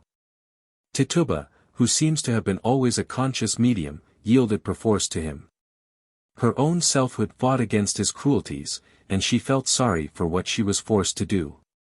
When under examination she made free confession of her involuntary participation in the tormenting invasions upon innocent girls, thus unwittingly jeopardizing her own life. She seems to have been frank and truthful. Q. How long since you began to pinch Mr. Parris's children? A. I did not pinch them at first, but they made me afterward. Q. Have you seen Good and Osburn ride upon a pole? A. Yes, and have held fast by me. I was not at Mr. Griggs's but once. But it may be send something like me, neither would I have gone, but they tell me they will hurt me. Her statement that, it may be send something like me, shows her belief, and probably her knowledge. That her very strong, something like a man, was able to produce the apparition of a mediumistic person even where such person had no consciousness of being present. Spirits, in modern times, often produce such effects, and show thereby that Tituba's comprehension of the case may have been in harmony with the nature of things, and strictly correct. She repeats again that her participation in the affairs was forced, that others made her pinch. Tituba. Last night they tell me I must kill somebody with a knife. Q. Who were they that told you so? A. Sarah Good and Osburn, and they would have had me kill Thomas Putnam's child last night. The child also affirmed that at the same time they would have had her cut off her own head, for if she would not, they told her Tituba would cut it off. And then she complained at the same time of a knife cutting her. When her master hath asked her, Tituba, about these things, she saith they will not let her tell, but tell her if she tells, her head shall be cut off. Q. Who tells you so? A. The man, Good, and Osburn's wife. Goody Good came to her last night when her master was at prayer, and would not let her hear, and she could not hear a good while. Good hath one of those birds, the yellow bird, and would have given me it, but I would not have it. And in prayer time she stopped my ears, and would not let me hear. Q. What should you have done with it? A. Give it to the children, which yellow bird hath been several times seen by the children. I saw Sarah Good have it on her hand when she came to her when Mr. Parris was at prayer. I saw the bird suck Good between the forefinger and long finger upon the right hand. Those statements relating to the use of the knife, apparently volunteered by Tituba and confirmed by the child, are quite suggestive. Assuming that there was present with them some powerful male spirit bent upon forceful action, and who, through Tituba and other impressibles, had obtained some palpable hold upon certain human forms and the affairs of external life. It was in his power to excite in the minds of any and all who had then been brought into rapport with himself, such ideas as those relating to the knife, and also to make the psychologized girl experience the sensation of being actually cut by it. Such would now be deemed an easy feat by any fair psychologist, either in the gross form or out of it, provided he had a favorable subject on whom to operate. The same spirit, too, drawing elements from Mrs. Good, and using them, could make Tituba feel as though Mrs. Good was by her side and making her suddenly deaf in prayer time, even though it was the male spirit himself who then closed her ears. Evidences of mediumistic capabilities in either the afflicted or the afflictors are worthy of distinct observation, and therefore we draw attention to the statement that the yellow bird hath been several times seen by the children. Therefore the sufferers were clairvoyants, as well as the accused. Q. Did you never practice witchcraft in your own country? A. No, never before now. That answer renders it probable that previous to the winter then passing she had never been conscious of the presence of spirits, or of conversations with or subjection to them. She, perhaps, reveals a lurking suspicion that her experiences of late might be witchcrafts. But her notions as to what constituted that might well, if not necessarily, be very different from those existing in the more unfolded and logical minds of her master and her examiners, who made the chief essence of it consist in a compact made with a majestic and malignant devil, such a devil as would differ very widely in appearance from Tituba's man. She freely described the unsought presence of a spirit man with her on sundry occasions, also her talks with him, and forced service under him. This essentially was only disclosure of the fact that her own organism and temperaments were such and so conditioned that disembodied intelligences could sometimes be seen and heard by her, and could force her to be their tool. Her witchcraft was devoid of voluntary compact to serve an evil one, devoid of evil intent in its practice. If she confessed herself to be a witch, it was only a kindly and loving one, desiring to be truthful and good, and inflicting hurt only when forced to it. She confessed only to clairvoyance, clairaudience, and weakness of her own will powers. Q. Did you see them do it now while you are being examined? A. No, I did not see them. But I saw them hurt at other times. I saw Good have a cat beside the yellow bird which was with her. Obviously some contortions, antics, or sufferings which the afflicted girls, who were present at the examination, had just experienced or were then manifesting, led to the question, did you see them do it now? Here again appears the assumption of the court that Tituba might be gifted with powers or faculties which would enable her to discern animate and designing workers who were invisible by external optics. Her inner sight was closed then, but at some other times had been open. Q. What hath Osburn got to go with her? A. Thing, I don't know what it is. I can't name it. I don't know how it looks. She hath two of them. One of them hath wings, and 2 legs, and a head like a woman. The children saw the same but yesterday, which afterward turned into a woman. Q. What is the other thing that Goody Osburn hath? A. A thing all over hairy.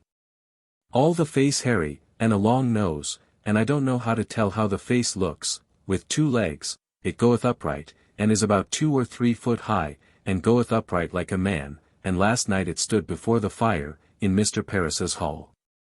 The obscurity of this description is fully paralleled by the prophet Ezekiel, who, in presenting the beings seen in the first of his visions of God, uses the following language, in chapter 1. They had the likeness of a man, and every one had 4 faces, and every one had 4 wings, and their feet were straight feet, and the sole of their feet was like the sole of a calf's foot, and they sparkled like the color of burnished brass. And they had the hands of a man under their wings on their 4 sides, and they 4 had their faces and their wings were joined one to another, and they turned not when they went every one straight forward.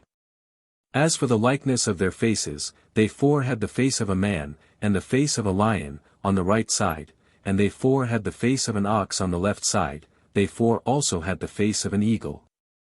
This quotation from the Bible hints with much distinctness that inherent difficulties may beset any clairvoyant who undertakes to set forth in our language, which was formed for description of material objects, some things which are occasionally perceived by the spiritual senses. Where the prophet was so vague and mystical, we may pardon the ignorant slave if she failed to be very lucid, and if one suspects her of attempting to put forth nothing but fiction, because she was so obscure. How can he consistently withhold similar suspicions in relation to the prophet? We will pass to the children's credit the fact that they also saw Osburn's ungainly and hairy attendant. Q. Who was that appeared to Hubbard as she was going from Proctor's? A. It was Sarah Good, and I saw her send the wolf to her.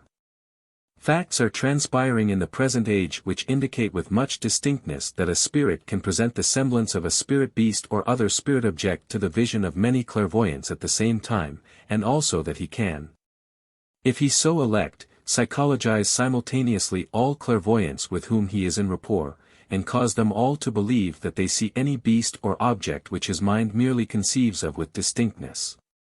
Therefore sight of a wolf by the mediumistic Hubbard girl, and Tituba's perception of the same proceeding from mediumistic Sarah Good, could all be produced by the mere volition of that, something like a man. Provided only that he was then in rapport with all of those three sensitive ones. Q. What clothes doth the man appear unto you in? A. Black clothes sometimes serge coat of other color, a tall man with white hair, I think. Q. What apparel do the women wear? A. I don't know what color. Q. What kind of clothes hath she? A. Black silk hood with white silk hood under it, with top knots, which woman I know not, but have seen her in Boston when I lived there. Q. What clothes the little woman? A. Serge coat, with a white cap, as I think. The children having fits at this very time, she was asked who hurt them. She answers, Goody Good, and the children affirmed the same. But Hubbard being taken in an extreme fit, afterward, she, Tituba, was asked who hurt her, Hubbard, and she said she could not tell, but said they blinded her and would not let her see, and after that was once or twice taken dumb herself.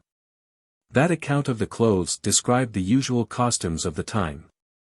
We are glad to hear her say, a tall man, with white hair, I think. That is her description of the something like a man, and the man, who has been so demonstrative. A tall man with white hair, need not be a very frightful object, and we can readily conceive that such a mind as Tituba's might be perfectly calm and self-possessed in his presence. And never imagine that abler minds might confound such a one with the devil. She never calls him the devil. The fact that she was made dumb 2 or 3 times, gives her case some resemblance to those of Ezekiel and Zacharias. Her ears, as before stated, had been stopped by Good, as she supposed, one evening during prayer time. Thus we find her organs of sense subject to just such control as invisible intelligent operators exercised over prophetic or mediumistic ones of old, and such as spirits exercise over many mortal forms today. Her clairvoyance was obscured, perhaps, by the man, when she was asked who was hurting the Hubbard girl, and replied that they blinded her now. Second examination, March 2, 1692. Q. What covenant did you make with that man that came to you? What did he tell you? The first of those 2 questions was the crucial one at a trial for witchcraft. Had she made a covenant with the devil, or any devotee of his? That was the main point to be determined.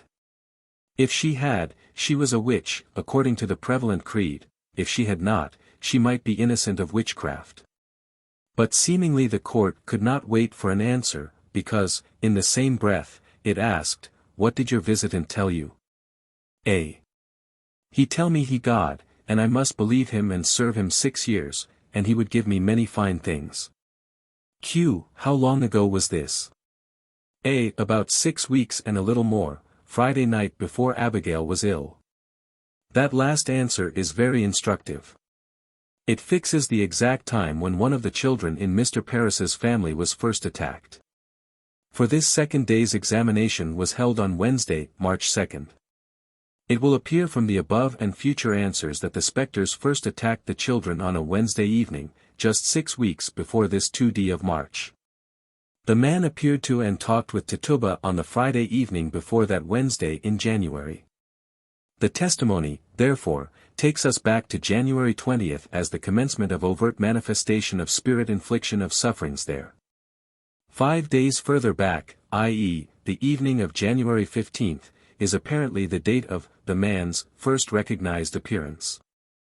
Therefore, until better information is obtained, we shall regard that as the date of the primal advent of the genuine author of witchcraft at Salem village, whom we deem to have been also its regulator through its heartrending unfoldings. Q. What did he say you must do more? Did he say you must write anything? Did he offer you any paper? A. Yes, the next time he come to me, and showed me some fine things, something like creatures, a little bird something like green and white. Q. Did you promise him this when he first spake to you? Then what did you answer him? A. I then said this, I told him I could not believe him God. I told him I asked my master, and would have gone up, but he stopped me and would not let me. Q. What did you promise him? A. The first time I believe him God, and then he was glad. Q. What did he say to you then? What did he say you must do? A. Then he tell me they must meet together. There is some obscurity in this quotation, which raises the question whether the witness contradicts herself by stating that at her first interview she believed that her visitant was God himself, as John the Revelator did that a prophet returning from the spirit spheres and appearing to him was God. And her stating again that at the first interview she told him she could not believe that he was God, and proposed to go up and ask her master, Mr. Paris, what he thought about it, but was held back by her spirit attendants from doing so. There is, we say, obscurity as to whether the account makes her apply both of these opposing statements to her conceptions of her visitor at the first interview with him, or whether it was not till a subsequent meeting that she doubted his godship. As reported, her examiners are made quite as hard to understand and track as she is in her answers. But, upon a careful reading, we judge it fair and proper to conclude that her doubts concerning the character of her acquaintance were expressed as late as at the meeting on Wednesday, January 20th, and not on the previous Friday. Q. When did he say you must meet together? A. He tell me Wednesday next, at my master's house. And then we all did meet together, and that night I saw them all stand in the corner, all four of them, and the man stand behind me, and take hold of me, and make me stand still in the hall. We now must relinquish doubt as to the meetings at the parsonage, for here we have distinct historical mention of a circle, which met at Mr. Paris's house, for the purpose of practically manifesting the skill and powers, not of learners, but of an expert in the wonders of necromancy, magic, and especially of spiritualism. This circle met, at 5 days' notice, on the evening of January 20th, 1692. A man, or something like a man, was at the head of it, and 5 females, 3 of them at least embodied ones, were his assistants, or rather were reservoirs from whence he drew forces with which to experiment upon 2 little mediumistic girls. If a club of women and girls sometimes met for such purposes as are alleged in foregoing citations, and perhaps it did in a loose, irregular way, we fancy that Tituba's tutor was ever among them taking notes, scrutinizing their several properties, capabilities, and circumstances, and planning when and how to use them for most efficient accomplishment of his purposes. The fact that he was present as author and master spirit when the first act of the Salem village tragedy was visibly manifested through the twitchings and contortions of 2 little girls, is distinctly shown by Tituba's testimony. Therefore henceforth there can be neither historical nor philanthropic justice in imputing to the brains and wills of the little girls what a present and conscious clairvoyant witness imputes distinctly to one who looked something like a man. Give to him, whoever he was, give to him his just dues. Also bestow upon the girls neither censure or praise for the help which their organisms and temperaments necessarily afforded him. This meeting of apparitions, be it noted and remembered, took place immediately before the sickness of the children came on, and during its session, the children were pinched, and thus first became afflicted ones. On that Wednesday night Abigail first became ill. Q. Where was your master then? A. In the other room. Q. What time of night? A. A little before prayer time. Q. What did this man say to you when he took hold of you? A. He say, go into the other room and see the children, and do hurt to them and pinch them. And then I went in and would not hurt them a good while, I would not hurt Betty, I loved Betty, but they haul me, and make me pinch Betty, and the next Abigail. And then quickly went away altogether after I had pinched them. Q. Did you go into that room in your own person, and all the rest? A. Yes, and my master did not see us, for they would not let my master see. Mr. Paris and the children seem from the above to have been in the same apartment that evening, for Tituba states that he was in the other room, and her dictator said to her, "Go into the other room, and hurt the children." That the master of the house was present with his daughter and niece then, may be indicated also in the statement that, "They would not let my master see," for this implies that they were in his presence, though invisible. If she went to the room in her physical form, which is not stated, and is not probable, though she did go there in her own person, the others went only as spirits or as apparitions. And they did not so enrobe or materialize themselves as to be visible by outward eyes, and therefore did not become visible to Mr. Paris, they would not let him see. The first infliction upon the children, therefore, was made in his very presence, but by invisible hands, spirit hands or apparitional hands, touching the spirit forms of the mediumistic little girls, and through their own inner forms reaching, paining, and convulsing their physical bodies. It is interesting to note that because Tituba loved Betty, she was able to resist the pressure upon her a good while. But her feeble powers were incompetent to oppose unyielding and effectual resistance to the strong will of the producer of painful experiences. Q. Did you go with the company? A. No. I stayed, and the man stayed with me. Q. What did he then to you? A. He tell me my master go to prayer, and he read in book, and he asked me what I remember, but don't you remember anything?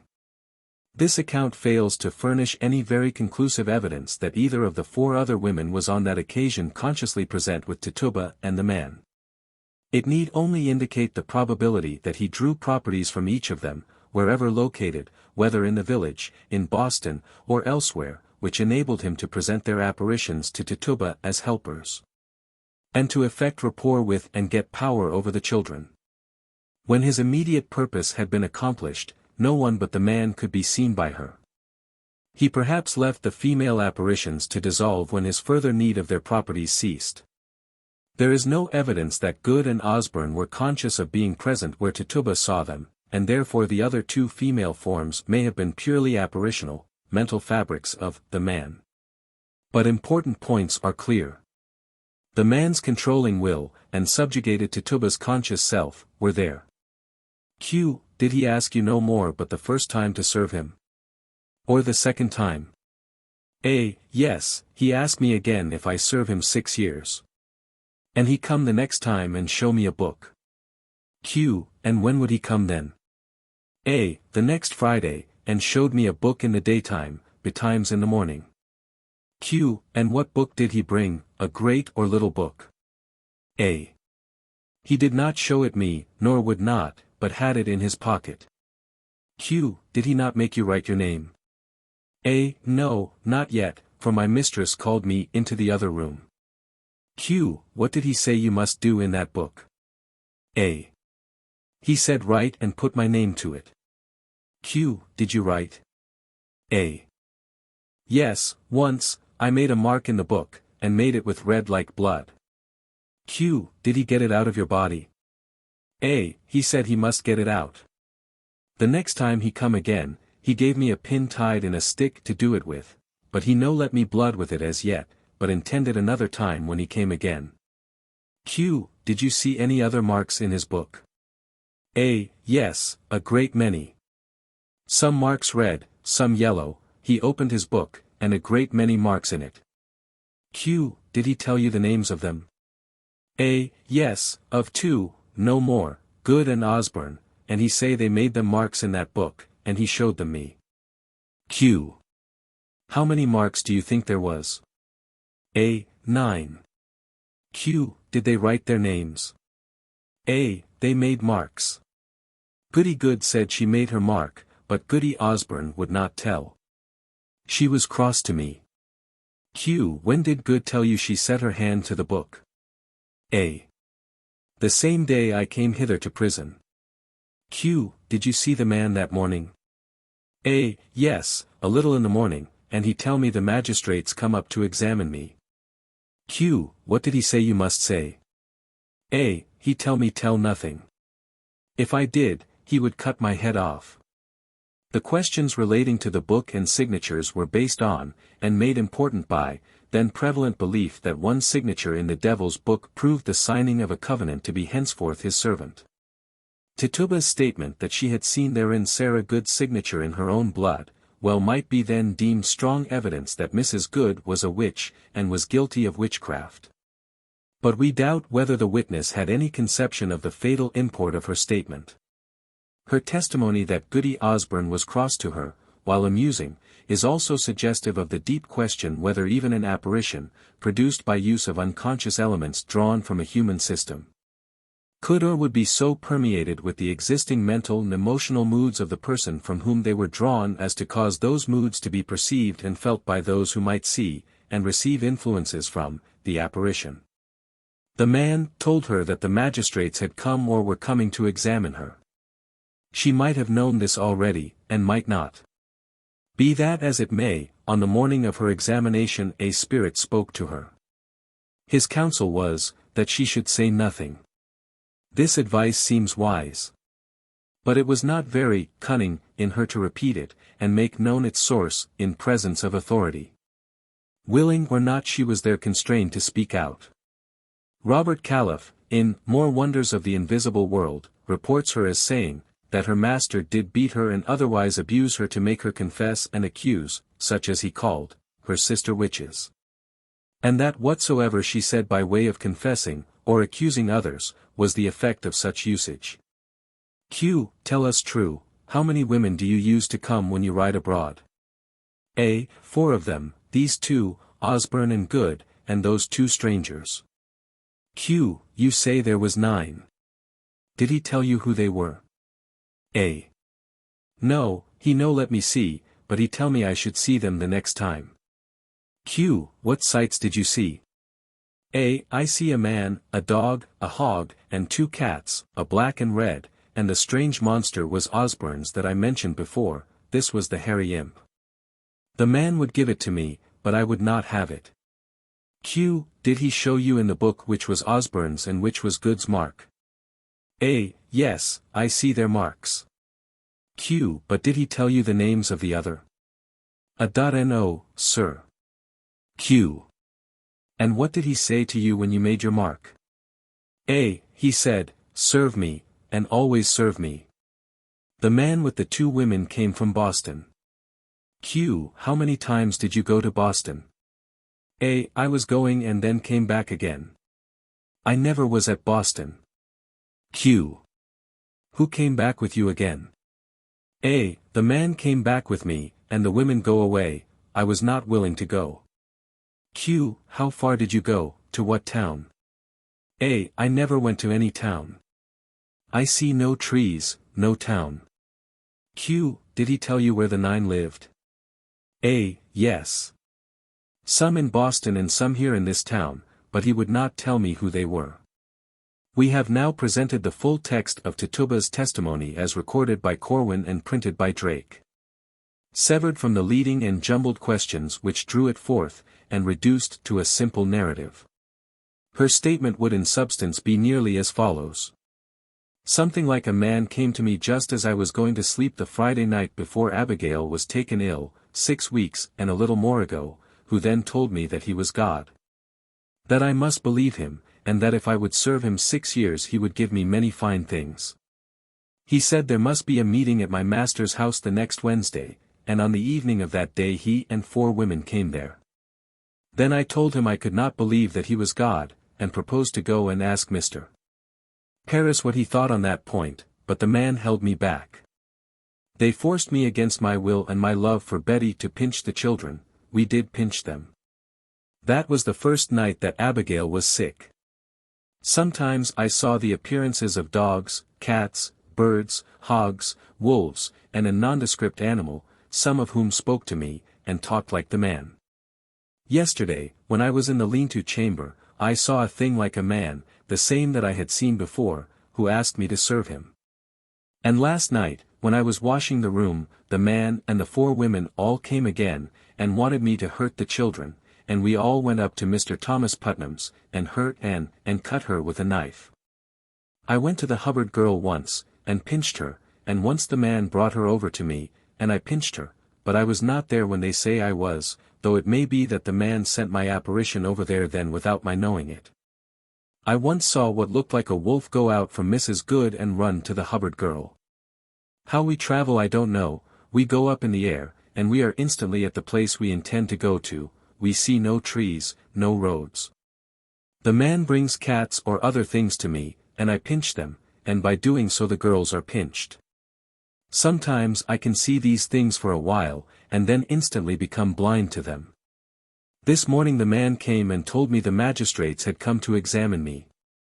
Such are the principal points in Tituba's account of the origin and author of the disturbance or amazing feats at Mr. Parris's house. In the main, they are plain, direct, and seemingly true. They teach as clearly as words ever taught anything, that something like a man, a tall man with white hair, dressed in serge coat, came and forced Tituba to pinch the children at the very time when one of them was first taken sick. They teach also that the same man appeared to Tituba several times, and was with her on the day of her examination. The spiritual source of the first physical manifestations which generated the great troubles at Salem village is thus set forth with such clearness as will command credence in future ages, even if it shall fail to do so in this Sadducean generation. As before stated, another record of Tituba's testimony was made by Ezekiel Cheever, which is much less ample and particular than the one above presented. It omits entirely several very instructive and important parts, especially those which make known Tituba's earlier interviews with the man, those which fix the exact time when he first came to her, the exact time when Abigail was taken ill. And, more important still, those parts which describe the assemblage of spirits at Mr. Parris's house, and their deliberate inflictions of pains upon the children at the very time when their disordered conditions came upon them. Upham, by using Cheever's instead of the other account, failed to adduce several vastly important historic facts, the special facts which are essential to a fair presentation of the origin and nature of Salem witchcraft. He nowhere recognizes the probably acute intellect, strong powers, persistent action, and inspiring presence of the tall man with white hair and in serge coat. Omitting these, he has but given us Hamlet with Hamlet left out. And this, too, not in ignorance, for he had seen Corwin's manuscript, which made clearly manifest the presence and doings of one spirit personage especially, and taught many other facts that were not reconcilable with his theory.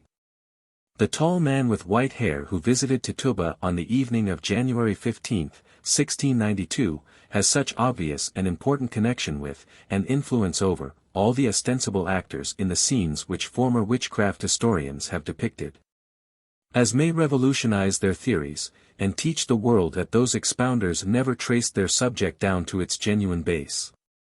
That they built, partly at least, upon the sands of either ignorance or misconception of the nature and actual source of what they discussed. There are some important differences in the two records of Tituba's testimony, even where the words and facts must have been the same.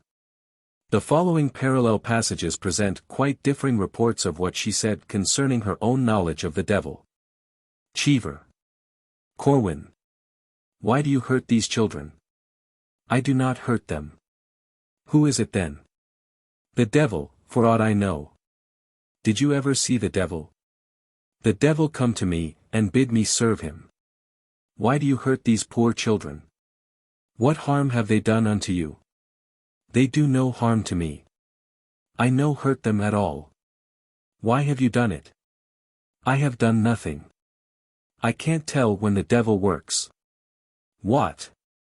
Doth the devil tell you that he hurts them? No, he tells me nothing. Thus Cheever makes her say that, the devil, came to her and bade her serve him, while Corwin, reporting the same part of the examination makes her say that, the devil, never told her anything. Further on, Corwin makes her say, a thing like a man told me serve him.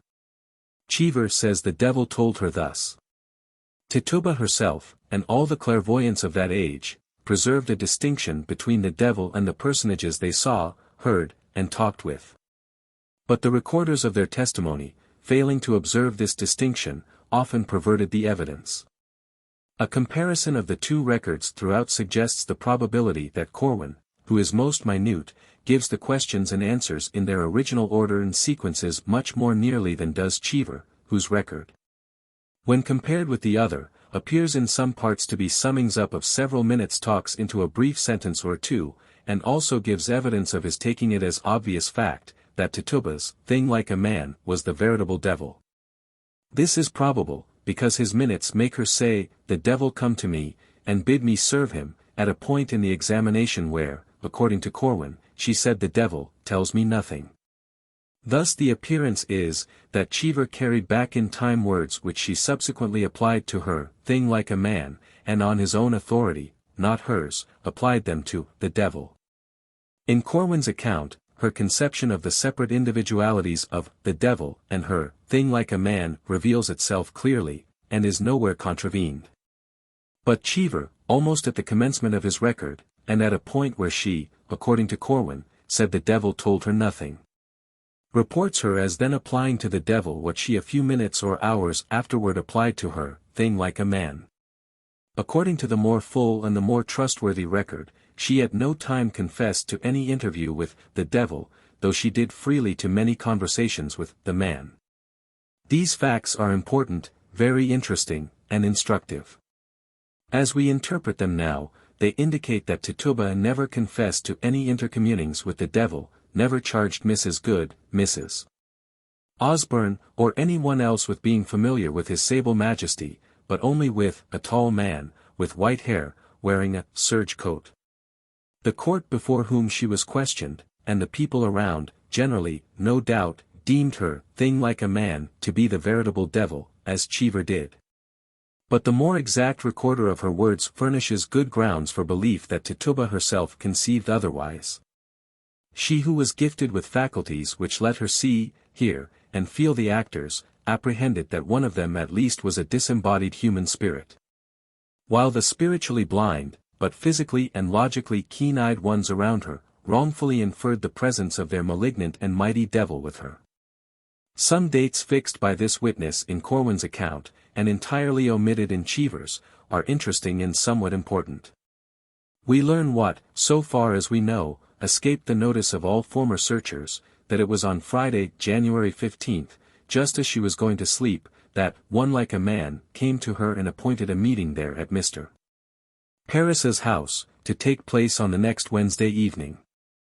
Accordingly, on Wednesday evening, January 20th, the man and 4 women came, and then designedly and deliberately pushed Tituba on, and made her pinch the daughter and niece of Mr. Parris, and on that very evening, Abigail, at least, if not Betty also, was first taken ill. Here is an important and significant coincidence. Just at the time when the illness was developed, spirits, in compliance with a previous arrangement, were there present at work seeking to produce just such a result as was manifested. Did they, or did other agencies, produce the mysterious disorders which seemed to devil-dreading beholders like diabolical obsessions? In view of all the facts, it is plain that a spirit or spirits caused the children to suffer. By failing to present the above points, which, though lacking in the account that he copied and followed, yet came under his eye, Upham clearly failed to use some very important historic facts which are essential to a fair presentation of both the time at which, and the agents through whom, Salem witchcraft had its origin, and consequently to a fair presentation of its nature. But those facts strenuously conflict with his theory that embodied girls and women were the designers and perpetrators of that great and terrific manifestation of destructive forces. How strong the chains of a pet theory! How blinding the cataracts of long-cherished conclusions! If there exists in the world's annals more distinct testimony that a particular individual was the deliberate and intentional producer of acts which generated suffering, then Tituba gave that the thing like a man, which came to her once, when she was about going to sleep, once, in the lean-to chamber, once, when she was washing the room, and who, on Friday night, appointed a place for meeting the next Wednesday night, and, with assistance, kept his appointment, and then and there, as he had previously announced his purpose to do, severely hurt the children. If there ever was recorded testimony which more distinctly designated a particular being as the principal in planning and enacting any scheme than is this from Tituba, by which she designates over and over again a tall man with white hair, wearing black clothes sometimes, and sometimes serge coat of other color, as the chief executor of the strange and momentous development of illnesses in the family of Mr. Paris. I know not where that clearer testimony is recorded.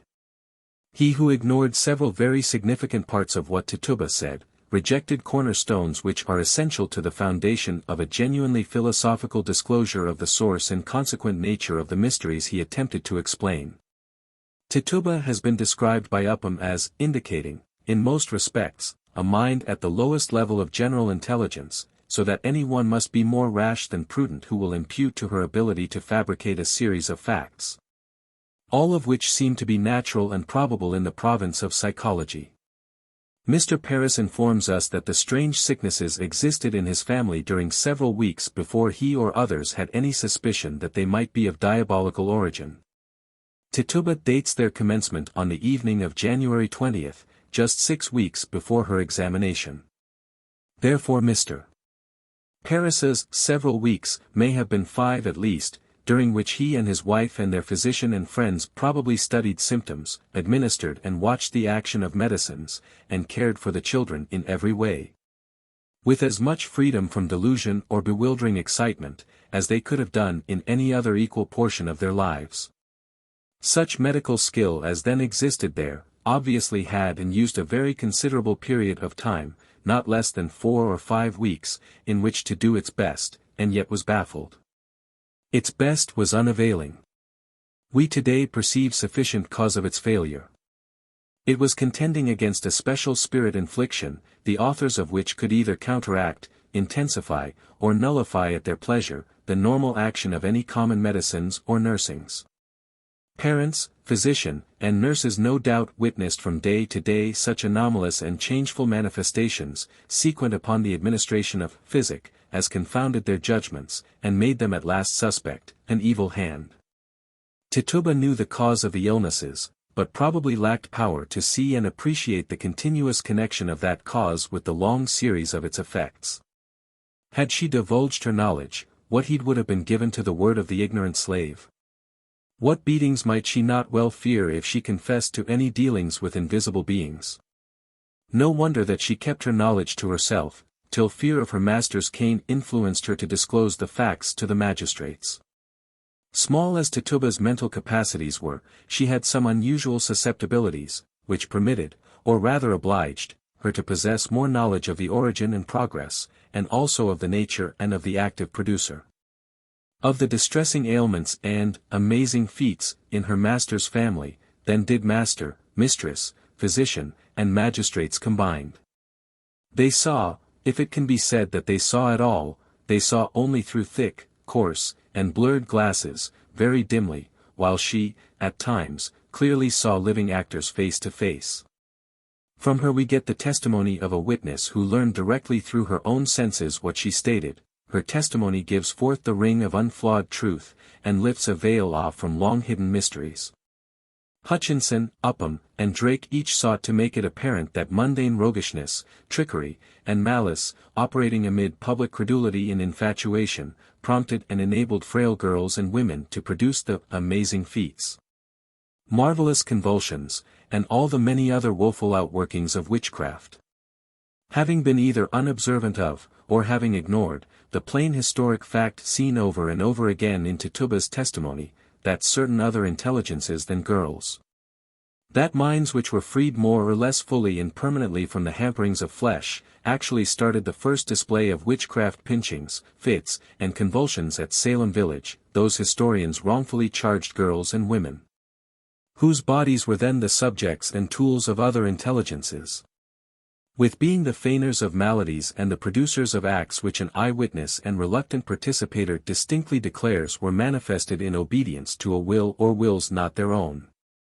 Such oversight, or such discarding of facts, whichever it may have been, caused those writers to so restrict their stores of intelligent agents having more or less access to and power over man, as to put outside of their own reach and vision the actual producers of witchcraft phenomena.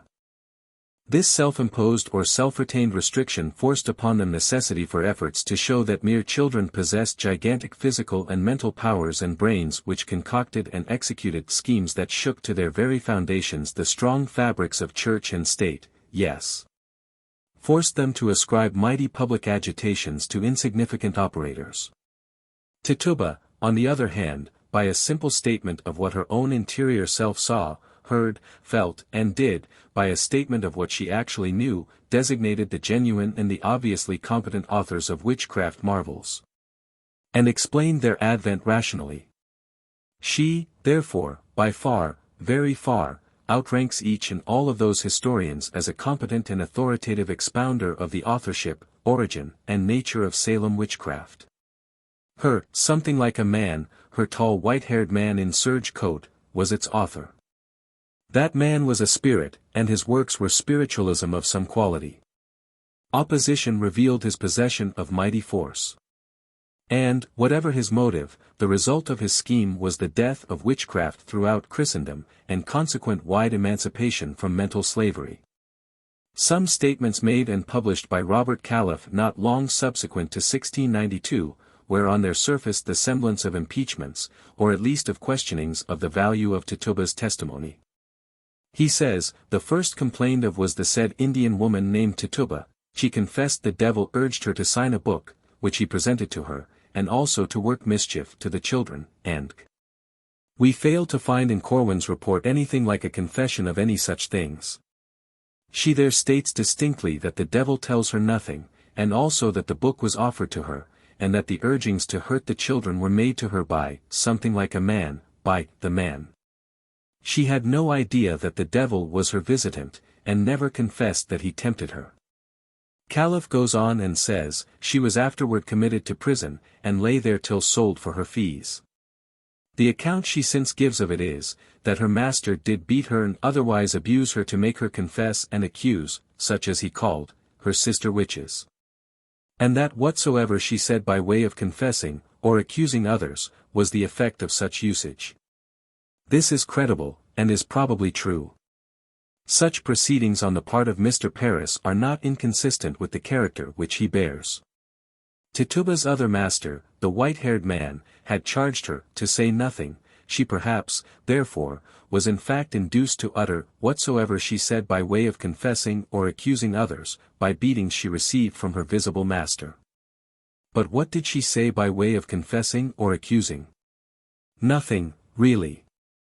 She merely stated facts known to her, and such statement should not be misnamed either confession or accusation. Corwin's record of that slave's testimony excites an apprehension, yes, generates belief, that Calef unconsciously made misleading statement when he wrote that she confessed the devil urged her to sign a book. We have met with no indication that she ever made what should be called confession. We repeat, that she quite fully narrated that she had seen, held conversation with, and been forced to obey, a white-haired man, and also that the women Good and Osburn were at times her companion operators when the man was present. That frank statement of facts constituted her only confession, so far as we perceive. Had this been made by an intelligent witness who comprehended how the public mind would interpret it, there might be plausible reason for saying that she or he confessed. But with Tituba it was a simple statement of the truth. We suspect that Calef, under the prevalent habit of his day, unwittingly wrote devil where Tituba, according to Corwin, said, the man. If he followed Cheever's report of the trial, he seemed to have authority for doing so. That Tituba regarded the devil and the tall man as two distinct individuals is very obvious.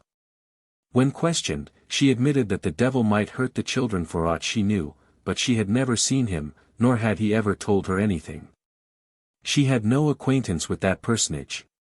While the questions related to his doings she could give no information, but as soon as opportunity was given her to introduce her tall man, she was ready to speak of him freely and instructively. The people around her, not interiorly illumined, applied the name devil to any disembodied intelligence that acted upon, or whose power became manifest to, their external senses. Not so did either Tituba or any of her clairvoyant sister sufferers or sister accusers either. Throughout the whole of her 2 days' rigid examination she persistently called her strange visitant, the man. And it is a significant fact that all the mediumistic ones then, both accusers and accused, escaped ever falling into the prevalent habit of accusing the devil. Other agents met their vision. Fear of Mr. Paris may have forced Tituba to tell her true tale, which but for him she might have withheld. But is there probability either that he dictated any part of her testimony, or that she fabricated anything? We see none. The fair and just presumption is, that though forced to speak, she simply described what she had seen, and narrated what she had experienced. The apparent promptness, directness, and general consistency of her answers, strongly favor that presumption. In her judgment, as in ours, what she said was no confession of familiarity with the devil, for she disclaimed any knowledge of him. And therefore she made no confession of witchcraft as then defined, and no accusation of it against the other women. Calef imputes to her a subsequent position which may be so construed as to indicate that she declined to stand by her previous statements. He says, her master refused to pay her jail fees, and thus liberate her from prison, unless she would stand to what she had said.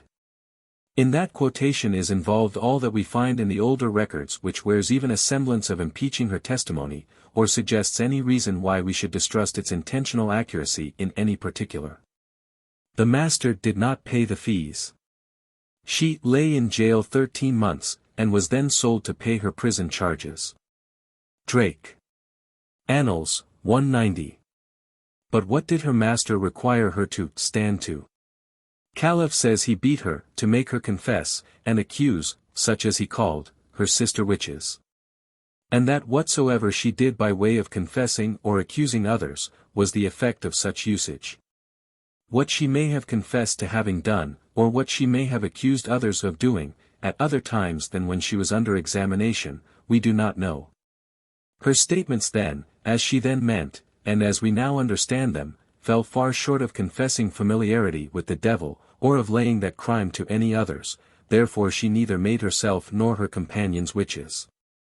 Still her master, no doubt, as did the recorder Ezekiel Cheever in the court, understood her as meaning devil when she said, the man, though she herself did not so mean. Even Corwin, apparently, as judge, put the prevalent construction upon her words, though his fidelity as a recorder caused him to write, the man, when she said, the man. This general habit of understanding devil, when some other personage was both named and meant, enables us to see that there may have been subsequent dispute between her and her master as to her real meaning. And that he made it a condition for her liberation that she should put his construction upon what she had said, rather than her own. It is an open question whether she ever refused to stand by her own meaning, or the true meaning of her own words. Perhaps she did refuse to stand by construction which the faith and habit of the day led most minds to put upon her words unjustifiably, but we doubt whether she refused to stand by the literal and intended meaning of what she had said. Poor Tituba! Because of your forced connection with a scheme and works which entirely baffled your comprehension, because of your forced disclosure of things you had witnessed and experienced behind the veil of flesh. Your own body was imprisoned 13 months, and 2 innocent women were doomed to death. Guileless and innocent, so far as connected with witchcraft, you was borne on by mighty forces to seem to act voluntarily, though in fact unwillingly and perforce, a prominent part in one of the most fearful scenes in human history. Man's ignorance of spiritual agents and forces in your day, together with the prevalent hallucination devil ward, made you a humble and pitiable martyr to simple truth-telling. Some seeds in your simple story now gathered from out the chaff that has covered them for 90 years, may soon be scattered over New England soil, from which, we trust, you above, and men below, may gather wholesome fruits of justice and truth. Sarah Good. Tituba's sister witch, as that slave's master called Sarah Good, may not have been regarded in her generation as possessor of any large amount of such qualities as her name is commonly used to designate.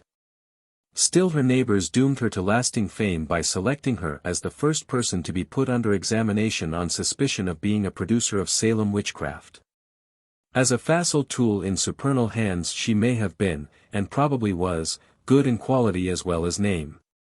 Indications that her spirit form was susceptible of either easy elimination or wide radiations from its material counterpart, are contained in the facts that on January 20, 1692, the inner eye of Tituba saw this Sarah. On February 25, and Putnam, and on the 28th, Elizabeth Hubbard saw her apparition, or her spirit form. Man's natural or physical optics do not discern a spirit. Spirit, when not materialized, is discernible only by our inner or spirit eyes. Spirit is spiritually discerned. The spirit forms, however, of embodied, living men and women, are not all equally discernible by clairvoyance. Generally, only such among flesh-clad spirits are readily seen by inner optics as are able to slip, or are liable to be drawn, or to radiate out, from one's ordinary integuments of flesh, or, at least, those only whose integuments are transparent of spirit light. Only few, relatively, can either see or be seen readily and frequently by spiritual eyes. Eagles exist as well as owls and bats.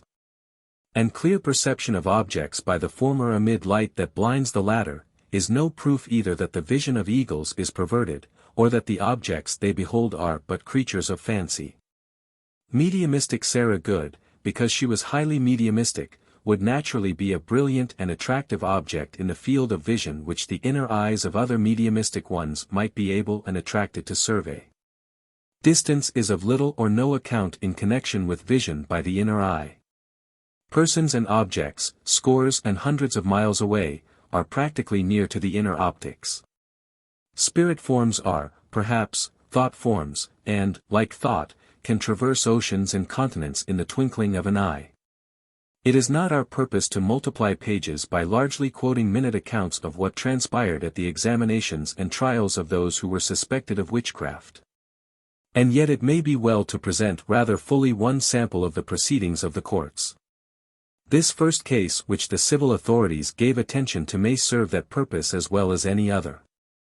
The arrest of Sarah Good was made February 29, and on the next day, Tuesday, March 1, 1692, her examination was commenced, and was continued, in connection with that of Sarah Osburn in Tituba, through the remainder of that week.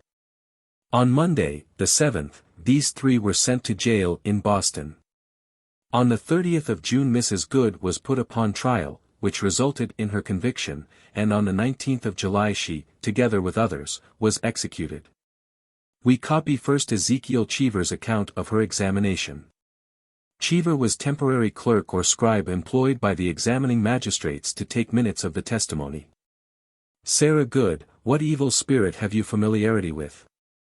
Ans, none. Have you made no contract with the devil? Good answered, no. Why do you hurt these children? Ans, I do not hurt them. I scorn it. Who do you employ, then, to do it? Ans, I employ nobody. This question was doubtless based on belief then held, that one who was in covenant with the devil had, by the terms of the covenant, received power to command the devil and his imps to execute any desired mischief. What creature do you employ, then? Ans, no creature, but I am falsely accused. Her statement that she employed nobody, seems not to have covered all classes of possible servants in such business. Therefore she was asked what creature she employed. This question suggests the probable supposition by the magistrate that such dogs, cats, birds, and hairy nondescripts as Tituba saw, might be subservient to the commands of a witch. Why did you go away muttering from Mr. Parris's house? Ans, I did not mutter, but I thanked him for what he gave my child. Have you made no contract with the devil? Ans, no. The magistrate then desired the children, all of them, to look upon her and see if this were the person that had hurt them, and so they all did look upon her, and said that this was one of the persons that did torment them. Presently they were all tormented. Sarah Good, do you not see now what you have done? Why do you not tell us the truth? Why do you thus torment these poor children? Ans, I do not torment them. Who do you employ, then? Ans, I employ nobody. I scorn it. How came they thus tormented? Ans, what do I know? You bring others here, and now you charge me with it. Why, who was it? Ans, I do not know, but it was some you brought into the meeting house with you. Response. We brought you into the meeting house. Reply. But you brought in two more. Who was it, then, that tormented the children? Ans, it was Osburn. What is it you say when you go muttering away from persons' houses? Ans. If I must tell, I will tell. Do tell us then. Reply. If I must tell, I will tell. It is the commandments. I may say my commandments, I hope. What commandment is it? Ans. If I must tell, I will. It is a psalm. What psalm? Statement by reporter. After a long time she muttered over some part of a psalm. Who do you serve? Ans. I serve God. What God do you serve?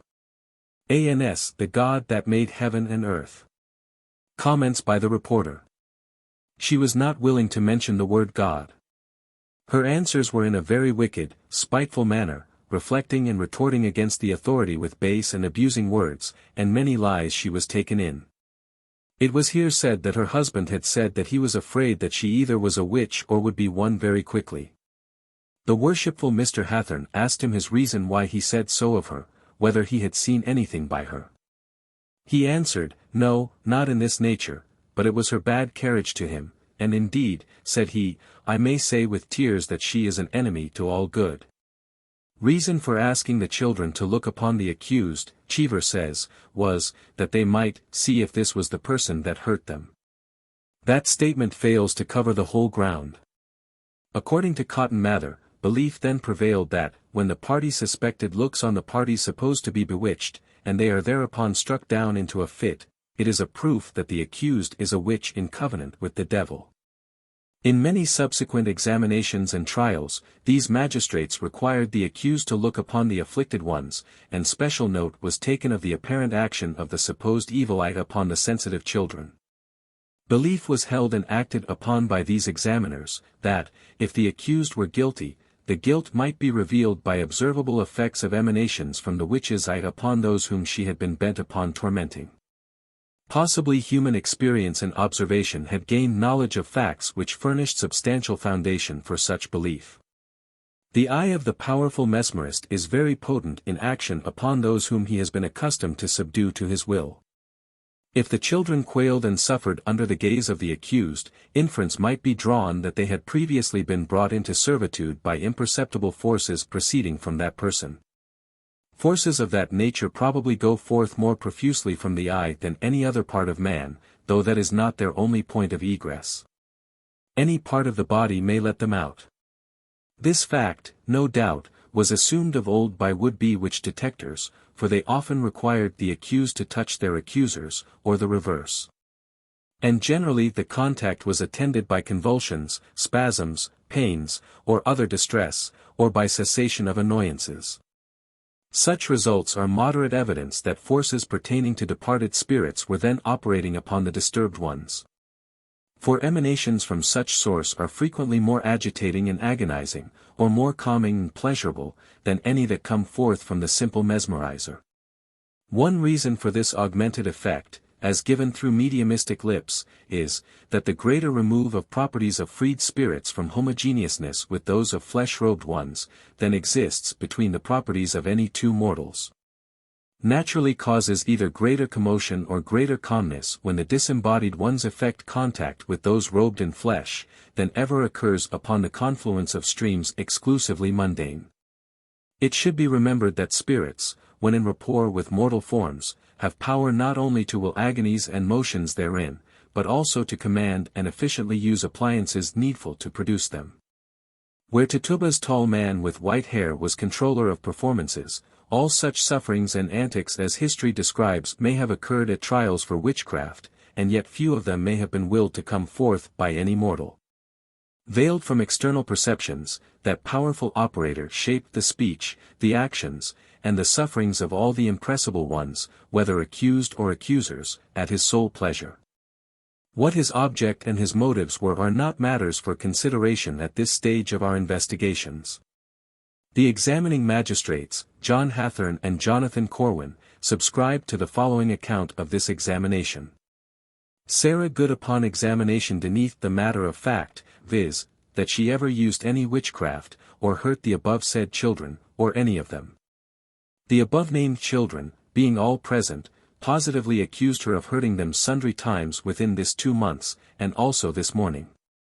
Sarah Good denied that she had been at their houses in the said time, or near them, or had done them any hurt.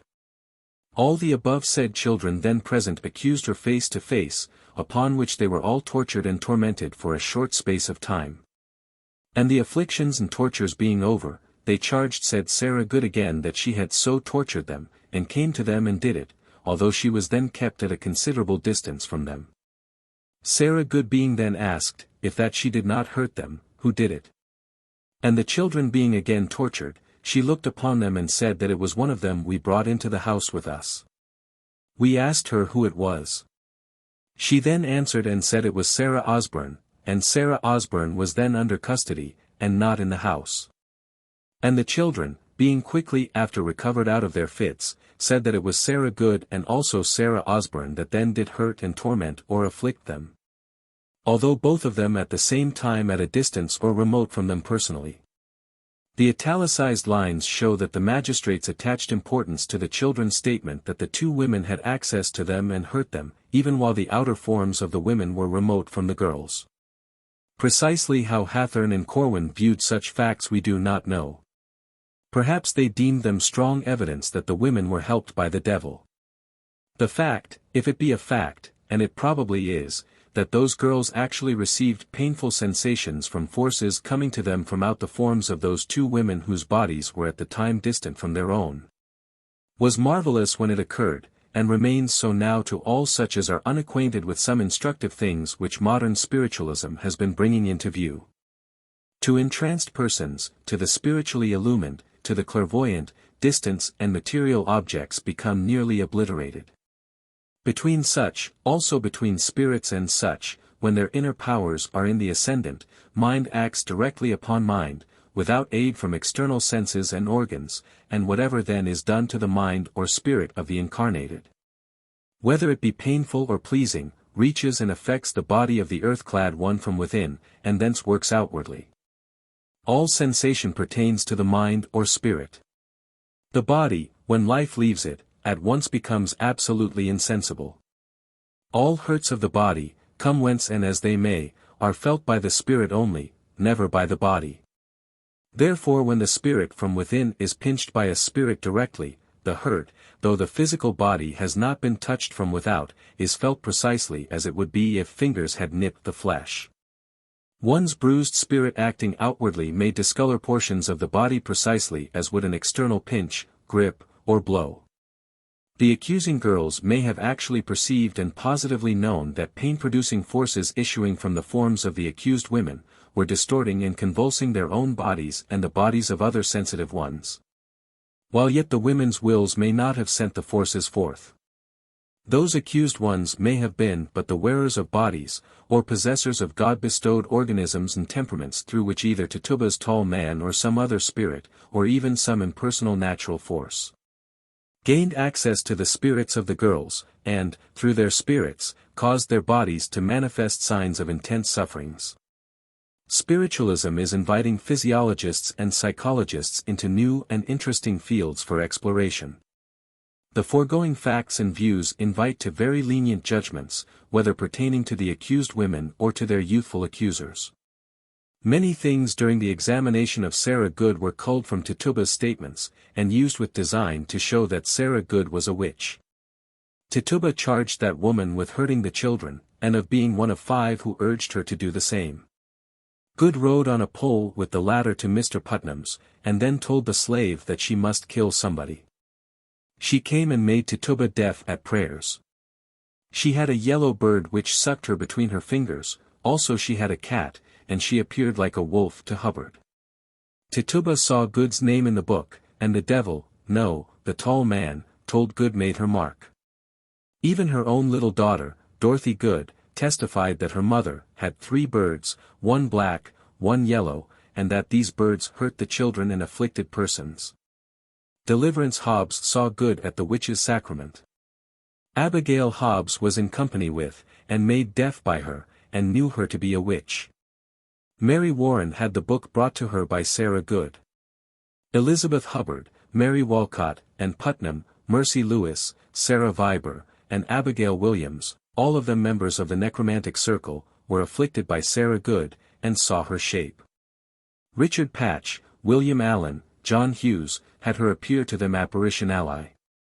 This long array of names of impressibles existing in the village at so early a time as the very first attempt to find a witchcraft worker there, indicates that Tituba's visitant had been an expert selector of a spot for operation.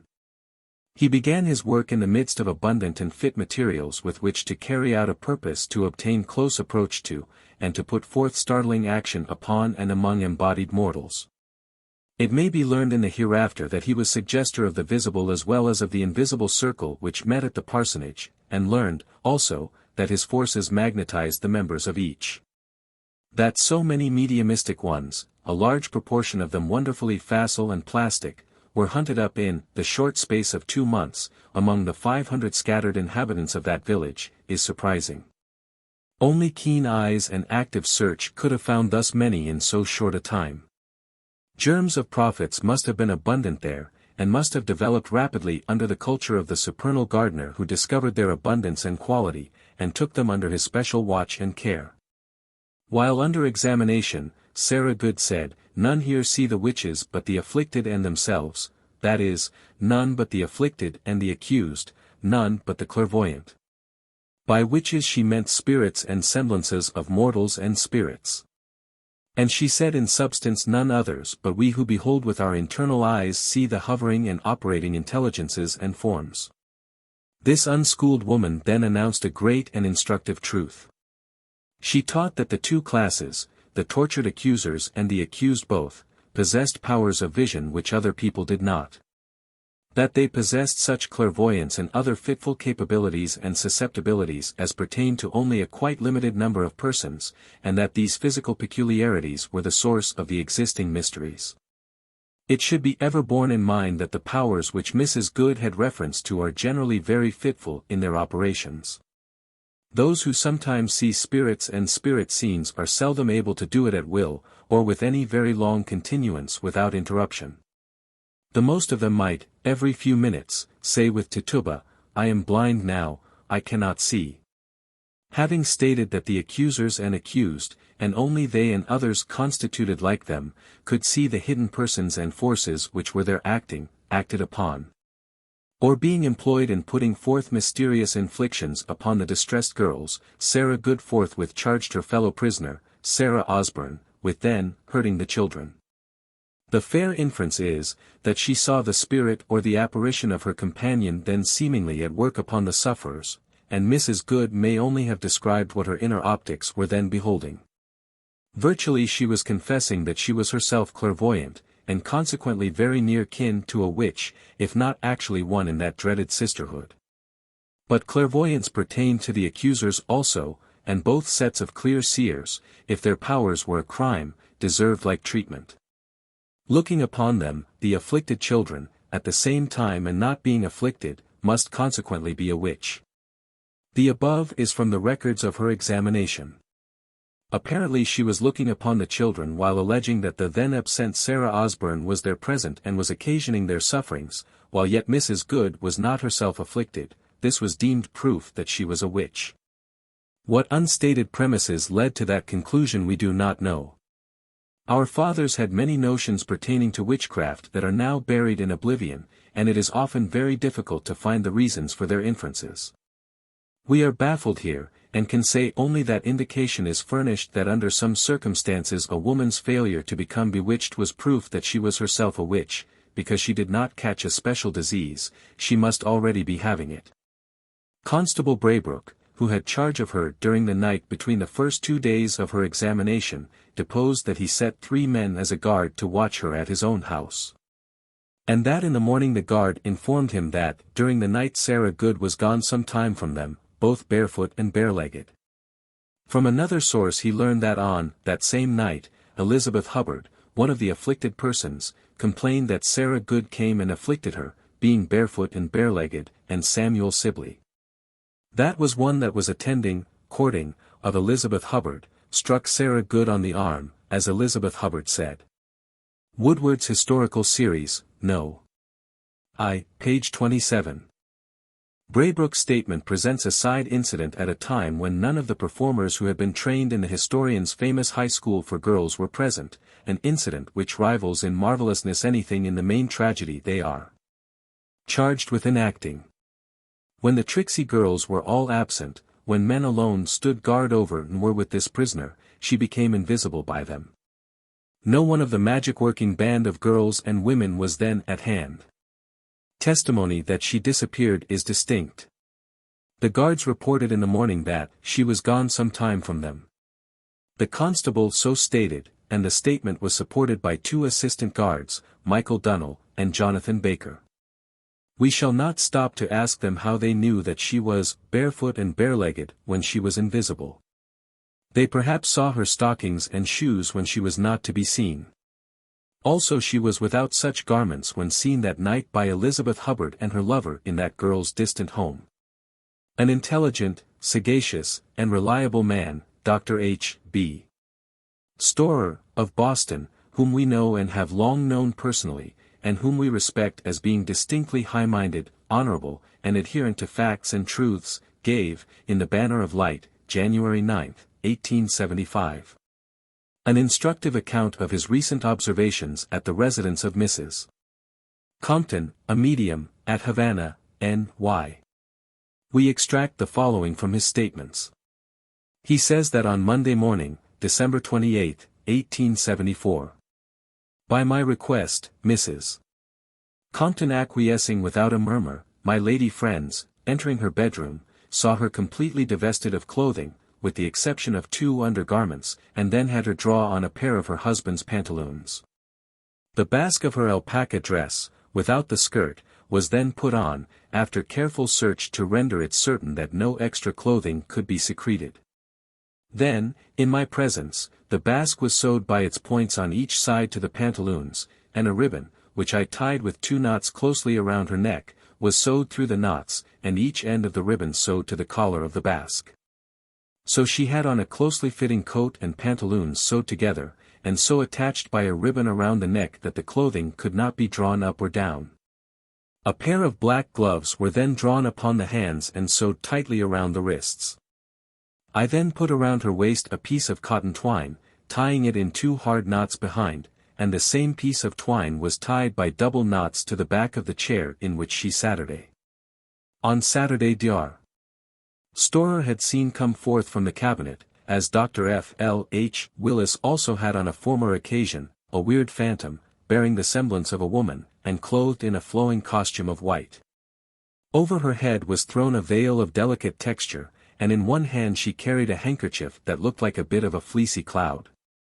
Her dress was exceedingly white and lustrous, without a wrinkle or a fold in it. That description by Willis is called by Storer perfect, and is adopted by him. This weird personage was called Katie. Dr. Storer, after fixing the medium in the cabinet on Monday, as above described, says, very slowly the door of the cabinet opened, and soon her, Katie's, entire form was seen dressed exactly as before, trailing skirts, veil, and mantle. But with a belt which she gathered in her hands and rubbed together that we might hear its silken rustle.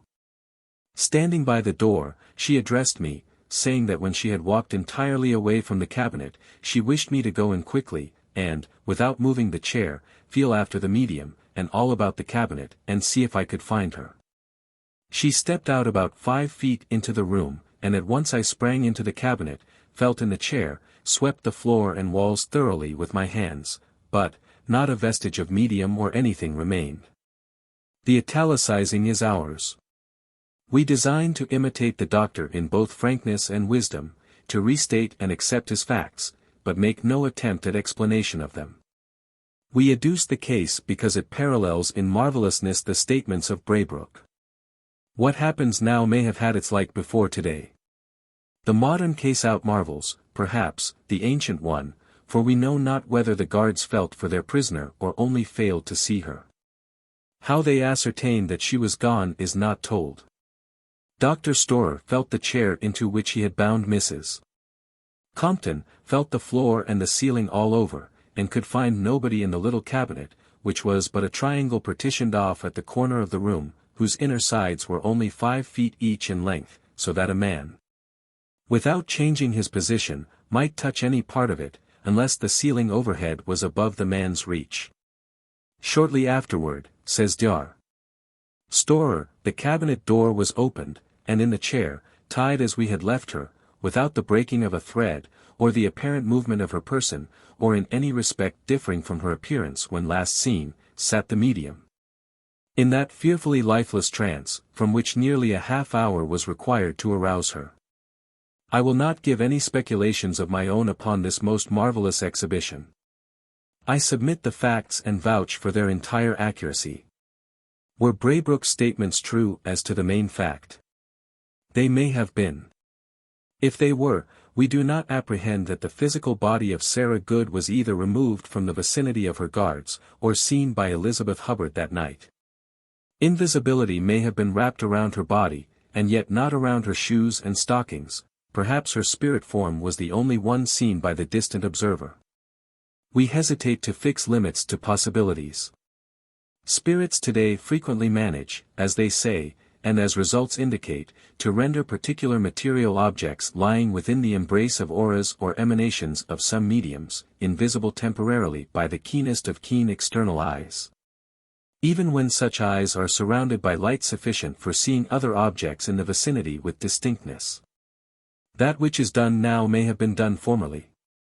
And since such phenomena now seldom occur excepting in the near vicinity of persons susceptible to spirit influences, the fair conclusion is, that Sarah Good was a medium.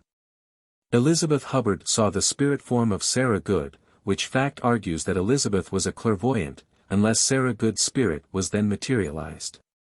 Each and every one of the afflicted girls is so repeatedly reported to have described perception of what external sight could not see, external ear hear, nor external touch feel. That the mediumistic susceptibilities of each and all of them are manifest. The susceptibilities and endowments of both accusers and accused were exceptional and yet alike in kind. The spiritual perceptive faculties and the receptive capabilities of both classes could be brought into such action as would outwork results perceptible by the external senses of common people.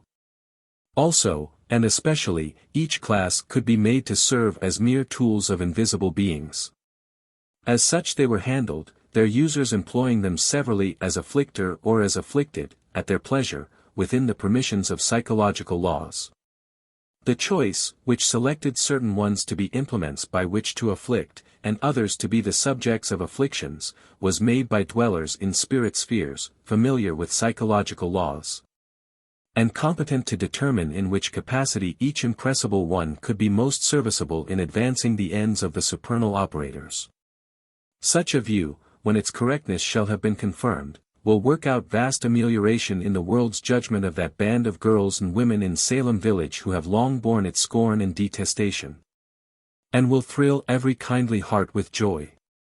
When it shall become apparent that some inborn physical peculiarities involved the controlling reasons why certain persons rather than others were charged with being Satan's devotees, then none can fail to see that it was not roguery, not artifice, not malice, not grudges, not family or neighborhood or parochial quarrels, not disputes about property, nor any social, moral, or religious eminence or debasement, no.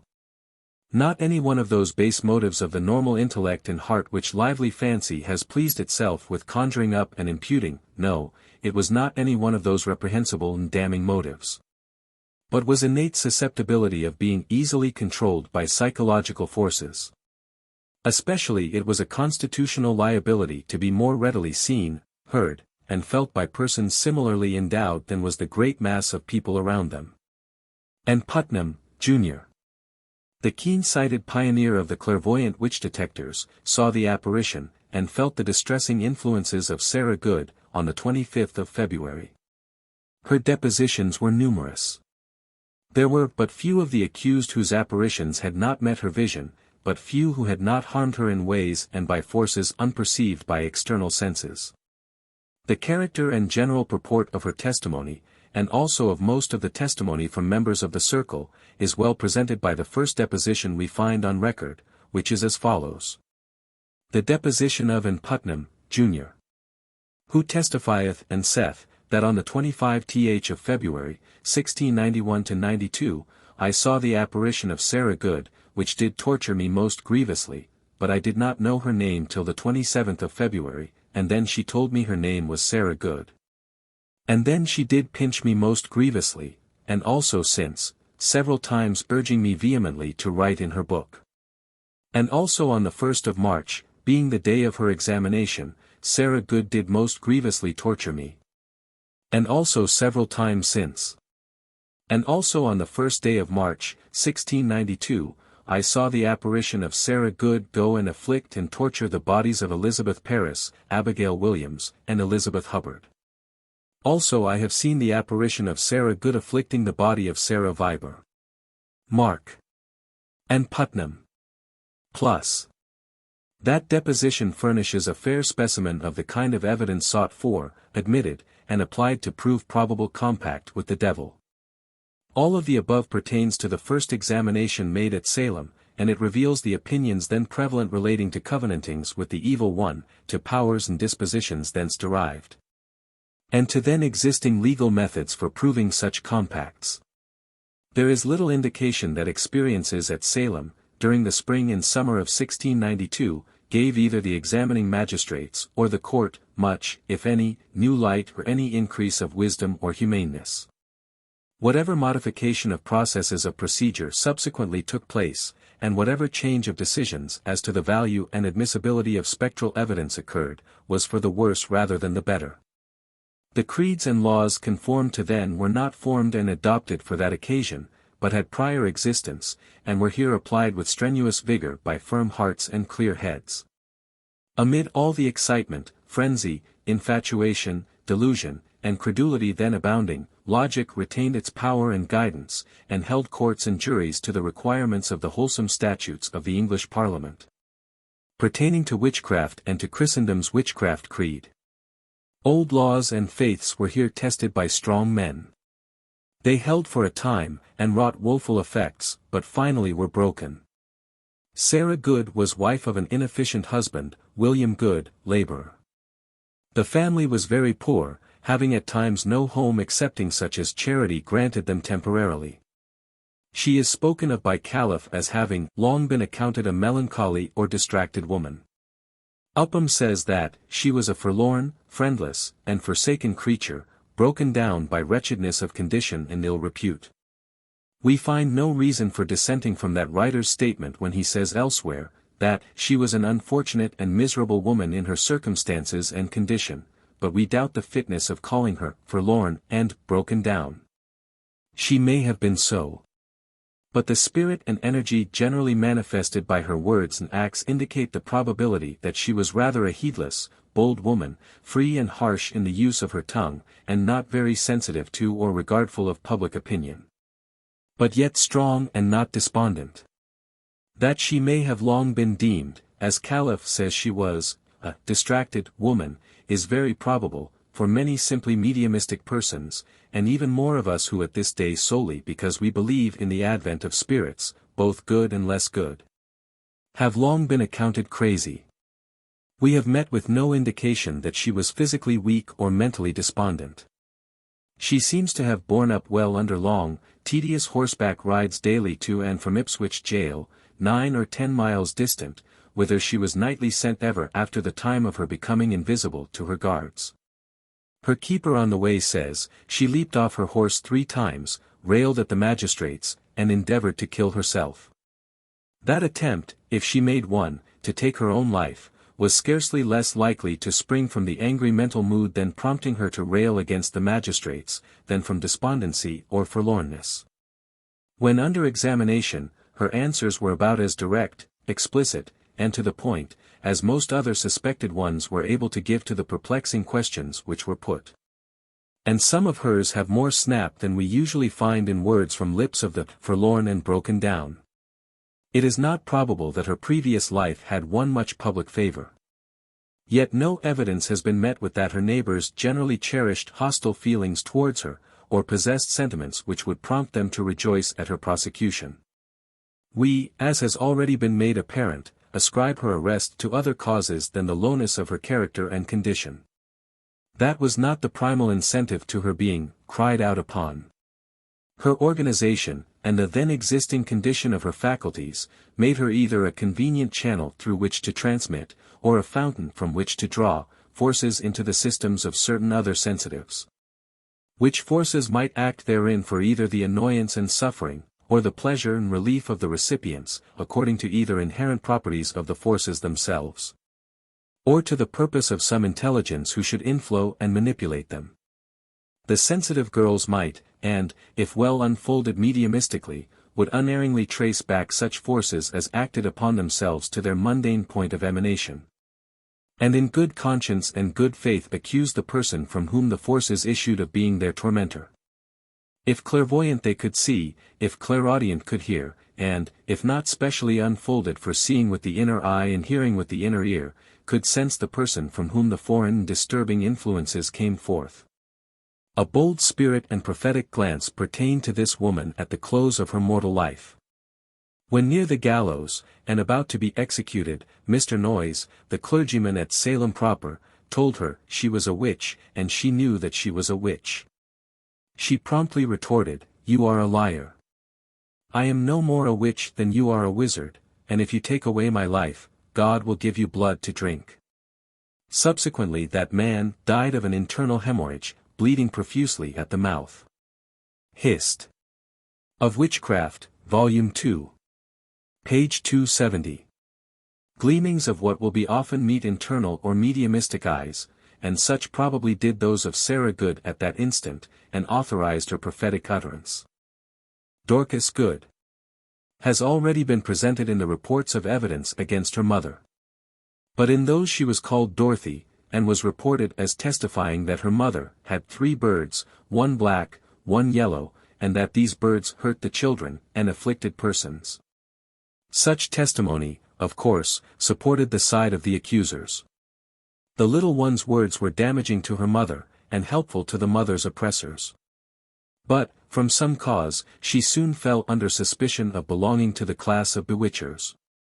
As early as March 3, and Putnam saw the apparition of this child, and on the 21st of March, Mary Walcott did the same. This, of course, was regarded as evidence that she was a witch. And on or near March 23d she was arrested, examined, and soon after sent to jail. Yes, little Dorcas, daughter of mediumistic Sarah Good, not 5 years old, looking well and hale as other children, was definitely, in legal form, accused of witchcraft, was arrested, and brought before the civil magistrates for examination. In presence of the magistrates the exhibiting graduates from the school of necromancy, magic, and spiritualism, the afflicted girls, accused the little child of biting them then and there, and also of pricking them with pins, with pinching and almost choking them. In proof of all this they exhibited marks upon their flesh, just such in size and form as matched her little teeth. Also pins were found under their clothing precisely where they asserted that she pricked them. Such facts as imprints upon the arms of the girls, corresponding precisely with such as the child's teeth might make, and the invisible pinchings, prickings, and, are not outside of nature's permissions, and therefore were not impossible. Those girls, at their circle meetings, or elsewhere, had obviously become very facile instruments in spiritualism, had become usable by spirits as subjects for impressions, and psychologically induced sensations. From the mediumistic little daughter of a mediumistic mother, forms and forces could be made to emanate which might act upon the plastic mediumistic sufferers in exact accordance with such experiences, and producing such results as the girls described or others witnessed. The senses of the annoyed ones could distinctly perceive that the agonizing forces issued from that little girl. The accusers probably stated only facts which they knew as well as any witness ever knew his facts when describing what his own senses had brought him knowledge of. Whether things seen and felt by the spirit senses be deemed objective or only subjective, they are alike real to the consciousness of the person that takes cognizance of them. The statements of the girls were probably true. The possibilities in heaven and earth, and along where their borderlines come in contact, are not recognized by some historians. There are some persons at this day who hold even as contracting and misleading philosophies, as Cotton Mather and the men of his generation did. Modern wisdom prompts some to discredit any actual occurrence of any extra-marvelous facts, any facts seeming more than natural, and to impeach the accuracy or the truthfulness of any and all who attest to such. Rather than admit that the bases of their own philosophies can be improved by expansion. Such persons, when attempting to account for many facts in human history, are, though it may be unconsciously to themselves, like mill horses tethered to an unchanging center, and made to move within a fixed circumference. Habit soon brings loss of desire, if not of courage, to turn the eyes outward and look upon facts whose producers work from outside the beaten rounds in which some theorists travel. This makes it bad for many facts, such facts as are popping into view through avenues deemed anomalous. There are writers who do their best to enforce upon such facts the Mosaic command, "Thou shalt not suffer a witch to live." But facts are immortal, buried ones often reappear, and demonstrate their own former occurrence. 2 centuries ago, the claim of great marvels to be objective facts was generally conceded. But at that time the hidden workers of wonders were woefully slandered as to parentage. Men deemed them all to be both imps of the malignant ruler of the darkest regions of realms unseen, and his emissaries from pandemonium to the abodes of man. Faith in the genuineness of witchcraft facts, though in Dorcas Good's day it hid a multitude of sins, failed to make the arresting of a mere infant which a desirable operation. For some reason the officious marshal, Herrick, sent forth Constable Braybrook to encounter and capture man's great enemy when that wily one had ensconced himself in an infant's form. But the deputy scavengered up and subdeputized somebody else to fight that battle for God and Christ. His menial went the needful 2 or 3 miles north through the woods to Benjamin Putnam's house, and executed the daring feat of bringing on his back, or in some other way, a hale and well-looking girl of less than 5 years into court. A culprit because of co-laboring with and being a covenanted servant of witchcraft's devil.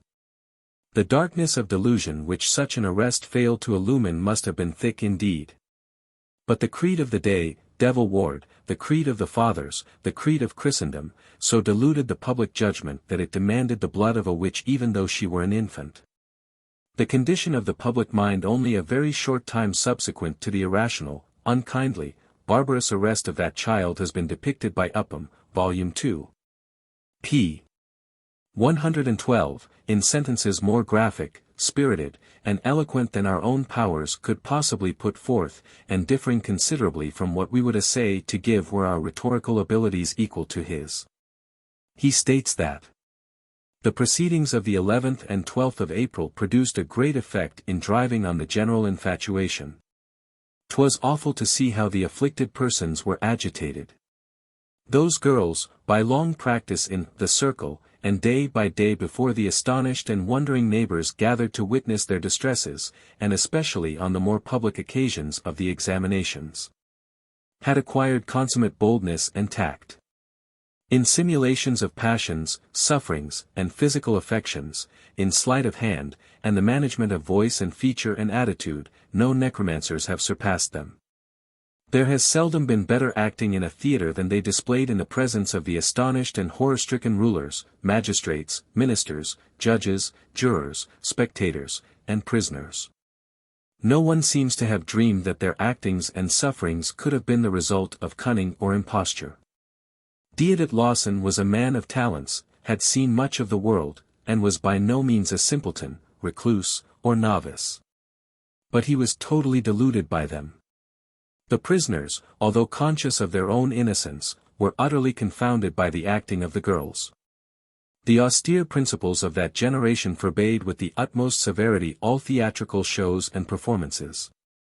But at Salem Village and the Old Town, in the respective meeting-houses, and at Deacon Nathaniel Ingersoll's, some of the best playing ever got up in this country was practiced. And patronized for weeks and months at the very center and heart of Puritanism, by the most straightest sect of that solemn order of men. Pastors, deacons, church members, doctors of divinity, college professors, officers of state, crowded, day after day, to behold feats which have never been surpassed on the boards of any theatre. Which rivaled the most memorable achievements of pantomimists, thaumaturgists, and stage players, and made considerable approaches toward the best performances of ancient sorcerers and magicians, or modern jugglers and mesmerizers. The brilliancy, fervor, and literary finish of that description of the public enthusiasm and bewilderment are truly worthy of admiration, while the picture is not, and probably could not be, overwrought. Still we must doubt the competency of the alleged authors of the excitement to perform the bewildering and frenzying acts ascribed to them. We have heard from of old, and could quasi-believe, that mountains in labor brought forth mice. But it is only rarely one has earnestly and fervently sought and striven to entice the reading public to admit conviction that a dozen enceinte mice could enwomb and give birth to a vast and terrific volcano. One must needs look in wondering astonishment upon that keenness of vision which, at the middle of the 19th century, penetrating through mold and debris which have, through a century and 3/4, been gathering over momentous events, sees clearly that they were the genuine offspring of youthful cunning and imposture, even while the owner of such vision himself perceived that neither the learned, talented, and keen Diedet Lawson, nor any other one of all the many able and sagacious men who were lookers-on at the amazing feats while they were transpiring, dreamed that the actings and sufferings could have been the results of cunning and imposture. The day of Lawson and his companion observers was too near the facts for any dreams about them. It required a peculiarly plastic modern brain, and the intervening lapse of 80 years, for the generation and birth of such a dream. The reason of its non-appearance in 1692 is very plain. Known facts then left no vacancy in the brains of that day for storage of the fictions of dreamland. We return to little Dorcas Good. The Creed Devil Ward had hoodwinked all eyes. All things were in a terrific and bewildering whirl. Calm reflection and deliberate reasoning upon anything new were impossible. If perchance a mind asked itself whether an infant was competent to bargain with the devil and thence become a witch, it had no time to respond to its own inquiry. In open court, mysterious bitings were perpetrated by the teeth of this little girl, because the marks fitted her set and none other. The marks were made by the accused girl's teeth. Ocular demonstration, therefore, was proving her to be the devil's instrument, for otherwise she could not invisibly bite, nor could her teeth be made to bite those who were off beyond her reach. Standing upon what we said in the last chapter relating to the passing of hurts through the spirit to its outer body, we hold that spirits may have so applied the spirit teeth of little Dorcas to the spirit limbs of the afflicted girls, as to have left the marks of her teeth upon their flesh.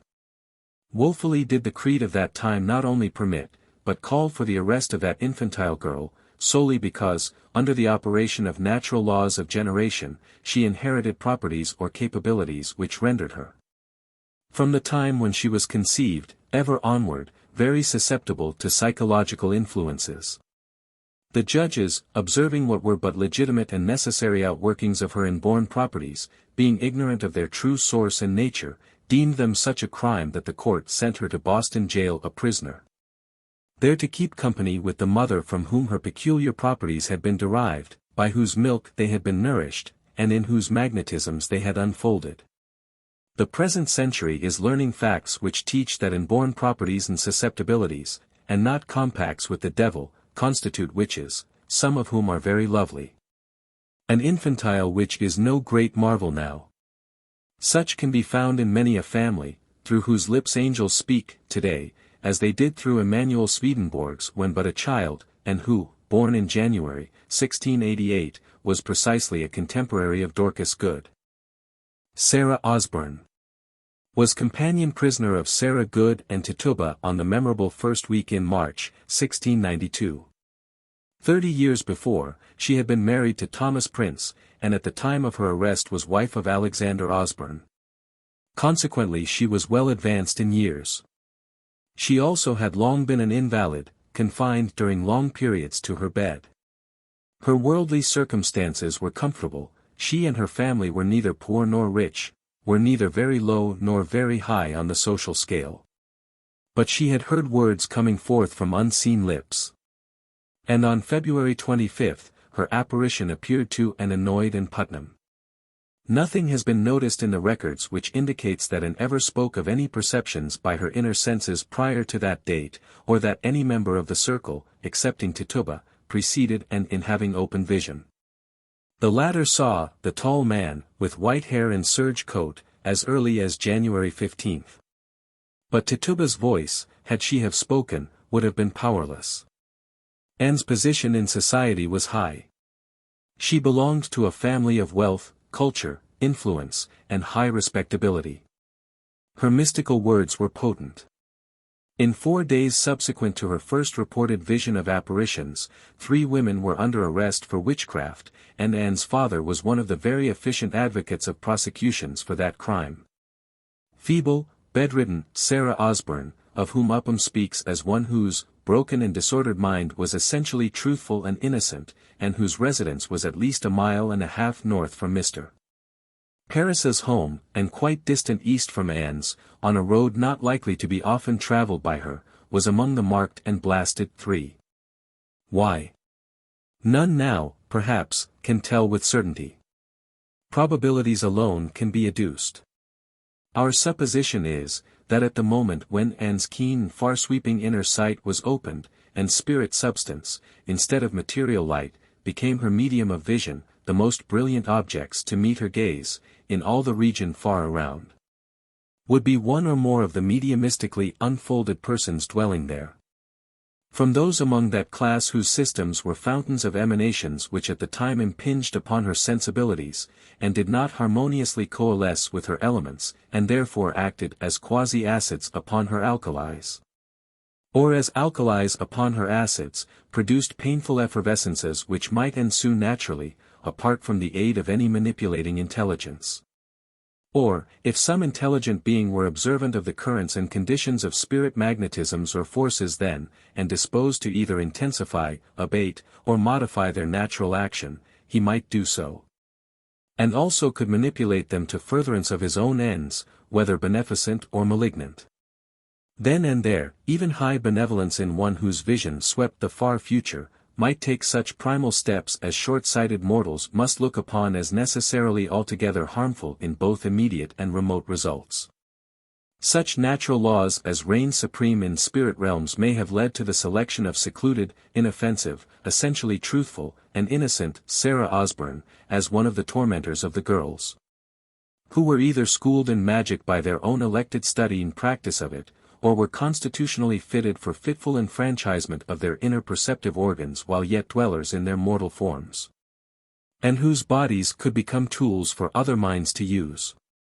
If she was simply the voluntary actor out of her own cunning or imposture, little and Putnam, 12 years old, brightest among the bright, and member of one of the most intelligent and religious families of the village, she also must have been herself a devil, and so devilishly a devil, that even cloven foot might feel it a duty to pass his scepter into her hands.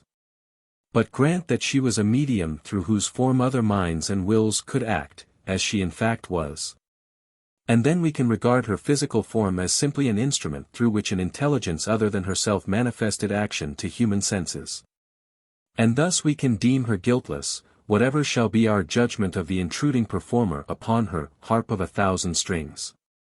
Parts of the testimony in the case of Mrs. Osburn reveal her possession of mediumistic susceptibilities.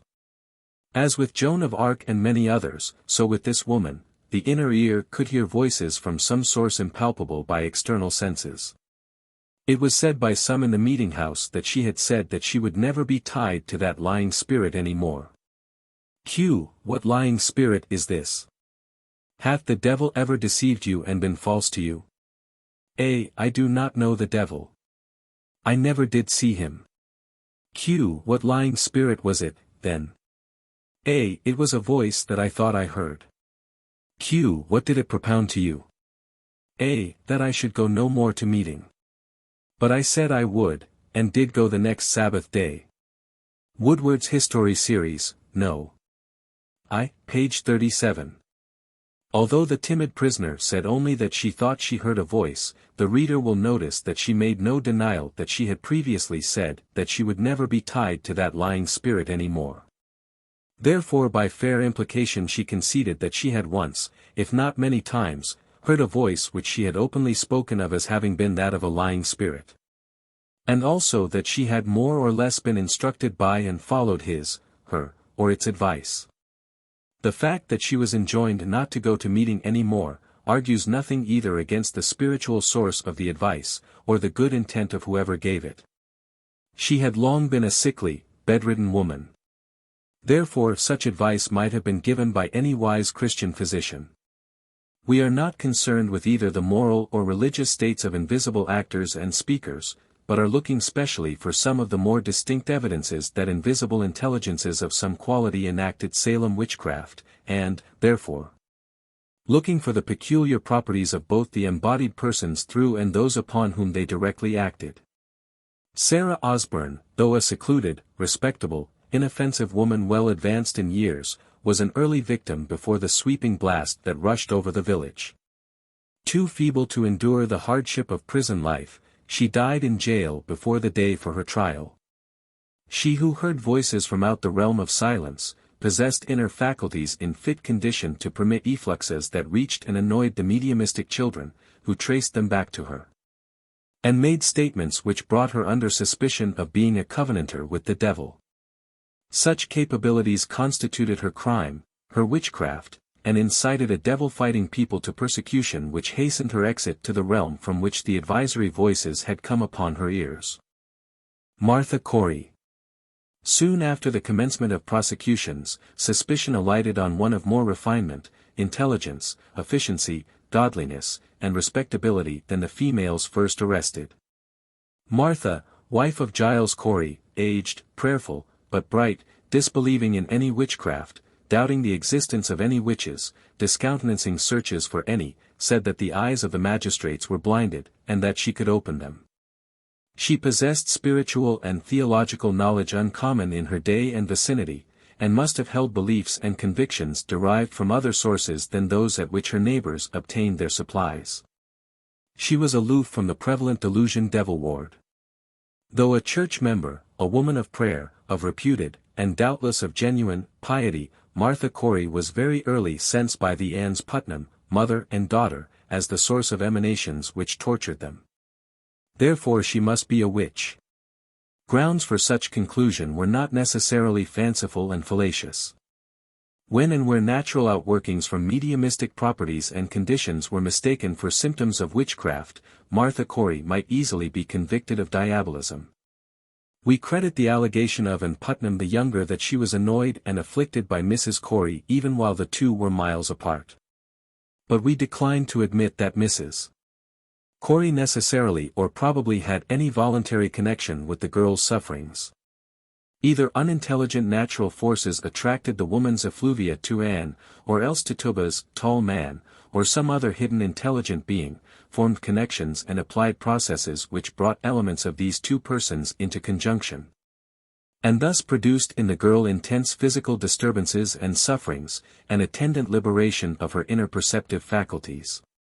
Anne's uncle, Edward Putnam, together with Ezekiel Cheever, because of the girl's repeated outcries upon Mrs. Corey, only just 1 week after the sending of Tituba, Sarah Good, and Sarah Osburn to jail, concluded to make a call upon Sister Corey, who was in church covenant with them, and learn from her own lips what she would say relative to the suspicions that had been raised concerning her. These just and considerate men, for they were such, probably seeing the possibility that the child might be mistaken as to the person who was causing her to suffer, very properly called upon, and when they were about to start on their way to the woman's residence, and asked the suffering girl to describe the dress Mrs. Corey was then wearing. Their obvious design was to test the accuracy of the child's perceptions. But that purpose was not accomplished. The child pleaded inability to see, and stated that blindness was put upon her just then by the accused woman herself. The sequel indicates that Mrs. Corey foresensed the visit she was about to receive, imbibed knowledge of the intended test, and of action to thwart its success.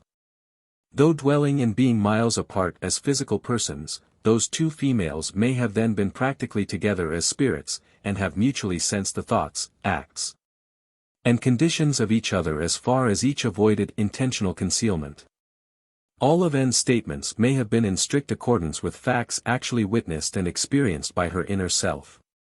There is no need to assume that she feigned or falsified at all, even if no invisible personal operators were concerned in what then transpired. And certainly not, if Tituba's tall man and his associates were then present and acting, as they may have been. Perhaps invisible actors, holding both of these impressible subjects under psychological control, either imparted to, or withheld from either of them. Just such knowledge and perceptions as would further the purposes of the operators, which may have been either simply a manifestation of their own powers, or an intimation to the adroit men that they were undertaking to deal with something which it would not be easy to outwit or thwart. Also other and very different purposes may have actuated them. Some spirits, at some times, have ability, through some mortal lips, to express their thoughts to the embodied, and to read their own emotions over faces they borrow, even while the spirit, the selfhood of the mortal form usurped is conscious of what is being done through it. Remember that the form of the conscious Agassiz was, against his own will, made to obey Townsend's mind. Perhaps Madame Corey's expressions of thoughts and emotions were sometimes prompted, and at other times modified by an unseen intelligence temporarily cohabiting with her own. When the two brethren of the church, going forth on their solemn, self-imposed mission, had arrived at her home, Madame Corey welcomed them with a smile. Notwithstanding she possessed and expressed very exact knowledge of the ominous nature and the purpose of their call. Her saluting words were, "I know what you are come for. You are come to talk with me about being a witch, but I am none. I cannot help other people's talking of me." This probably had reference to Putnam saying that she was afflicted by this speaker. She soon asked the men whether Anne, whose accusations had prompted their call, had described the clothes she then wore. Learning that her dress had not been described, a smile came over her face. Somebody's consciousness of power, issuing from her form, to obscure the child's vision, probably expressed itself in that smile, and the reflection that the child was operated upon by forces within or action through Mrs. Corey's own form, and therefore not necessarily by the devil, an inference thence that the girl was not necessarily bewitched, was followed by her saying, she did not think there were any witches. She knew enough of spiritual things to enable her to observe the broad distinction, overlooked by her contemporaries, that may exist between some spirits and the devil. And also between persons whose inner senses were cognizant of spirit presence and action as naturally as the outer eye was of the sunlight. Between these and such other human beings, could there be any such, and she thought there could not, who made a covenant with the devil, which covenant was a necessary preliminary to being a witch. She, very reasonably, did not think there were any such witches, and only such were sought for by her visitors and the startled public. This woman was intelligent, courteous, and devout, was capable of understanding that which, as then defined, necessarily meant a person who had voluntarily entered into a distinct compact with a factitious devil. Her sensings in spirit spheres found no native-born monstrosity there, and she could say in good conscience that she did not believe there existed any such witches as her visitors and fellow church members were on the hunt for. At the same time she may have known, probably did know, that her own spirit and the spirit of Little and Putnam could come into such communings as would give them accurate and conscious mutual perception of many unspoken thoughts and experiences in each other.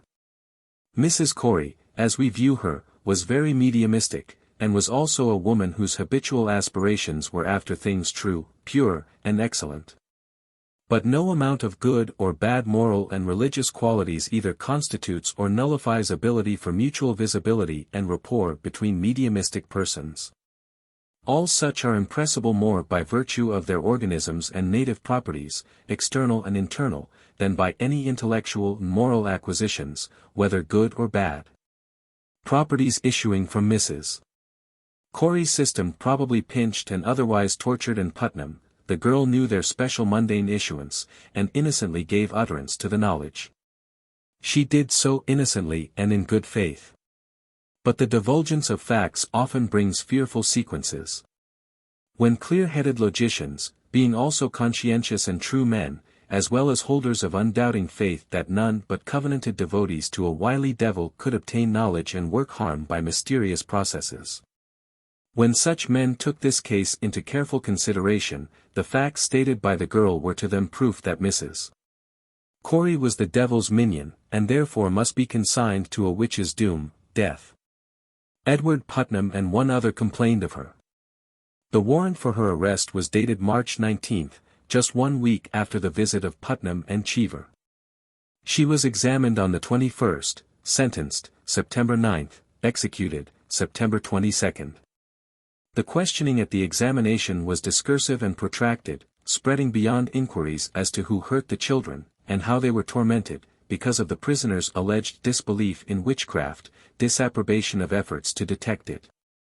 Declarations that the magistrates, ministers, and others were blinded, and that she could open their eyes. She denied all knowledge as to who hurt the children, all knowledge of the devil, and repeatedly asked permission to go to prayer. But this privilege was denied her.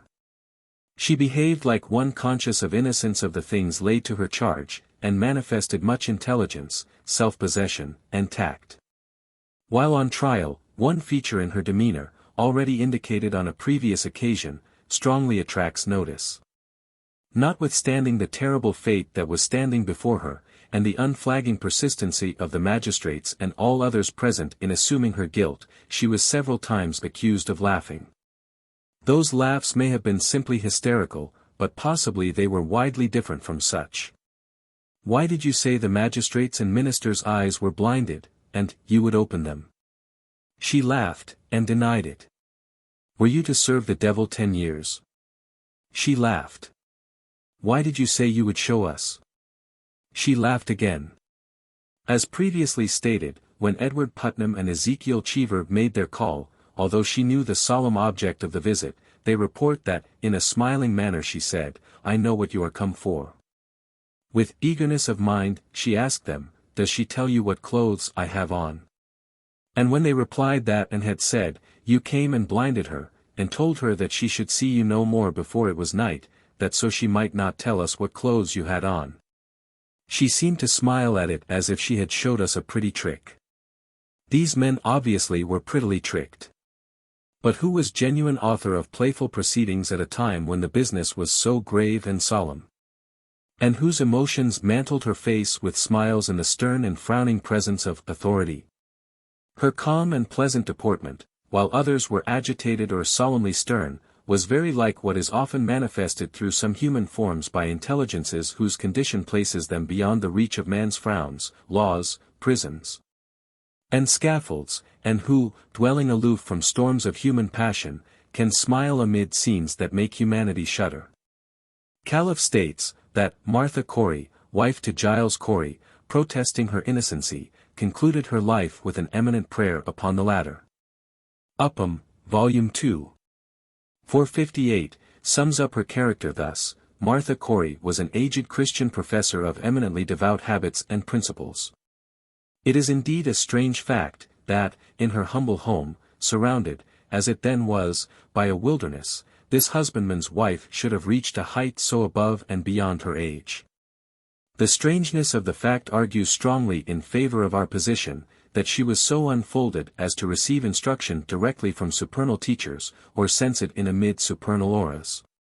But, continues the historian, it is proved conclusively by the depositions adduced against her, that her mind was wholly disenthralled from the errors of that period. She utterly repudiated the doctrines of witchcraft, and expressed herself strongly and fearlessly against them. The prayer which this woman made upon the latter, and which produced such an impression upon those who heard it, was undoubtedly expressive of enlightened piety, worthy of being characterized as eminent in its sentiments, and in its demonstration of an innocent heart and life. All her history suggests that this worthy woman, whose ways and powers were somewhat peculiar, was one of those rare individuals whose interior perceptives become so unfolded while in the body as to sense in knowledge by processes, and in some directions to extent, beyond the possible reach of man's outward intellect. Because of such blissful unfoldings her age condemned her, hastened her exit from among a creed-bound people, and her entrance to the home of freed spirits.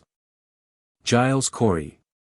As renowned as any one among all sufferers under persecutions for witchcraft, a hero in the band, was Giles Corey, husband of Martha, more than 80 years old, but still strong and resolute.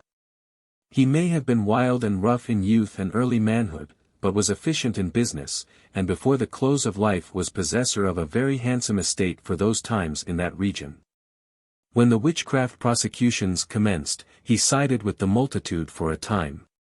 Was vexed that his wife would not do the same, and, in his excitement, perhaps gave free vent to such hard epithets as his tongue had been allowed to put forth freely in his earlier years. Some of which were soon brought to bear against his good dame, while she was subjected to examination. From some cause his sympathy with the prosecutor subsided when he saw his good wife maligned by them, and soon the witch detectors were after him also. He was arrested and imprisoned. His keen penetration perceived that acquittal, as things were going, was impossible, unless the accused pleaded guilty, which plea truth, honor, and manhood forbade him to make. To be tried and condemned would involve a forfeiture of his property, and take it from his children.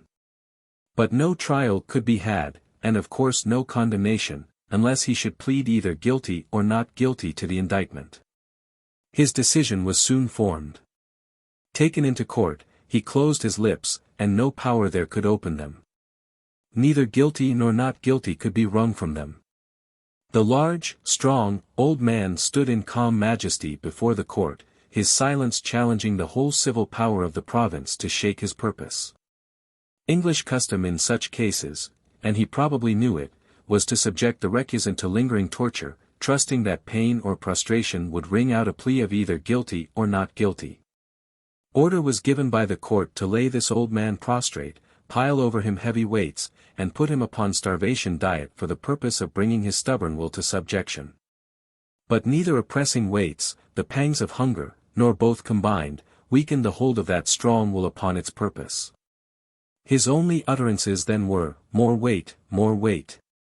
Corey himself testified at his preliminary examination, and the court tried to make it evidence of diabolism, that, twice at least, when attempting to pray, there was more or less stoppage of his utterance.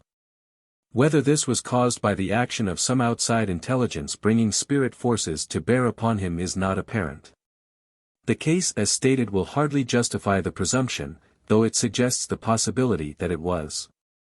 The dumbness that was formerly imposed upon the prophet Ezekiel and priest Zacharias, and that which frequently befalls mediums in our own age, teach that unseen intelligences sometimes can and do temporarily prevent the use of vocal organs by their legitimate owners. The conclusive evidences which led to his commitment were spectral. His apparition had been seen by many, and had harmed them. And Putnam's sharp eyes were first in this case, as in most others, to see the witch. She saw this old man's apparition April 13th, Mercy Lewis did on the 14th, and subsequently he was seen as a spectre by, and gave annoyances to, 8 other females and 2 males, who severally gave in depositions to that effect. Was their perception of him nothing more than the product of the imagination of the witnesses? Were all the declarations false? Possibly, but not probably. For both imagination and perjury are often charged with doing what clairvoyance legitimately sees and authorizes. He was examined April 19th, 5 days after his apparition was first seen. Calef states that, September 16th Giles Corey was pressed to death. In a footnote, page 260 of Salem Witchcraft, we read that Giles Corey was executed September 19, 1692, about noon. Perhaps these statements permit the conclusion that he was subjected to pressure from some hour of the 16th, Calef's date, till noon of the 19th, or about 3 days, when, according to Fowler, he died. In pressing, Calef says, his tongue being pressed out of his mouth, the sheriff, with his cane, forced it in again when he was dying. Corey's endurance and call for more weight, says Upham, 2. 340, for a person of more than 81 years of age, must be allowed to have been a marvelous exhibition of prowess, illustrating, as strongly as anything in human history, the power of a resolute will over the utmost pain and agony of body. And demonstrating that Giles Corey was a man of heroic nerve, and of a spirit that could not be subdued. Hutchinson closes his account of this case with the remark that, in all ages of the world, superstitious credulity has produced greater cruelty than is practiced among Hottentots or other nations, whose belief of a deity is called in question. And why greater cruelty? Nowhere outside of Christendom was so cruel a devil conceived of as within it. And therefore greater incitements to cruelty were called up in those fighting against his minions than in any other men anywhere at any time. The creed devil ward, and not general, superstitious credulity, evoked in strong, good men, true to their ancestral and the Christian world's faith, more than savage cruelty. Rebecca Nurse. The deluding and heart-stealing power of false conceptions of the devil, combined with clear faith that he could get access to external things only through human covenanters with himself. And also with belief that it was an imperative duty of Christian men to slay such persons as even spectral evidence or statements of clairvoyance pointed to as being in league with him, is perhaps manifested as strikingly and sadly in the case of Rebecca Nurse, as in that of any other person tried and executed at Salem, or indeed anywhere, in any age. The spirit form or apparition of this venerable lady, venerable not only for years then bordering upon fourscore, but for a long life of active beneficence, for strong good sense, for Christian graces, for being the good wife of one and mother-in-law of several as good, respectable, and useful men as the village contained. Character and domestic connections so shielded her that nothing short of mighty power could fix upon her a blasting crime. Her spirit form or apparition had been seen by several members of the circle, and charged with having tempted them to evil and tormented them prior to the 23d of March. On the 24th she was brought before the magistrates and subjected to examination. The occasion was well fitted to put to severe test existing fealty to a fearful creed. Well might the magistrate then say to the prisoner, as he did, what a sad thing it is that a church member should be thus accused and charged. Especially sad it must have been in this case, because the accused had long been, and well deserved to be, regarded as one of the most venerable and esteemed of all the mothers in Israel, residing in the region there and round about.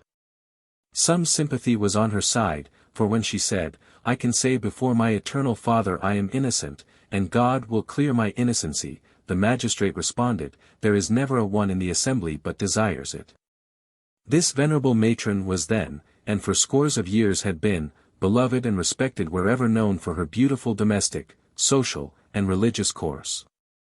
Even such a one, however, was drawn in and crushed by the fierce and whirling zeal that was impelling community into headlong and frenzied fight for God and Christ against the devil. Age and virtue were insufficient to arrest or divert the rushing storm which hallucination devil ward then generated and propelled. A benighting creed, like a huge nightmare, lay down upon, and held down, both reason and all the kindlier sentiments, while it evoked and allowed free play to harsh and murderous propensities. Whither either natural brilliancy or natural attraction drew clairvoyant eyes most intently, thither were the accusing girls swayed to lead the whelming force. Why should they lead to, or rather why fix upon, the beloved and venerated Mrs. Nurse? We may not find in the old records as full and distinct evidence that she was constitutionally impressible by either mesmeric or spirit force.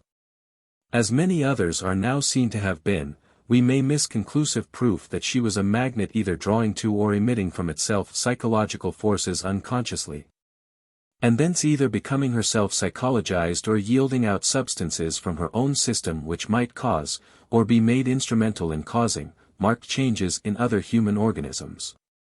Still, several facts indicate that she may be assigned a place among the sensitives. Mrs. Nurse, Mrs. Easty, and Mrs. Cloyes, three sisters, whose maiden name was Town, were eminently intelligent, efficient, respectable, and respected matrons, and yet were all accused, tried. And the elder two were executed because their spirit forms or apparitions had been seen by clairvoyance. The records contain a statement made at the time, in these words, it was no wonder they were witches, for their mother was so before them. Often, blood will out, whatever its quality. 3 noble daughters bespeak a good mother, and yet, for some reason, Mrs. Town had been called a witch. The properties of the parent reappeared in her children, and rendered them visible by the inner or clairvoyant sight of others. Perception of their spirit forms and of influences thence emanating caused the accusing girls to name these good women as their tormentors. Visibility as spirits or apparitions, and effluxes from their systems, were their crimes. Though members of the accusing circle had been demonstrative for several weeks, and probably had attracted to their bedsides or homes nearly every person in the town who could move abroad, yet, at the time of her examination, Mrs. Nurse had not been to see any of them. Her age and infirmities alone might well have excused her. But when asked why she had not visited the sufferers, she added to a statement of her years and debility, that, by reason of fits that she formerly used to have, she had not been to see them. Remembrance of her own past fits, not recent, not impending fits, but fits which she formerly used to have, deterred her from going to the presence of the fit afflicted. The question was repeated thus: why did you never visit these afflicted persons? Ans, because I was afraid I should have fits, too. Why afraid of such result? Obviously she felt a secret apprehension that her coming in contact with emanations from these mysteriously fit-afflicted ones, or into close sympathy with them, would bring upon herself again such fits as she formerly used to have. From this comes forth spontaneously the inference that she suspected that the nature and source of her own former fits, and of those then transpiring in youthful forms, were so nearly allied, that under the general law which makes like produce its like, she was liable to have again generated within herself, in her old age, such sufferings as she had experienced some time in previous years. In our view she was correct in her supposition that she herself was constitutionally liable to just such handlings as the jumping jack girls were receiving. Her own fears bespeak the probability that Mrs. Nurse was very impressible by mind not her own, that she was highly mediumistic, and we ascribe her persecution to her impressibility. Natural law led to designation of both this woman and her sisters as the devil's covenanted servants. Their creed blinded her persecutors to moral perceptions in certain emergencies, and made them reason falsely concerning the source and purport of spectral data. The presumed mediumistic properties of her mother, together with her own apprehension that presence with the girls might bring renewal of her own old fits, indicate that she probably was quite mediumistic. There is, however, no clear indication that she was at any time so far developed as to see or hear spirits or specters, nor that her own selfhood ever yielded up to another's use her physical organs of speech or action. Mr. Paris, who, by request from the magistrates, took minutes of the questions and responses at the trial of Mrs. Nurse, states that the tumult in court was very disturbing, and intimates that it was difficult to furnish a very reliable account of the transactions. Also Mrs. Nurse was quite deaf and otherwise infirm, so that it is doubtful whether she always correctly understood the questions put to her, or that she held her mental faculties under such control as enabled her to give pertinent answers at all times. She is reported as expressing belief that the accusing girls were not acting against their wills. Therein, if she was correctly understood, she differed from the court and most beholders of the children. Then the court remarked, if you think it is not unwillingly, but by design, you must look upon them as murderers. Probably all others made that inference, and yet the accused did not. She distinctly denied that she looked upon them as murderers, and only called them distracted.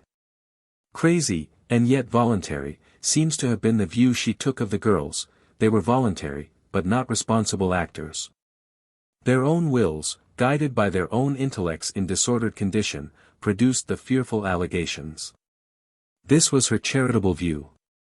The power of human will to resist fits like those which the afflicted endured is brought up for consideration when we find enfeebled Mrs. Nurse afraid that visiting the suffering girls might induce recurrence of such fits as she formerly used to have.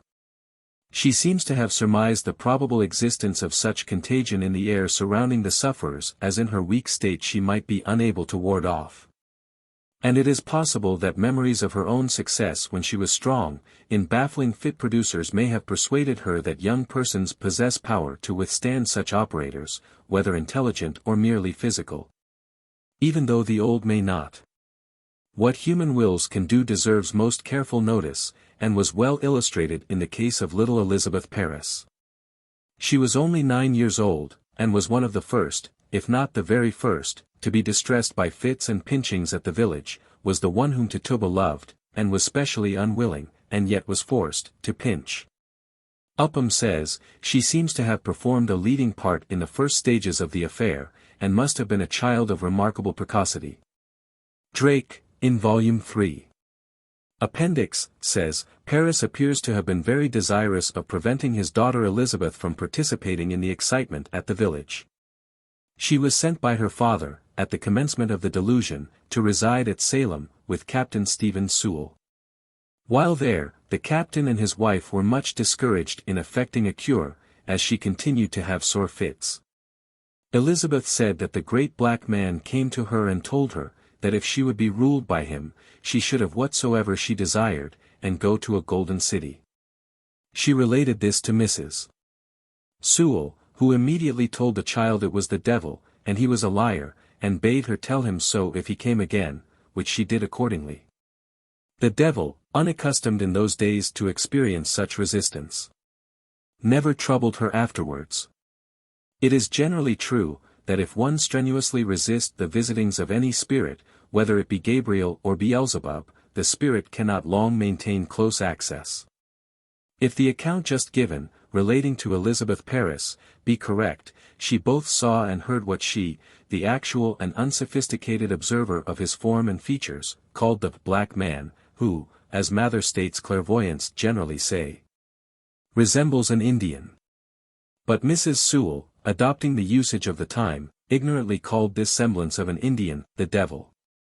Yes, the little girl, after her removal from home and the circle, and no doubt without young confederates, continued to have sore fits, and also to see and to hear with her inner organs of sense during quite a long time.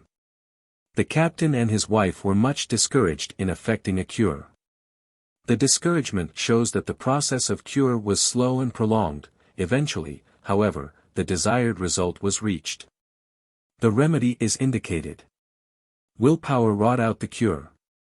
The patient's own will was aroused and armed with a resolute purpose to close up, and to keep constantly and firmly closed, her own spirit loopholes through which only could she see or hear the black man, or be influenced by him.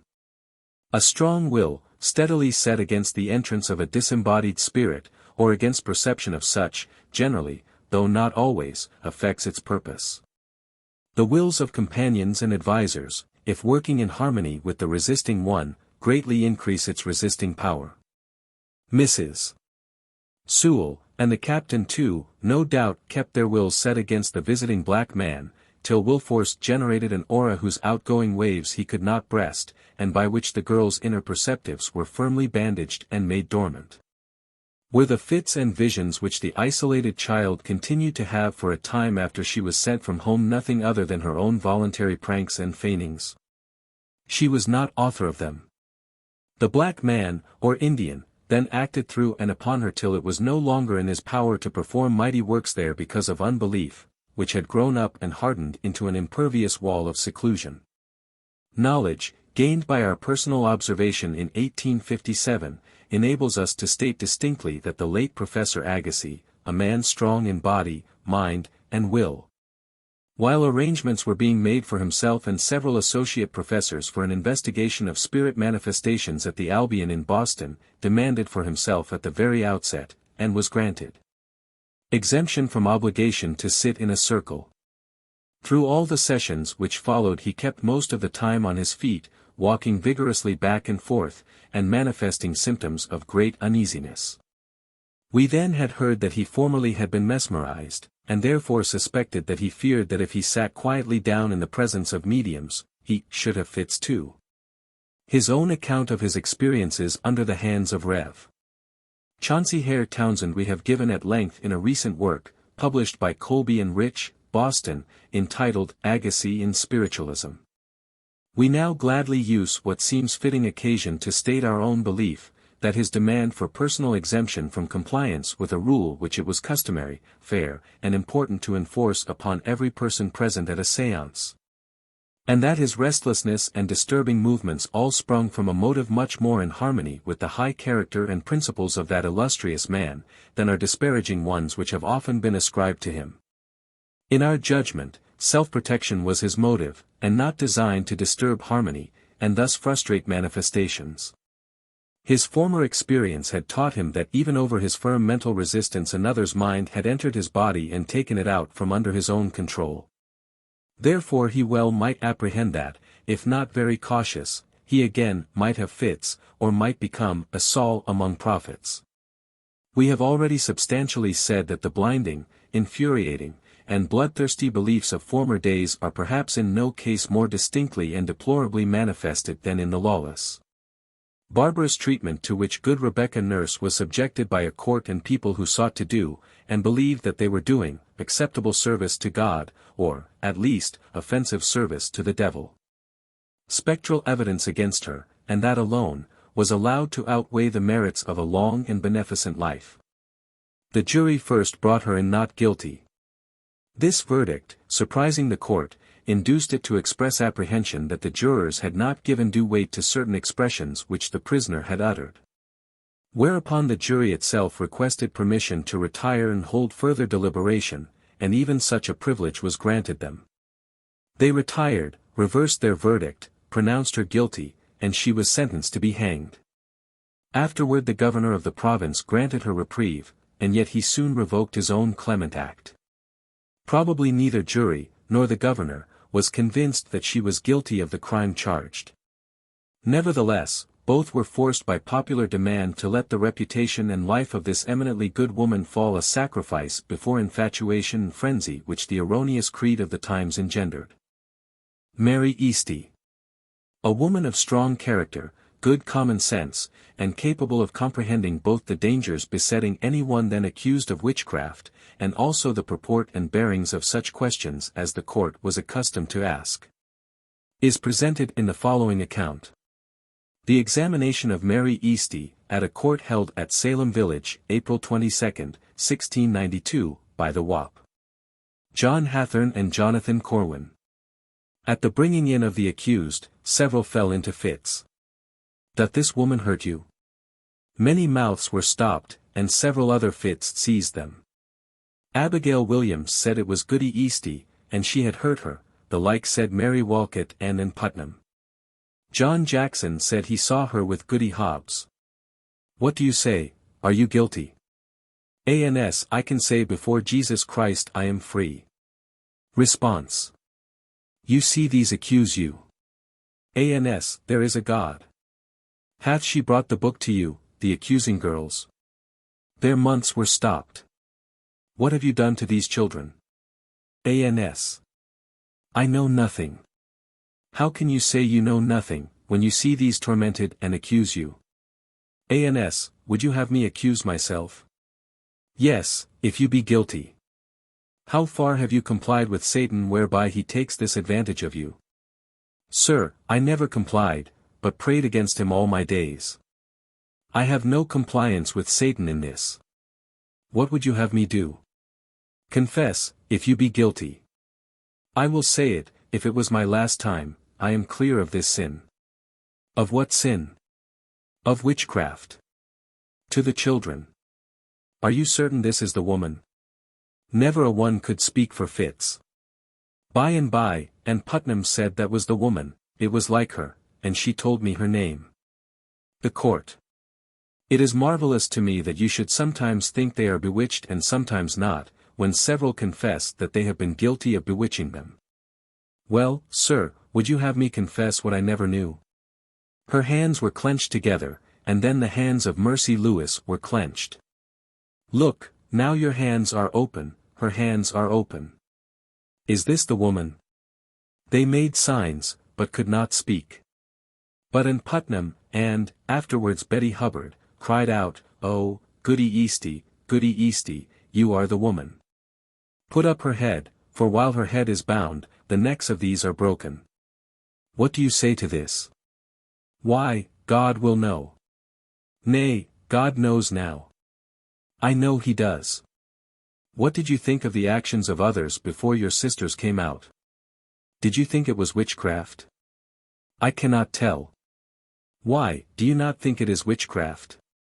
It is an evil spirit. But whether it be witchcraft I do not know. Several said she brought them the book, and then they fell into fits. Salem Village, March 24, 169.5. Mr. Samuel Paris, being desired to take in writing the examination of Mary Easty, hath delivered it as aforesaid. Upon hearing the aforesaid, and seeing what we did then see, together with the charge of the persons then present, we committed said Mary Easty to their Majesties' jail. John Hathorne. Jonathan Corwin assists. Among the records of examinations and trials for witchcraft in 1692 we have met with none other more commendable in its apparent spirit on both sides, and in its continuous decorum, than the above. None other, also, which reveals more clearly extreme depth of public conviction that the prevalent witchcraft creed was sound to the core, and belief that spectral evidence alone might legally prove the crime charged. From aught that appears, there was something pertaining to Mrs. Easty, probably her whole general character and her intellect, which held back both court and spectators from rudeness in treatment of her, and even frequently tied up the tongues of the accusing girls. The spectacle presented by that examination was most rare and wonderful. We feel, when reading the records, that magistrates, populace, and the accusers, all longed for her acquittal. That none desired to, because none did accuse her of anything but having been seen as an apparition, and of being the cause of the fits which the girls were enduring. The girls named her as the cause of their fits, but seemingly with less alacrity than they did most others in like circumstances. But sympathy and respect must yield before belief. Her fit-producing emanations at that day proved her to have covenanted to serve the devil. Having done that, she was witch, and therefore must die. Her clear head perceived that the sufferings of the girls must owe their existence to some occult power outside of themselves, and ascribed it to an evil spirit. Such an origin, however, did not prove to her satisfaction that the doings were witchcrafts, that is, acts performed either at the instigation or by aid of some mortal who was in covenant with the devil. She was enough in advance of her times to suspect that a spirit might work upon and among men without having formed such connection with a mortal ally as would prove one's operations to be witchcrafts. She perceived that the girls were wrought upon by some spirit, and she deemed it an evil one. This noble woman was wife of Isaac Easty of Topsfield, 58 years old, and mother of 7 children. After her conviction and sentence, and when hope of escaping the dire penalty had fled, she addressed an admirable letter to those then in power. The same inborn susceptibilities which made her a victim may also have permitted a free influx of uplifting power which raised her above narrow, selfish, and domestic views, and prompted her, in moods generous and lofty, to appeal, in behalf of the whole people of the land, for a stop in the course which the civil authorities were pursuing. We judge the letter to be her own production, and deem it indicative of good mental powers and of elevated philanthropy. The humble petition of Mary Easty unto His Excellency Sir William Phipps, and to the honoured judge and bench now sitting in judicature in Salem, and the reverend ministers, humbly showeth, that, whereas your poor and humble petitioner, being condemned to die, do humbly beg of you to take it into your judicious and pious consideration, that your poor and humble petitioner, knowing my own innocency, blessed be the Lord for it, and seeing plainly the wiles and subtlety of my accusers by myself, cannot but judge charitably of others that are going the same way of myself if the Lord steps not mightily in. I was confined a whole month upon the same account that I am condemned now for, and then cleared by some of the afflicted persons, as some of your honours know. And in 2 days' time I was cried out upon, by them, and have been confined, and now am condemned to die. The Lord above knows my innocency then, and likewise does now, as at the great day will be known to men and angels. I petition your honours not for my own life, for I know I must die, and my appointed time is set. But, the Lord He knows it is, that if it be possible, no more innocent blood may be shed, which undoubtedly cannot be avoided in the way and course you go in. I question not but your honours do to the utmost of your powers in the discovery and detecting of witchcraft and witches, and would not be guilty of innocent blood for the world. But by my own innocency I know you are in the wrong way. The Lord in His infinite mercy direct you in this great work, if it be His blessed will, that no more innocent blood be shed. I would humbly beg of you that your honours would be pleased to examine these afflicted persons strictly, and keep them apart some time, and likewise to try some of these confessing witches. I being confident there is several of them has belied themselves and others, as will appear, if not in this world, I am sure in the world to come, whither I am now a-going. I question not but you will see an alteration in these things. They say, myself and others having made a league with the devil, we cannot confess. The Lord above, who is the searcher of all hearts, knows, as I shall answer it at the tribunal seat, that I know not the least thing of witchcraft, therefore I dare not belie my own soul. I beg your honours not to deny this my poor humble petition from a poor, dying, innocent person. And I question not but the Lord will give a blessing to your endeavours. Calef says, that, when she took her last farewell of her husband, children, and friends, she was, as is reported by them present, as serious, religious, distinct, and affectionate as could well be expressed. Drawing tears from the eyes of almost all present. We can readily credit that account to its fullest possible import. For her deportment and language, throughout all the scenes in which she is presented, bespeak a strong, clear, discriminating intellect, a true and brave heart, elevated in generous sentiments, firm faith in God, and broad charity toward man. A most welcome child found entrance to some bright home above when her tried spirit gained release from its mortal form. Susanna Martin. The person bearing the above name was a widow residing in Amesbury, who had been tried for witchcraft more than 20 years before, and therefore obviously in 1692 was well along in life. Her answers in court, however, bespeak a prompt, self-possessed, shrewd, and seemingly merry prisoner. A few of her replies, together with the questions which elicited them, are as follows. And Putnam threw her glove at her in a fit. What do you laugh at? Said the court. Ans, well I may at such folly. Is this folly to see these so hurt? I never hurt man, woman, or child. What do you think ails them? I do not desire to spend my judgment upon it. Do you think they are bewitched? No, I do not think they are. Well, tell us your thoughts about them. My thoughts are mine own when they are in, but when they are out they are another's. Who do you think is their master? If they be dealing in the black art, you may know as well as I. How comes your appearance just now to hurt these? How do I know? Are you not willing to tell the truth? He that appeared in Samuel's shape can appear in any one's shape. 1 R.P.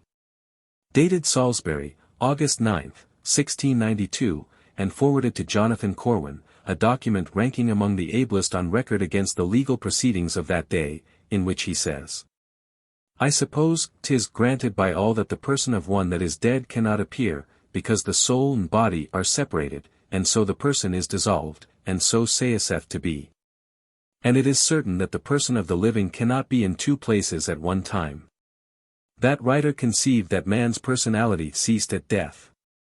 Therefore he logically inferred that the personality of the prophet Samuel had gone out of existence, and said, the witch of Endor raised the devil, in the likeness of Samuel, to tell Saul his fortune. We find in many places the cropping out, in those days, of the same idea. Susanna Martin indicated her belief that it was the devil who appeared to the woman of Endor, and not the glorified Samuel. Premises deemed valid by some men in 1692, would, if applied in that direction, support the conclusion that the Moses and Elias who appeared to Jesus and others on the Mount of Transfiguration were nothing but the devil in the shapes of those old prophets. Belief that the devil personated Samuel is to us no more unphilosophical than is Upham's conclusion, that, by the immediate agency of the Almighty the spirit of Samuel really arose. Paul taught that there is, not that there is to be hereafter, that there is now, a spiritual body. All clairvoyants today can see such a body belonging to a human form, and sometimes see it being far away from the form to which nature attached it. Each human being now possesses both a natural or physical and also a spiritual form. That position of R.P. and Susanna Martin was unsound, which held that the physical body was essential to personality. Also, since the Almighty originally infused through nature, elements and forces which admit of the return of spirits by natural processes, it is as unphilosophical to hold that Samuel was raised by the immediate agency of the Almighty, or miraculously, as it would be to ascribe an American traveler's return home from Europe to the immediate agency of the same being. Natural laws and forces permitted, under possible conditions, the return of Samuel himself. Such conditions existed often in and around the hospitable and sympathetic woman of Ender, who was no witch, in the now common meaning of that word.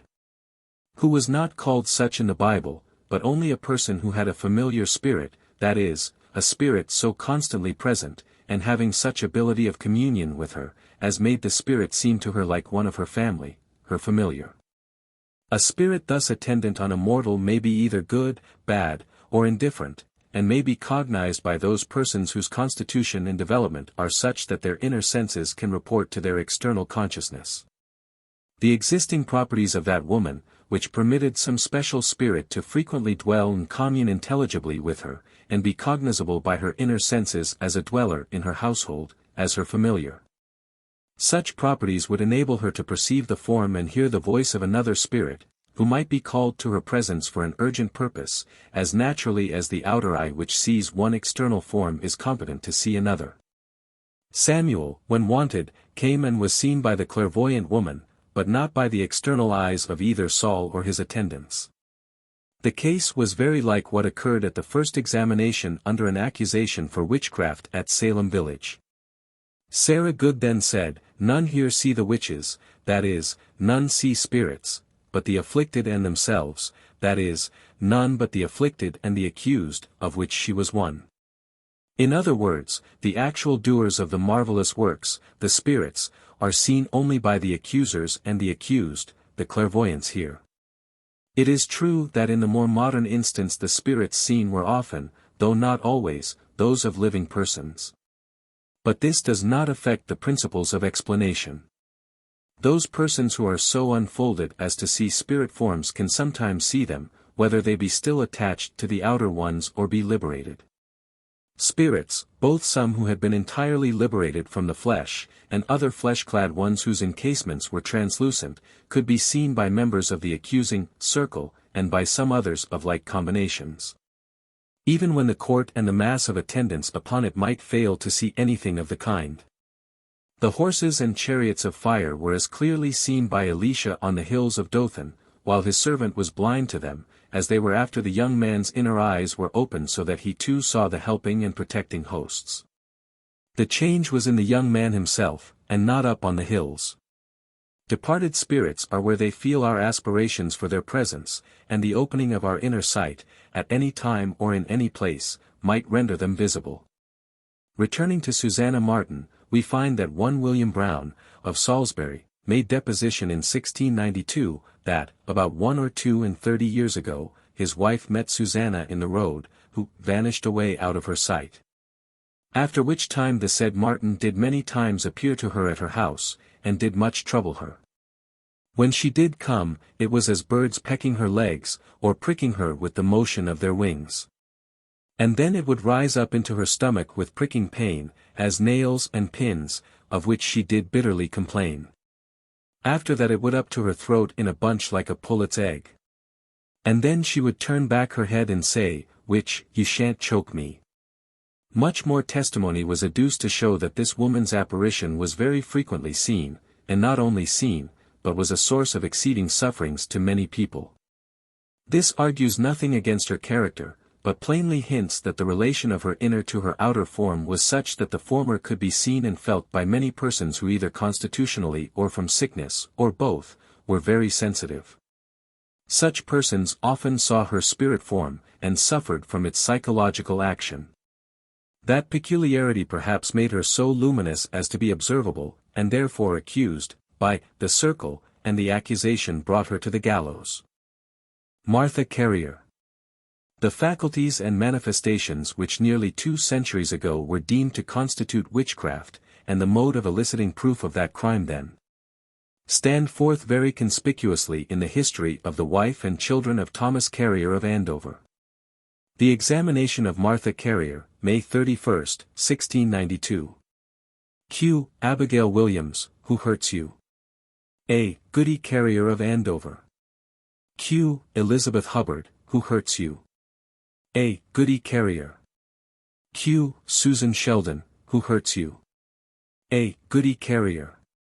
She bites me, pinches me, and tells me she would cut my throat if I did not sign her book. Mary Walcott said she afflicted her, and brought the book to her. Q. What do you say to this you are charged with? A. I have not done it. Susan Sheldon cried, she looks upon the black man. And Putnam complained of a pin stuck in her. Q. What black man is that? A. I know none. Mary Warren cried out she was pricked. Q. What black man did you see? A. I saw no black man but your own presence. Q. Can you look upon these and not knock them down? A. They will dissemble if I look upon them. You see, you look upon them and they fall down. A. It is false, the devil is a liar. I looked upon none since I came into the room. Susan Sheldon cried out in a trance, I wonder what could you murder 13 persons. Mary Walcott testified the same, that there lay 13 ghosts. All the afflicted fell into intolerable outcries and agonies. Elizabeth Hubbard and Putnam testified the same, that she had killed 13 at Andover. A. It is a shameful thing that you should mind these folks, who are out of their wits. Q. Do not you see them? A. If I do speak you will not believe me. You do see them, said the accusers. A. You lie, I am wronged. There is a black man whispering in her ear, said many of the afflicted. Mercy Lewis in a violent fit, was well, upon the examinants grasping her arm. The tortures of the afflicted were so great that there was no enduring of it, so that she was ordered away, and to be bound hand and foot with all expedition. The afflicted in the meanwhile almost killed, to the great trouble of all spectators, magistrates, and others. Note. As soon as she was well bound they all had strange and sudden ease. Mary Walcott told the magistrates, that this woman told her, she had been a witch this 40 years.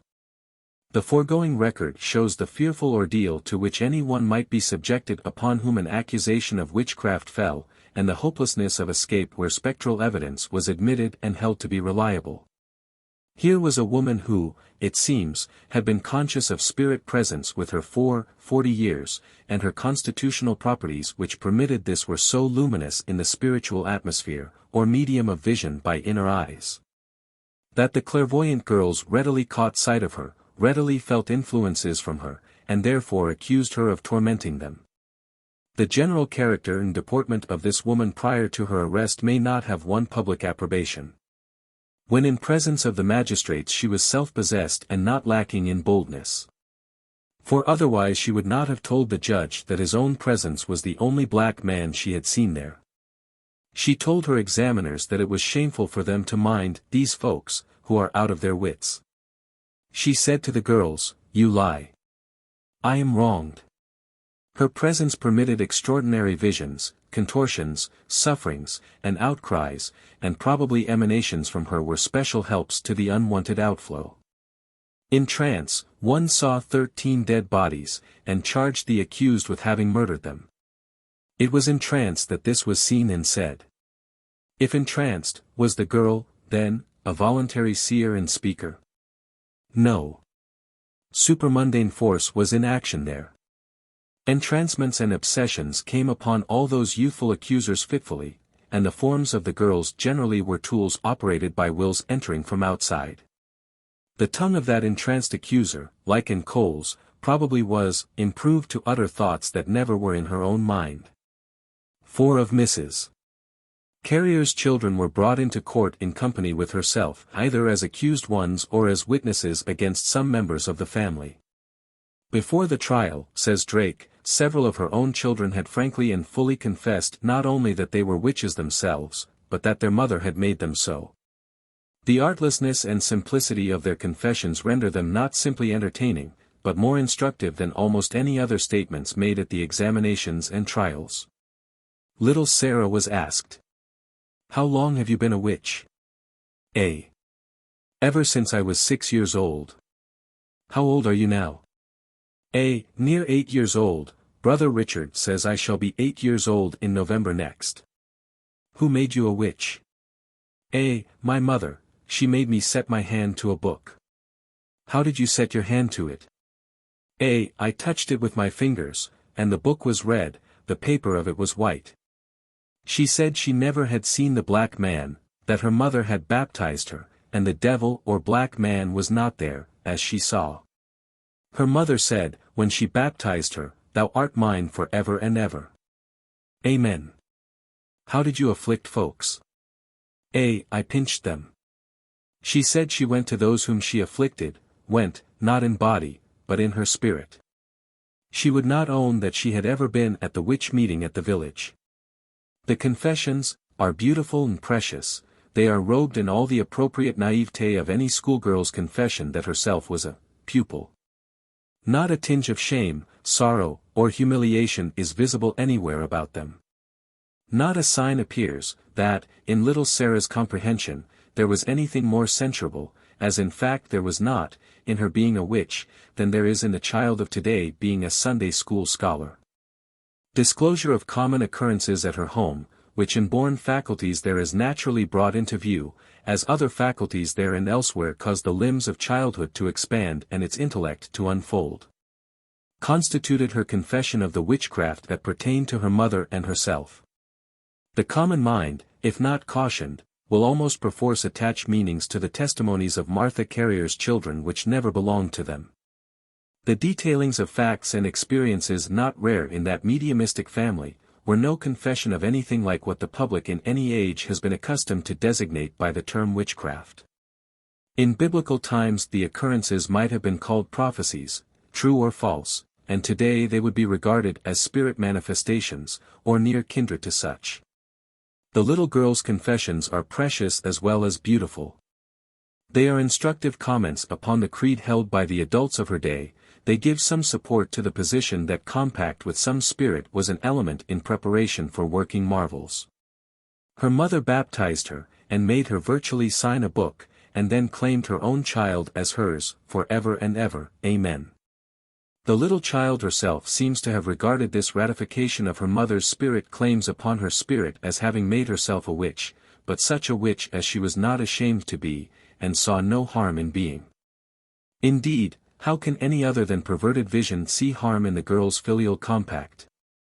Her clairvoyant and other mediumistic faculties had become so unfolded when she was about 6 years old, that she and her mother, as freed spirits, could, in conscious companionship, roam in spirit realms. And she, no doubt, felt that forces emanating from the mother aided in her unfoldment, and continued to have much sway over her in her mental journeyings and operations. She might with much propriety say that her mother made her a witch. And her case shows that the process for producing a witch might be much simpler and much less horrifying than the public in her day had any conception of.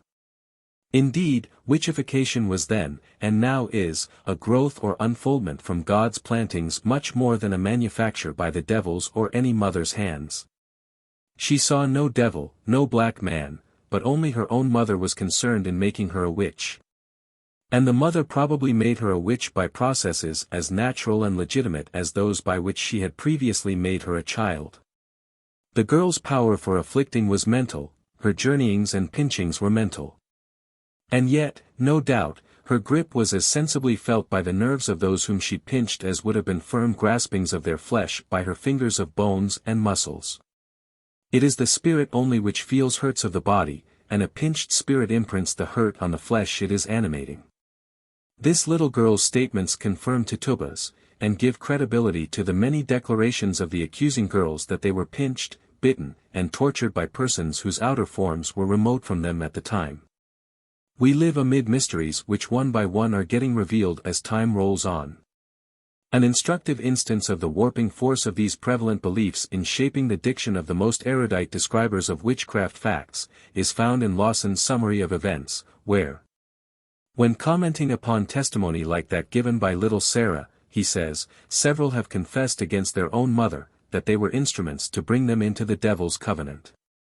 But the girl's testimony mentioned a covenant with her mother alone, saying that the devil was not there, as she saw.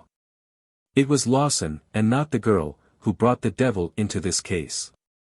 The same writer further says, some girls of 8 or 9 years of age did declare that after they were so betrayed by their mothers to the power of Satan, they saw the devil go in their own shapes to afflict others.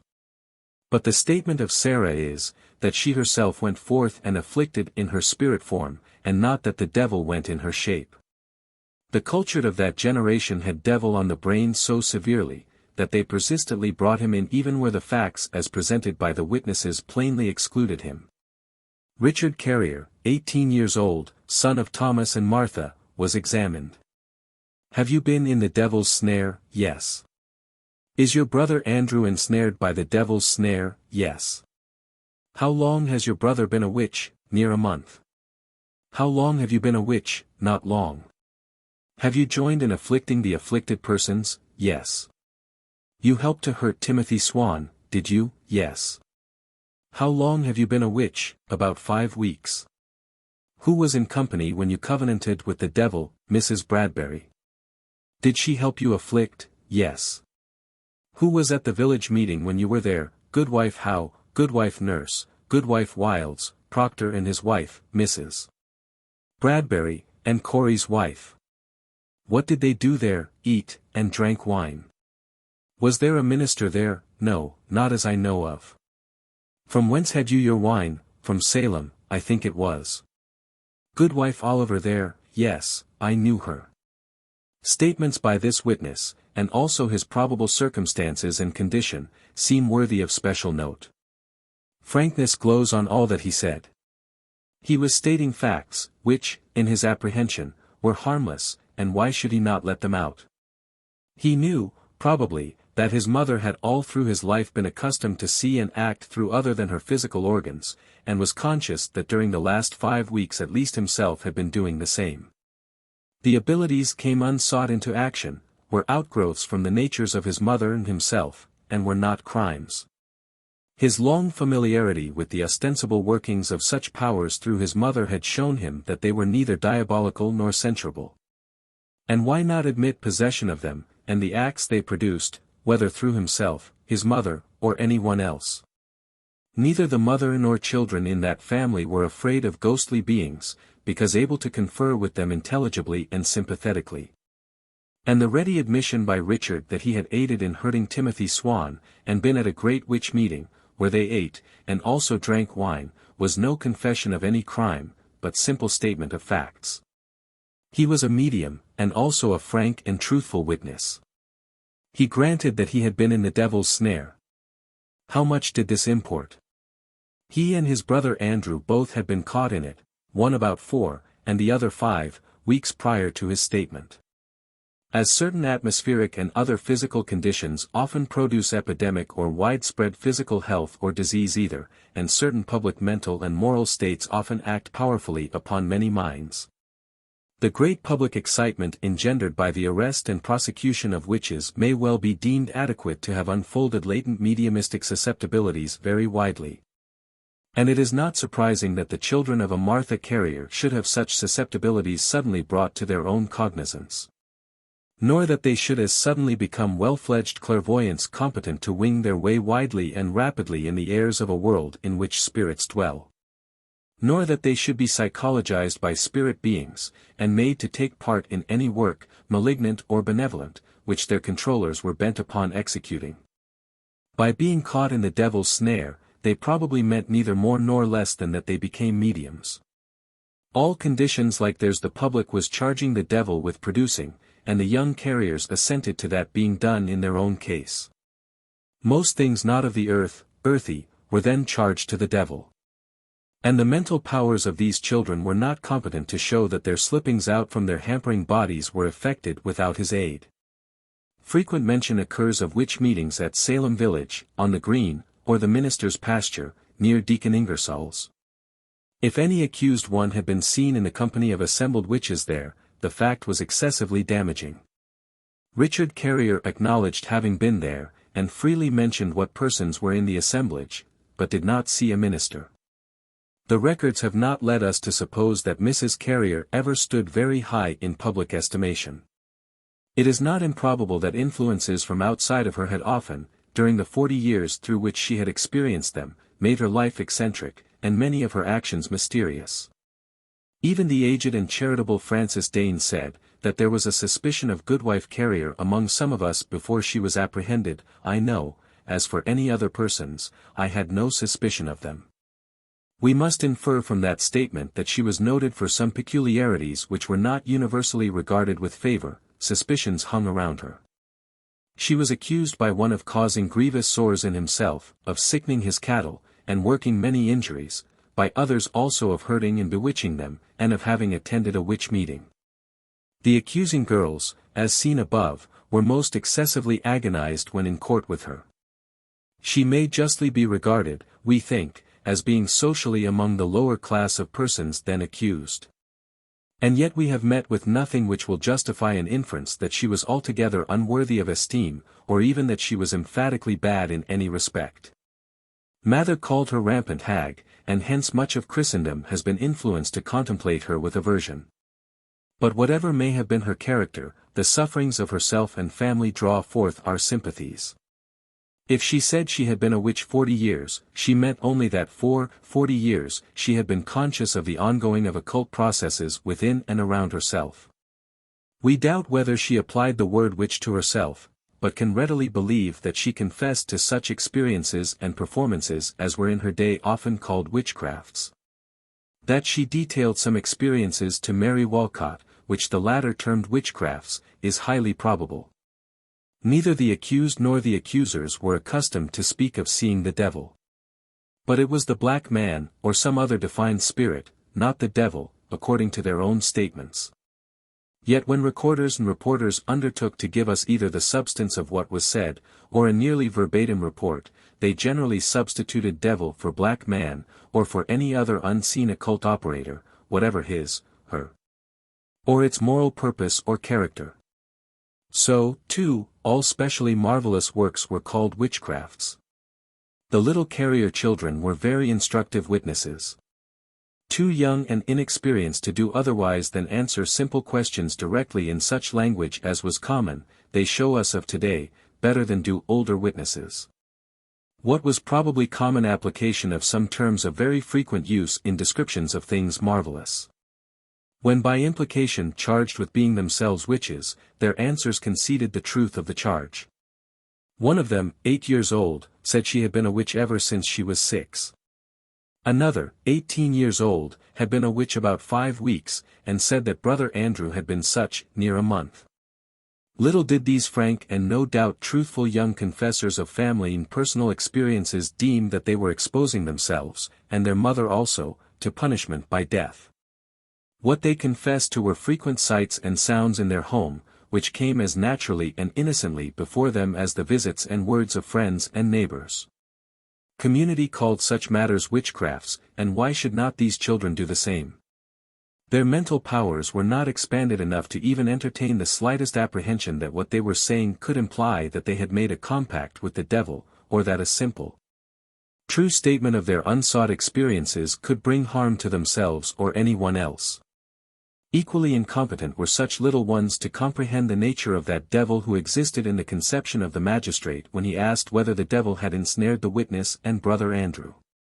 They, no doubt, held the common notion that any worker whatsoever from realms unseen by the external eye was the devil.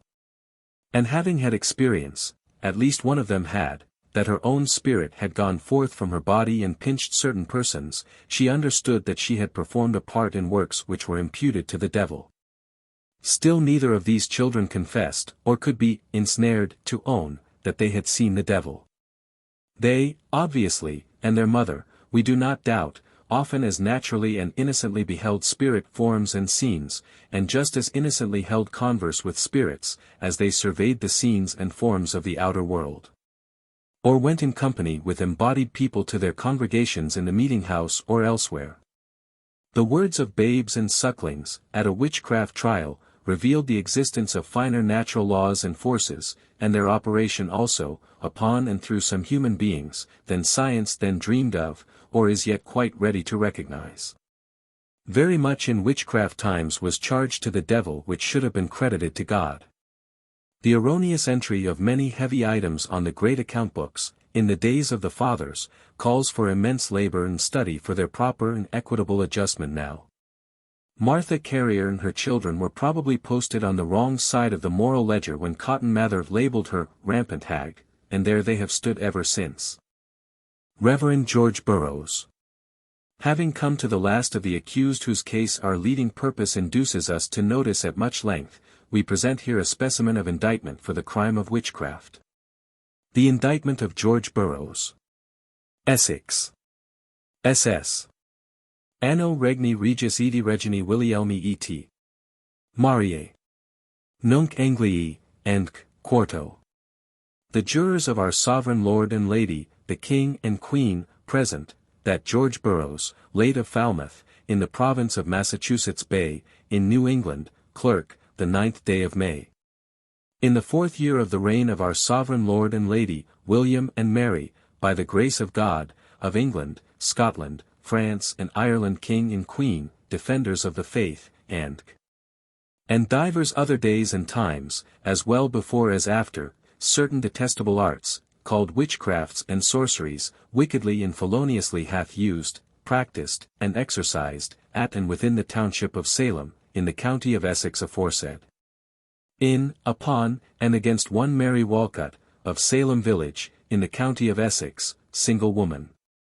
By which said wicked arts the said Mary Walcott, the 9th day of May, in the 4th year above said, and divers other days and times, as well before as after, was and is tortured, afflicted, pined, consumed, wasted, and tormented.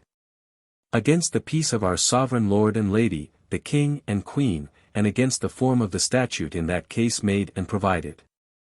Witnesses, Mary Walcott, Sarah Viber, Mercy Lewis, and Putnam. Elise Hubbard. Endorsed by the grand jury, Billa Vera. 3 other similar indictments accompanied the above, for witchcrafts practiced by Burroughs upon Elizabeth Hubbard, Mercy Lewis, and Putnam severally. S. P. Fowler, in the edition of Salem Witchcraft edited by him, says, on page 278. The trial of Reverend Geo. Burroughs appears to have attracted general notice from the circumstance of his being a former clergyman in Salem village, and supposed to be a leader amongst witches. Fowler adds, that Dr. Cotton Mather says he was not present at any of the trials for witchcraft. How he could keep away from that of Burroughs we cannot imagine. His father, Dr. Increase Mather, informs us that he attended this single trial, and says, had I been one of George Burroughs's judges, I could not have acquitted him.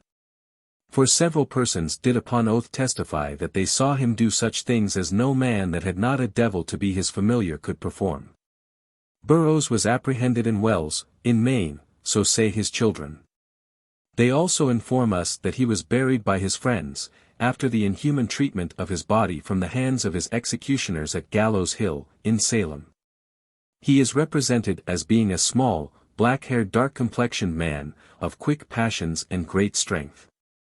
His power of muscle, which discovered itself early when Burroughs was a member of Cambridge College, and which we notice in the slight rebutting evidence offered by his friends at his trial, convinces us that he lifted the gun and the barrel of molasses, by the power of his own well-strung muscles, and not by any help from the devil, as was supposed by the Mathers, both father and son. Alas, that a man's own strong arm should prove his ruin. We shall show shortly that this commentator here overlooked an important point. Burroughs himself made statement, in his own defense, that an Indian stood by and lifted the gun. Therefore the chief question is not whether Burroughs was himself strong enough to lift it as alleged, but whether he told the truth when he said that he had help. The chief question bears upon his veracity, not upon his strength. The Mathers believed him on that point. The allegations in the indictment were for witchcrafts invisibly practiced upon members of the famous circle, and not for visible feats of strength. All the girls testified to seeing and suffering from his apparition. Also some who confessed to having been witches themselves, for some accused ones were over-persuaded to speak of their own clairvoyant observations and experiences as witchcrafts, and therefore of themselves as witches. Some such testified thus. As Mather says, p. 279, Salem Witchcraft. He was accused by 8 of the confessing witches as being head actor at some of their hellish rendezvous, and who had promise of being a king in Satan's kingdom now going to be erected. He was accused by 9 persons for extraordinary liftings, and for other things, until about 30 testimonies were brought in against him. Mather's account of the witchcraft at Salem was drawn up at the request of William Phipps, then governor of the province. And 2 prominent judges at the trials endorsed it as follows. The reverend and worthy author having, at the direction of His Excellency the Governor, so far obliged the public as to give some account of the sufferings brought upon the country by witchcrafts, and of the trials which have passed upon several executed for the same. Upon perusal thereof, we find the matters of fact and evidence truly reported, and a prospect given of the methods of conviction used in the proceedings of the court at Salem. Boston, October 11, 1692. William Stoughton. Samuel Sewell. Manifestation of one class of phenomena presented at those trials has not been noticed in the preceding pages, viz. the appearance of the spirits of particular departed ones to many of the accusing girls. It is obviously true that those clairvoyants were very much oftener beholders of the spirits of those still dwelling in mortal forms than of those who had escaped from thraldom to the flesh. Still there were then some cases in which the spirits of some who had been known in that vicinity, and whose bodies were mouldering beneath its soil, were both seen and heard. Among others, 2 former wives of Burroughs were named. Mather says, p. 282, several of the bewitched had given in their testimony that they had been troubled with the apparitions of 2 women, who said they were G.B.'s 2 wives, and that he had been the death of them. Now, G.B. had been infamous for the barbarous usage of his 2 successive wives, all the country over. Page 286. 'Twas testified, that, keeping his 2 successive wives in a strange kind of slavery, he would, when he came home from abroad, pretend to tell the talk which any had with them. That he has brought them to the point of death by his harsh dealings with his wives, and then made people promise that, in case death should happen, they would say nothing of it. That he used all means to make his wives write, sign, seal, and swear to a covenant never to reveal any of his secrets. That his wives had privately complained unto the neighbors about frightly apparitions of evil spirits, with which their house was sometimes infested, and some of these allegations probably rested on firmer bases of facts than have generally been perceived. Though we regard Burroughs as having been one of the kindest and best of men, we do not entirely withhold credence from the general import of such allegations regarding him. They point both to extraordinary unfoldments within him, and to probable handlings and control of his outer form at times by some intelligence not his own. Strange kind of slavery would naturally result, in those days, from a husband's telling his wife, on returning to his home, what conversation she had held with others during his absence, if his statements were true. But if not true, the wife would only laugh at his pretensions, and make no complaints to neighbors. If both true and oft repeated, such mysterious utterances might well enslave, worry, and bring close to death's door a sensitive wife. And the husband, however affectionate and kind, may at times have been as powerless to shape his course of procedure as is the dried leaf when whirled onward by strong autumnal breezes.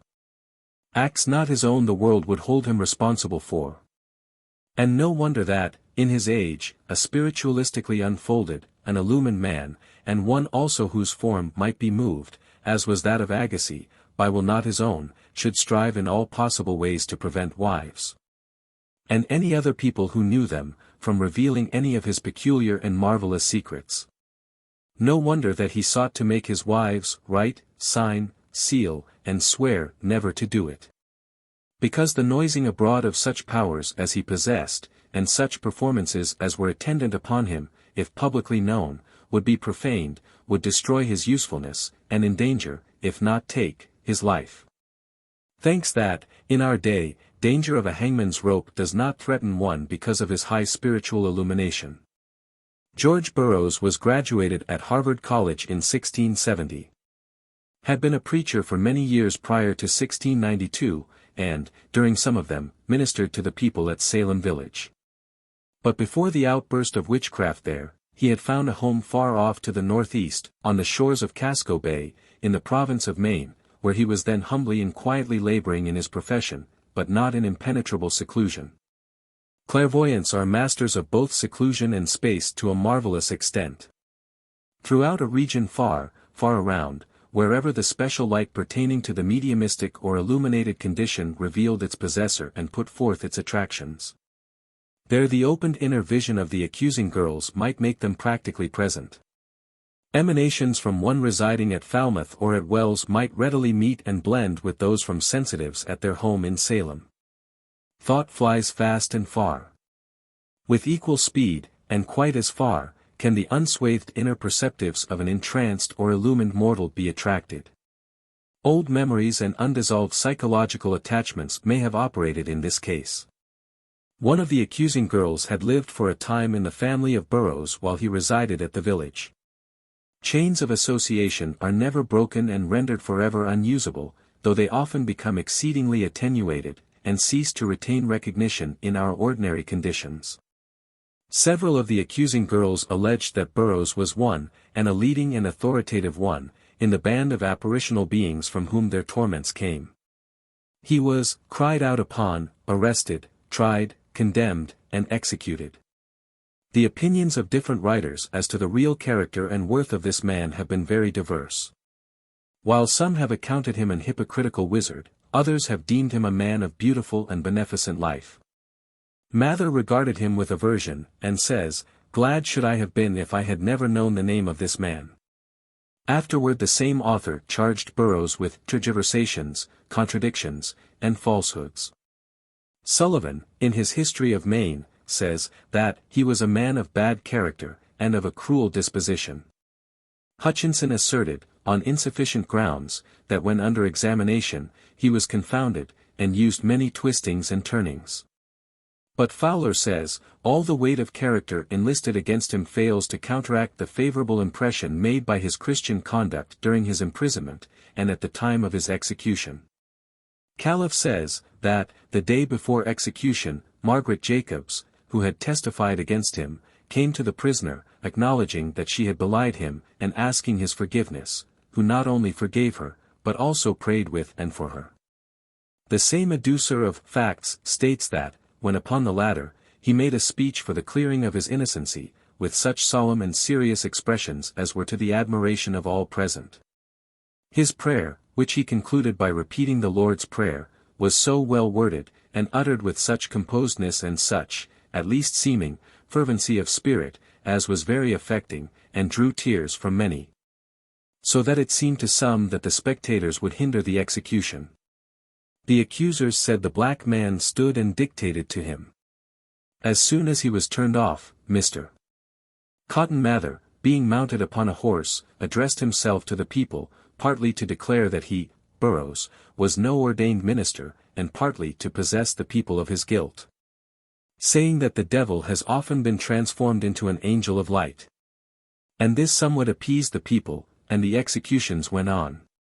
His prayers, and his whole deportment and spirit during these last trying scenes, indicate his possession of a calm, strong soul, which bore him, on the wings of innocence and piety, into a region of serenity which his traducers and murderers were unfit to enter and knew not of.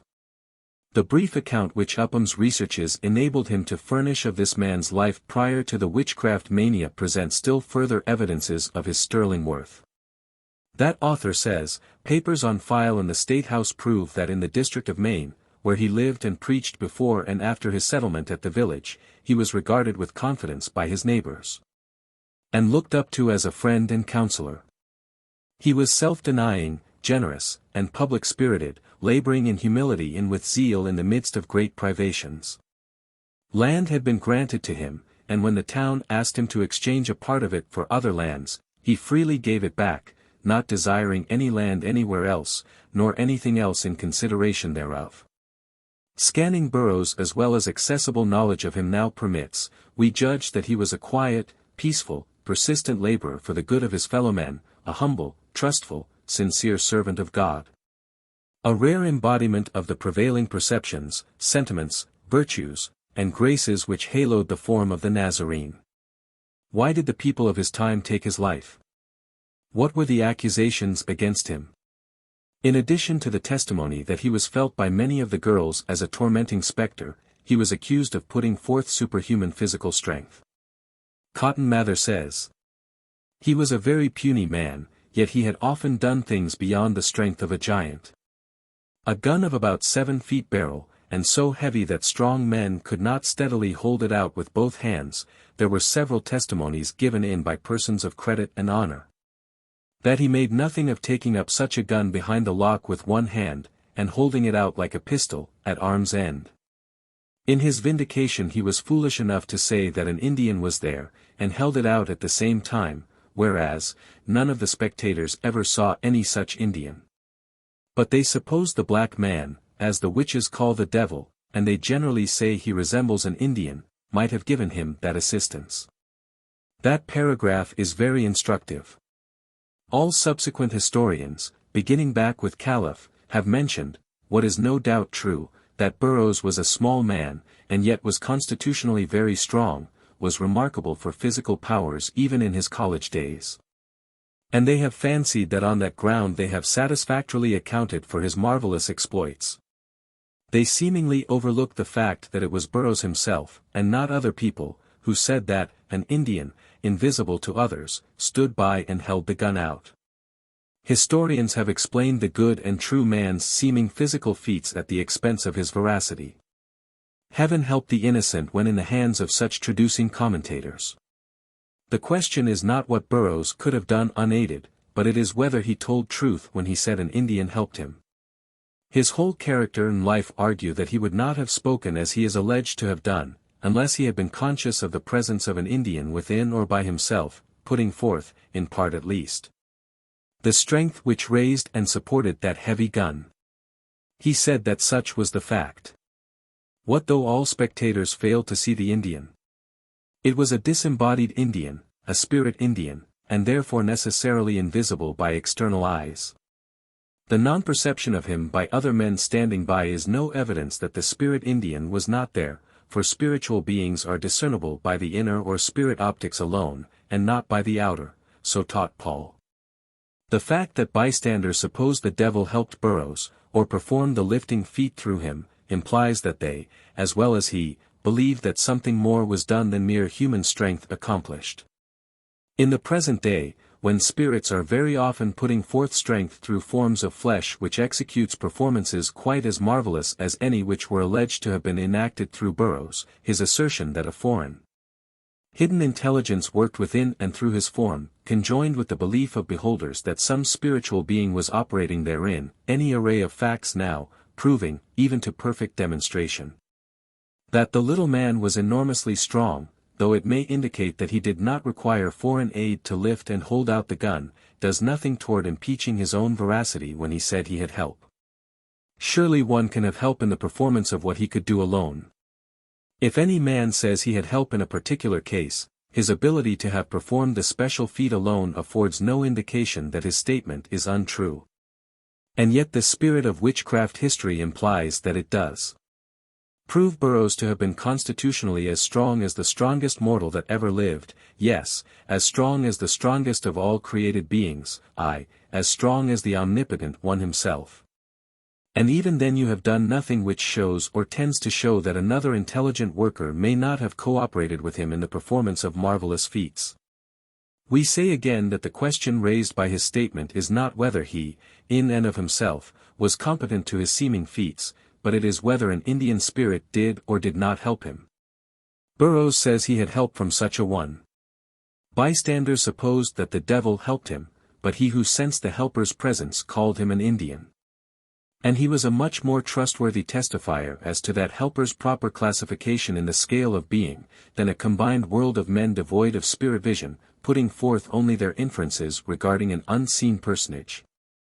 Imputation of this man's liftings to his constitutional strength solely is an imputation of false testimony to the truthful man himself, and historic arguments, if valid, make him a liar. Who helped the little clergyman lift and hold the heavy gun? He says it was an Indian.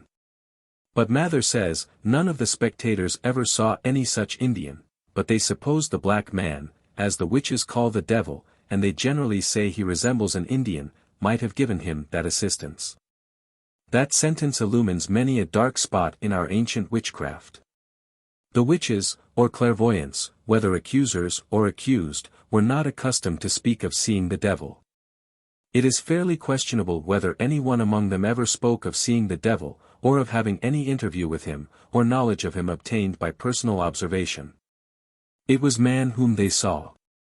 They spoke of the black man. Mather says that was their name for the devil. We doubt it. What they saw failed to present a semblance of cloven foot, with horns, tail, and hoofs, and did not suggest to them an idea of the devil. The substitution of devil for black man, or the regarding the two as synonymous, was Mather's work, and not that of the clairvoyants. And who was the black man? Mather informs us that those whose optics could see him generally say he resembles an Indian. If he resembled an Indian, is not the inference very fair that he was an Indian? Yes. Black man obviously was applied by clairvoyants to designate any Indian spirit, and spirits of human beings probably were the only spirits whom their inner vision ever beheld. Thanks to you, Mather, for recording that explanatory sentence. The devil you fought against was your brother man, was earth-born, and when seen and conferred with not very formidable.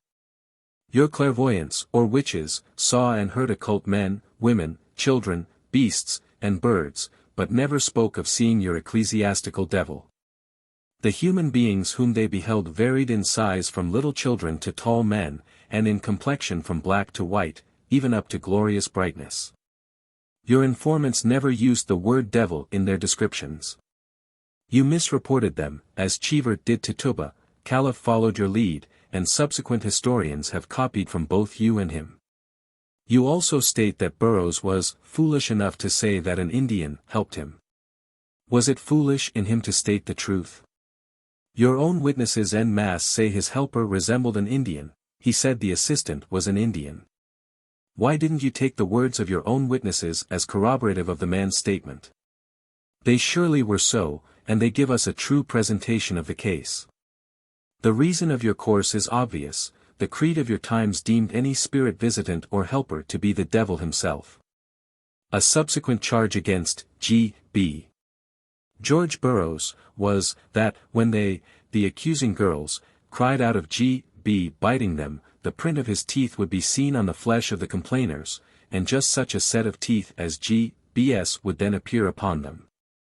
As in the case of little Dorcas Good, here we have it charged that indentations on the flesh of complainants corresponded to the size and shape of the teeth belonging to the person who was accused of biting.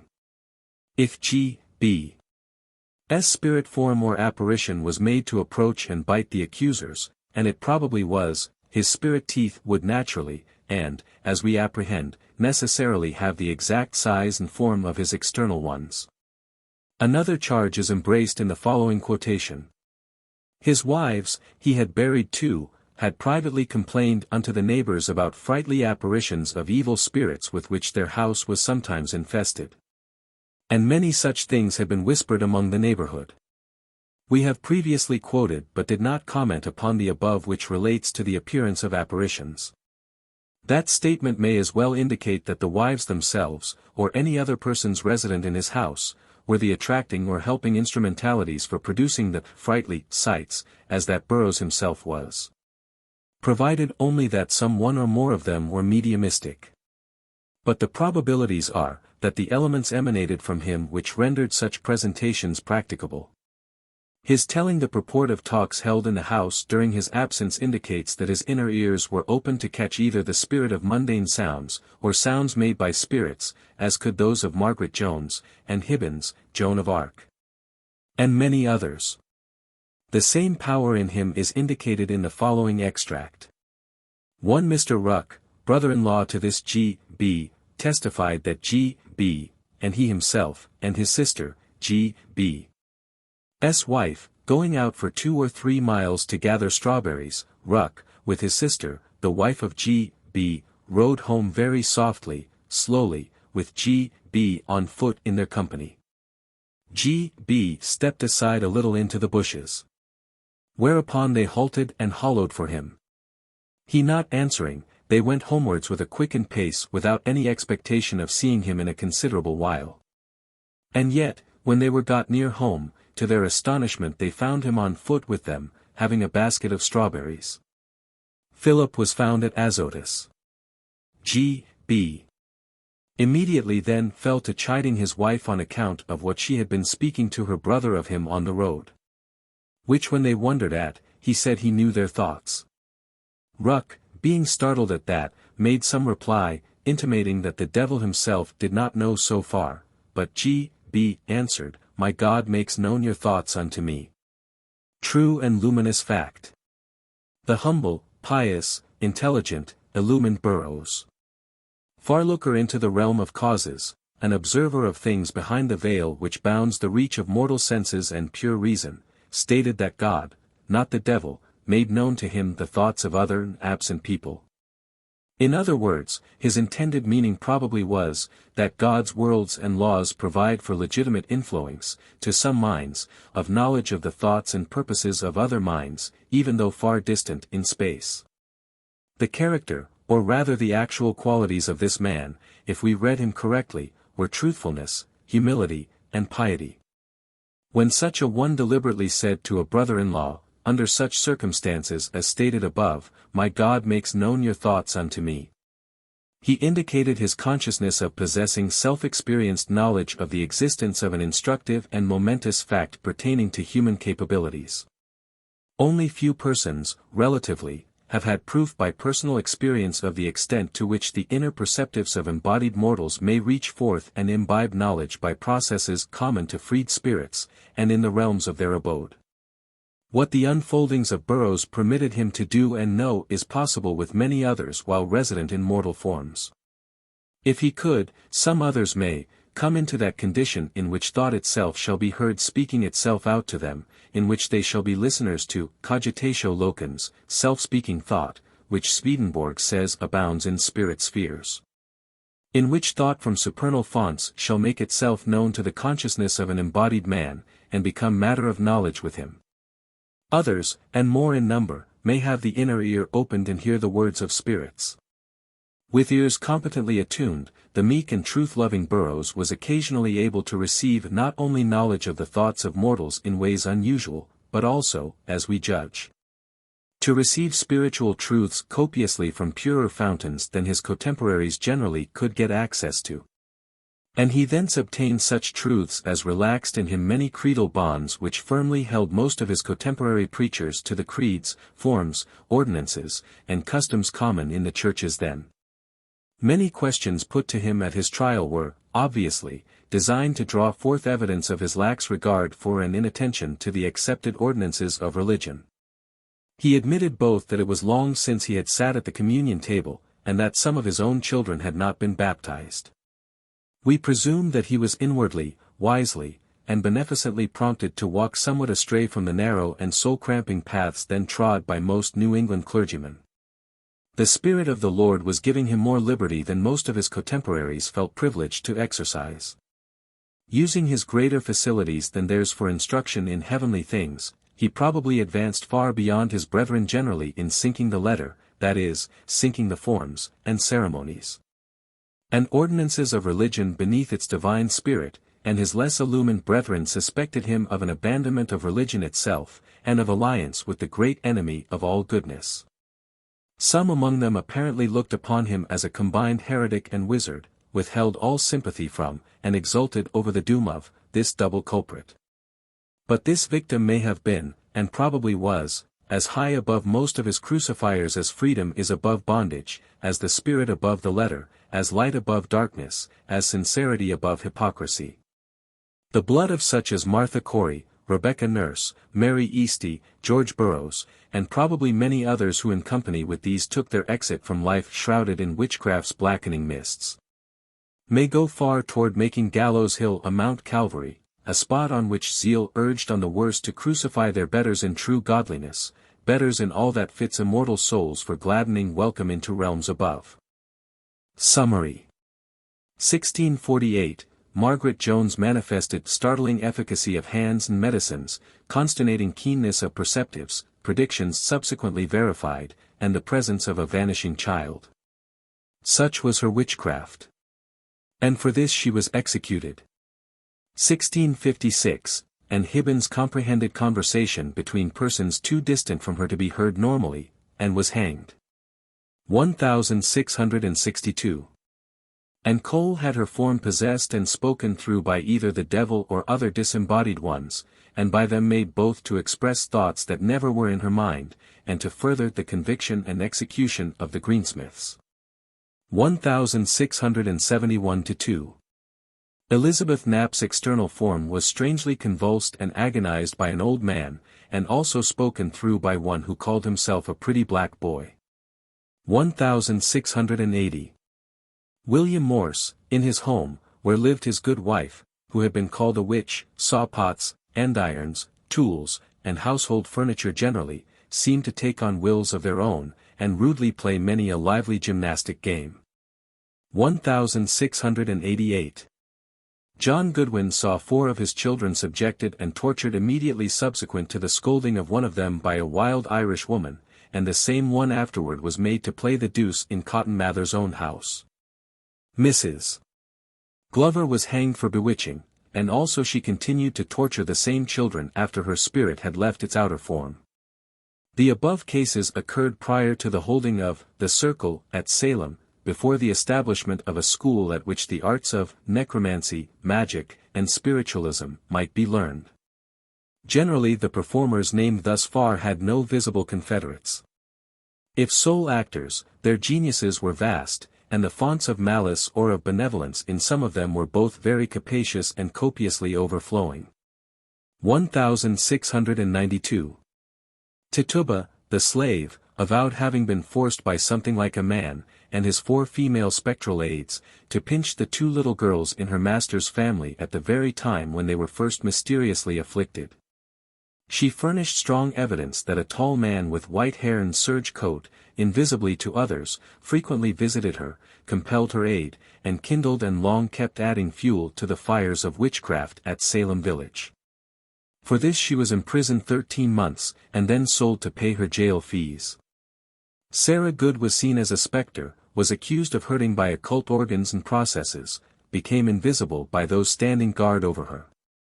Announced to the magistrates the great explanatory fact that none but the accusers and the accused, that is, none but clairvoyants, could see the actual inflictors of the pains endured.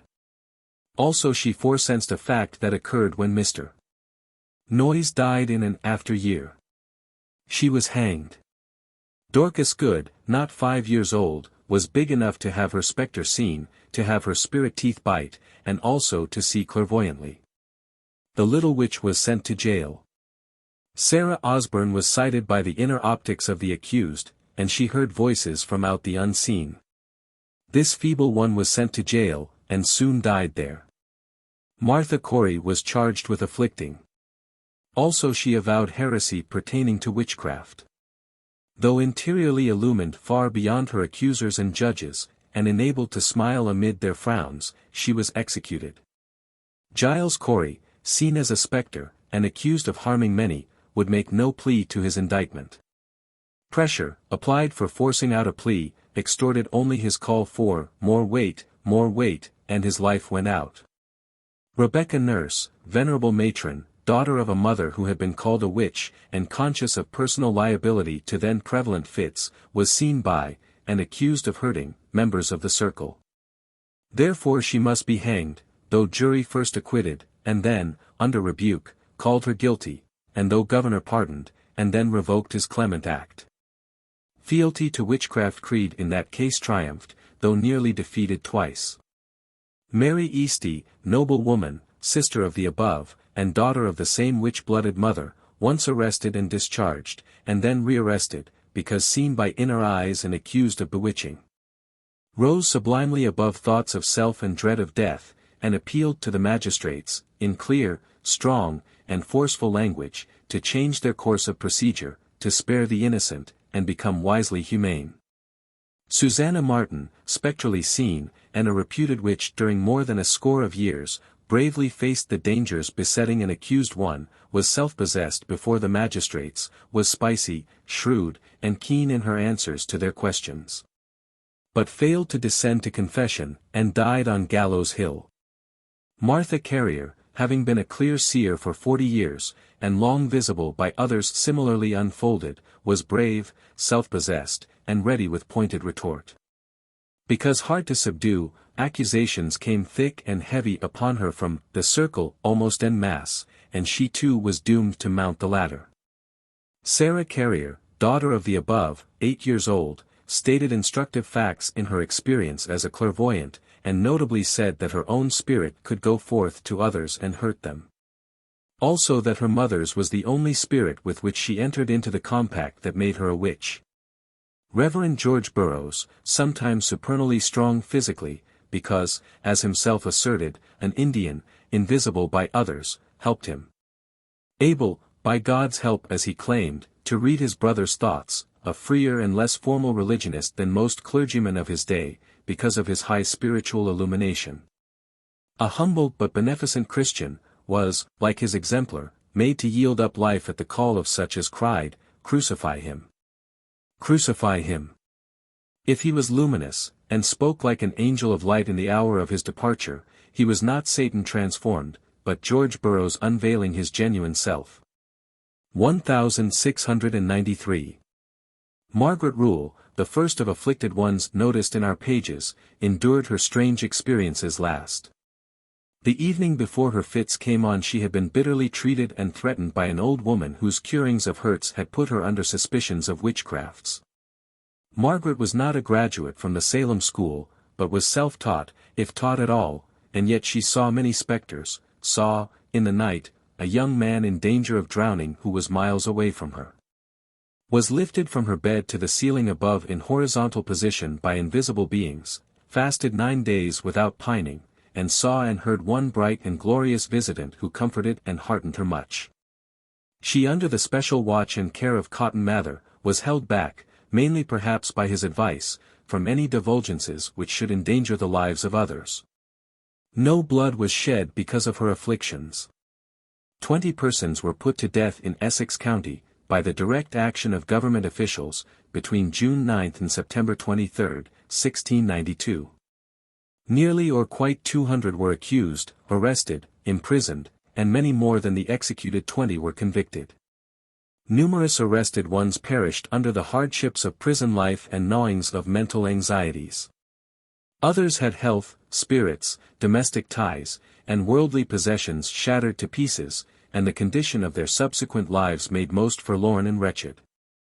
Neither tongue nor pen can possibly tell their tale in its fullness of horrors. Most excessively frenzying and woeful must have been the privations, sufferings, heart-wrenchings, agonies of nearly all the scattered residents of the then wooded region at and round about Salem village.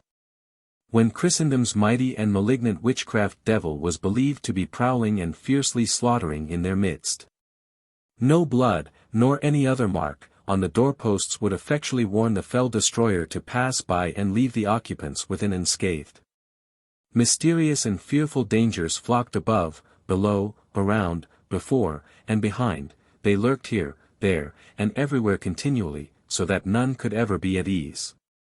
And now we ask, whether common sense admits that such credulity and infatuation ever pervaded any hardy, energetic, and intelligent community, in any county of Massachusetts or New England, in any age, as that girls and old women, aided by a very few insignificant men, however bright, cunning, roguish, playful, self-conceited, greedy of notice, or resentful and malicious the leaders might be, could possibly so perform as to induce Rev.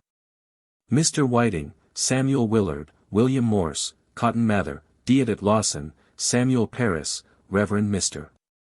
Hale, and scores upon scores of other intelligent, sagacious, and leading men, to present to the public, in writing, such narratives as they did, and to essentially vouch for their own belief in the positive occurrence of such amazing feats as they described.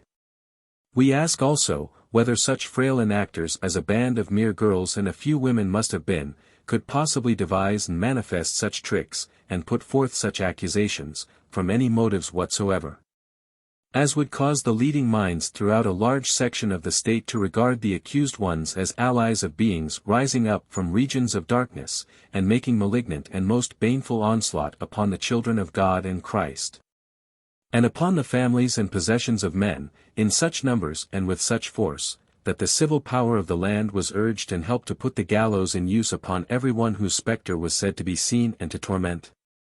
The amazing feats are well attested.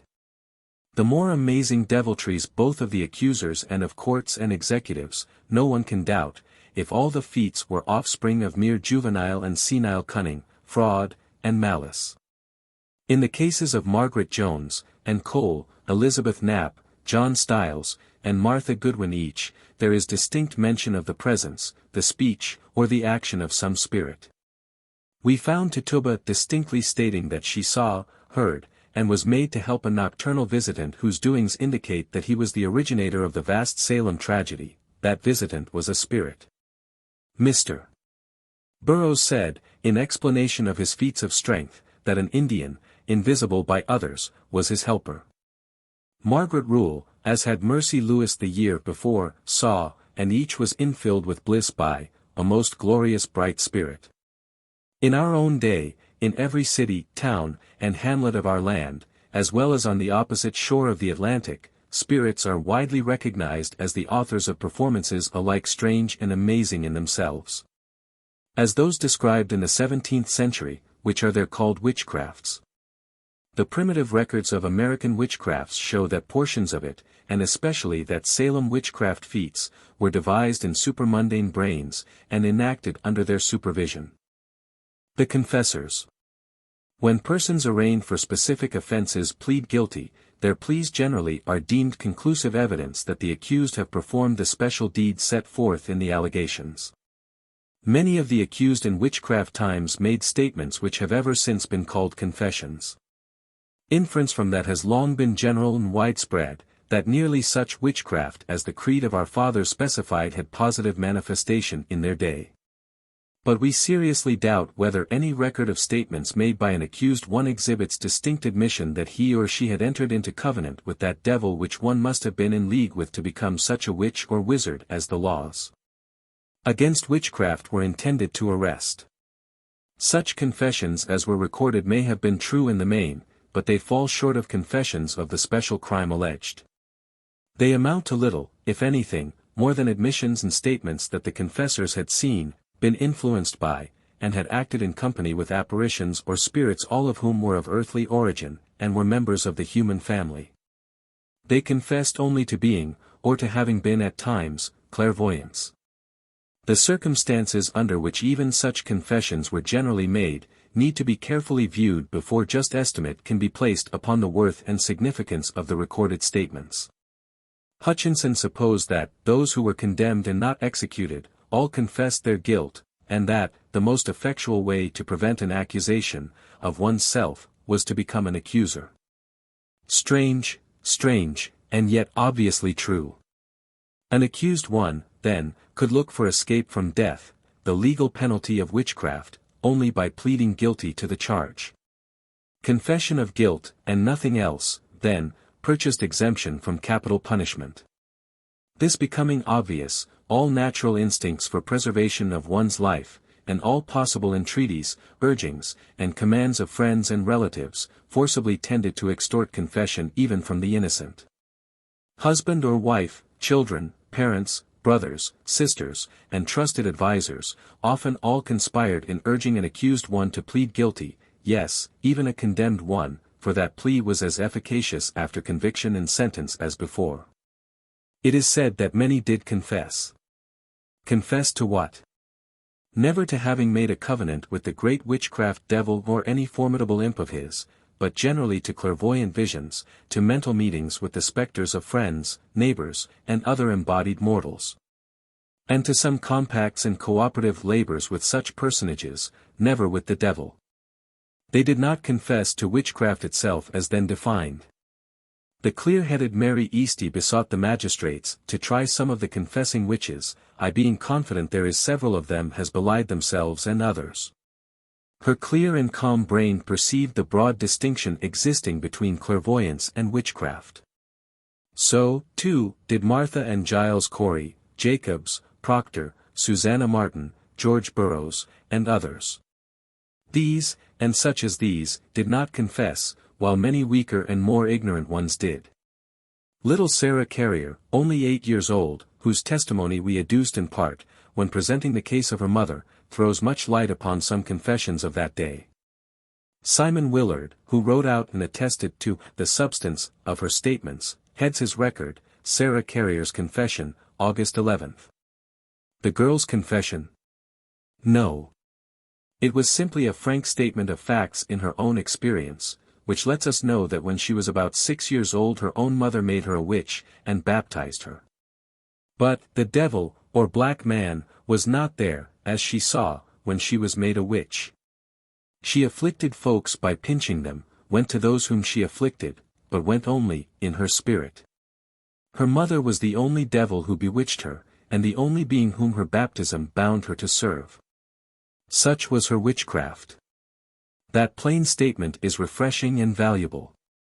It shows that when about 6 years old this mediumistic girl had become so developed that her spirit could commune with her mother's, independently of their bodies.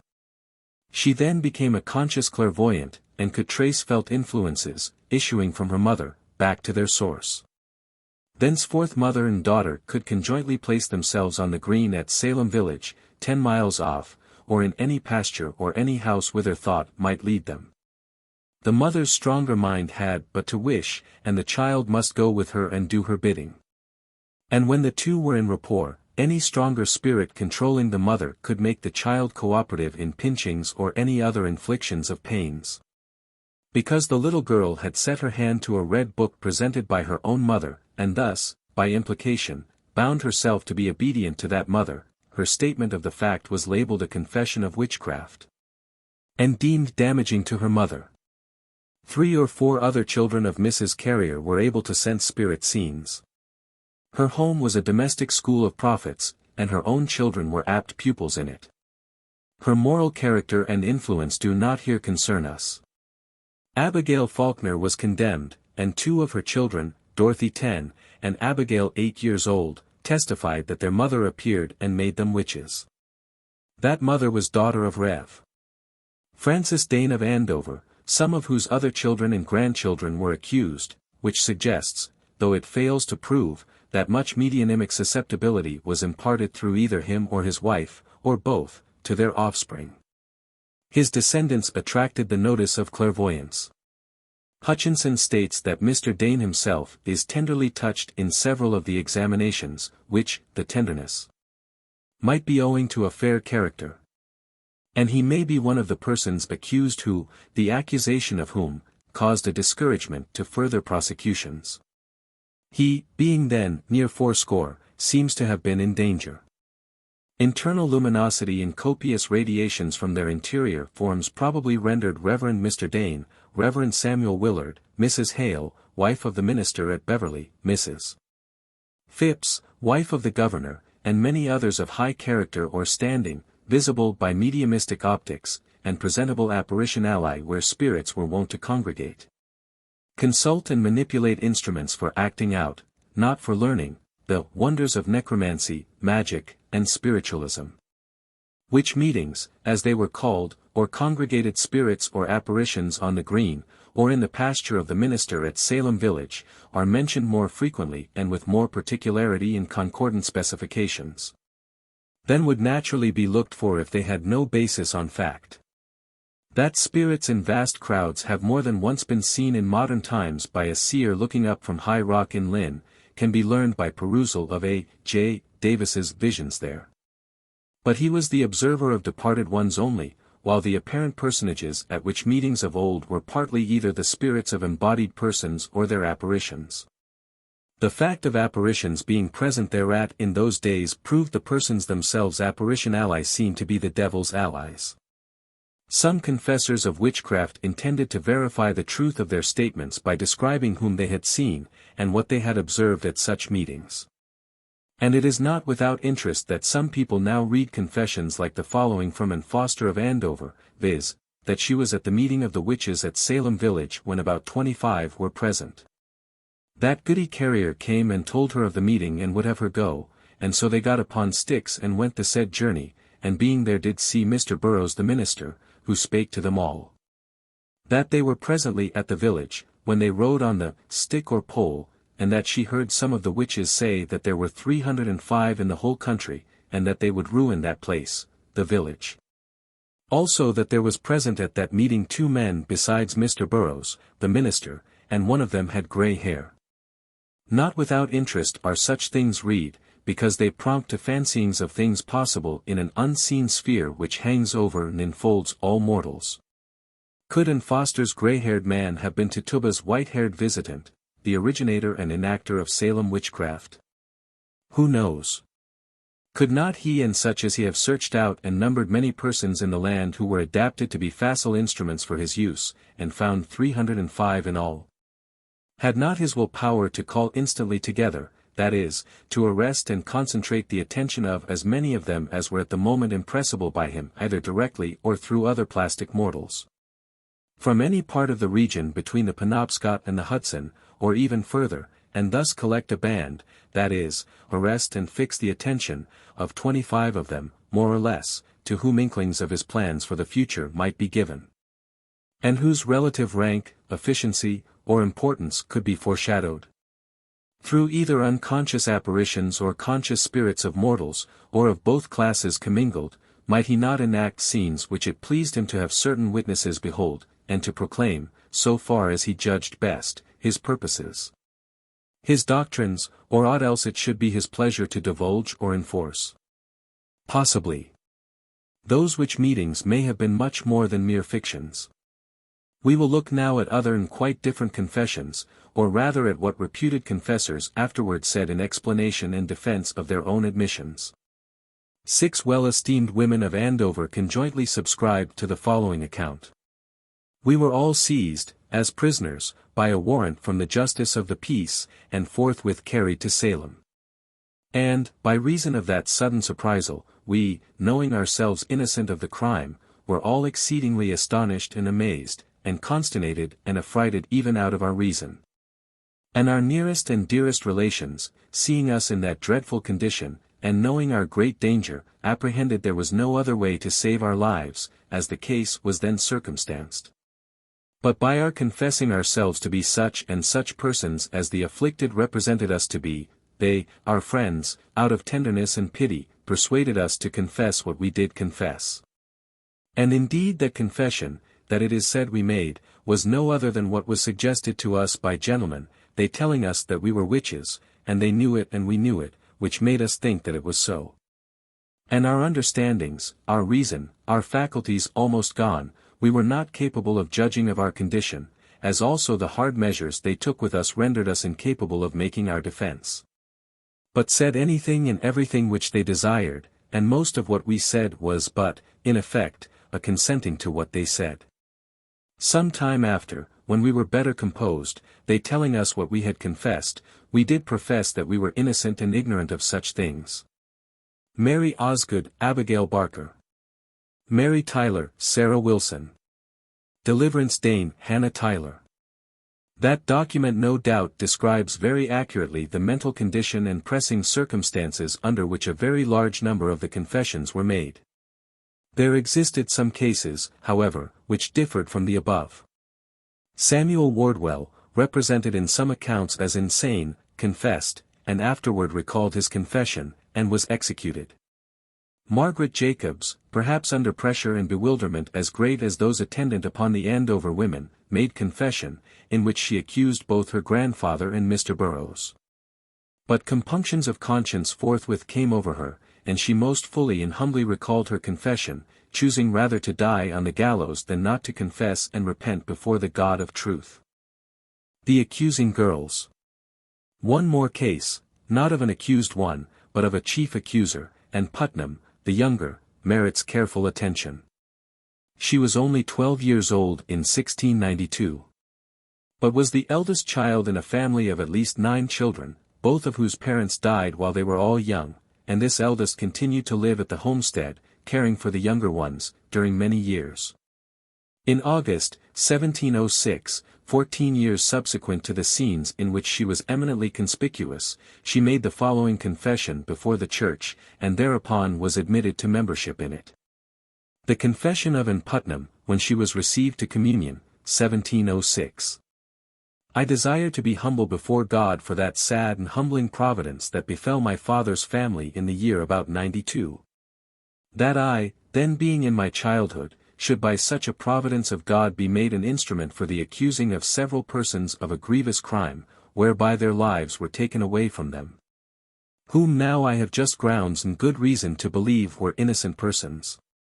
And that it was a great delusion of Satan that deceived me in that sad time, whereby I justly fear I have been instrumental, with others, though ignorantly and unwillingly, to bring upon myself and this land the guilt of innocent blood. Though what was said or done by me against any person I can truly and uprightly say, before God and man, I did it not out of any anger, malice, or ill will to any person, for I had no such thing against one of them. But what I did was ignorantly, being deluded by Satan.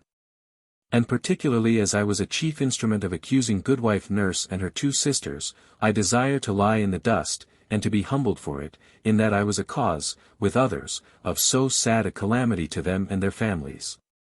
For which cause I desire to lie in the dust, and earnestly beg forgiveness of God, and from all those unto whom I have given just cause of sorrow and offense, whose relations were taken away or accused.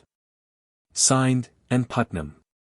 This confession was read before the congregation, together with her relation, August 25, 1706, and she acknowledged it. J. Green, pastor. In that confession she speaks very pointedly of herself as having been used as an instrument. Any mortal may perhaps properly do so in relation to each and every act performed. But her history induces inquiry whether and was not very strictly an instrument. Whether her own will, or whether some other intelligent being's will, used her lips when they put forth accusations of witchcraft. The latter may have been possible. For once, while we were in conversation with a lady who applied disparaging remarks to particular gentleman who was a prominent medium, we, in reply, expressed our belief that the doings which annoyed her were not the man's voluntary acts. And also that his consciousness that such deeds were alleged by truthful and trustworthy persons to have actually been performed through his physical organism made the acts even more grievous to him than to any one of his acquaintances. She doubted, while we maintained, the possibility of one's mortal form being thus subjected to a will outside of itself. Not many minutes had elapsed, not much argument having been presented on either side, before her own lips were set in use for putting forth a warm defense of Victoria C. Woodhull, a person upon whom our colloquist looked, and of whom she was accustomed to speak, with very decided disapprobation. She was a conscious listener to the words that rolled from her own lips, and experience taught her that our defense of the censured man might be admissible. For, in spite of herself, her own lips were made to bless whom her sentiments were inclining her to curse. Balaam could not curse whom his Lord did not. That lady is a conscious medium, conscious that her physical organs, without her consent, and in spite of her resistance, are sometimes temporarily borrowed and used by an intelligence outside of herself. As such she is representative of many others. Of course, in these days, she is so informed as to see that actions and words of spirits are imputed to her as being her own because performed by use of her organs, while they are, in fact, no more hers than are the acts and utterances of her neighbors. But we doubt much whether anyone in 1692 or 1706 had attained to knowledge that some human forms could be thus filchable and usable. No ground had then been discovered on which one could stand and credibly say, though my own lips spake thus and so, another's will put forth the utterances in spite of me. Firm ground for that has now been found. It is not a new formation, but existed, though then unknown, in 1692. And Putnam's form may have been used by another's will in each and all of her imputed accusations for witchcraft, and she, as far as then concerned, have been absolutely a will-less instrument. There are other classes of mediums. We call to mind at this instant 4 ladies, all of them respectable and excellent, whom we know and have known for years, whose lips often give utterance to facts, opinions, and beliefs while the ladies are absolutely unconscious.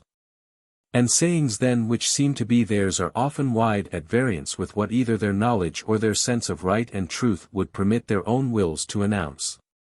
These are unconscious mediums. Not responsible for, because absolutely ignorant of, what their physical forms are being made to say and do.